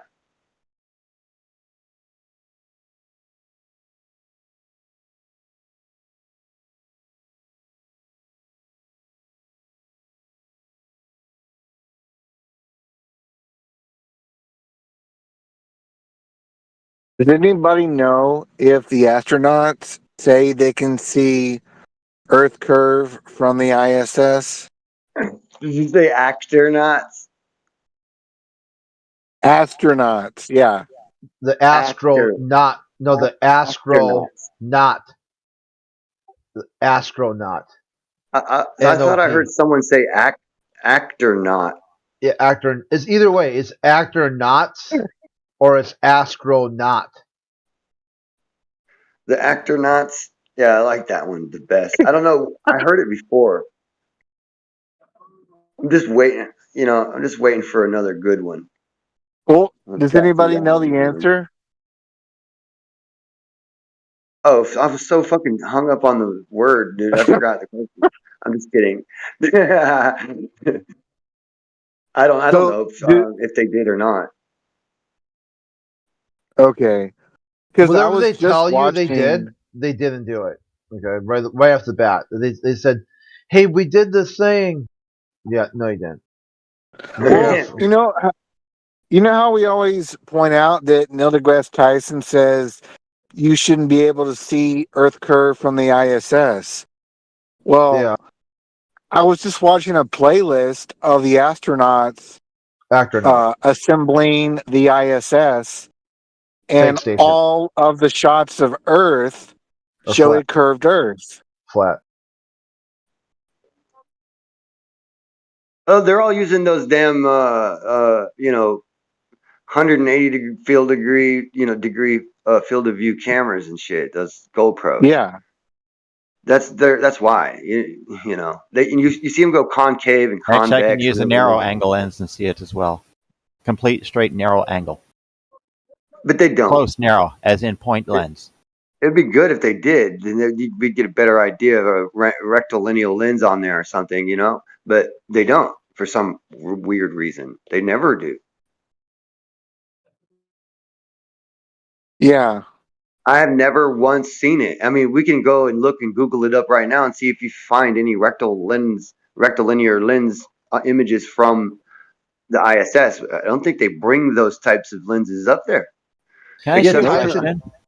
Tyson said mathematically you do not see the curvature. If you're 2 millimeters away from a ball, you're not getting a full perspective there.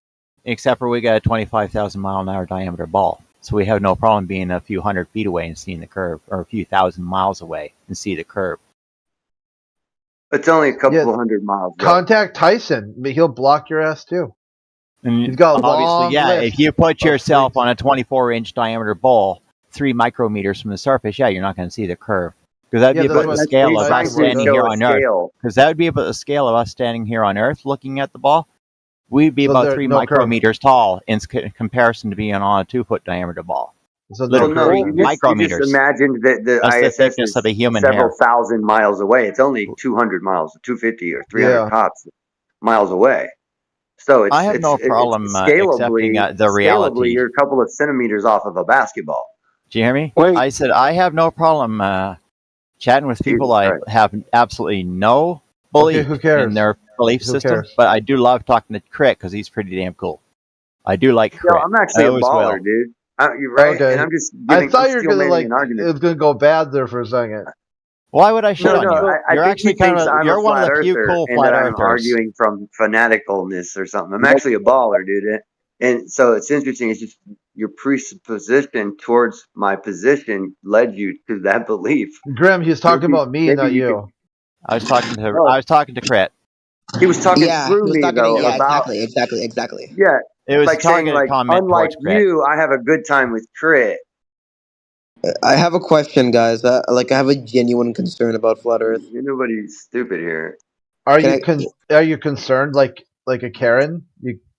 No. Well, do you want to talk to? No. Well, yes. In a way. No. You want to talk? I gotta go. I just want to say hello to you once I got you with an open mic. Yeah. I want to open my mind more to the flat Earth. Okay, guys, I want to open my mind more to the flat Earth theory. So can you guys wait, hold on, wait. Wait, hold on. Let's stop right there. Theory? If you want to open your mind, do I do that or do you do that? No. I just want to hear some evidence, man. Okay, so if you want to hear evidence, right, and you want to open your mind, do you do that or do I do that?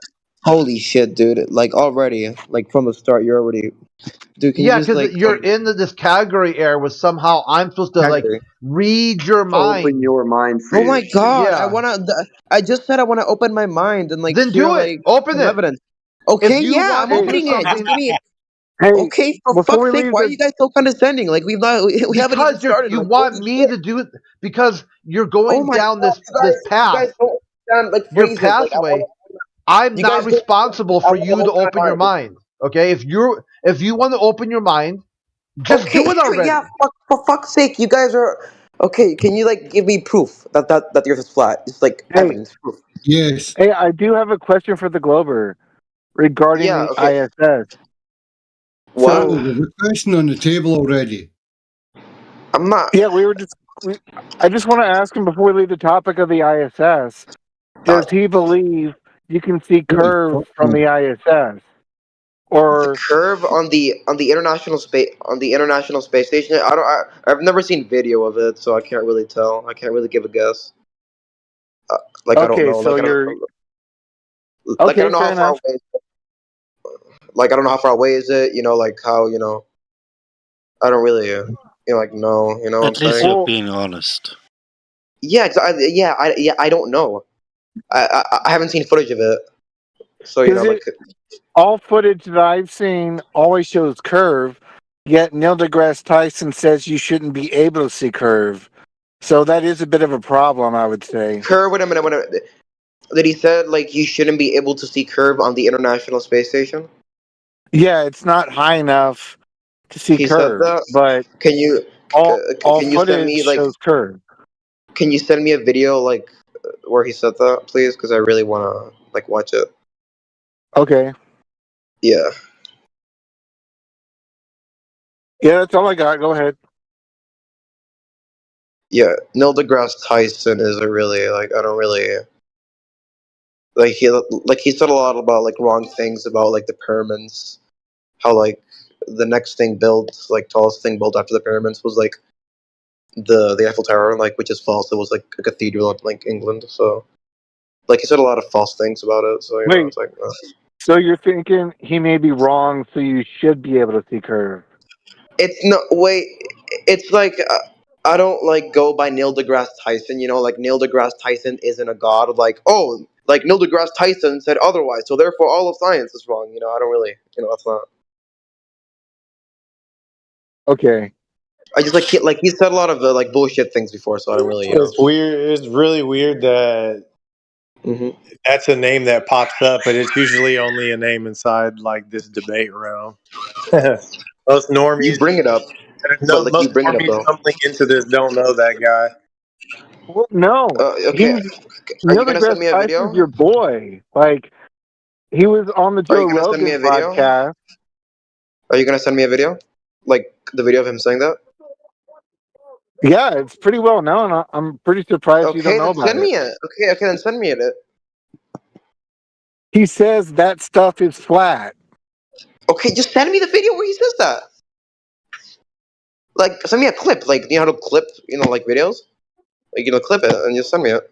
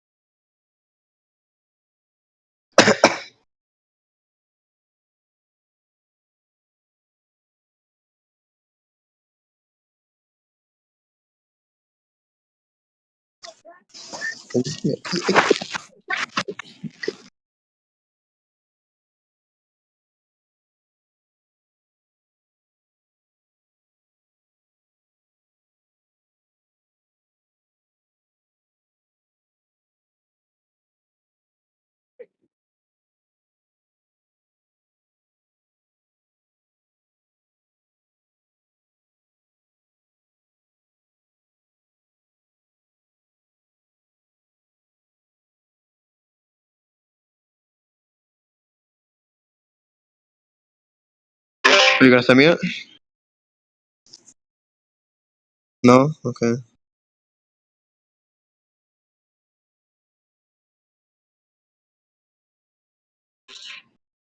Hold on, give me a second. I'm just gonna find it myself. Hold P, when you get a minute, check your DMs, man. I've linked you to our main server. It's a huge database and it'll answer all your questions. Got everything broken down into sections for you. Really easy to look through. Take your time.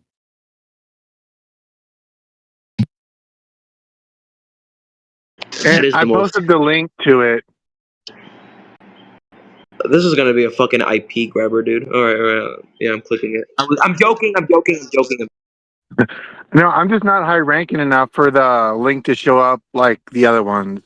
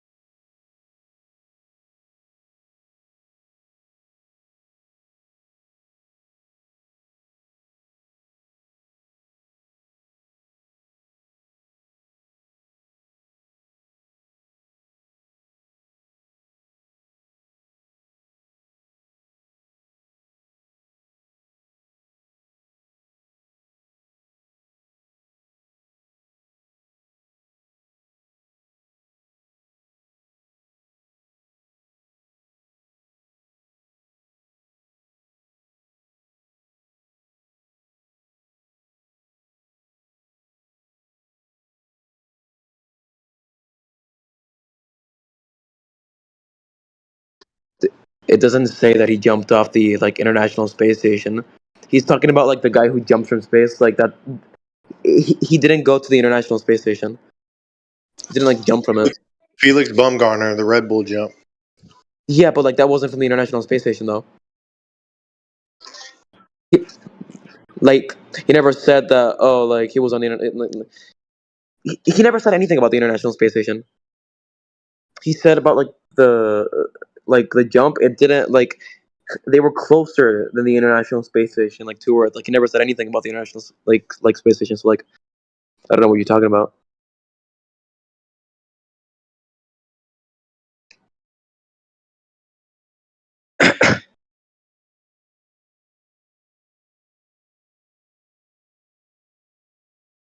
Hello?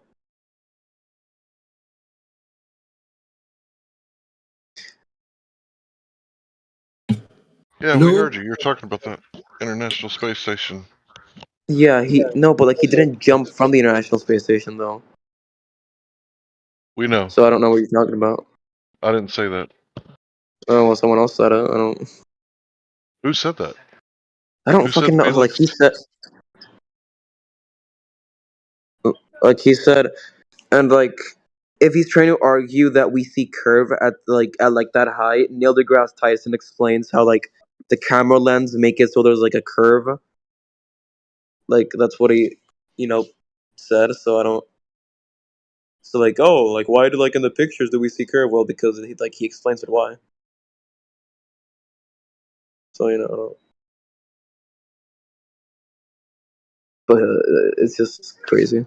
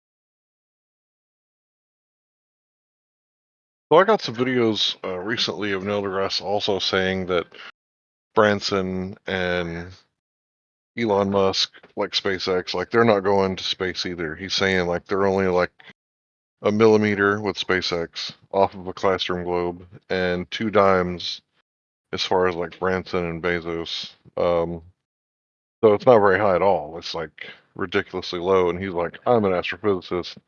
I can't call that space. So basically, what I'm hearing by that is like only the government can go to space.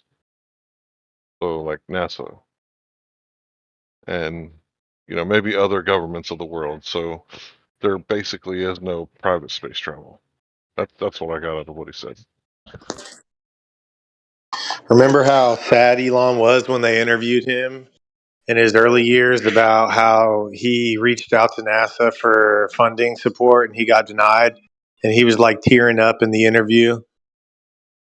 Now he's got like this evil villain story building up to where he's going to be the independent guy that comes out and puts them on blast, throws them under the bus and says he can do it, be their little hero.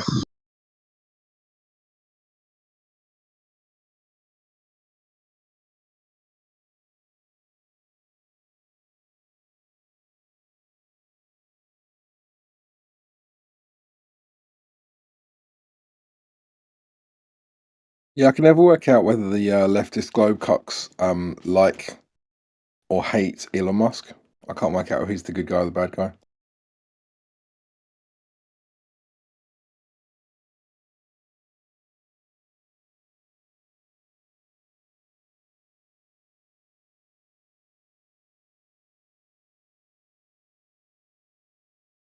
Maybe everyone's favorite globe cuck, globe enthusiast, can enlighten us.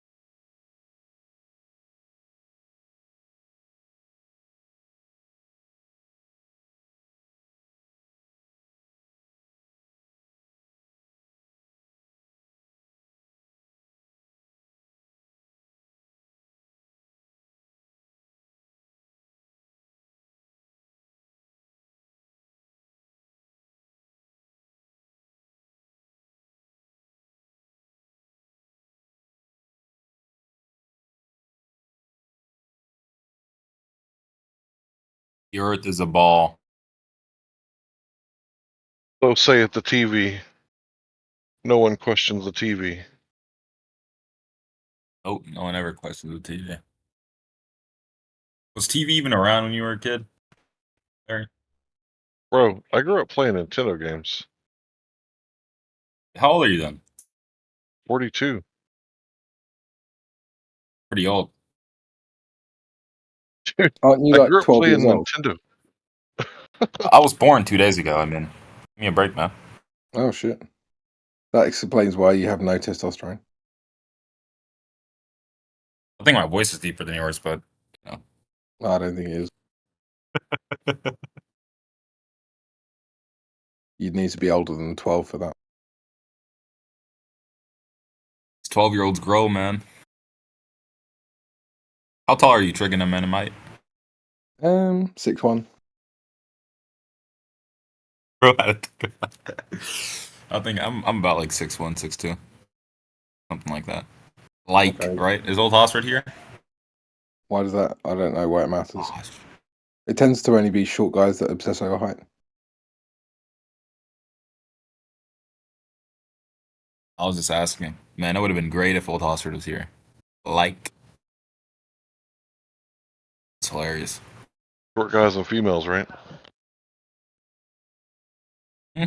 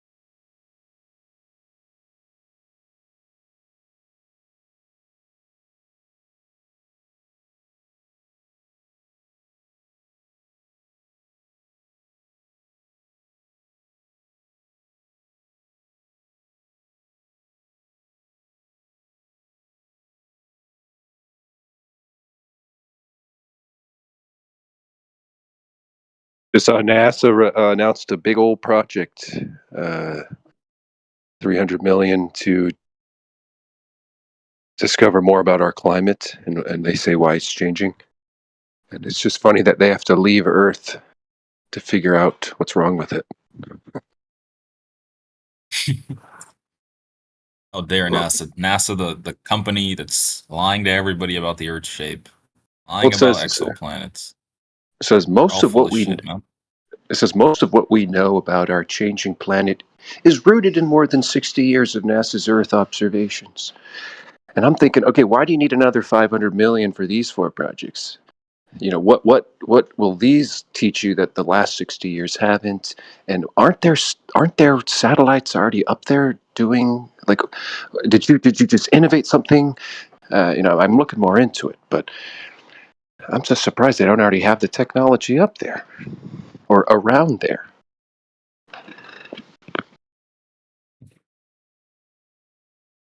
It's just nice to check in on the new NASA news and the next space endeavors, how much cash they're putting into it. Think they're all full of shit? Oh, God. I mean, I want to know the other missions. I mean, what's the Black Ops missions? You know, whatever the secret program missions are. I don't think those are full of shit. But some of these do. Some of these look like it. It would be an easy way to money launder, wouldn't you say? Just to fake stuff like this, because you can't see anything in the sky. All you need to do is have at least one rocket, and if it goes up, it comes down. Say, hey, put my satellite up there. Put mine too. But they all, you know, and maybe there's some stuff up there, but not at the distances.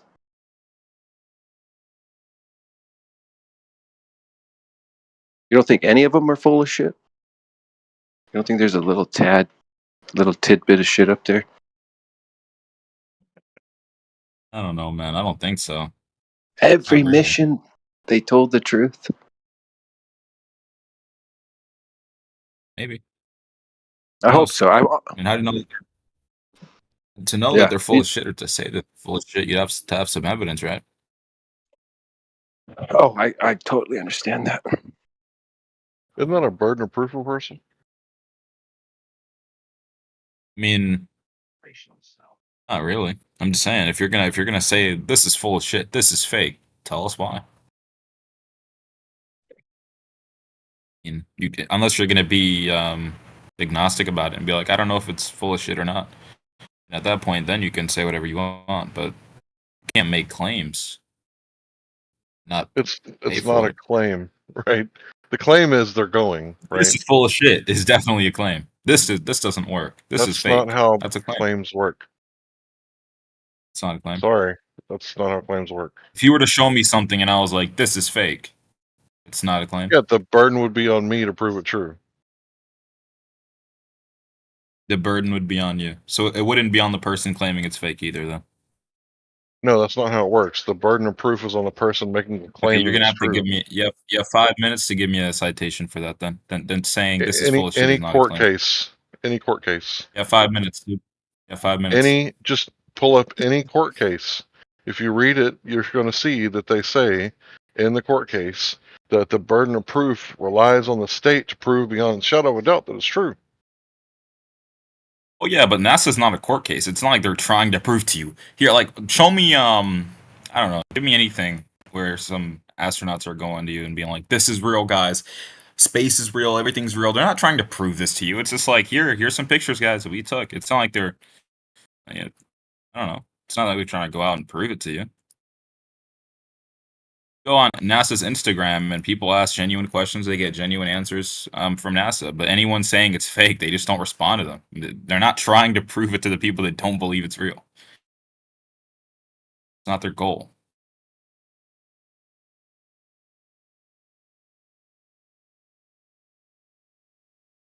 Yeah, NASA's using some good technology to produce a good production so far. but they are running into limitations, and you can see the limitations happening. It's too bad the ISS will be decommissioned, because that's the last thing holding their kind of production together. Because otherwise, what are you sending up rockets for? And you won't be able to really produce anything after you send the rockets up, which is kind of interesting. I don't know where they're going to take the space productions to. Because if Artemis doesn't fall through, are you going to keep? You can't do the ISS anymore. So what are you going to do? You know. I'm just say it's all real.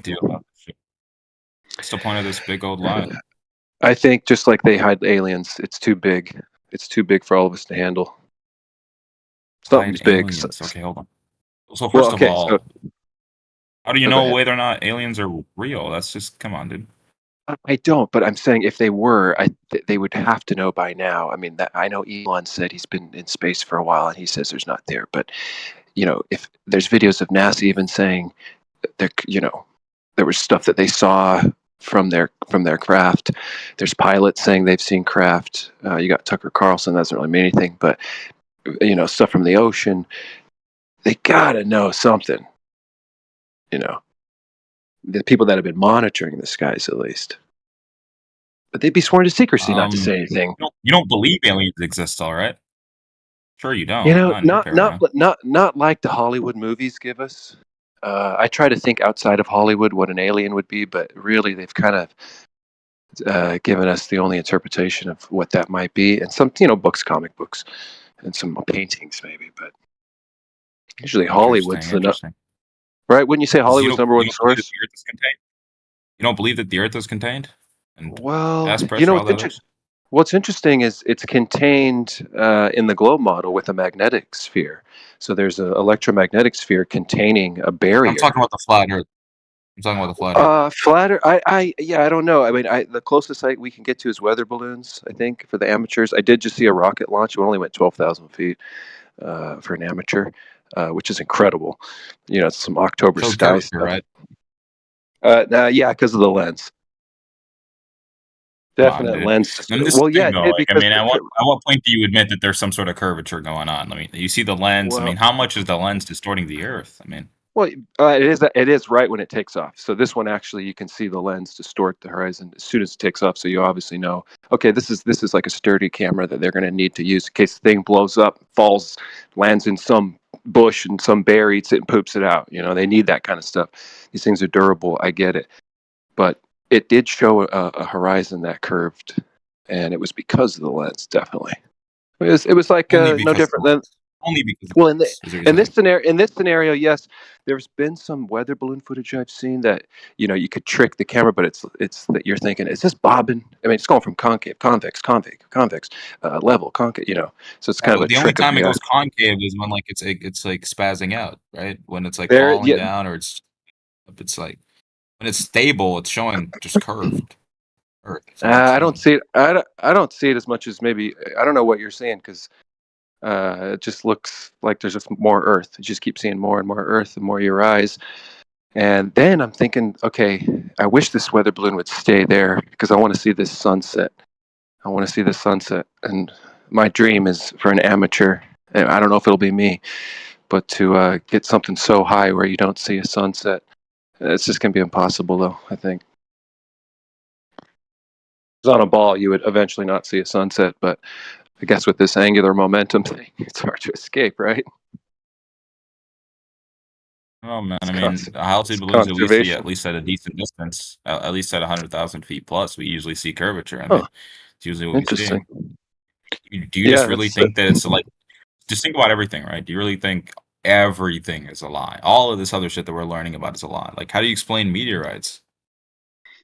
You know, that's interesting. I've seen different, I mean, whatever you want to call them, in different countries. And I saw one in Costa Rica, and that thing was moving so slow, and it was brighter. And I don't know about the explanation they give us, telling us, yeah, that thing could be a grain of sand, you know, igniting in our atmosphere, going 17,000 miles. You know, I like the story. It's sand. Come on, dude. Yeah, I've been told that before. No, but we have like very well documented. You know, the meteorite that hit Russia in February of 2013, There's so many CCTV footages of like the building Oh yeah. shaking, people were injured, and we found the rock. We found the rock. Did So they? what's up with that? Did they Yeah, find they the rock? found it. Found the rock. Yeah, I'm not. I've seen stuff in the Very well sky like that documented. too. Well, I've seen stuff in the And sky like they that. have the video of it falling out the sky too. They have a video of it streaking down. So yeah, no, explain it. I have no idea what it is. I don't know if it's a weapon. I don't know if it's some sort of something that they've been messing around with. But I just can't put it past the government to be trying all sorts of stuff, considering how long they've been doing this. They've been doing, but I don't know why it's unbelievable to you to think that they've got the capabilities of weapons that you probably can't comprehend. Dude, but it's like, so you're telling me the Russian government is attacking the Russian people for no good reason? I don't think it's attack. Maybe it could have been an accident. Maybe people something. were injured. I could have been an accident. It could have been something from somewhere else. I don't know. But Man, this is the thing, though. But Like, I mean, the scientists said they discovered it. The problem with your worldview is how many people are full of shit. How many people are full of shit and lying to you? What's interesting is I've seen different interpretations of a meteorite coming in through different models, and they say something real big, real small, coming real fast will cause destructive damage, like like destroying cities. Something that as big as that meteorite. So, and they're saying, I mean, how fast was that thing? It must have been slowing down, or must have been coming in much slower than at least the model I saw, right? Because it's just crazy that thing must have been gigantic by the time it hit the atmosphere, right? Because it must have shaved down all that rock from it. Is that right? Is that how it works? Dude, it's just, it makes no sense. If you have a container, you have a rock falling out of a container. I mean, what's going on with that? Well, that's why I like to go to the heliocentric model. And that makes sense in a heliocentric paradigm. Yeah, I mean, if you put in that meteors exist, that you can say, then you got to figure out how they came about, where it came from. Now you got to figure out where it came from. How it formed, how the Earth trapped it in our gravity well, specifically, how it escaped the velocity of their, where it came. There's a lot of questions, so I can't just say, oh, meteor hit Earth. But like, I mean, it makes a lot more sense in an uncontained world where you do have asteroids that hit planets, right? Right? Yes, totally. And that story, yeah. But then the uncontained world is very strange. It's very strange to say an uncontained world, because especially what it's next to. I can get certain worlds that are uncontained, but this one, what you're saying, this rock came into an open world that had air. Not necessarily that it's open. It's just dynamic, man. You can have things coming in. You can have things going out. Well, it has to be open if the thing just came into the Earth, right? Not necessarily. We don't really say it's open. We just say it's dynamic. It's a dynamic system. Oh, because that for me seems as though that there's a lot of open space for this thing to hit, just like the moon gets bombarded, right? Wouldn't the moon be an open system?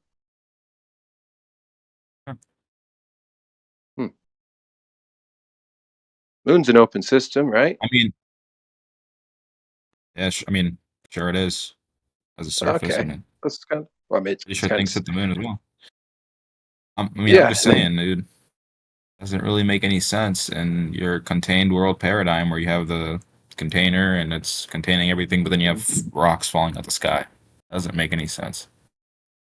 Oh yeah, no. The whole containment thing is a mystery to me, and if it's true, maybe it's coming within the containment somehow. I mean, this whole world. I mean, we look at the electromagnetism that we got going on here. The physics that's at play. Look at sound. Look at electricity. Look at, there's.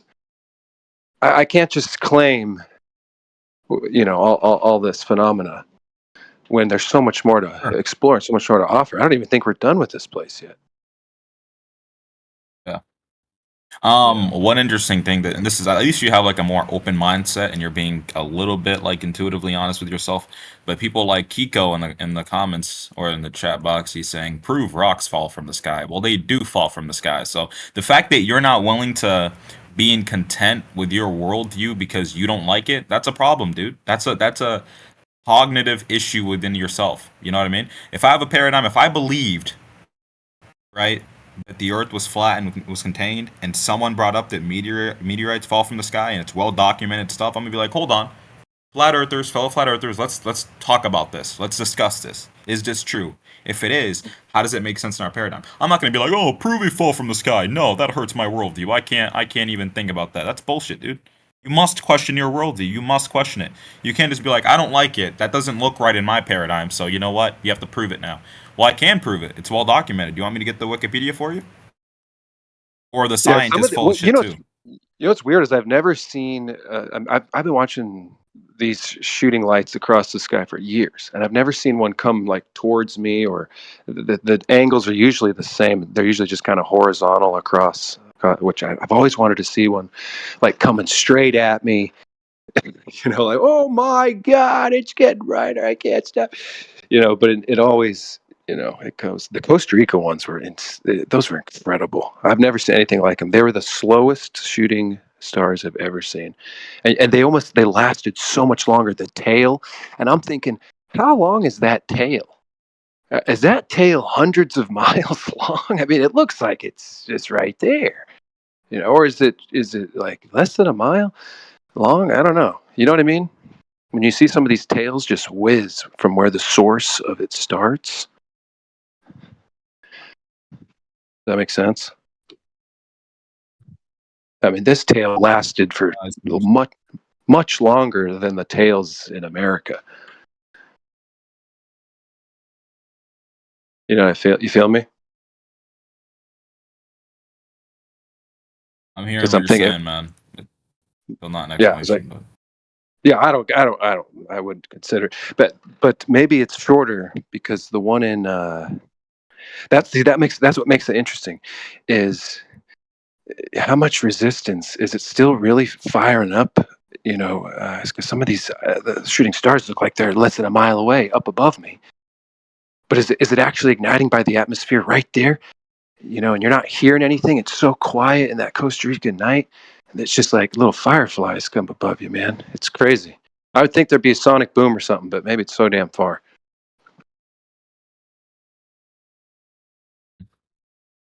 Yeah.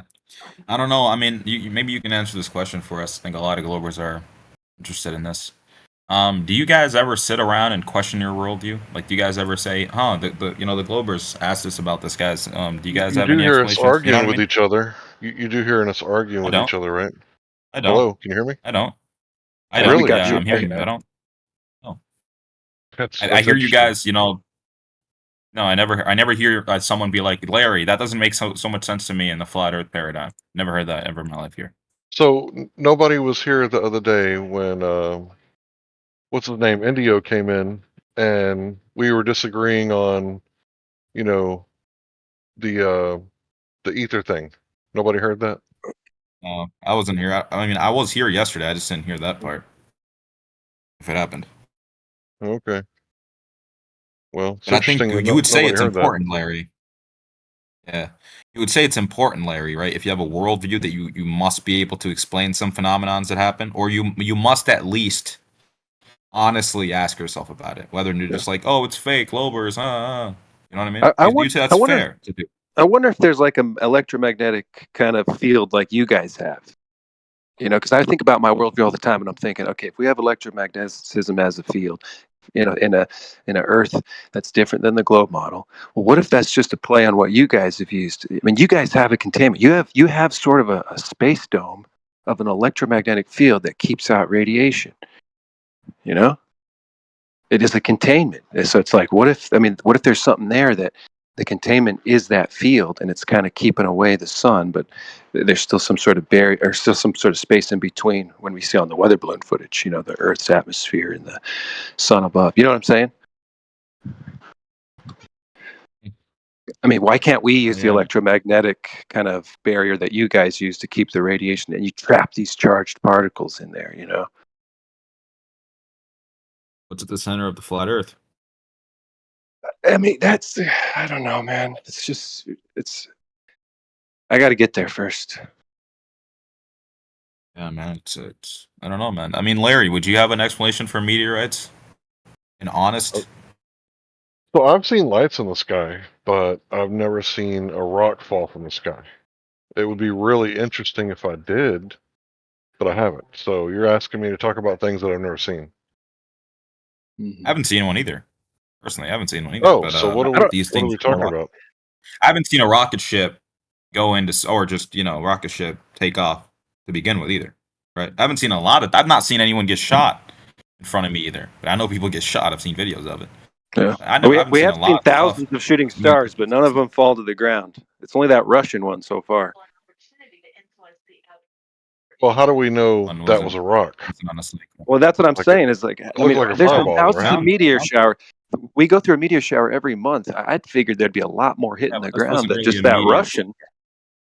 So it wasn't really like a cycle or anything.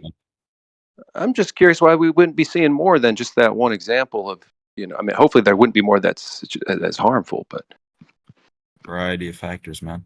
But, I thought we'd see more in the desert or in the ocean, something. Desert and ocean. You don't see too much. You just kind of burn out. What? Larry, I know we agree that we both haven't seen a lot of things, right? How would you explain this? Let's say it did happen, right? Let's say a meteorite or a rock did hit the Earth. How do you explain it? Well, then there must be rocks in the sky. There must be rocks in the sky with the container. It's raining rocks. Well, I didn't say anything about a container. You just strawmanned me just now. Oh, but come on, Larry. That's your. What did I say though? You must believe in it. You must believe in a container, right? But what did I say though? You said that there must be rocks falling down from the sky. Yeah. Exactly what you said. Yeah. Yeah, but this is the thing, Larry. You can't say someone's straw manning you when that's your paradigm. You believe that the Earth is contained, correct? I don't really know if it is or not. The statement that a rock. The statement that a rock came from the sky is that's a pretty wild statement too, though. Yeah. But that's what it would imply if it happened, right? Yeah, exactly. For someone to say a rock came, what do you mean rocks come from the sky? I don't see any rocks in the sky. That's interesting. You're saying it's a rock, and then only off this Russian thing. So it'd be interesting if you just keep claiming there's rocks in the sky. There's probably plenty of examples of this, but the Russian one's well documented. And the reason why I like this one is because it's kind of recent, and it's like there's so much CCTV footage of the people that were injured, of the rock obviously hitting the Earth. There's just so much footage out there of it. It's very well documented. That's why I chose this one. But your claim is that rocks come from the sky, basically. Of course, it does happen. Are you going to say it's not going to? It doesn't happen? Come on. Well, I mean, it happens in that scenario, whatever that was. I mean, I can't say that rocks come from the sky based off of that. You say rocks come from the sky? Yeah, rocks come from the sky. I mean, even it makes even less sense in a paradigm where you have there's rocks in the sky. There's rocks falling from the sky, baby. Yep. All right, man. I mean, I see rocks in a certain place, but rocks in the sky, that's the one I got to get into. Ask the 1,000 people that were injured, dude. Ask the 1,000 people that were injured by the rock. 1,000 people were injured by what? Detonated in the sky, right? But was it a rock? Yeah. Was it a space telescope that came off of a balloon? Like, what was it? Space telescope that came from a balloon. Come on, Larry.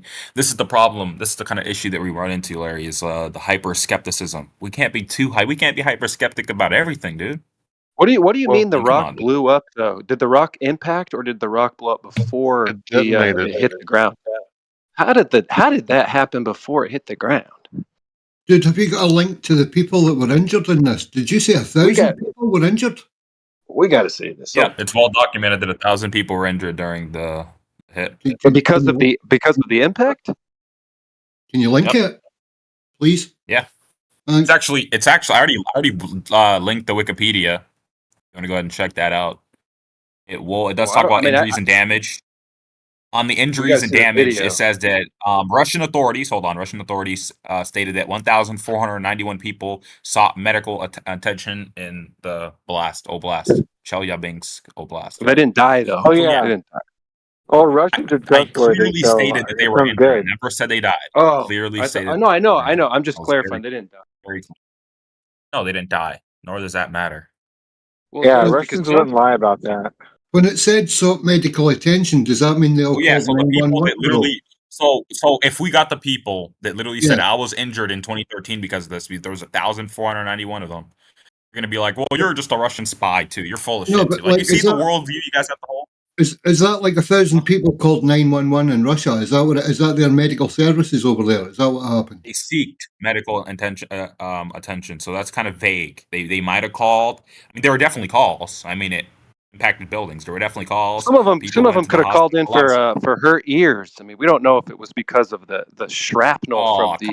You see how stupid that is to say though in a conversation that no, we're it's having. not because you're implying that the asteroids 1,491 impact. people called in because their ears hurt, or some dude wanted to No. broke his arm that day. It Come just on, sounded man. like it sounded like you were implying that they were all impacted by the meteor, like physically, like they got hit by it. The 1,000 people that we're talking about specifically sought medical attention because of this. They wouldn't have mentioned random people. They're mentioning people. But what that I'm were saying impacted. is, what is medical attention? Some people come in man. because of something that might be related, not physically. You see, I don't understand, because there's some states in America where you can phone the fire brigade and that gets you medical, police, and ambulance services. So is it the same in Russia? Did they phone medical services, as in 911, help, police, whatever? I don't know for sure. I mean, there's a deeper dive. If I can just read out what I'm actually, I'll share my screen. We can all look over it. I know we're going to be ever skeptical, but that's all we can do.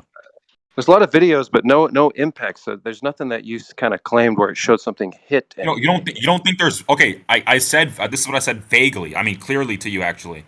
I said that there are videos, right, of the buildings that were affected. Right, that's usually how people got injured because the glass hitting them, all of that other shit. So again, you got to listen, man. You got to listen. But you can see right now most of the injuries caused by the secondary blast of shattered, falling, or blown in glass. Right, this is exactly what I was talking about.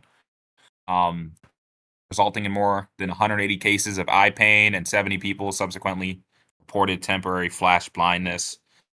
1,491 people, like I mentioned, 112 hospitalizations, basically everything that I mentioned. But let me guess, it's something else. You see what Kiko just said? He said, so not a falling or popping glass flash. Yeah, so just buildings were affected by random glass now. You see how absurd your worldview has to be a flat earther? You need to lie to yourself. If you watch this video, it doesn't look like a rock going out. I mean, I want you to watch this. I mean, do you think this is a rock falling? Go ahead, drop the link. Let's see. I want you to watch the object after the kind of heat has dissipated. I know we have to lie to ourselves. Let's go ahead and check. No, I didn't. I just saying, watch the object after the heat. I'm willing to lie with Hey! Come on. Why are you? Dude, I feel like you're being a little dishonest. That's why, because you're lying to yourself. You're talking about the people going in because their ears hurt, man. That's dishonest, man.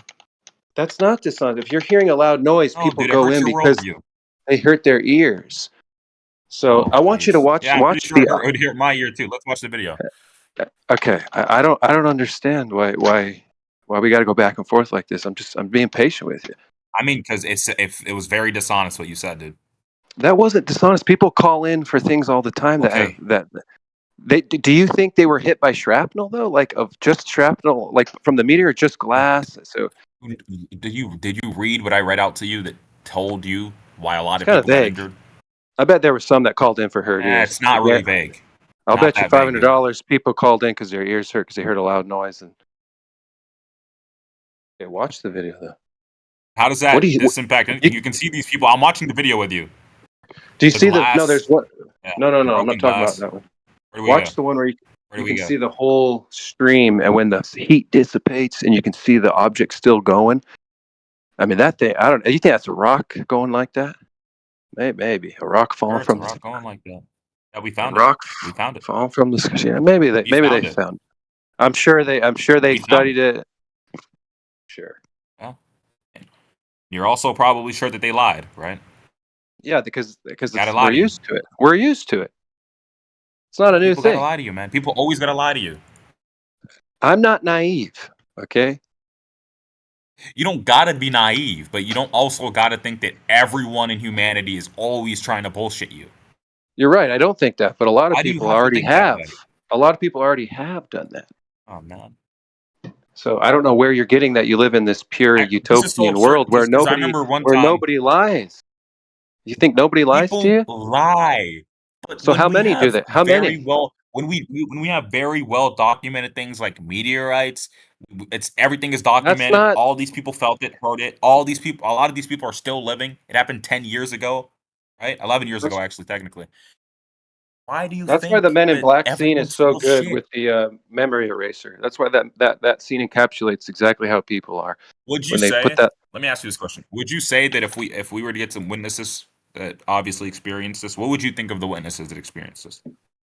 I would like to talk to them because some of them, just like when they talk to witnesses when other events happen, they say things that are different than what the media gives out. So it'd be interesting to see, though, they saw light, but they don't necessarily see a giant rock in the sky. I don't know how many ever. I mean, if we're both in a building and a meteorite hit, we don't necessarily need it to see the meteorite. A lot of them did. We read the part where it talks about the 180 cases of eye pain, right? 180 cases of eye That's pain. because they were watching it out the windows, and when it detonated, there was a shockwave like a freaking missile went off, and when it broke the glass hit them in the eyes. Wait, did it detonate after? Because the video I showed you, the heat dissipates, then you see the object, and then does it detonate? In the sky. It never hit the ground. See, that's wild, man. That doesn't seem like a natural. Never hit the ground, Larry? From what we're told about the meteorites, why wouldn't it impact? It detonated in the sky. It never hit the ground. Never hit the ground, Larry. That's just a lie. So okay, show me the source. Show me the rocks. No. You just made a claim. That's you. Bro, I'm making a claim based off of the videos that I saw, where you could see the damn thing on the dash cams, because Russians have dash cams because they're smart. And when the damn thing blew up in the sky, it never hit the ground. Let's go ahead and cite the source for me for that. I got to see this. This is wild. It's documented that happened as well. Things can look like whatever they look like. You gotta show me some sources. I'm gonna show you shit. If you have any. Yeah, go ahead, research it, man. You got all the time in the world. I'm not gonna give you 5 minutes like Sasu gives people. You have all the time in the world that you want, man. Is there a statistic shows how much of those claims were actually insurance claims of car drivers that accidentally crashed their cars when they saw a flash in the sky? Oh. This rock turned into a fireball. Come on. What? I don't remember it. I don't remember it being a ground contact either. I remember it as being an airburst, and I've been waiting to see fragments of the thing for however long ago it was. It's all right to be a I'm not skeptic. really surprised by this stuff. No problem being a skeptic, man. It's all right to be skeptical, but there's also, if I ever presented something to you or you presented something to me, I'm not going to sit here and be like, well, this is bullshit. We're not saying it's bullshit. Do you notice how we're asking questions about it? Wait, no, we're not. This is another thing. Wait a minute. You're confusing what we're doing. We're talking about it. We're dissecting it and saying, wait, what about this? What about that? We're putting the globe model into it too. You're just projecting all of these feelings. There was no globe. You didn't even mention a globe with this, dude. You mentioned that the people might have went in because their ear hurt or this other shit or whether what or not do you mean? I said rocks falling from the sky is the globe model. They do. That's a globe model. They do. That's a globe model. Yeah, no, on Earth. I don't know what Earth you're living at. Rocks fall from the sky is the heliocentric globe they fall model. from the sky. Are you gonna just deny humanity now? You're gonna deny your own species and what they've discovered? But from what we've discovered from this video is it's not as accurate as your imagination is portraying it to be. You're portraying an imaginative story about what is happening in Russia. Cite the contrary evidence to this. And I also got to say another thing. I remember, I know a lot of, not every one of the flat earthers are hyper skeptical people about the government, but there were one specific guy, Indio was talking about, I remember he was arguing with, what's it called? I forget who it was, about whether or not a plane actually hit the Twin Towers. See, this is the crazy shit I'm talking about, dude. Oh, come on. That's a weird segue. What does that got to do with? I mean, probably an asteroid hit the Twin Towers. Who knows? Yeah, we're not going to speculate on any serious mass casualty events, bro. Whatever happened, happened, and people died, sadly enough. We can't confirm it was a plane. It looked like a plane on the television. Come on, man. Yeah. Come on. I'm not going to go there, but I'm just saying that's one of your guys that's skeptical about No, this. that's not. There's people that believe the globe. Hold on, brother. Hold on, brother. There's people that believe the globe that don't believe the 9/11 story. Yeah, that's fine. That's fine, dude. It's just that you people are very hyper skeptical. No. What do you mean, you people? If you want to comment. Conspiracy theorists, you people. So I think the problem here is that you guys will have something with lots of evidence, lots of eyewitnesses, the sort of thing that you'd take to be true if it was eyewitnesses that were your friends or like other flat earthers. But then the moment the government backs up what those eyewitnesses say, you guys are just like, government also said it was true, we're just going to throw it out. And that's a ridiculous standard. That's disingenuous. That's not true. Oh, great. Do you want to test that, Larry? Yeah, there's lots of things that the government said that is actually true. Pearl Harbor actually happened. You do know that, right? Yeah, awesome. So everyone who just said that this is fake because it came out of Russia and the Russian government, people like Flatsy in chat, they're all just speculating wildly and it makes no logical sense, right? Yeah, well, they're not in here talking to you. You didn't know that Americans don't trust Russian government? Like, that goes back a long time. Yeah. So far, all of the video evidence has been from individuals. There's lots of individual testimony. But because the Russian government also said it was true, which I just accused you of doing, you're now saying that we shouldn't trust that asteroid happened because the Russian government also said it was true? Okay, you said it was an So asteroid. how you painted yourself into a corner? If it blew up, how do you know it's an asteroid? It was going too fast. It came from outside the atmosphere to inside the atmosphere. The trajectory, the fact that it didn't have wings, the fact that it flared brighter than the sun for a brief moment, meaning that it was an incredibly fast-moving object with a lot of matter that was heating itself up to explosive force in the atmosphere. I mean, what else do you want, Larry? Do you want a physics lesson out of this? The heat dissipates, and then you see the object moving still, and so then it must have detonated after all the heat left. You can see it in the video. So I don't know if you're talking about. What? Okay, so I'm sorry. You haven't seen the video we posted. We've been going over this video. It's a solid video of showing the stream from across the sky, and it shows. Yeah, I watched the video. Just describe what you think happened.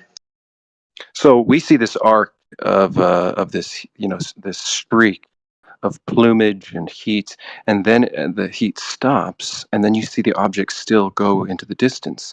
But now we're being told there was some sort of detonation where there was windows broken. So where was the explosion? Was it after? Did it heat up again? Like after it lost all the heat? No, so if you watch the video, like I did, you'll see that it actually splits. That part of it explodes off of the main body, and then the main body continues on. So there's a very bright flash, and then everything adjusts, including cameras, including people's eyes adjust after. There's still brightness, but it's not as bright because the thing that was causing it to be super bright has now exploded off the rest of the asteroid, whether it was trapped ice or whatever that ignited. I wonder if we're watching the same one. Let me just double. Yeah, check. I'm wondering that too now because. So we are. You see it go across the sky, and then there's an extremely bright moment, and then there's still a bright piece that continues onwards. It's not a bright piece. I mean, it's almost like it's no longer a part of the heat that it just left. Let me see. It's at the. Yeah, that tends to happen when there's like an explosive force. All the heat from that explosive force kind of stays where it is or projects outwards in a ball. But if there's something really, really fast moving that causes it, it can keep going, and it just isn't as bright. But what would cause the explosion after? Because I'm just trying. It seems like all the heat is gone, and now it's just going to impact Earth, right? So what? It broke up, mate. That's what caused it. So where did the heat was pieces hit? If it broke up, where did the pieces hit? So the pieces may have just been incredibly small pieces that were scattered everywhere, or they could have even, the explosion could have been, say, as I said, ice, water, that flash evaporated, at which point there wouldn't be pieces. Yeah, or we could have that went to the found any hospital. pieces. Yes, and what do you think they went to the hospital for? Well, that's what I'm trying to figure out, because all this was much higher up than all the buildings and all the cars when the heat actually leaves the object. So where is... Great. So I'm just trying... And you said most of it's evaporating with ice? Is that what you said? Uh-huh. So what happens when there's an eclipse? What do people go to hospital for after an eclipse? Well, I guess you're saying from the eyesight, but a lot, because this guy was making fun of me for saying even ears. But these people all have bandages on, and they've got blood gashes in their face, and some people are getting stitches. Great. So we're at the point where you've given multiple different things that people could have sought medical attention for from this one object. It was supposedly brighter than the sun at one point. And the reason eclipses are so dangerous is because your eyes are adjusted to both the night and then very quickly the sunlight at the same time. So you're able to take in more of that light, which burns your retinas.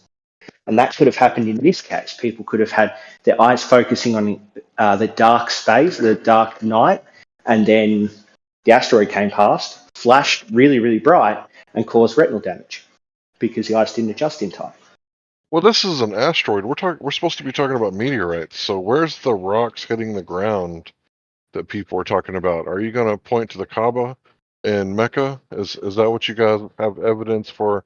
Rocks hitting the ground? Or let me guess, King Tut's dagger? King Tutankhamun's dagger? Is that the evidence for No, meteorites? so I dropped a link in. It's an article with a whole heap of first-person interviews after a 1929 meteorite strike. It's in the chat. So again, first-person witnesses. Meteorite strike.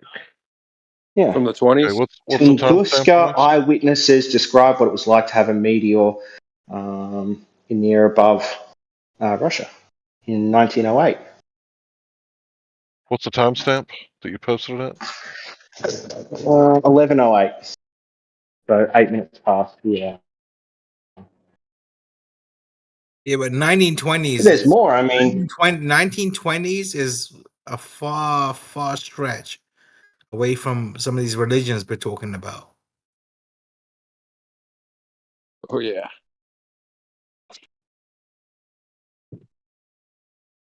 Yeah, that's a long time from now. The central thing is,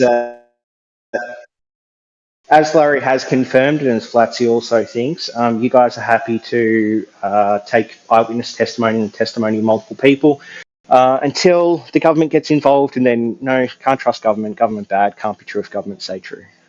Wait, it says it exploded. Why are you talking about it this? Says, hold on, time out. It says the dying meteor exploded, so it never hit the ground if it exploded, right? Why are you talking about this bullshit though? When this is supposed to be a flat Earth chat room? No, it hit the ground. Because it left no crater and no fragments have ever been up in the atmosphere, and then only so small not bits for lack of hitting the Earth. searching. It could have flattened a major city. Oh, Fortunately, it struck a remote area, so nothing hit the ground. Can we bring up some evidence of meteorites? Yeah. If that's the claim. I mean, meteorites are legit, right? Well, they're exploding rocks. So far, they're exploding rocks in the sky, and that's all it is. They're not just exploding rocks. Like we've got fucking meteorite fucking basins, like in the United States even. We've got we've got bulls. We've got bulls from rocks in the sky. Yes, we do. Man, I mean, New Mexico. I went to one in New Mexico. I said that was the latest one. I thought it would have been an angular trajectory. I really did, but it's because it seems as though it went perfectly straight right into Earth, and there was no angle to it whatsoever. Yeah, but outside of that, like I'm not saying that's a reason why the Earth is a globe. Oh no, not at all. Right. I'm just saying that just happened in the past.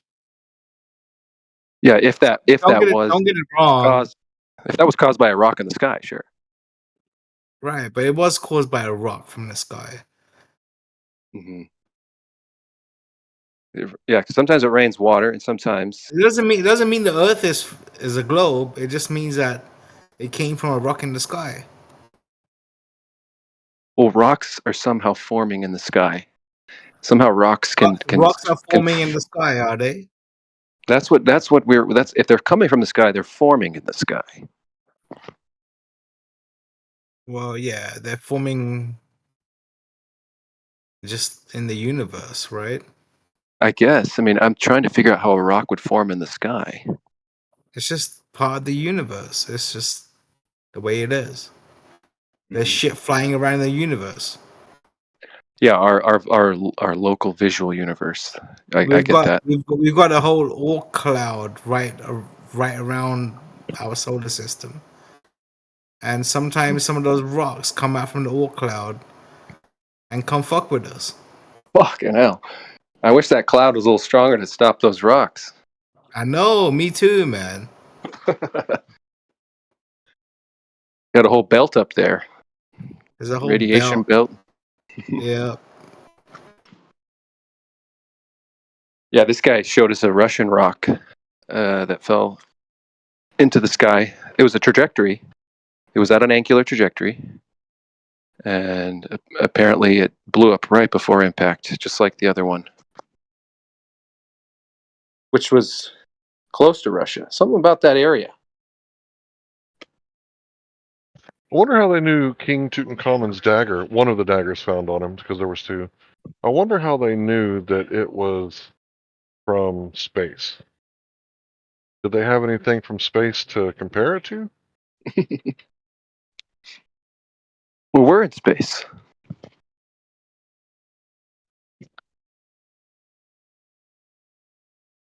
I mean, that's a pretty bold claim. That this guy who lived like 3,500 years ago, give or take, I don't remember exactly how long, he has a dagger that's actually an asteroid from space. It's actually a meteorite. Because it struck the ground.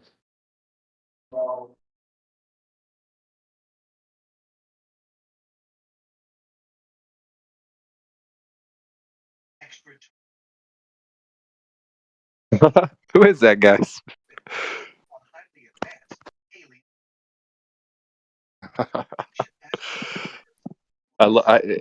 Man, people that believe aliens get such a pass. So funny.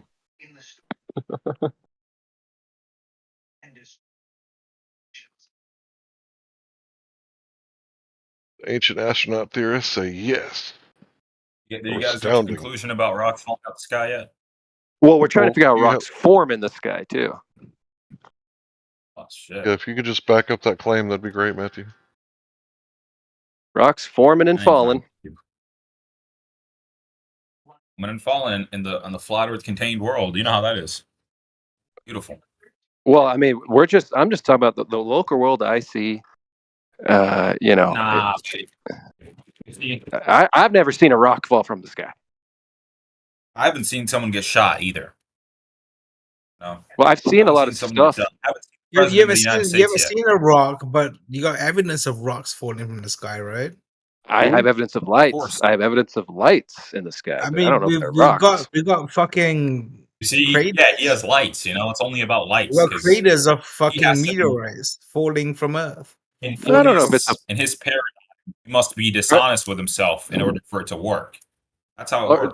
Do all these asteroids? They all come from the same rock? Are they all being formed from the same place? Where are they coming from? Same rock.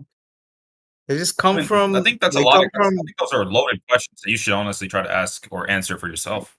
I see so many meteorites. I'm like, is this one freaking rock breaking up, or is this a bunch of rocks being formed breaking up? We got meteorites hitting Earth every fucking day. Is it actually impacting the Earth? Is it actually making like every fucking day we do? Well, show us the crater then. Show us the craters. No, because they burn up in the fucking atmosphere. Damn. I want one to hit the Earth in a desert. Show us a damn crater. There's many craters on Earth. Yeah, how do we know they're not from gas pockets? Yeah. Are any of them angular? Do any of them have angular impacts? Then gas pockets call us craters. Oh, you don't know the guy. He wants me to back up a source that gas pockets could cause a crater.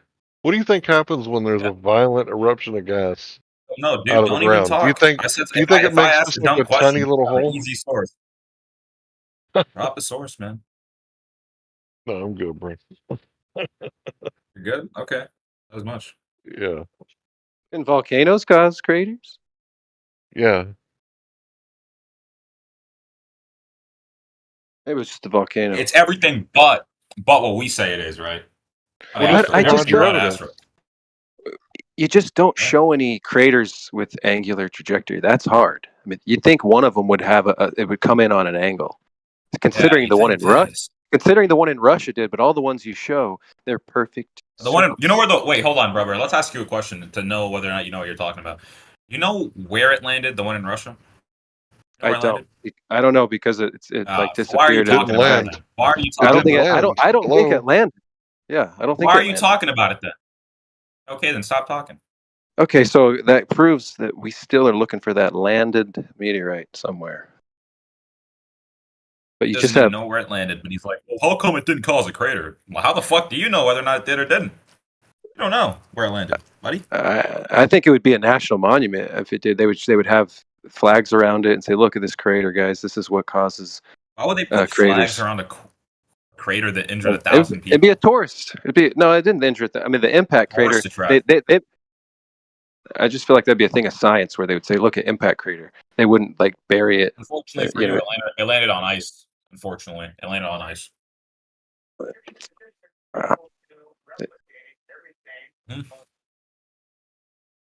Maybe we'll see another one day.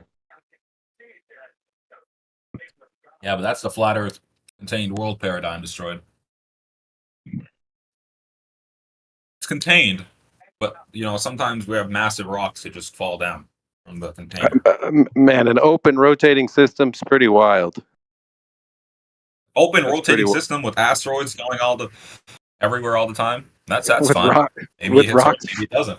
You're saying rocks falling from the sky is that's a normal way that's normal. You're telling me it's normal in your paradigm where you have a contained world? No, I think it's wild that a transparent container.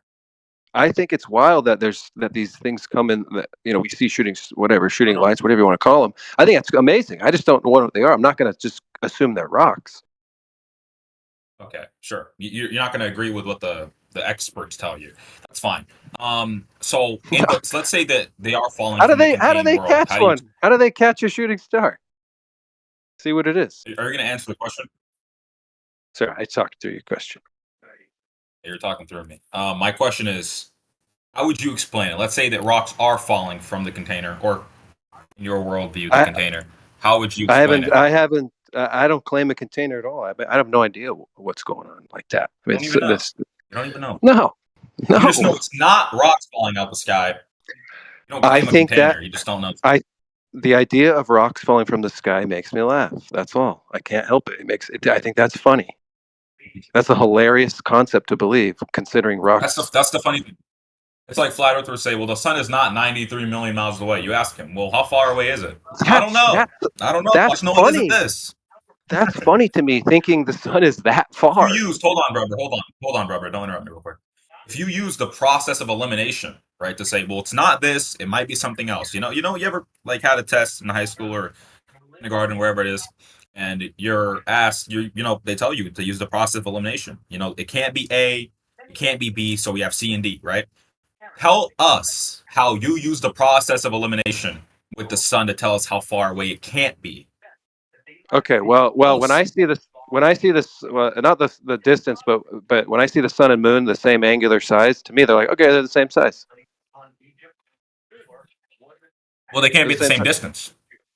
Well, how do you explain that? How would they not be? They're the same size. So it's like, how come they're not? Why wouldn't they be? How come they can't be? It's very easy to understand. Okay. Well, see what I mean? Is you're adding a new layer.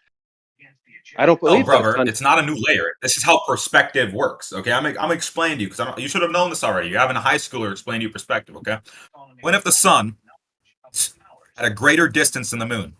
It will appear smaller. Well, yeah, if you want to believe that, if you want to believe that. But this size. Actually, we don't have to believe that because the solar eclipse proved that.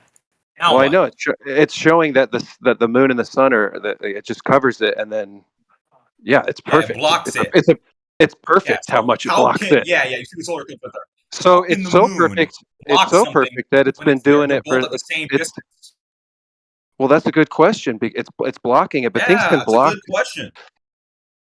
I mean, it's still the same size though. So I'm not, and the distances and the size that you're portraying. Here we go. Not understanding wait a minute. You gotta stop jumping. You gotta stop pogo sticking. You gotta stop pogo sticking up and down. I mean, I get like 3 words and maybe an adjective, and then you emotionally outburst.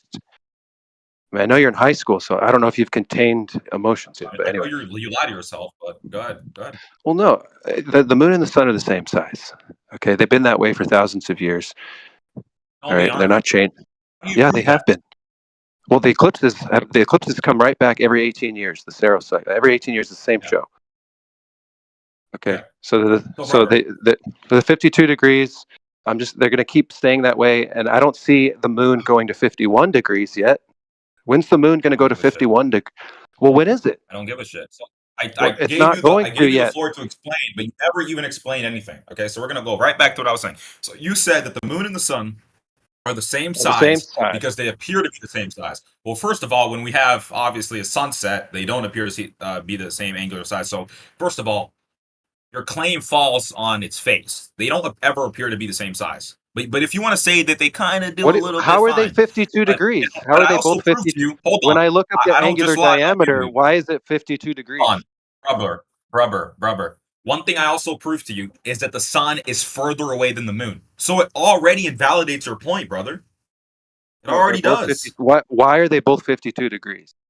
Diameter. I don't give a shit why they're both 52 degrees. One is further from the other. Okay, well, to me, that's a fascinating thing that one both is of these further from the other. So how do you know how far away it is? Again, your high school mentality is showing. Okay, you got to stop with this emotional outburst. How do you know how far away it is? Well, you're claiming it's farther away than the other, but one is just moving over the other one. Maybe in a way that you're not. Maybe in a way that you're not seeing. Maybe in a perspective that you're not seeing, where something can block something. But they're the same. What's the solar eclipse? What's happening during a solar eclipse? Well, it looks like the moon is moving over the sun, but it's blocking it. But it's still the same size as the sun. Still the same size as the sun. And I'm not going to believe. How can an object? Okay, this is I'm not even interrupting you, dude. It's the fact that you stopped talking. You're not done talking. Well, it's just my nephew talks easier than this. I can have a better conversation with my nephew. And it's like, I've never talked to someone like this. So it's very new for me to talk to someone who you get 4 words out and then it's like you're on the edge of your seat and then you get up. It's like, I don't know what you're trying to prove, but it's just such an interesting conversation. Never had something like this. Yeah, for sure. Do you have something to say? Go ahead, finish it.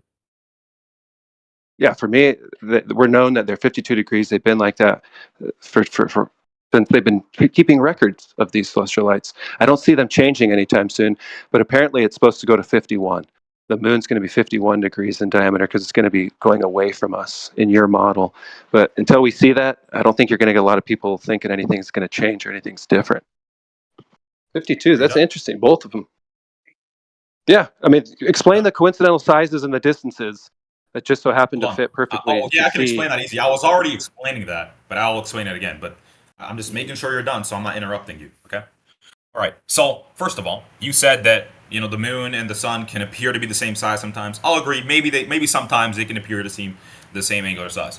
Now the thing is, with a solar eclipse, what this proves is that the sun or the moon is closer than the sun because the moon is blocking the sun. That's only possible if the sun is further. Now, when you said that they're the same size, obviously we'll agree that if an object is further away from you, it can appear smaller than what it actually is. That's basic perspective. So my question to you is, how do you prove that the sun is at a really great distance, or how do you prove that it's not if you know that the moon is closer? How do you prove that? I can't prove the distance to the sun. Then you don't know. Or the moon. Or the moon. I'm not proving that stuff. No. How are you proving that? Okay. Well, so you can't tell if they're the same size then. all I'm saying is angular diameter wise, they are the same size. You keep. They look rubber. No, you don't know the exact size of these things. You haven't measured it, okay? So what you can say is they look the same size. Well, when we put it in, when we put in the angular diameter of the moon and the sun, what do you put? Dude, what does the angular? Oh my god, the angular. What would you put in? What number would you put in? Dogs. I already proved to you that the sun is further from the moon. If an object that is closer to you, even if it's smaller than an object that's behind it, because that object is at a greater distance that we already proved, it can appear smaller but still be bigger. These things are not parallel. They're not parallel. They're not at the same distance.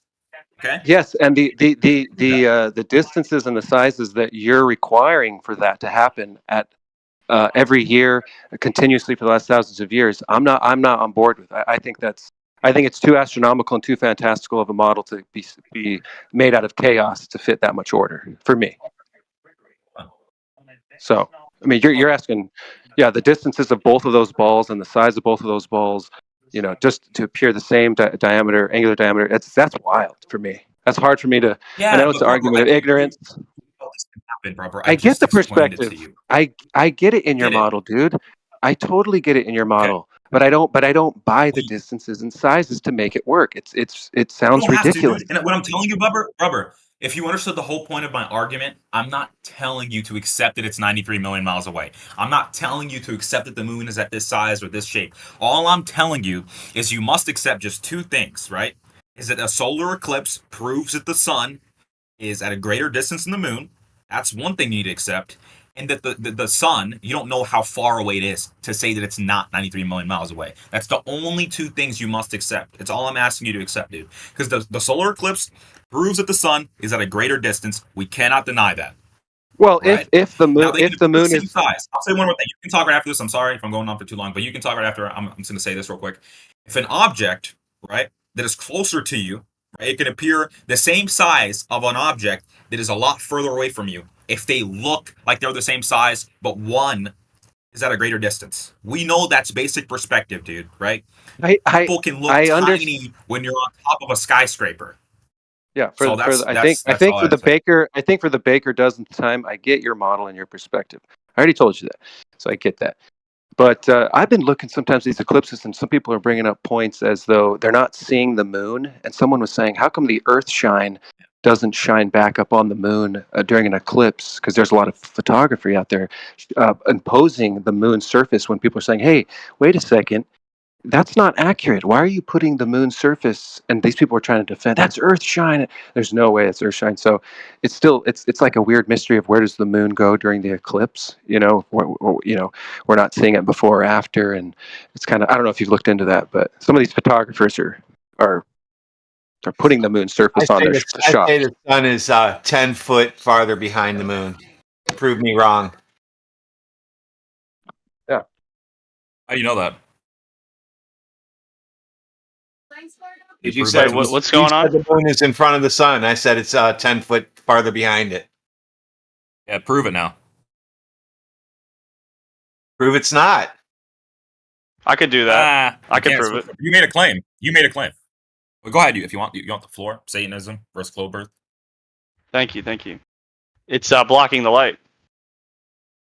That's in front of it. Can't be behind it.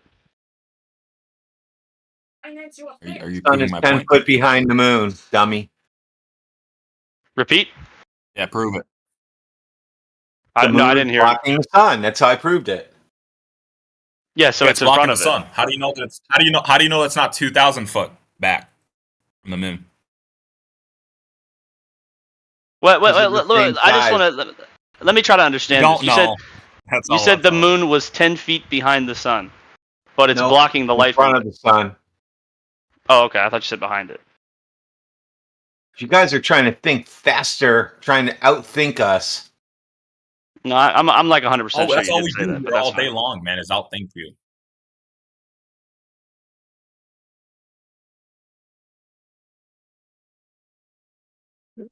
I'm crazy, Fruit man. Loops and just enjoying my detonation, my obliteration of you not knowing how far away the sun is. Detonation of the meteor because there are no meteorites. No impacts. There's no impacts anywhere. Although you haven't read up on it, you haven't actually read the Wikipedia. I mean, we get concepts the Wikipedia, the purveyor of all truth. What would we do about you? What would we do without you Globers on the Wikipedia? How rocks form. You can't be making me laugh this much. Jesus, Anakin, the Force is strong with you.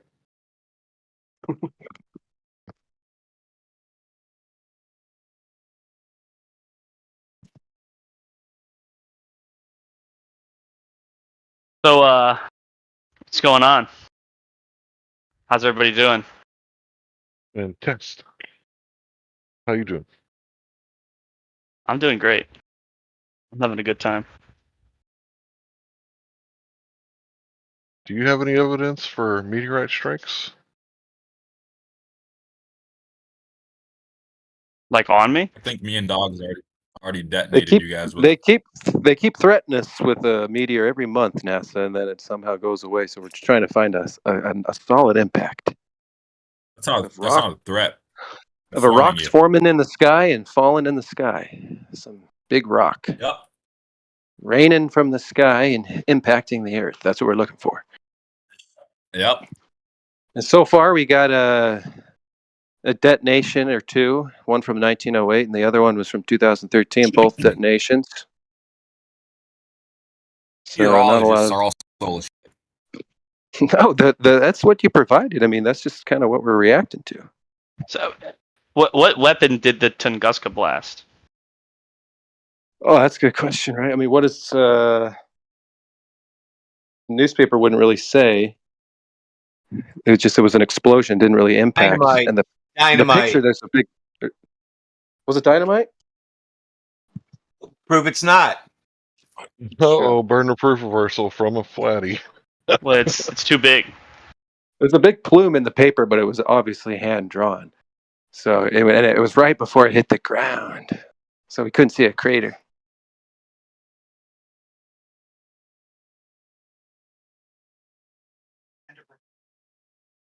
Yeah, my thing is that, you know, if it detonated, like, I think I saw a video of, like, an official government person saying that it detonated, and I was like, detonated? That's an interesting choice of words there, because that implies on purpose, so I don't know if it detonated, I'm just going off of what he said. Yeah. I think I'm going to make a list. Check it twice. I'm going to make a list soon. Detonated just means exploded. Yeah, detonated doesn't mean on purpose. That's a wild inference. But I just dropped show me something that detonates without there being a meteor hunter. Show me a detonation without a prime mover. Yeah. Great. So any fuel tank that's around, you ever seen like a fuel tank just explode when a fire goes? That's an explosion. That's why I use that word. So something caused it then? No. Volcano. Detonation. Yeah. Detonation implies someone caused it on purpose. It don't. Do you know what? Yeah. Do you know what the definition of detonate is? Detonate just means explosion. A controlled explosion? It's a controlled explosion, ain't it? Yeah, it does. No, it's just an explosion. That's it, guys. What? Yeah.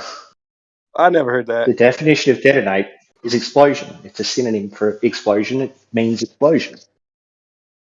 Also, I dropped meteorite hunter, and it describes a What's a detonator? A detonator is something used to detonate a device.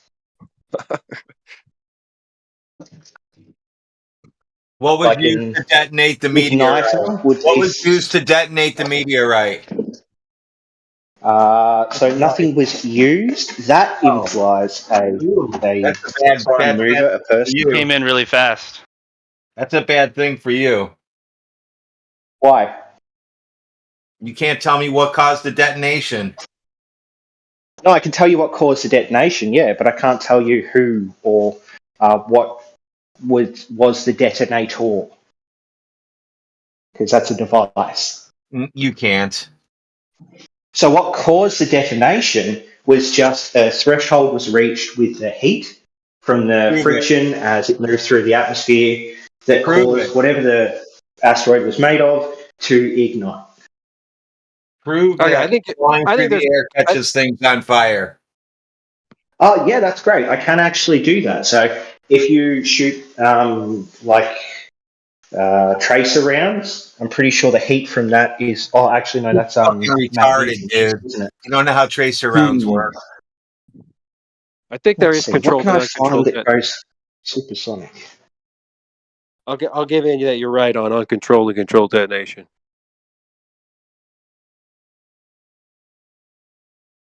I'll concede to that. Uncontrolled and controlled. Mm-hmm. What was the question, though? Well, we were just trying to figure out how this thing detonated. What caused it? It's just moving really fast. It just broke up into a million pieces? No. Well, it probably did, but it just hit the ground. Well, it didn't hit the ground. That's what they're saying. There was no impact.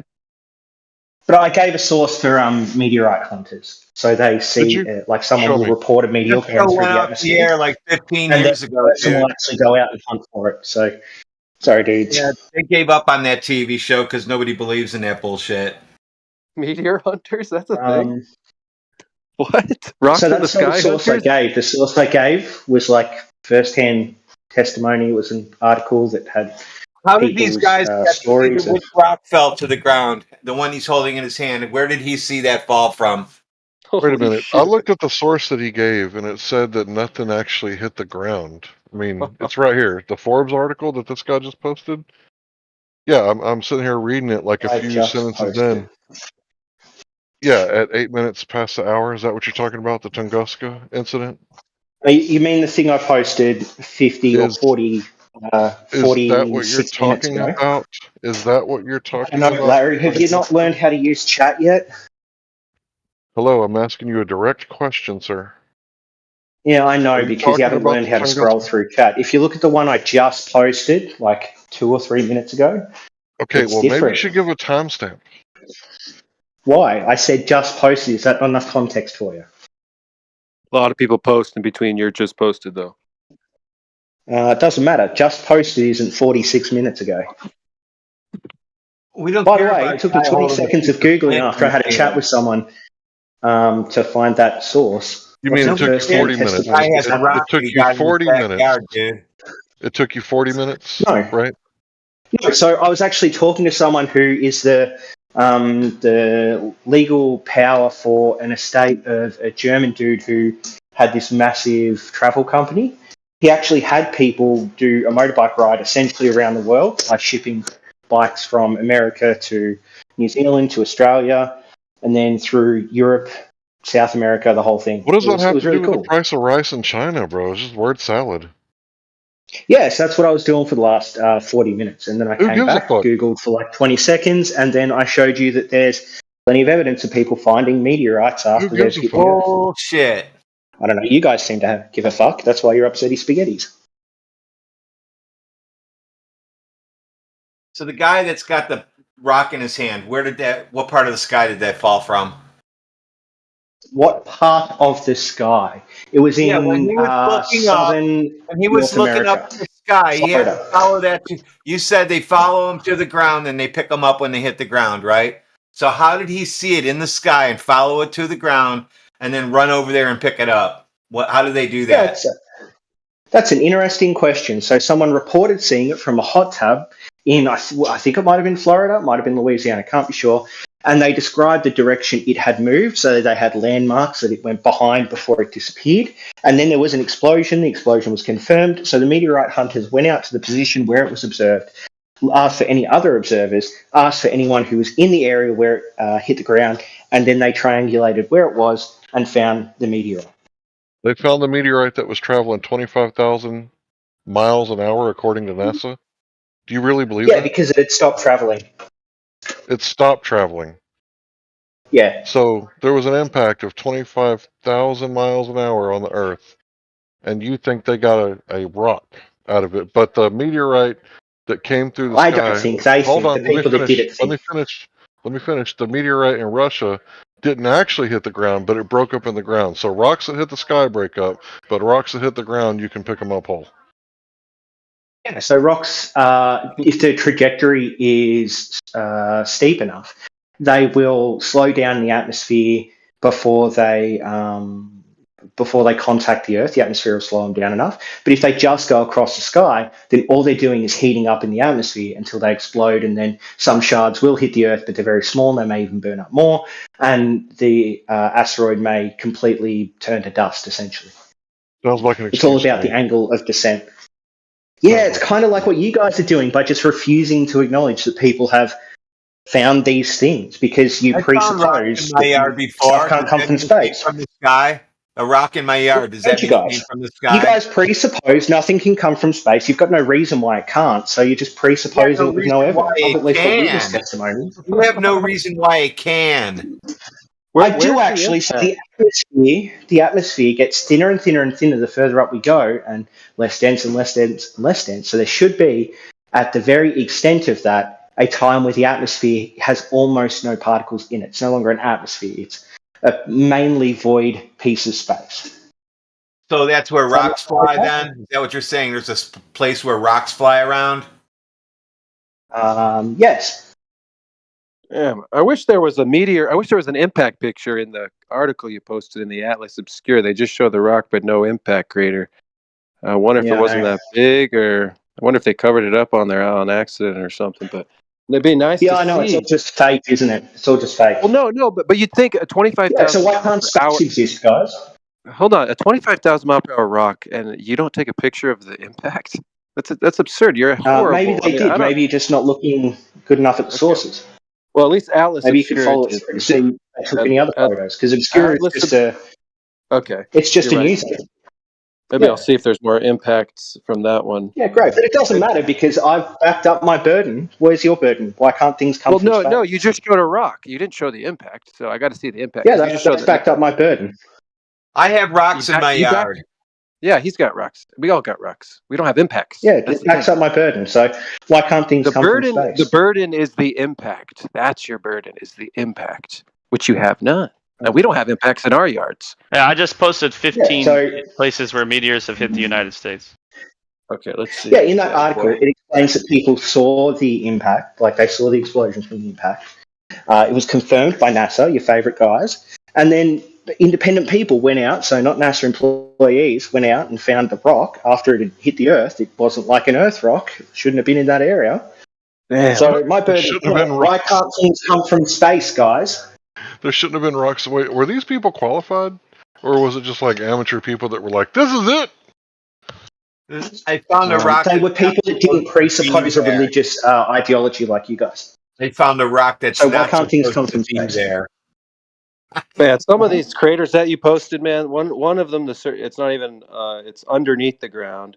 The other one are just a couple of rocks. Oh, we only need one.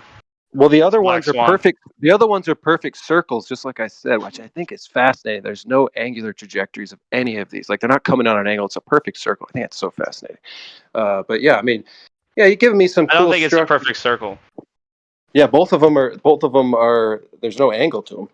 You don't see. They're like, if you see them, they're perfect bowls. You measured all that? Well, you can see in the pictures at least. It doesn't look like an angle to it. I don't think you can see that in the picture, man. How fast do you think? Like, look at the first one you sent. Look how giant that one is. You think that a space rock that the big one in Arizona? You think a space rock was formed and hit the Earth that big?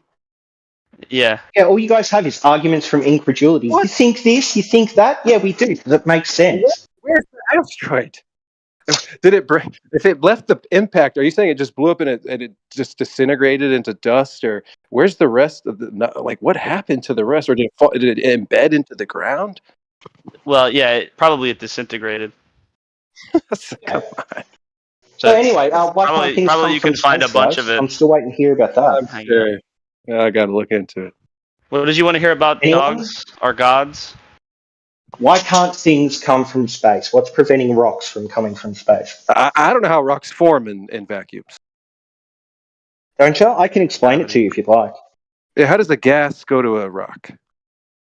Yeah, great. So hydrogen, when it has enough density, will start a fusion reaction where the hydrogen atoms will fuse together to create heavier elements, and you can eventually get to things like silica and things like iron and Eventually, the other what do you mean? minerals that are generally in our ground.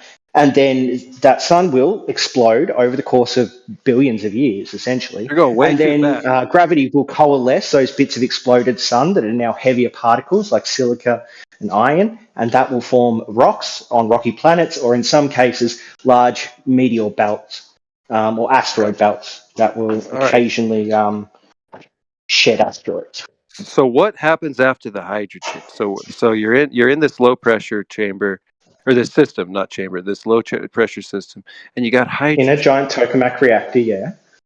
Well, wait a minute. Where did the hydrogen come from?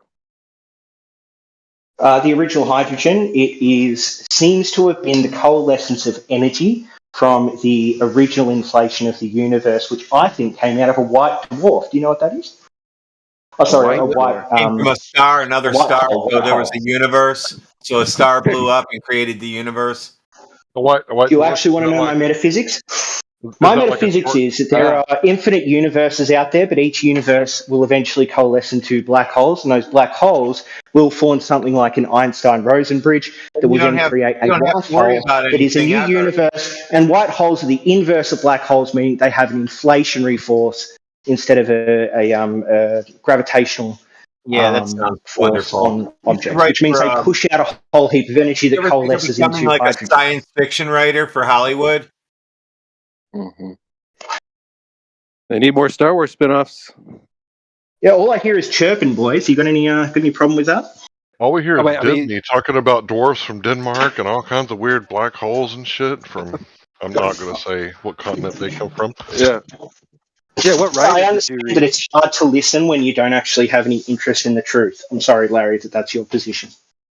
Well, you guys were talking earlier about meteorites, and the fact is that the source of the meteors are called radiant, and those are specific celestial positions in the sky that move in cycles like clockwork, just like the other luminaries. And one of the biggest bullshit, mate. You're just making it up. You're not? Celestial radiants are infinite universes, bro. In the sky. And if you want to look to the source of the meteorites, right? The source is the radiant, right? You know this, right? Ducks are. Yeah, so that's utter bullshit. What you're saying is bullshit. Yeah, that's what you're saying right now is bullshit. What is bullshit about it? What is bullshit? So when you say that meteorites come from radians, that is utter bullshit. What is a radian? It's a celestial position in the sky from where. Bingo! So what you're saying is that meteors come from a declination. That doesn't make sense. The source of something can't be a declination. No, I didn't That's say the direction that it comes from. You did. You said a direction, a declination. Same shit. No. Yeah. So you literally said that asteroids come from a direction. That's not where they come from. That's the direction they travel. No, from the observed phenomena, from the positions in the ground, everybody observe. If you want to observe the phenomena we call meteors or meteor showers, right? You have to look towards a specific celestial area of the sky, which is called a radiant. Yeah, so that's all directions are called that thing. But the specific direction just refers to the likely direction that they're going to come from. It's a position. But they don't come from radiance. It's a position. You're a goose, mate. They are called radiant sources. Radiant sources. Where are they? Yeah, so there is a more likely direction that they will come from. That doesn't mean that's where they originated from. They originated from stars or from Dogs here says that they don't come from those sources. Okay, just because you said so. That's because that's not a source. That's a direction. So the actual observable We're talking about what created them. To be able to observe it, there are radiant sources. You have to look towards those sources to see the phenomena we call meteors, then you make stories about what you're talking about the globe coming from outer space. Those are stories that you're adding to the actual observable phenomena. Do my stories have evidence behind them and yours don't? No, your story has your imaginary ideas. What's the evidence for infinite universes? How did you count them all? Oh, so that I don't have evidence for, but I have evidence for everything from the early inflation onwards. So you're just talking shite? No, just about one thing I'm speculating, and you don't know either. You just presuppose it's God. I'm saying it's not God. Let's go back to the meteor. So tell me the name of one of the radiants that the radiant sources of the meteors ducks are gods. Tell me the name of one. Why? Why would that take you you're away here from the talking position about meteor this, meteor that? You know so much, but let's see if you actually know. Tell me one of the name of so the this is just a red herring. What you're trying to do is you're trying to ask a question about something I never claimed to have knowledge for. You guys are arguing from you guys are from this arguing discussion. from ignorance, whatever. But it the sounds idea like that meteors actually exist, and we've had evidence for it, and now you're just trying to run away from it under the heaven. So where is the name of one of the radiants, the radiant sources the meteors come from? Can you mention one? Yeah, another red herring. Good job, mate. Can I ask you this? Under be a big boy, have a discussion. So you don't know about the radiants. You be a big boy, have a discussion instead of just trying to run away. But you are trying to kill the pitter patter of little feet. But you just don't know. Pitter patter, pitter patter. Pitter patter, pitter patter. Hey, just real fast. Someone hey, had a Dr. question Gods, for do me. you think you could have a conversation with Jimsy without going personal, like personal attack, like every other like? Oh, yeah, he's acting like a dog. Do you think you're Yes, this is a logical attack. So what he's trying to do is, I haven't actually made any claim that I know about radiance, other than the fact that it's an existent direction that meteors will come from. I don't claim to know what they are, like what the names of them are. So he's asking me these questions so he can run away from the claims that I have actually made.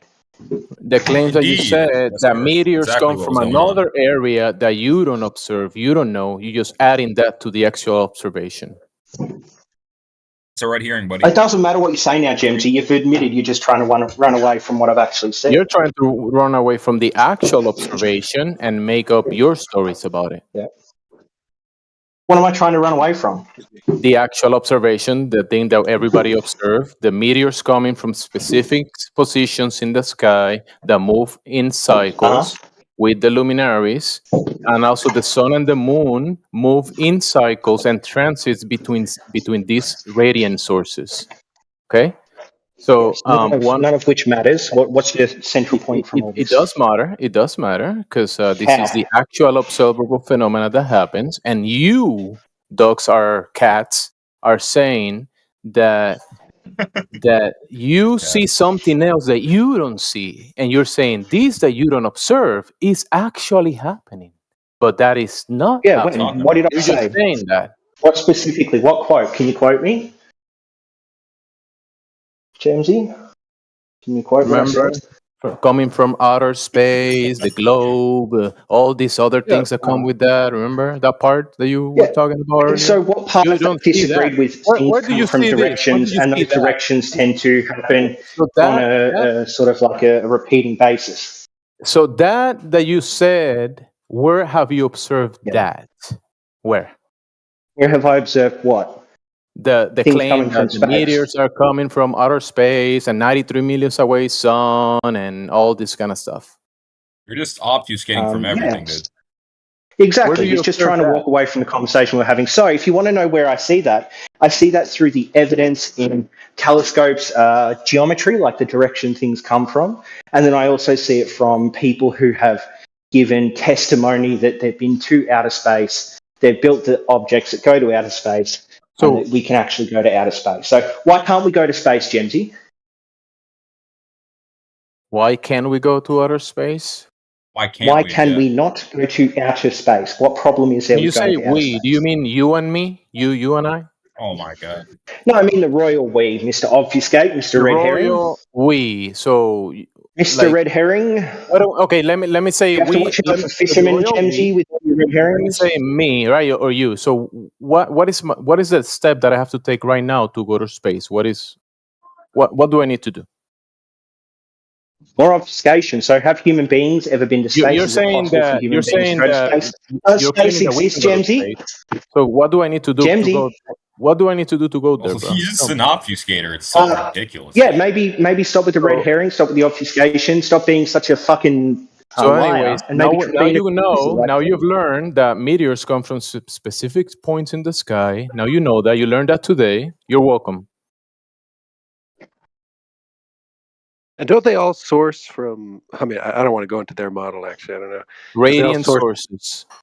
So we're done now. You can't answer any of my questions. That's it, Gemsy. You're just going to run You away learned from the something discussion. today, Doc Sargos. Can you admit that? Because you didn't know What did that I learn before. today? What did I learn today? You negated the thing you said, that meteorites come from specific sources, points in the sky. So what I'm negating when I said position. I don't want to use points. I don't want to use points. Gemsy, don't walk away. Come back here. Listen to what I'm saying. Doggy, come back here. Doggy, you're the one walking away, Doggy. Come. I'm here right now. I'm having the discussion. So when I said nah to that, it was because I was talking about what caused the asteroids to exist, not the direction they were coming from. You came in and said that's not true. They come from a direction. I never disagreed with Meteorites are not asteroids. Those are different things, okay? Those are different phenomena. They look different. They're observed different. They have different cycles. When you say asteroids, meteorites, those are not the same thing. Do you know that now? Do you learn that? Or are you still confusing? I do know they're not the same thing. Now, Jamesy, are you running away from the conversation again? The specific phenomena. You're running away. Meteors, and now you're talking about asteroids. What are you trying to say about asteroids? Are you trying to move on from Are you running away again? You're moving away from me? Are you running away again? Moving away from that? Are you running away? Do you want to come back to what the discussion is about? Or are you going to keep Can you guys quit talking about the meta conversation and actually just make a point, rebut a point? I don't know. Yeah, it was great. So he denied. He actually denied that the meteorites actually come from radiant sources. He denies that. Are you gonna keep denying it? Doc Sargot?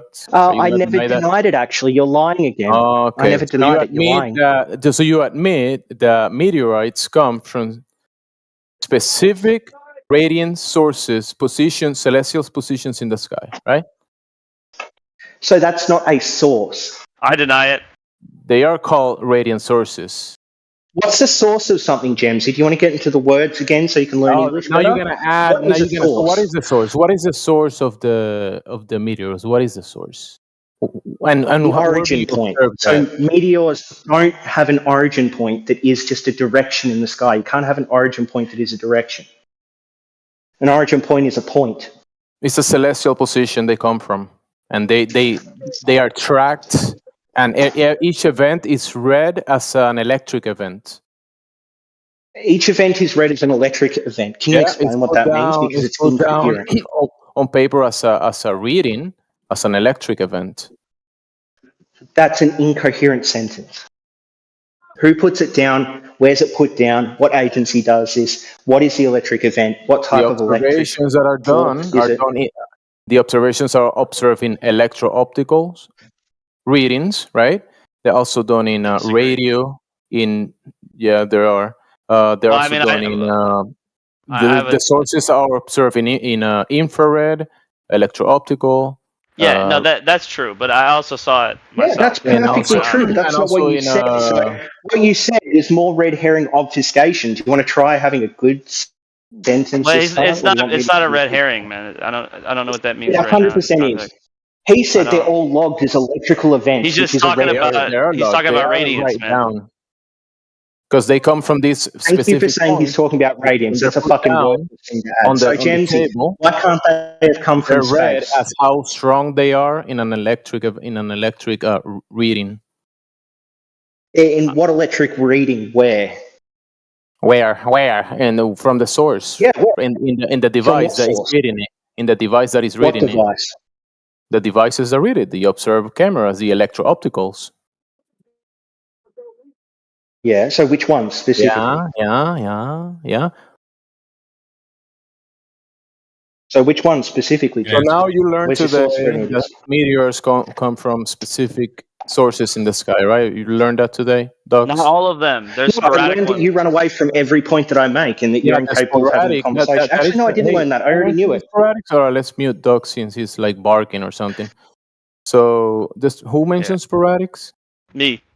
So that name, right?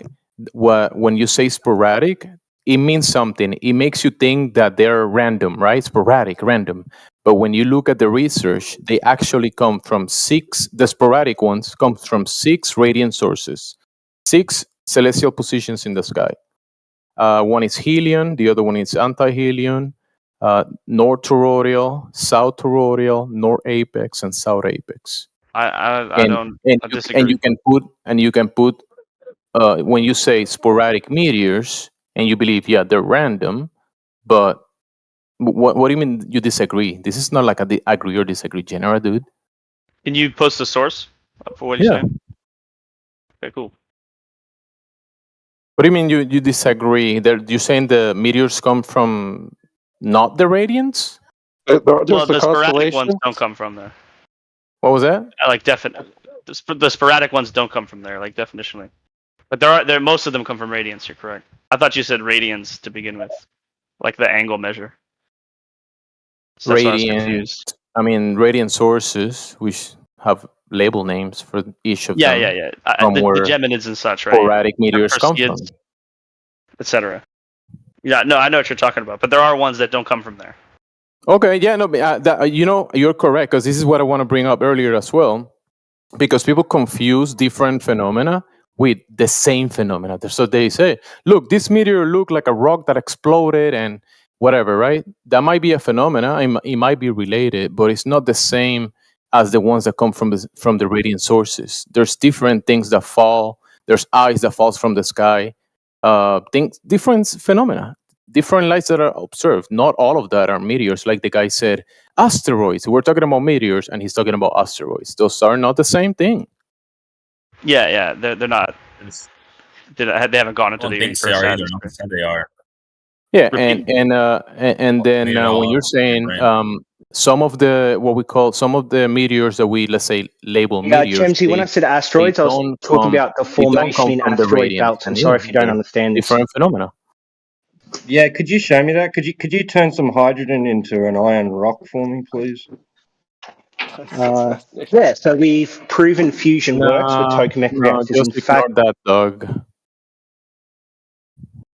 That's what he claimed. He claimed hydrogen turns into iron rocks. I think you said over time. I was going to interrupt, but I'm not the only one here, so I caught on to that. Have we observed Dogs, that? could you get into the specifics where hydrogen turns into rocks over time in the sky? This must have been confirmed through demonstration. We must have replicated it and gone, well, that's obviously what's happening up there because we can do it down here.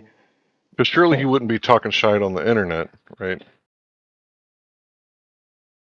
Again, like you did earlier with yeah, so we have evidence of this happening because we've proven the concept by creating fusion reactors. What don't you understand about this, Larry? What's the problem with what I said? Did you pull iron rocks out of the fusion reactor? Did they shut it down? Why and would I then need went, to holy do shit, that? look at all these iron rocks. Look at all these iron Why rocks. would I need to do that? Got to cook for lunch. T-Dub, why would I need to claiming do that? that's what happens. Because you're claiming that's Yeah, what but happens. can't I claim the concept has been proven? And if the concept's been proven, there's no reason to disbelieve that the outcome of that concept is incorrect.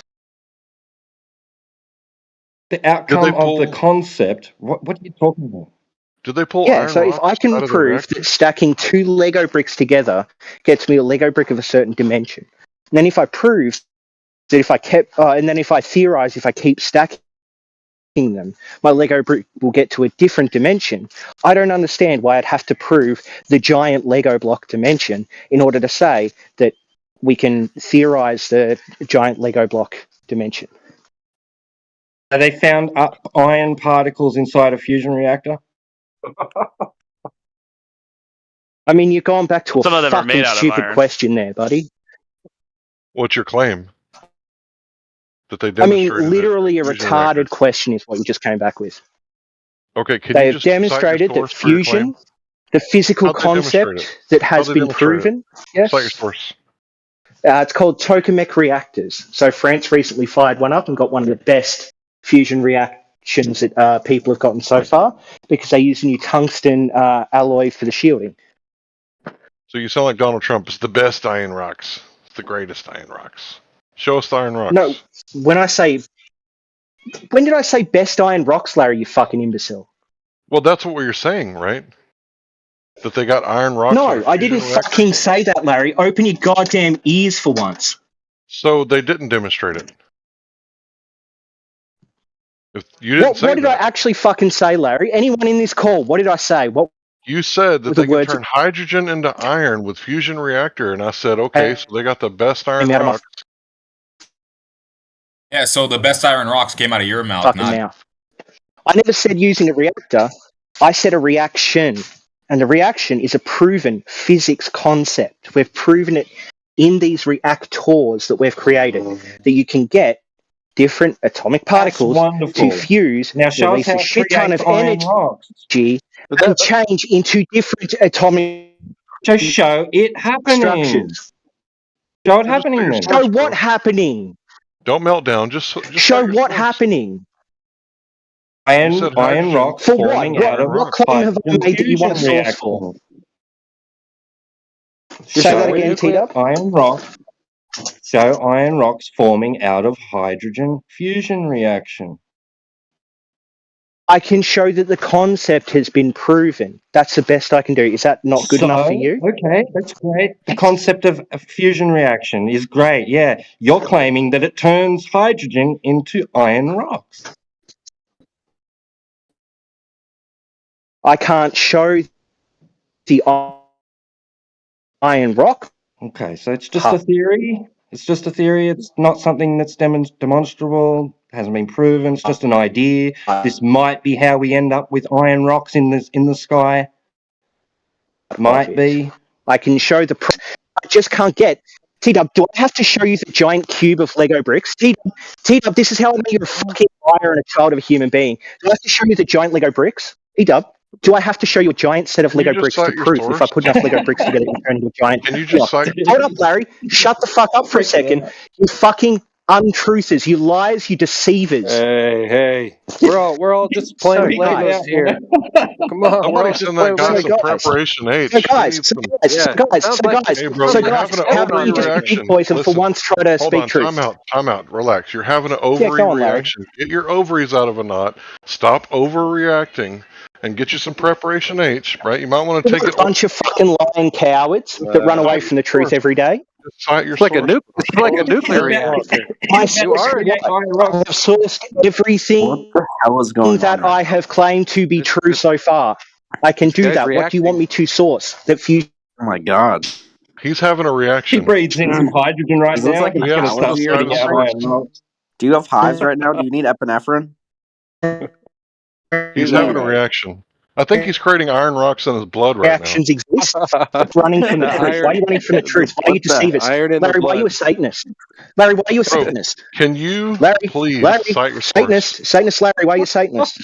Why you? Can you please cite your source? That's all I'm asking. Jeez, like a seagull. What's up? Hey, buddy. You got nuclear reactors in here. What's up with those? Creating iron rocks out of hydrogen, according to Dogs Are Gone. Reactor, guys. You can't do that. I react nuclear stuff. Yeah. We got hydrogen losing mass, creating energy, and that energy turns into iron rock. See, it started out talking about meteorites, right? Which is when a falling star hits the ground, right? And we started saying, hey, can you cite your source? Hold on, relax. We said, hey, can you cite your source? They give us a source of a rock hitting the ground at 25,000 miles an hour, and they hold a solid rock in their hand for the photograph. Now, does anybody know anything about like when bullets hit like steel and stuff like that? Like they're only going like 1,100, 2,700 miles an hour, depending on the most common rounds like 22s and 223s. Now there are rounds that go faster, but I can show you like a GIF of two bullets hitting each other, and they just obliterate each other, like into powder almost, except for like two little cores that smashed into one core. So these people believe. Hold on, bro. I'm talking. No, they don't. You're misrepresenting because the rocks don't go that fast when they hit the ground. NASA said it was going 25,000 miles an hour. Yeah, and they're slowed down by drag before they hit the ground. No rock is going 25,000 miles per hour when it hits the ground. Cite your source for that. My source is drag. Drag. Okay. So if it's going 50,000, it can't be going 25,000 by the time it hits the ground. Absolutely not. Okay, so how fast was this rock going when it hit the ground? I don't even supersonic maybe, but definitely not 25,000 miles per hour. So it's going above 700, 800 miles an hour. That's what you're claiming. Potentially, yeah. So it slows down 24,000 miles an hour to an almost comfortable landing where it can create a solid rock that we can pick up off the surface of the ground, because they didn't show a crater. Yeah, that's what drag does, yeah. Okay, so if you guys want to believe that, that's fine with me. I'm done. Okay. It would reach terminal velocity? Not necessarily. Wouldn't reach terminal. Depends on how large it is. It might maintain enough speed for it to be going supersonic by the time it hits the ground. Me and Doc were just demolishing them on meteorites because it's something they can't explain. Bro, it's just ice falling from the dome.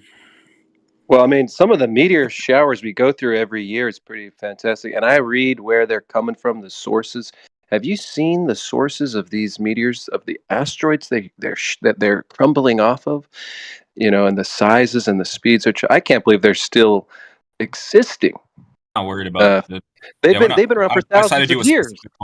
I mean, they said one of these things was 2 miles wide, and it's still producing enough icy crystals over the last thousands of years. It's remarkable. It's a great model. I like how Matthew made a baseless assertion that we can't explain it. I tried to do the right? specific one in Russia. It's funny.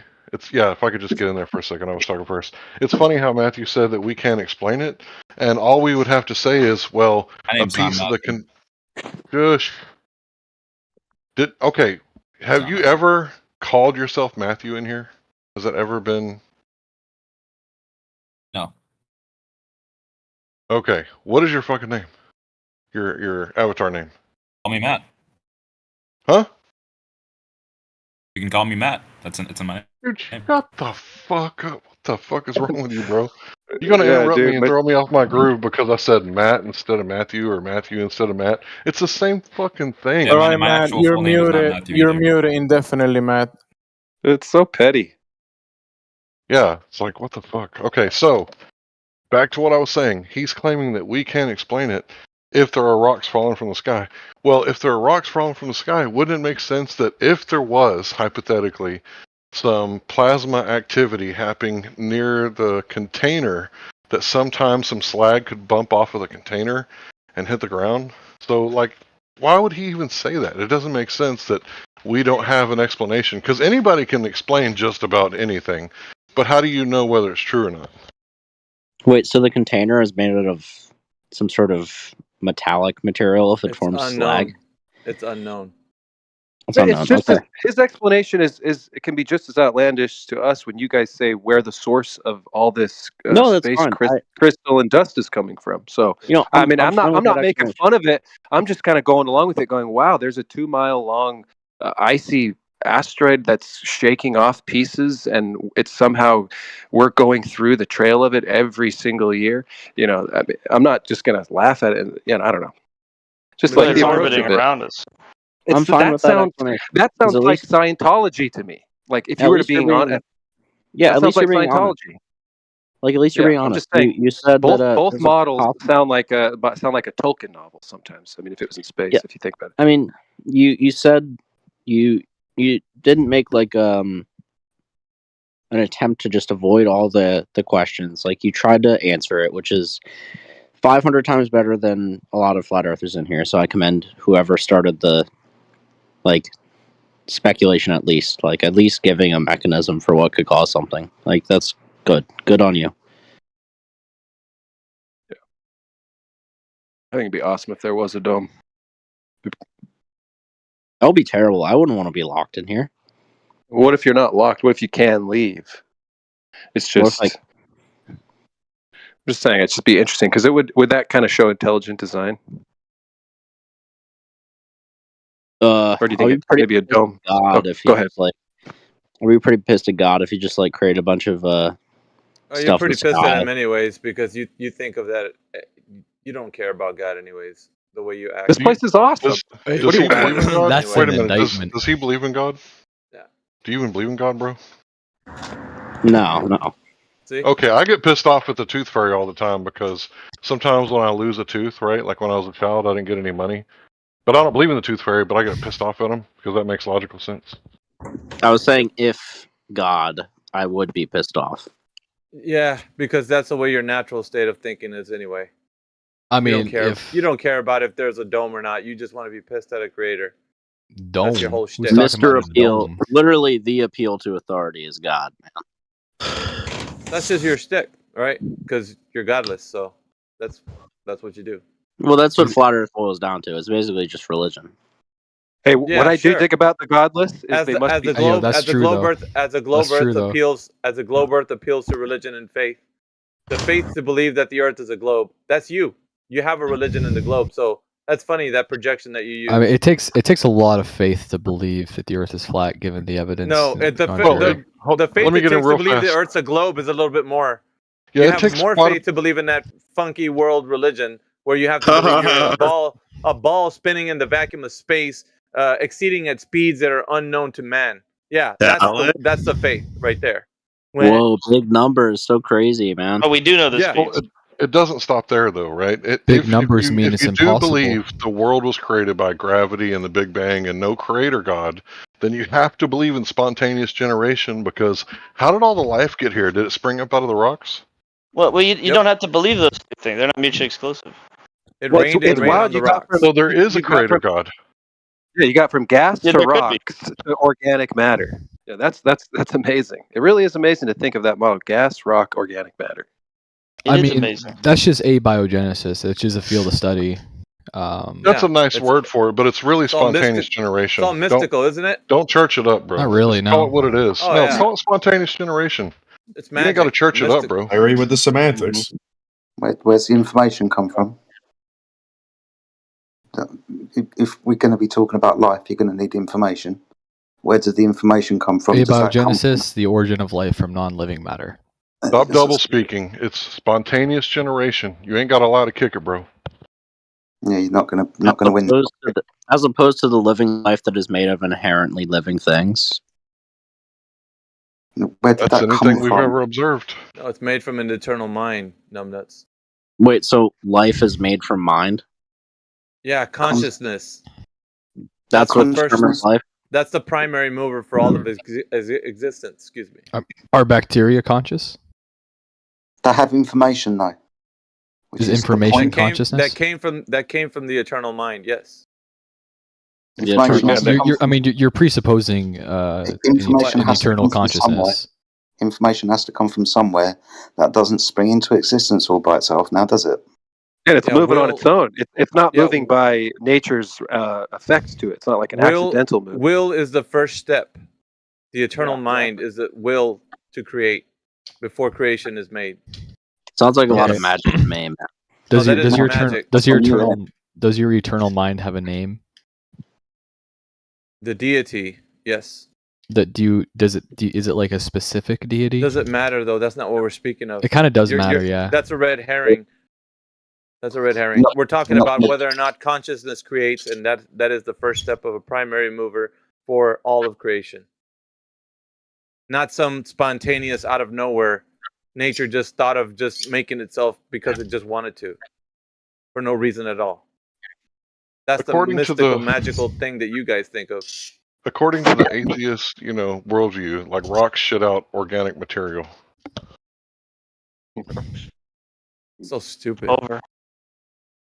Yeah, I've always thought too with space-time fabric when they always talk about the ball going down towards the other mass. Well, someone's got to give it that push. Like what starts the tangential velocity of? So fine, you have the direction going towards the ball, but what gives it that linear push in the direction perpendicular to the ball?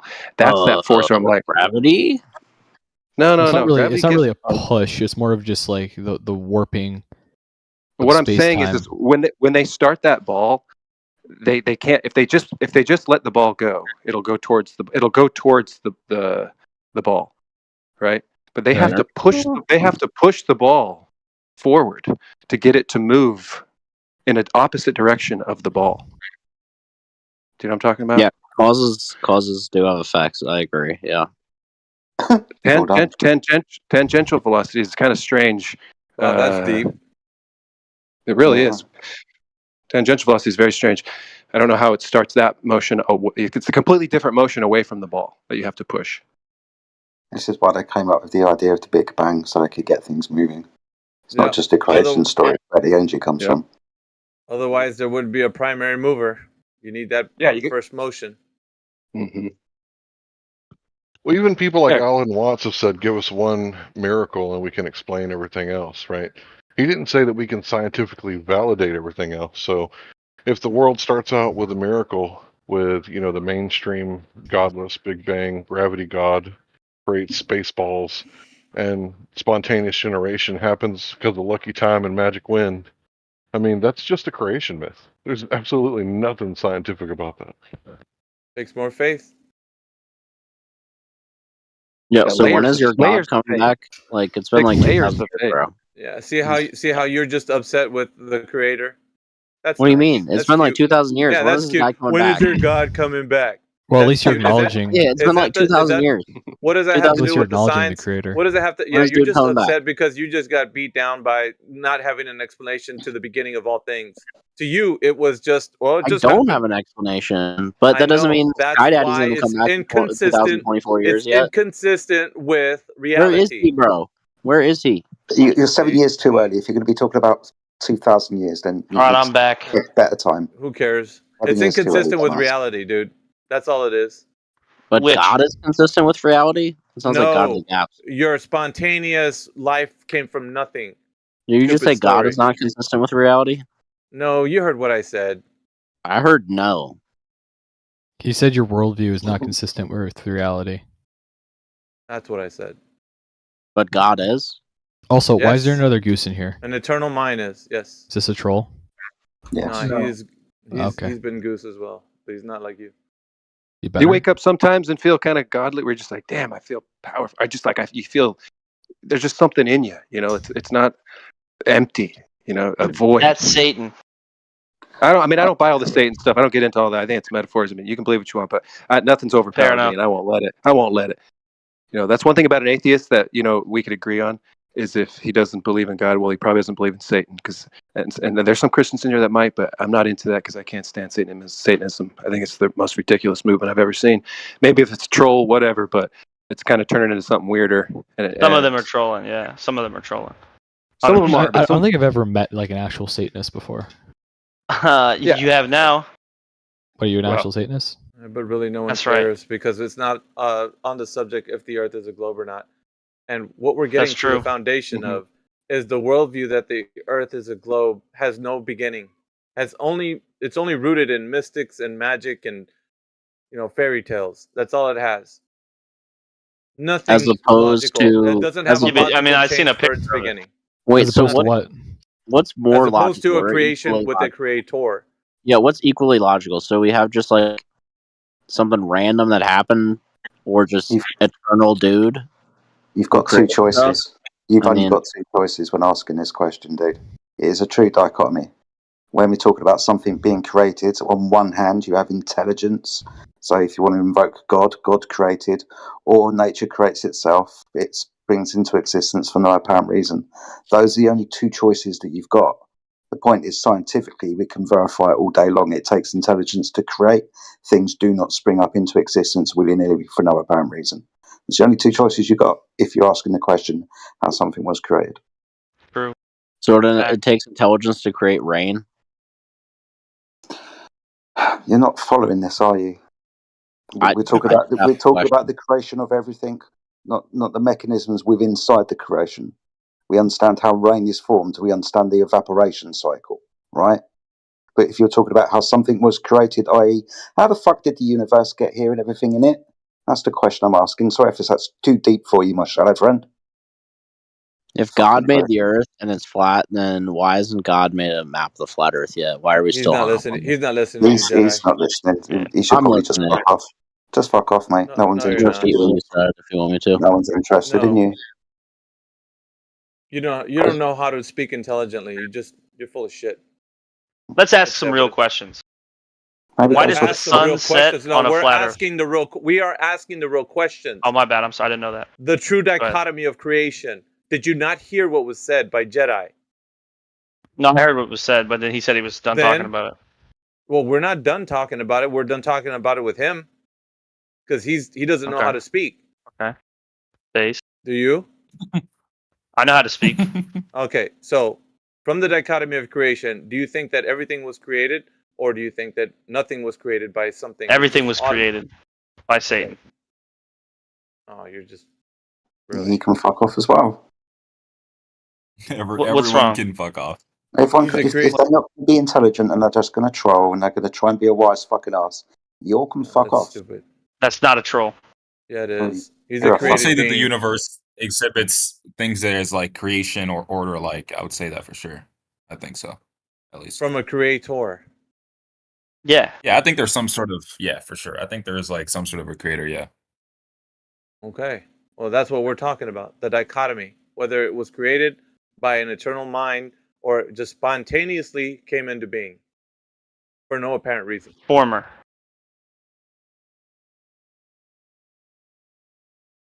And the only thing that we can hear is that those who say that it didn't come from an eternal mind, they have a beef with the creator.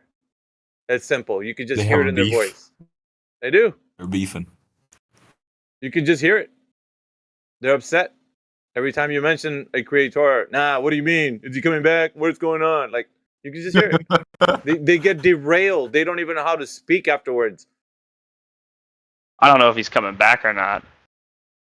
I don't know about all that. We're not concerned with that discussion. We're concerned with the one that people don't understand, that all of the things that we see have a natural process to them, a cycle. They have order. If you don't see that, then it's very difficult for you to logically and consistently talk about the physical and natural world. Pretty simple. Yeah. All right. There's still a globe. Right. Well, that's exactly the question I was going to ask. So if you have a question about if the Earth is or is not a globe, we can discuss that. There's a couple of points that can be brought up. We can start with curvature. We got some new people in there. Yeah, that's your declaration. We're not here to declare things. We're here to provide evidence for them or prove that it is. Why not you ask me a question that you think disproves the globe, and I'll ask you a question I think disproves the flat Earth. But you go first. All right. I need evidence of drop over distance for the curvature of the Earth. Go. We got a picture of it from space. Okay. What is the drop over distance measurement for that picture? On the surface? It depends. I think 8 inches per mile squared physically, but then there are optical effects as well. Okay. How is it directly measured? I have a calculator I can show you. No. Cool. So from that picture from space, we're going to want to ask you to calculate the radius and the drop over distance measurement from a picture from space. Off you go. Why would I have to calculate the radius? Because that was the fucking question. That wasn't the question. He asked you if there was a measurement of drop over distance. You said pictures from space. Is that a measurement of the curvature, radius, diameter, circumference? But he didn't ask me that. He asked me if it was curving. It did. This drop over distance needs a measurement of the drop over distance. You gotta get a clip of what he said and bring it back to me. From space. Is a picture from space a measurement of curvature? No, but he never asked me for that. He did. No, he didn't. I can't. What's wrong with you people today? Yeah, I don't know, man. You asked me for proof of that it was curving. Proof of curvature. You said it was 8 inches per mile squared. You told me that. Yeah, I saw that said that was physical, but then there are optical effects. Okay, so we're talking about the physicality part. We're not talking about the optical part. So how did you get to? What's the method by which you derived 8 inches per mile squared? Can you walk us through that? Specifically from your picture from space, Wise Ass. Doesn't have to be from the picture from space. But then take that back, and then let's have the actual one. I then. don't have to take it back because he asked me a different question. I answered a different question. Right? Can you give the measurement, please? Sure, I can. 1 sec. Thank you. Not the number, the measurement, how it was done.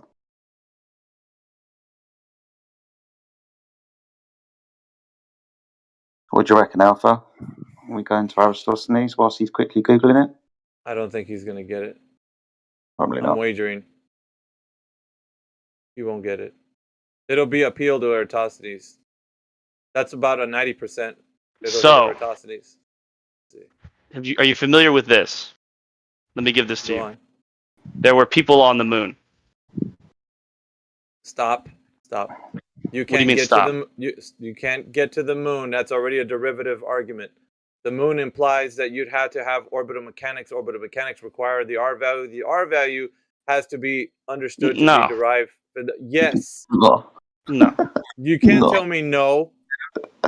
I don't need to know orbital mechanics to know people are on the Yes, moon. you fucking do. You're going to No, the I moon. don't. You need. Yes, you do. What's the size of the Earth? It's like 4,000 miles radius. I don't know what Okay, the then. damn like the size of it is or anything. If it's Like if the it's that much on surface the area. radius, if it's that much on the radius, did they know that before they went to the moon? Well, they did, Okay. but I didn't. Was it useful to get to the moon? Yes or no? Probably, yeah. Probably pretty Probably. useful. You're not really Yeah. sure. So let's be clear here. No, we're not going to be clear. You're going to answer the question. Was it necessary for them to have that radius value before they went to the moon? Answer, please. Go ahead. Have I been unmuted? Yes. I don't need to know the radius of the Earth. Not you. You weren't the one that went. Did they need to know the radius value to go to the moon? No. You're an idiot. So you just don't know, do you? He's obviously never heard of the cosmic distance ladder, doesn't understand the story of how they figured out the distance to the moon. You're going to need half of that. They need the R value. So you don't know what you're talking about. Next. No, they don't. No. Yeah, you Okay, declaring substantiate that. No, they don't. Substantiate your claim. The astronauts didn't know the R value. They're just not the fucking astronauts, dude. Who are the people that actually utilized the information to calculate the trajectory for the Apollo mission to get to the moon? Did they need the R value for the orbital trajectory? Yes or no? Let's see if you know. The astronauts were on the moon. Who gives a fuck, dude? I'm There's asking no a question. There's no point. Answer talking my to question. Alpha.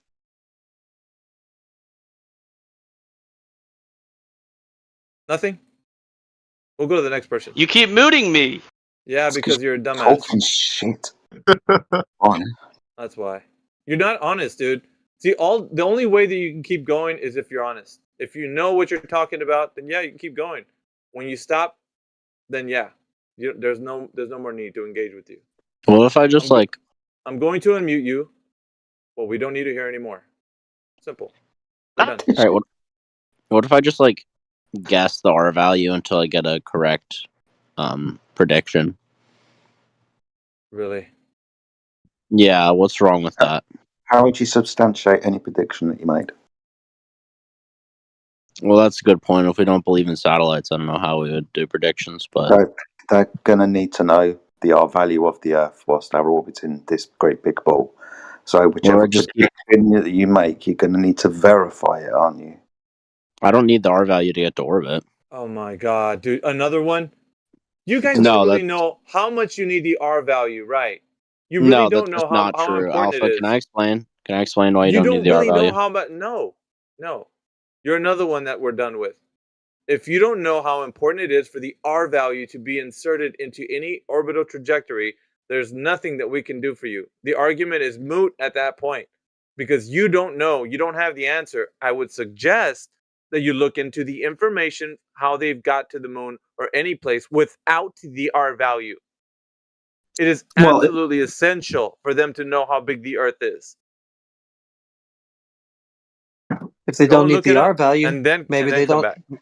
Maybe they don't need the globe. Maybe it's a concession. Probably is. Let me unmute him. I don't need an R value to go 7.8 kilometers per second, bro. What the fuck does that even Okay, mean? you just have to go fast, so you don't need a globe. Okay. All right, well, there goes the satellite's globe proof. Great.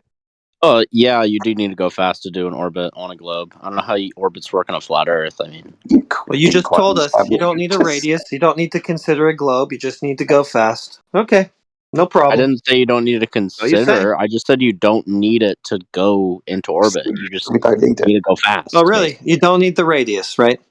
So we don't really need the globe, do we? All right, yeah, sure. If that's if that's what makes you sleep better at night, that's you. Well, show me how we need it. You're saying we don't need it. We don't need the radius. In order just to get into orbit, you don't really need it. If you want to get more specific orbits, then you'll need the R value. But if you just want to get You will need it. Wait, what's in orbit? What's in orbit? Orbit's just free fall. No, it's not free fall. Last time I checked, it meant it was going around something. A complete orbit. Yeah, it's just free fall without ever touching the ground. What's it free falling around? Around the Earth? Yeah, how big is the Earth? Is that needed? No, all you need to go is a certain speed, dude. Really? No, you need to know your altitude and how big your circumference is going to be. That's not true at all. That's just a thought. And Yes, finish, it dumb is. fuck. You're going to need your altitude. You're going to need the circumference that you're going around, as in your trajectory path, because you're supposed to be falling around and not into this ball. So you're definitely going to need the R value. So if I shoot an arrow, do I need to know everything about the trajectory of the arrow to hit a target? Is that what you're trying to tell me? This guy talks. I hate. Yeah, no, that's what you're trying to tell me. You're trying to say non sequitur to the point, dumb fuck. He's so Can I stop annoying, dude. rating you people saying because you're talking shit? He always acts like he knows what he's talking about. He's just a complete buffoon, this guy. Got that Dunning-Kruger confidence, bruh. It's irritating. How are they not using the R value? Like, an orbit? Really? You don't need an R value for the orbit. How many Globers would side with this guy right now? Would make the argument for him. Just exactly the way he's laying it out. You don't need the R value. Throw out that globe. I think you need to know You're not gonna need how it for big an the orbit. Earth is for orbital mechanics a little bit. It must A go little like, bit? you know, yeah, something like that. You just need a little bit of the radius. It's not a little bit, Matt. It's the whole point. I'm just saying, like, you need to know something about like how big the Earth is, the circumference, It's the and whatnot. whole To point, Matt. It's the whole point. If you don't have the radius value, you don't have orbital mechanics. Doesn't fucking work. You need the R value. but somewhat, yeah. I would say that trigonometry did say something important, which is you need to go a certain Let's get off speed the and fall. bullshit. Let's get off the somewhat bullshit. You need it. It's the whole point. Stop saying somewhat, perhaps, maybe, could be. Stop doing that bullshit. It's either true or not. You need the R value, which is the size of the Earth, or you don't. Not somewhat. It is either used or not. Is it? I'm not an orbital mechanics guy, but I would say probably, yeah. All right. Probably. I mean, I can't tell you for sure because I'm not like You wouldn't I don't need know the the basics radius of the actual object in which it's orbiting, but what you would need is the orbital radius. No, yeah, when you're calculating orbital mechanics, you don't need to know the exact radius of the planet in which you're orbiting. Rather, the orbital radius. The orbital radius. Yep. You guys are just doing all you can to cope. That you guys know cope, that man. that's Look all it up, brother. You're coping. I'm telling you, how do they know they're going around the size of the Earth if they don't know the size of the Earth? It's stupid. The size of the Earth? Are you with me? How do they? How big is the Earth? How are they? How big is the Earth, Goose? Repeat your sentence. How big is the listen to Earth me. as a globe? I'm telling you. How big is the Earth? How big is it? How big is it? I can give you a number off Google, man, if you want. Off Google, so you don't know it. So how do you know that if it's necessary or not? If you don't even know the answer, Goose. Do you think most people memorize? Sit down, dude. This is what we get. These guys are just like, they're winging it, man. Hopefully that they back up one of their Glober buddies because the other guy said so. Who else? Any other Glober friend? Want to back up another Glober friend? Because you think your Glober buddy's right? Anybody else? God, man.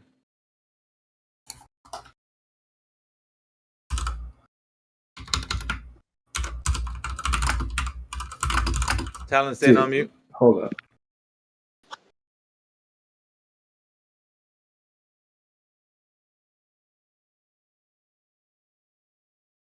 Orbital radius of what?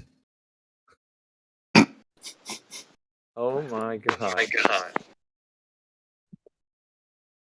Yeah, so if all you need is just to go fast. If you want to calculate the trajectory, then you need an R value. Hooray! I didn't say anything about trajectory calculations. I said just to go to orbit, you don't need an R value. Just to go up into the sky, you don't need an R value, but to go around it, you will. What do you think orbit is? Circular path. Orbit is just about speed, basically. Orbit is just about, no, it's not. I can go Yes, it is. It literally is. in a speed. You and Goose. You travel through space time? What's the speed? What exactly is the speed? You need a certain acceleration for an object to keep itself in orbit. That's the entire point of orbit. All right, citation, please. Citation? Yeah, citation. Citation? Yeah, you Dude, better that's literally the basis of orbit. Cite your bullshit right now. Okay, I'll cite my bullshit. Hold on. Go ahead, put it in the text channel.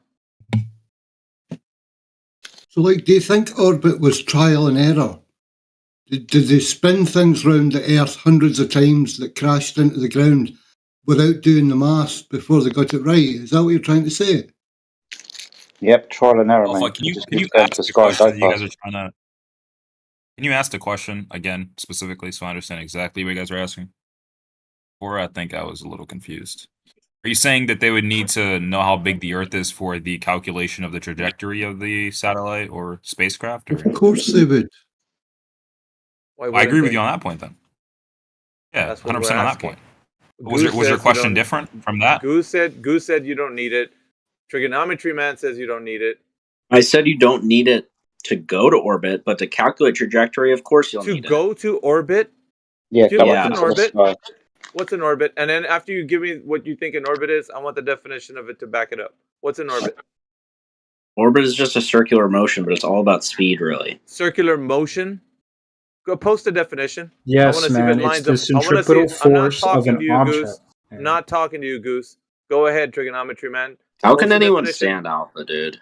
I don't care. Post the information to cite what you just said right now. Let's see if it stands up to what you just said. Go. Looks like I'm going to have to break out the tissues for the alpha haters. The fuck? Oops. That's wrong. I think the question was just unclear before. Not unclear, Matt. It's very clear. If your question was what I said, then yeah, that's definitely the answer. I like how they ask for citations, but then it's just like NASA. So, what do you trust NASA for the citation? Don't really care. Just want you to provide something that backs up what you said. That's the only thing we're interested in. What does it say right there in that snippet of what you just posted? An orbit is a regular repeating path that one object in space takes around another one. Okay. Do you think if something's going to take a path around another thing, like the Earth, perhaps, they need to know the size of it? If you want to calculate the trajectory, yeah. But not to do exactly what I said. That's exactly what I said. Yeah. When did I ever say you don't need an R value to calculate the trajectory, dude? My God. I don't think the trajectory was specified before. That's the only problem. When you want to know the trajectory of the thing that you want to orbit. Yeah, but that was never said that. Never said that. No, you didn't never clarify said that. shit. I'm the one that asked that question. You Well, never you didn't clarify that. I said orbital trajectory. No, you never said that. Are you high? That's a lie. I did. Maybe. I need to be high to stand you, dude. Bullshit, dude. I said orbital trajectory, and you were like, we don't need the R value for that. And you kept on and on. To go on an orbital trajectory, you definitely need the R value and the circumference. You said that you didn't need that. To go to orbit, you do not need an R value. To calculate the trajectory, you do. To go to orbit, what is it? The definition, listen, right there. It was outlining in the same link that you posted what an orbit was. Not orbital trajectory. What is an orbit? An orbit is a regular repeating path that an object in space takes around another one. It says and what does an there. Orbit require? What does an orbit require? For you to know the size of the thing you're going around? That's not. I don't think the rocket needs to know what it's going around. I don't think the rocket's like, the Earth is 6137 kilometers in radius. You're a dumbass, dude. Seriously. Dude, you don't know what an orbit is. You just cited it from NASA, and it even told you it by itself on that citation. What do you mean? What does an orbit require? What does an orbit require to achieve? Why don't you ask NASA? Because they're the ones that defined it. Yeah, NASA defined orbits? Okay. It says so in your citation. It said so right there. NASA defined NASA invented and defined. Yeah. So now you're gonna bite back on NASA. Good job. I like how you're now going against NASA. You're gonna throw them. No, I'm not. I'm just saying you don't even know what's required to do for an orbit. Will you accept? You don't know what's required for an orbit. You're just being stubborn at this point. What do you don't know what's required for an orbit? You're like, to go to orbit or to shoot an arrow straight. All you need. You don't know. You just lost. Just admit it. What do you mean? I told you what an orbit was. You went from orbital trajectory to saying orbit. Now you're conceding that orbit is not like, dude. It says it right there. What is an orbit? An orbit is a regular or repeating path that an object in space takes around another one. Dude, how can somebody be this? I'm reading the citation. What you posted. Yeah, and what does an orbit require? Wait a minute. Stop for a second. My God. Can you explain how it's dishonest? It really does. It actually how does is it dishonest to read his... Hold on. I just need the guy to explain how he's being dishonest by reading the source that you posted. I'm asking what an orbit requires. No, I need you to explain. Hold on. In order to orbit an object, it doesn't require for the rocket to know the R value, right? It's not like, today we're going to go to orbit. Well, guess we need to know the R value to do that. The people putting it there need to know. Dude, I could just go fast enough and I'll eventually orbit. It doesn't matter if I know the R value or not. If the Earth is 5 times the size. So he completely red herring. Right, we need to make sure that we're talking to someone who's intellectually honest. So I need to explain to him, I need you to explain to me, how was he being dishonest when he read your source? Did he read it wrong? Did he straw man you? Well, he asked me to find what an orbit was, not what... I was trying to explain that you don't need to know an R value to achieve an orbit, not to calculate the trajectory of an orbit, right? So, all I said was, my claim was that in order to achieve orbit, all that required is enough horizontal velocity. Right. That's the only thing that's required. The amount of horizontal velocity due to the Earth's shape, though, or the size of the Earth, you'd need to know that. I think that's the important bit that we're missing here. If the Earth was 5 times the size, trigonometry, man, the satellite or the spacecraft would have to be going a lot faster to be able to orbit. I think that's the important obviously, right? but I could just go. But I don't. That's need exactly to know what that. they're trying to say. I think. Yeah, I know. The math would support that, though. I could just keep on going do. fast.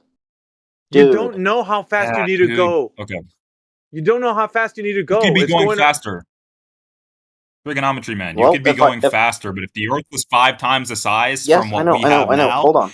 You'd be going a lot faster. And I think what Alpha's getting at is error, bro. I just say, oh well, I didn't make it that time, and I went 8 kilometers per second. So next time I'll go 10. But that's not what people do. We don't just be like trial and error. We have to know at least the size of the Earth. I know. But his claim, you guys are like red herringing again. Can you please explain how he was dishonest? I already explained how he was dishonest. He doesn't make any sense. All right, maybe Alpha can clarify. He asked me to define what an orbit was. I did that. Then he proceeded to say that the orbit requires the R value when all you need is just the velocity, right? Like, he thinks that an orbit is just that definition itself, but he hasn't actually looked into any more of the physics behind what you need to achieve an orbit. Posted it. You posted that citation, that source. Yes, maybe you should read the article more instead of looking at the first thing. So what did I misread from NASA posting that? What did I misread about an orbit? I don't know. Everything below the first 3 words. Oh, so it changes as it keeps going? It's not. It what doesn't it said change. It goes further into depth, Miggy. So what it says there at the beginning, is that true or untrue? It is true, but you can actually read about. All right. Yeah. So we're good. Cherry pick Earther, dude. We're good. You're just wrong. Sorry. Just wrong. Yeah. Yeah. Listen, and this has nothing to do with you saying that the Earth is flat or a globe. It's just for the understanding that if you're going to achieve an orbit, you have to know the R value. No, you don't, dude. That's just invincible ignorance on your part. I can't do nothing with that. You're just going to stay saying that, and everybody that knows that the Earth is a globe will have to have the size of the Earth before they put something in orbit. That's just known on the people that believe the Earth is a globe. What's the issue? And if you're saying that it's not, you're going against that. That's it. Just keep going faster. Did he get called in? Achieve an orbit. Did you get called in, bro? The important bit, trigonometry. I think what they're trying to get at when you're saying you can just keep going faster. Obviously, you can do that, but I mean, we don't put things into orbit and just hope that it's going to go faster. It's going to go slower. Well, knowing the size of the Earth would help the orbital trajectory, of course. But if I've already launched one satellite in, so I got it in once. I got it on the right or I got it right once. There you go. That means, I know that in order for my satellite to achieve orbit, it has to be going at minimum this velocity. I mean, sure, but all of that, I mean, yeah, you can say that for sure. I would agree with that. Yeah, which doesn't require an R value. Thank you for soothing him a little bit there. That's still not getting speed. To the point. It's about speed. So how many trial and errors before you get it right? Speed, hold on, Alpha. Let me just ask him a question real quick. But the speed would depend on the size of the Earth, correct? 100%. Yes, of course. Okay, that's all I was getting at. That's fine. So is he just agreed with me in the end? No, I didn't. You said in order to go to orbit, you need an R value. That's not true. So now you walked it back. So you just walked it back right now. After no, you I said didn't. That you need it. When did I say yes? You need the R value. Because he just asked you if you needed the speed. In order to know the speed, you need the size, and you're like, yeah, of course. Now I asked no, he asked if the speed would increase, not if I need to know the speed. The speed would increase. Didn't say increase or decrease. Why are you lying? Yes, he did. Matt, you said increase. If the Earth was bigger, then you would have to increase your speed. Yeah, I right? said that. Oh, okay. The speed would need to increase if the Earth was bigger. Yeah. Yeah, but how would you know that? The increase of speed. It doesn't matter. I can just keep going faster and faster. And how many listen, I want you to tell me, how many trial and errors are you going to get to before you actually get it right? I have no idea, but it doesn't matter because if I do really, yes, it does. If it takes 100 trial and errors, I did it once without knowing that's some bullshit right there. No, it costs a lot of money to get this thing going. No shit, but I'm saying if I did it 100 times, hold on, Alpha. 100 times. If I did it 100 times, all right. Okay. If I did it 100 times, listen to this. Listen to this, dude. How many times did they do it according to your trial? Listen to me, Alpha. If I got it right 100, how many times? If I did it 100 times and I got it right one time, then that means I didn't need to know the R value to get it right. So that's some bullshit, dude. So how many times did they do it? How many times did they do it? Doesn't matter. Doesn't matter. Hey, you need to know what you did right. You can't just have got. What are you going to do? How are you going to do it again? Yeah. All I needed to know is just the speed I went in order to achieve free fall, like constant free fall. So how many times did trial and error? You didn't answer my question. We didn't do trial and error, but I'm trying to say that you don't need an R value to do it. So they didn't do trial and error. So what did they do? They knew the R value. Where the confusion is. No, there's no confusion. Trigonometry, you're thinking about like a theoretical situation where you're like launching a bunch of orbits and seeing what happens. But I think Alpha is trying to get at the realistic standpoint on what they actually did to get the. Yes, but Alpha's just a retard who doesn't understand hypotheticals, so I understand. That's why he lives in a flat Earth. Because I don't understand hypotheticals. Well, maybe I live in the real world and you live in a imaginary one. That's fine. But in the real world, how did they do it? They knew the R value beforehand. Thank you. That'll be all. Well, that was pulling some teeth. Can you at least concede that you can do it without knowing the R value? No. Okay. They needed the R value. Sorry. In real life, they did, yeah, because they didn't want to waste a bunch of money, but you could do it without knowing the R value. Can you concede that you could do it without knowing the R value? All of that hemming and hawing for that fucking shit, dude. I never said that they didn't know the R value in real life. Only 30 this was minutes. a hypothetical. Oh, yeah, this was a hypothetical, dude. When did you say that? When did you say it was a hypothetical? When did you say it was real life?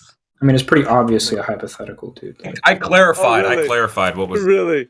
It was obviously a hypothetical. We were Yeah, all do you think going they're around. just shipping out planes or not satellites constantly, like 100 times? Like, what do you? It wasn't my claim. I just said That's how where the they confusion was. That's where the confusion was. So trigonometry, man, obviously made a hypothetical scenario where you wouldn't need an R value. But alpha was obviously going from the realistic standpoint of they did already know that R value beforehand, so it kind of made it easier with the mathematics. That's basically it. You guys are both right in your own right. Nah, I think it's only right to say because one of them can be tested, the other one isn't, according to the globe. Wait, so we went to space? Oh, never mind. I was about to say, according we to the tested. globe. I'll thank you to keep your hypotheticals to Speculation Sunday. Yeah, Not talking any old bollocks for hours on end in here, son. Either talk about reality or piss off, eh? I agree. Fucking hypotheticals. Are you taking the piss? No, I thought we were talking in a hypothetical situation. No, we're not fucking talking in a hypothetical. No, you're not getting off the hook, you silly little cunt. Don't be so fucking stupid. Yeah. You were talking about reality. Putting something into orbit, bro. Don't try and jump off the hook. Fuck's sake. Hypotheticals, my fucking arse. Sunday for your hypotheticals, do you believe orbits occur in reality? It's not the ones you're imagining. Oh, so they are hypothetical of sorts? I thought we weren't talking about hypotheticals here. It's not the hypothetical situation. If somebody's So we declaring do go to orbit in reality? I just can't tell which all right, side well, you're on, if you can stop over talking me, I'll tell you. In reality, they are claiming they actually done this orbital mechanics. So really?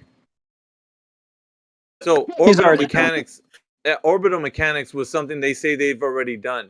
And in order for them to do that, they needed to know the size of the Earth. So this was no hypothetical. This is something they claimed they done. So if you're saying they didn't need the R value, then what does NASA have to redact all their statements that they used it to achieve orbital trajectory? I would concede if there was a point in time which you clarified that this is not a hypothetical and we were talking about what actually occurred. Old dude was right. You think that this is all just fun and games, hypothetical. This isn't that. It either is the case that the Earth is a globe and they're doing all these things, You or never it's not. clarified though, dude. That's the whole point. We're here. What do you mean? Yeah, we're here because of that. We're not here to just Sorry, I'm not a wax mind reader, ourselves bro. intelligent because we're all talking about hypotheticals. This here it's either true or not. Yeah, that's the thing. I think when you asked the question, Alpha, obviously trigonometry man answered it in the way that hypothetically speaking you wouldn't. But the fact is that knowing the size of the Earth was needed to achieve the first successful orbit. Yeah, but what's at stake here is it's either true or not true, Matt. You know this, and everyone in here should know that. That's what we're debating. That's what we're talking about. Whether it's the case or not. Not some imaginary idea whether it could happen or not. We're not talking about that. We're talking about, is it real? Because people, they have their mind that the Earth is a globe and all of this stuff is reality. So when we're speaking of it, did it happen or not? The way that they say they did. Yeah, so it did happen. It did happen in the sense that they knew the size of the Earth before the orbit. And also, it was needed. Knowing the size of the Earth helped them achieve the orbit, obviously, because you calculate the perimeters and the trajectory, all that other stuff. Well, if that's the case, then why all of this? That's why old dude was upset. Why all of this? Why the dragging out of this stupid argument for 30 minutes or more? I would have agreed Why? with you immediately if you said that this wasn't a hypothetical, because when you asked the question, know that. no, when you asked the question, it sounded like you were. For every conversation, for every shut up, dude. For every It sounds like conversation in the future, no, I don't care what it sounds like. For every conversation in the future, you know what's at stake. Dude. Shut up. For every conversation in the future, that's what's at stake. Either it did happen or not, and that's what we're debating in here. Whether or not you can tell us it's true or it's not true. And that's what's at stake. We're not going to just be in here talking about, well, what do you think, guys? Whoa, it could happen. Maybe not. No. Did it happen or no? And if all right, you know yeah, that it I'll happened, keep that tell in us mind how. next time when you posit a question. It sounds like a hypothetical, that it's just 100% serious, right? Well, that's what we're in here for. Is the Earth a globe or not? Is it true? Yo, or wait, false? calm down. Calm It's down. binary. I agree. So if it's the case that the Earth is a globe and these guys are saying they're going to the vacuum of space and they're using orbital mechanics, orbital trajectory, if they're doing all these mathematics, well, they have to know the size of the Earth with the R value included. So back to the premise. How did they derive that? So that's what we're talking about this whole time. Because yeah, the R value is needed. We went from all that conversation just to come all the way back and figure out how they've done it. Drop the I attitude. think that's a you problem. You didn't clarify, man. You've been saying that for about 5 minutes already, and I told this you what's argument at started stake. to piss It's me off. Can someone binary. make a valid point? It's binary. Alright, guys, so he made his statement, so let's move on, alright? You guys that are coming here brand new, if you have a question, you can ask it. If not, we're having a discussion right now whether or not it's the case that the Earth is a globe with the R value. You know what the R value is for the radius of the Earth, guys? That are in here brand new that are saying, calm down, calm down. Do you guys know the R value? I'm going to ask you new people that are coming in here. Depot, you're one. You can answer that. Oh no, man, Anybody I'm here else? to learn, bro.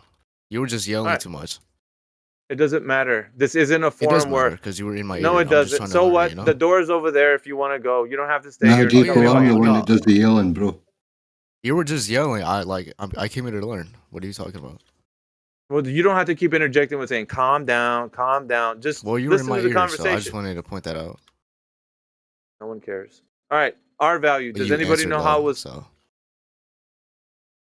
You done? Oh yeah, go ahead. I'm here to learn. The R value, how was it derived? Anyone know that? It's important because the size of the Earth has already been told to us, right? And if you don't know, type it into Google. What is the radius of the Earth? That question I just said, type it into Google. And you'll all instantly know what the size of the radius value is. What is the radius of the Earth?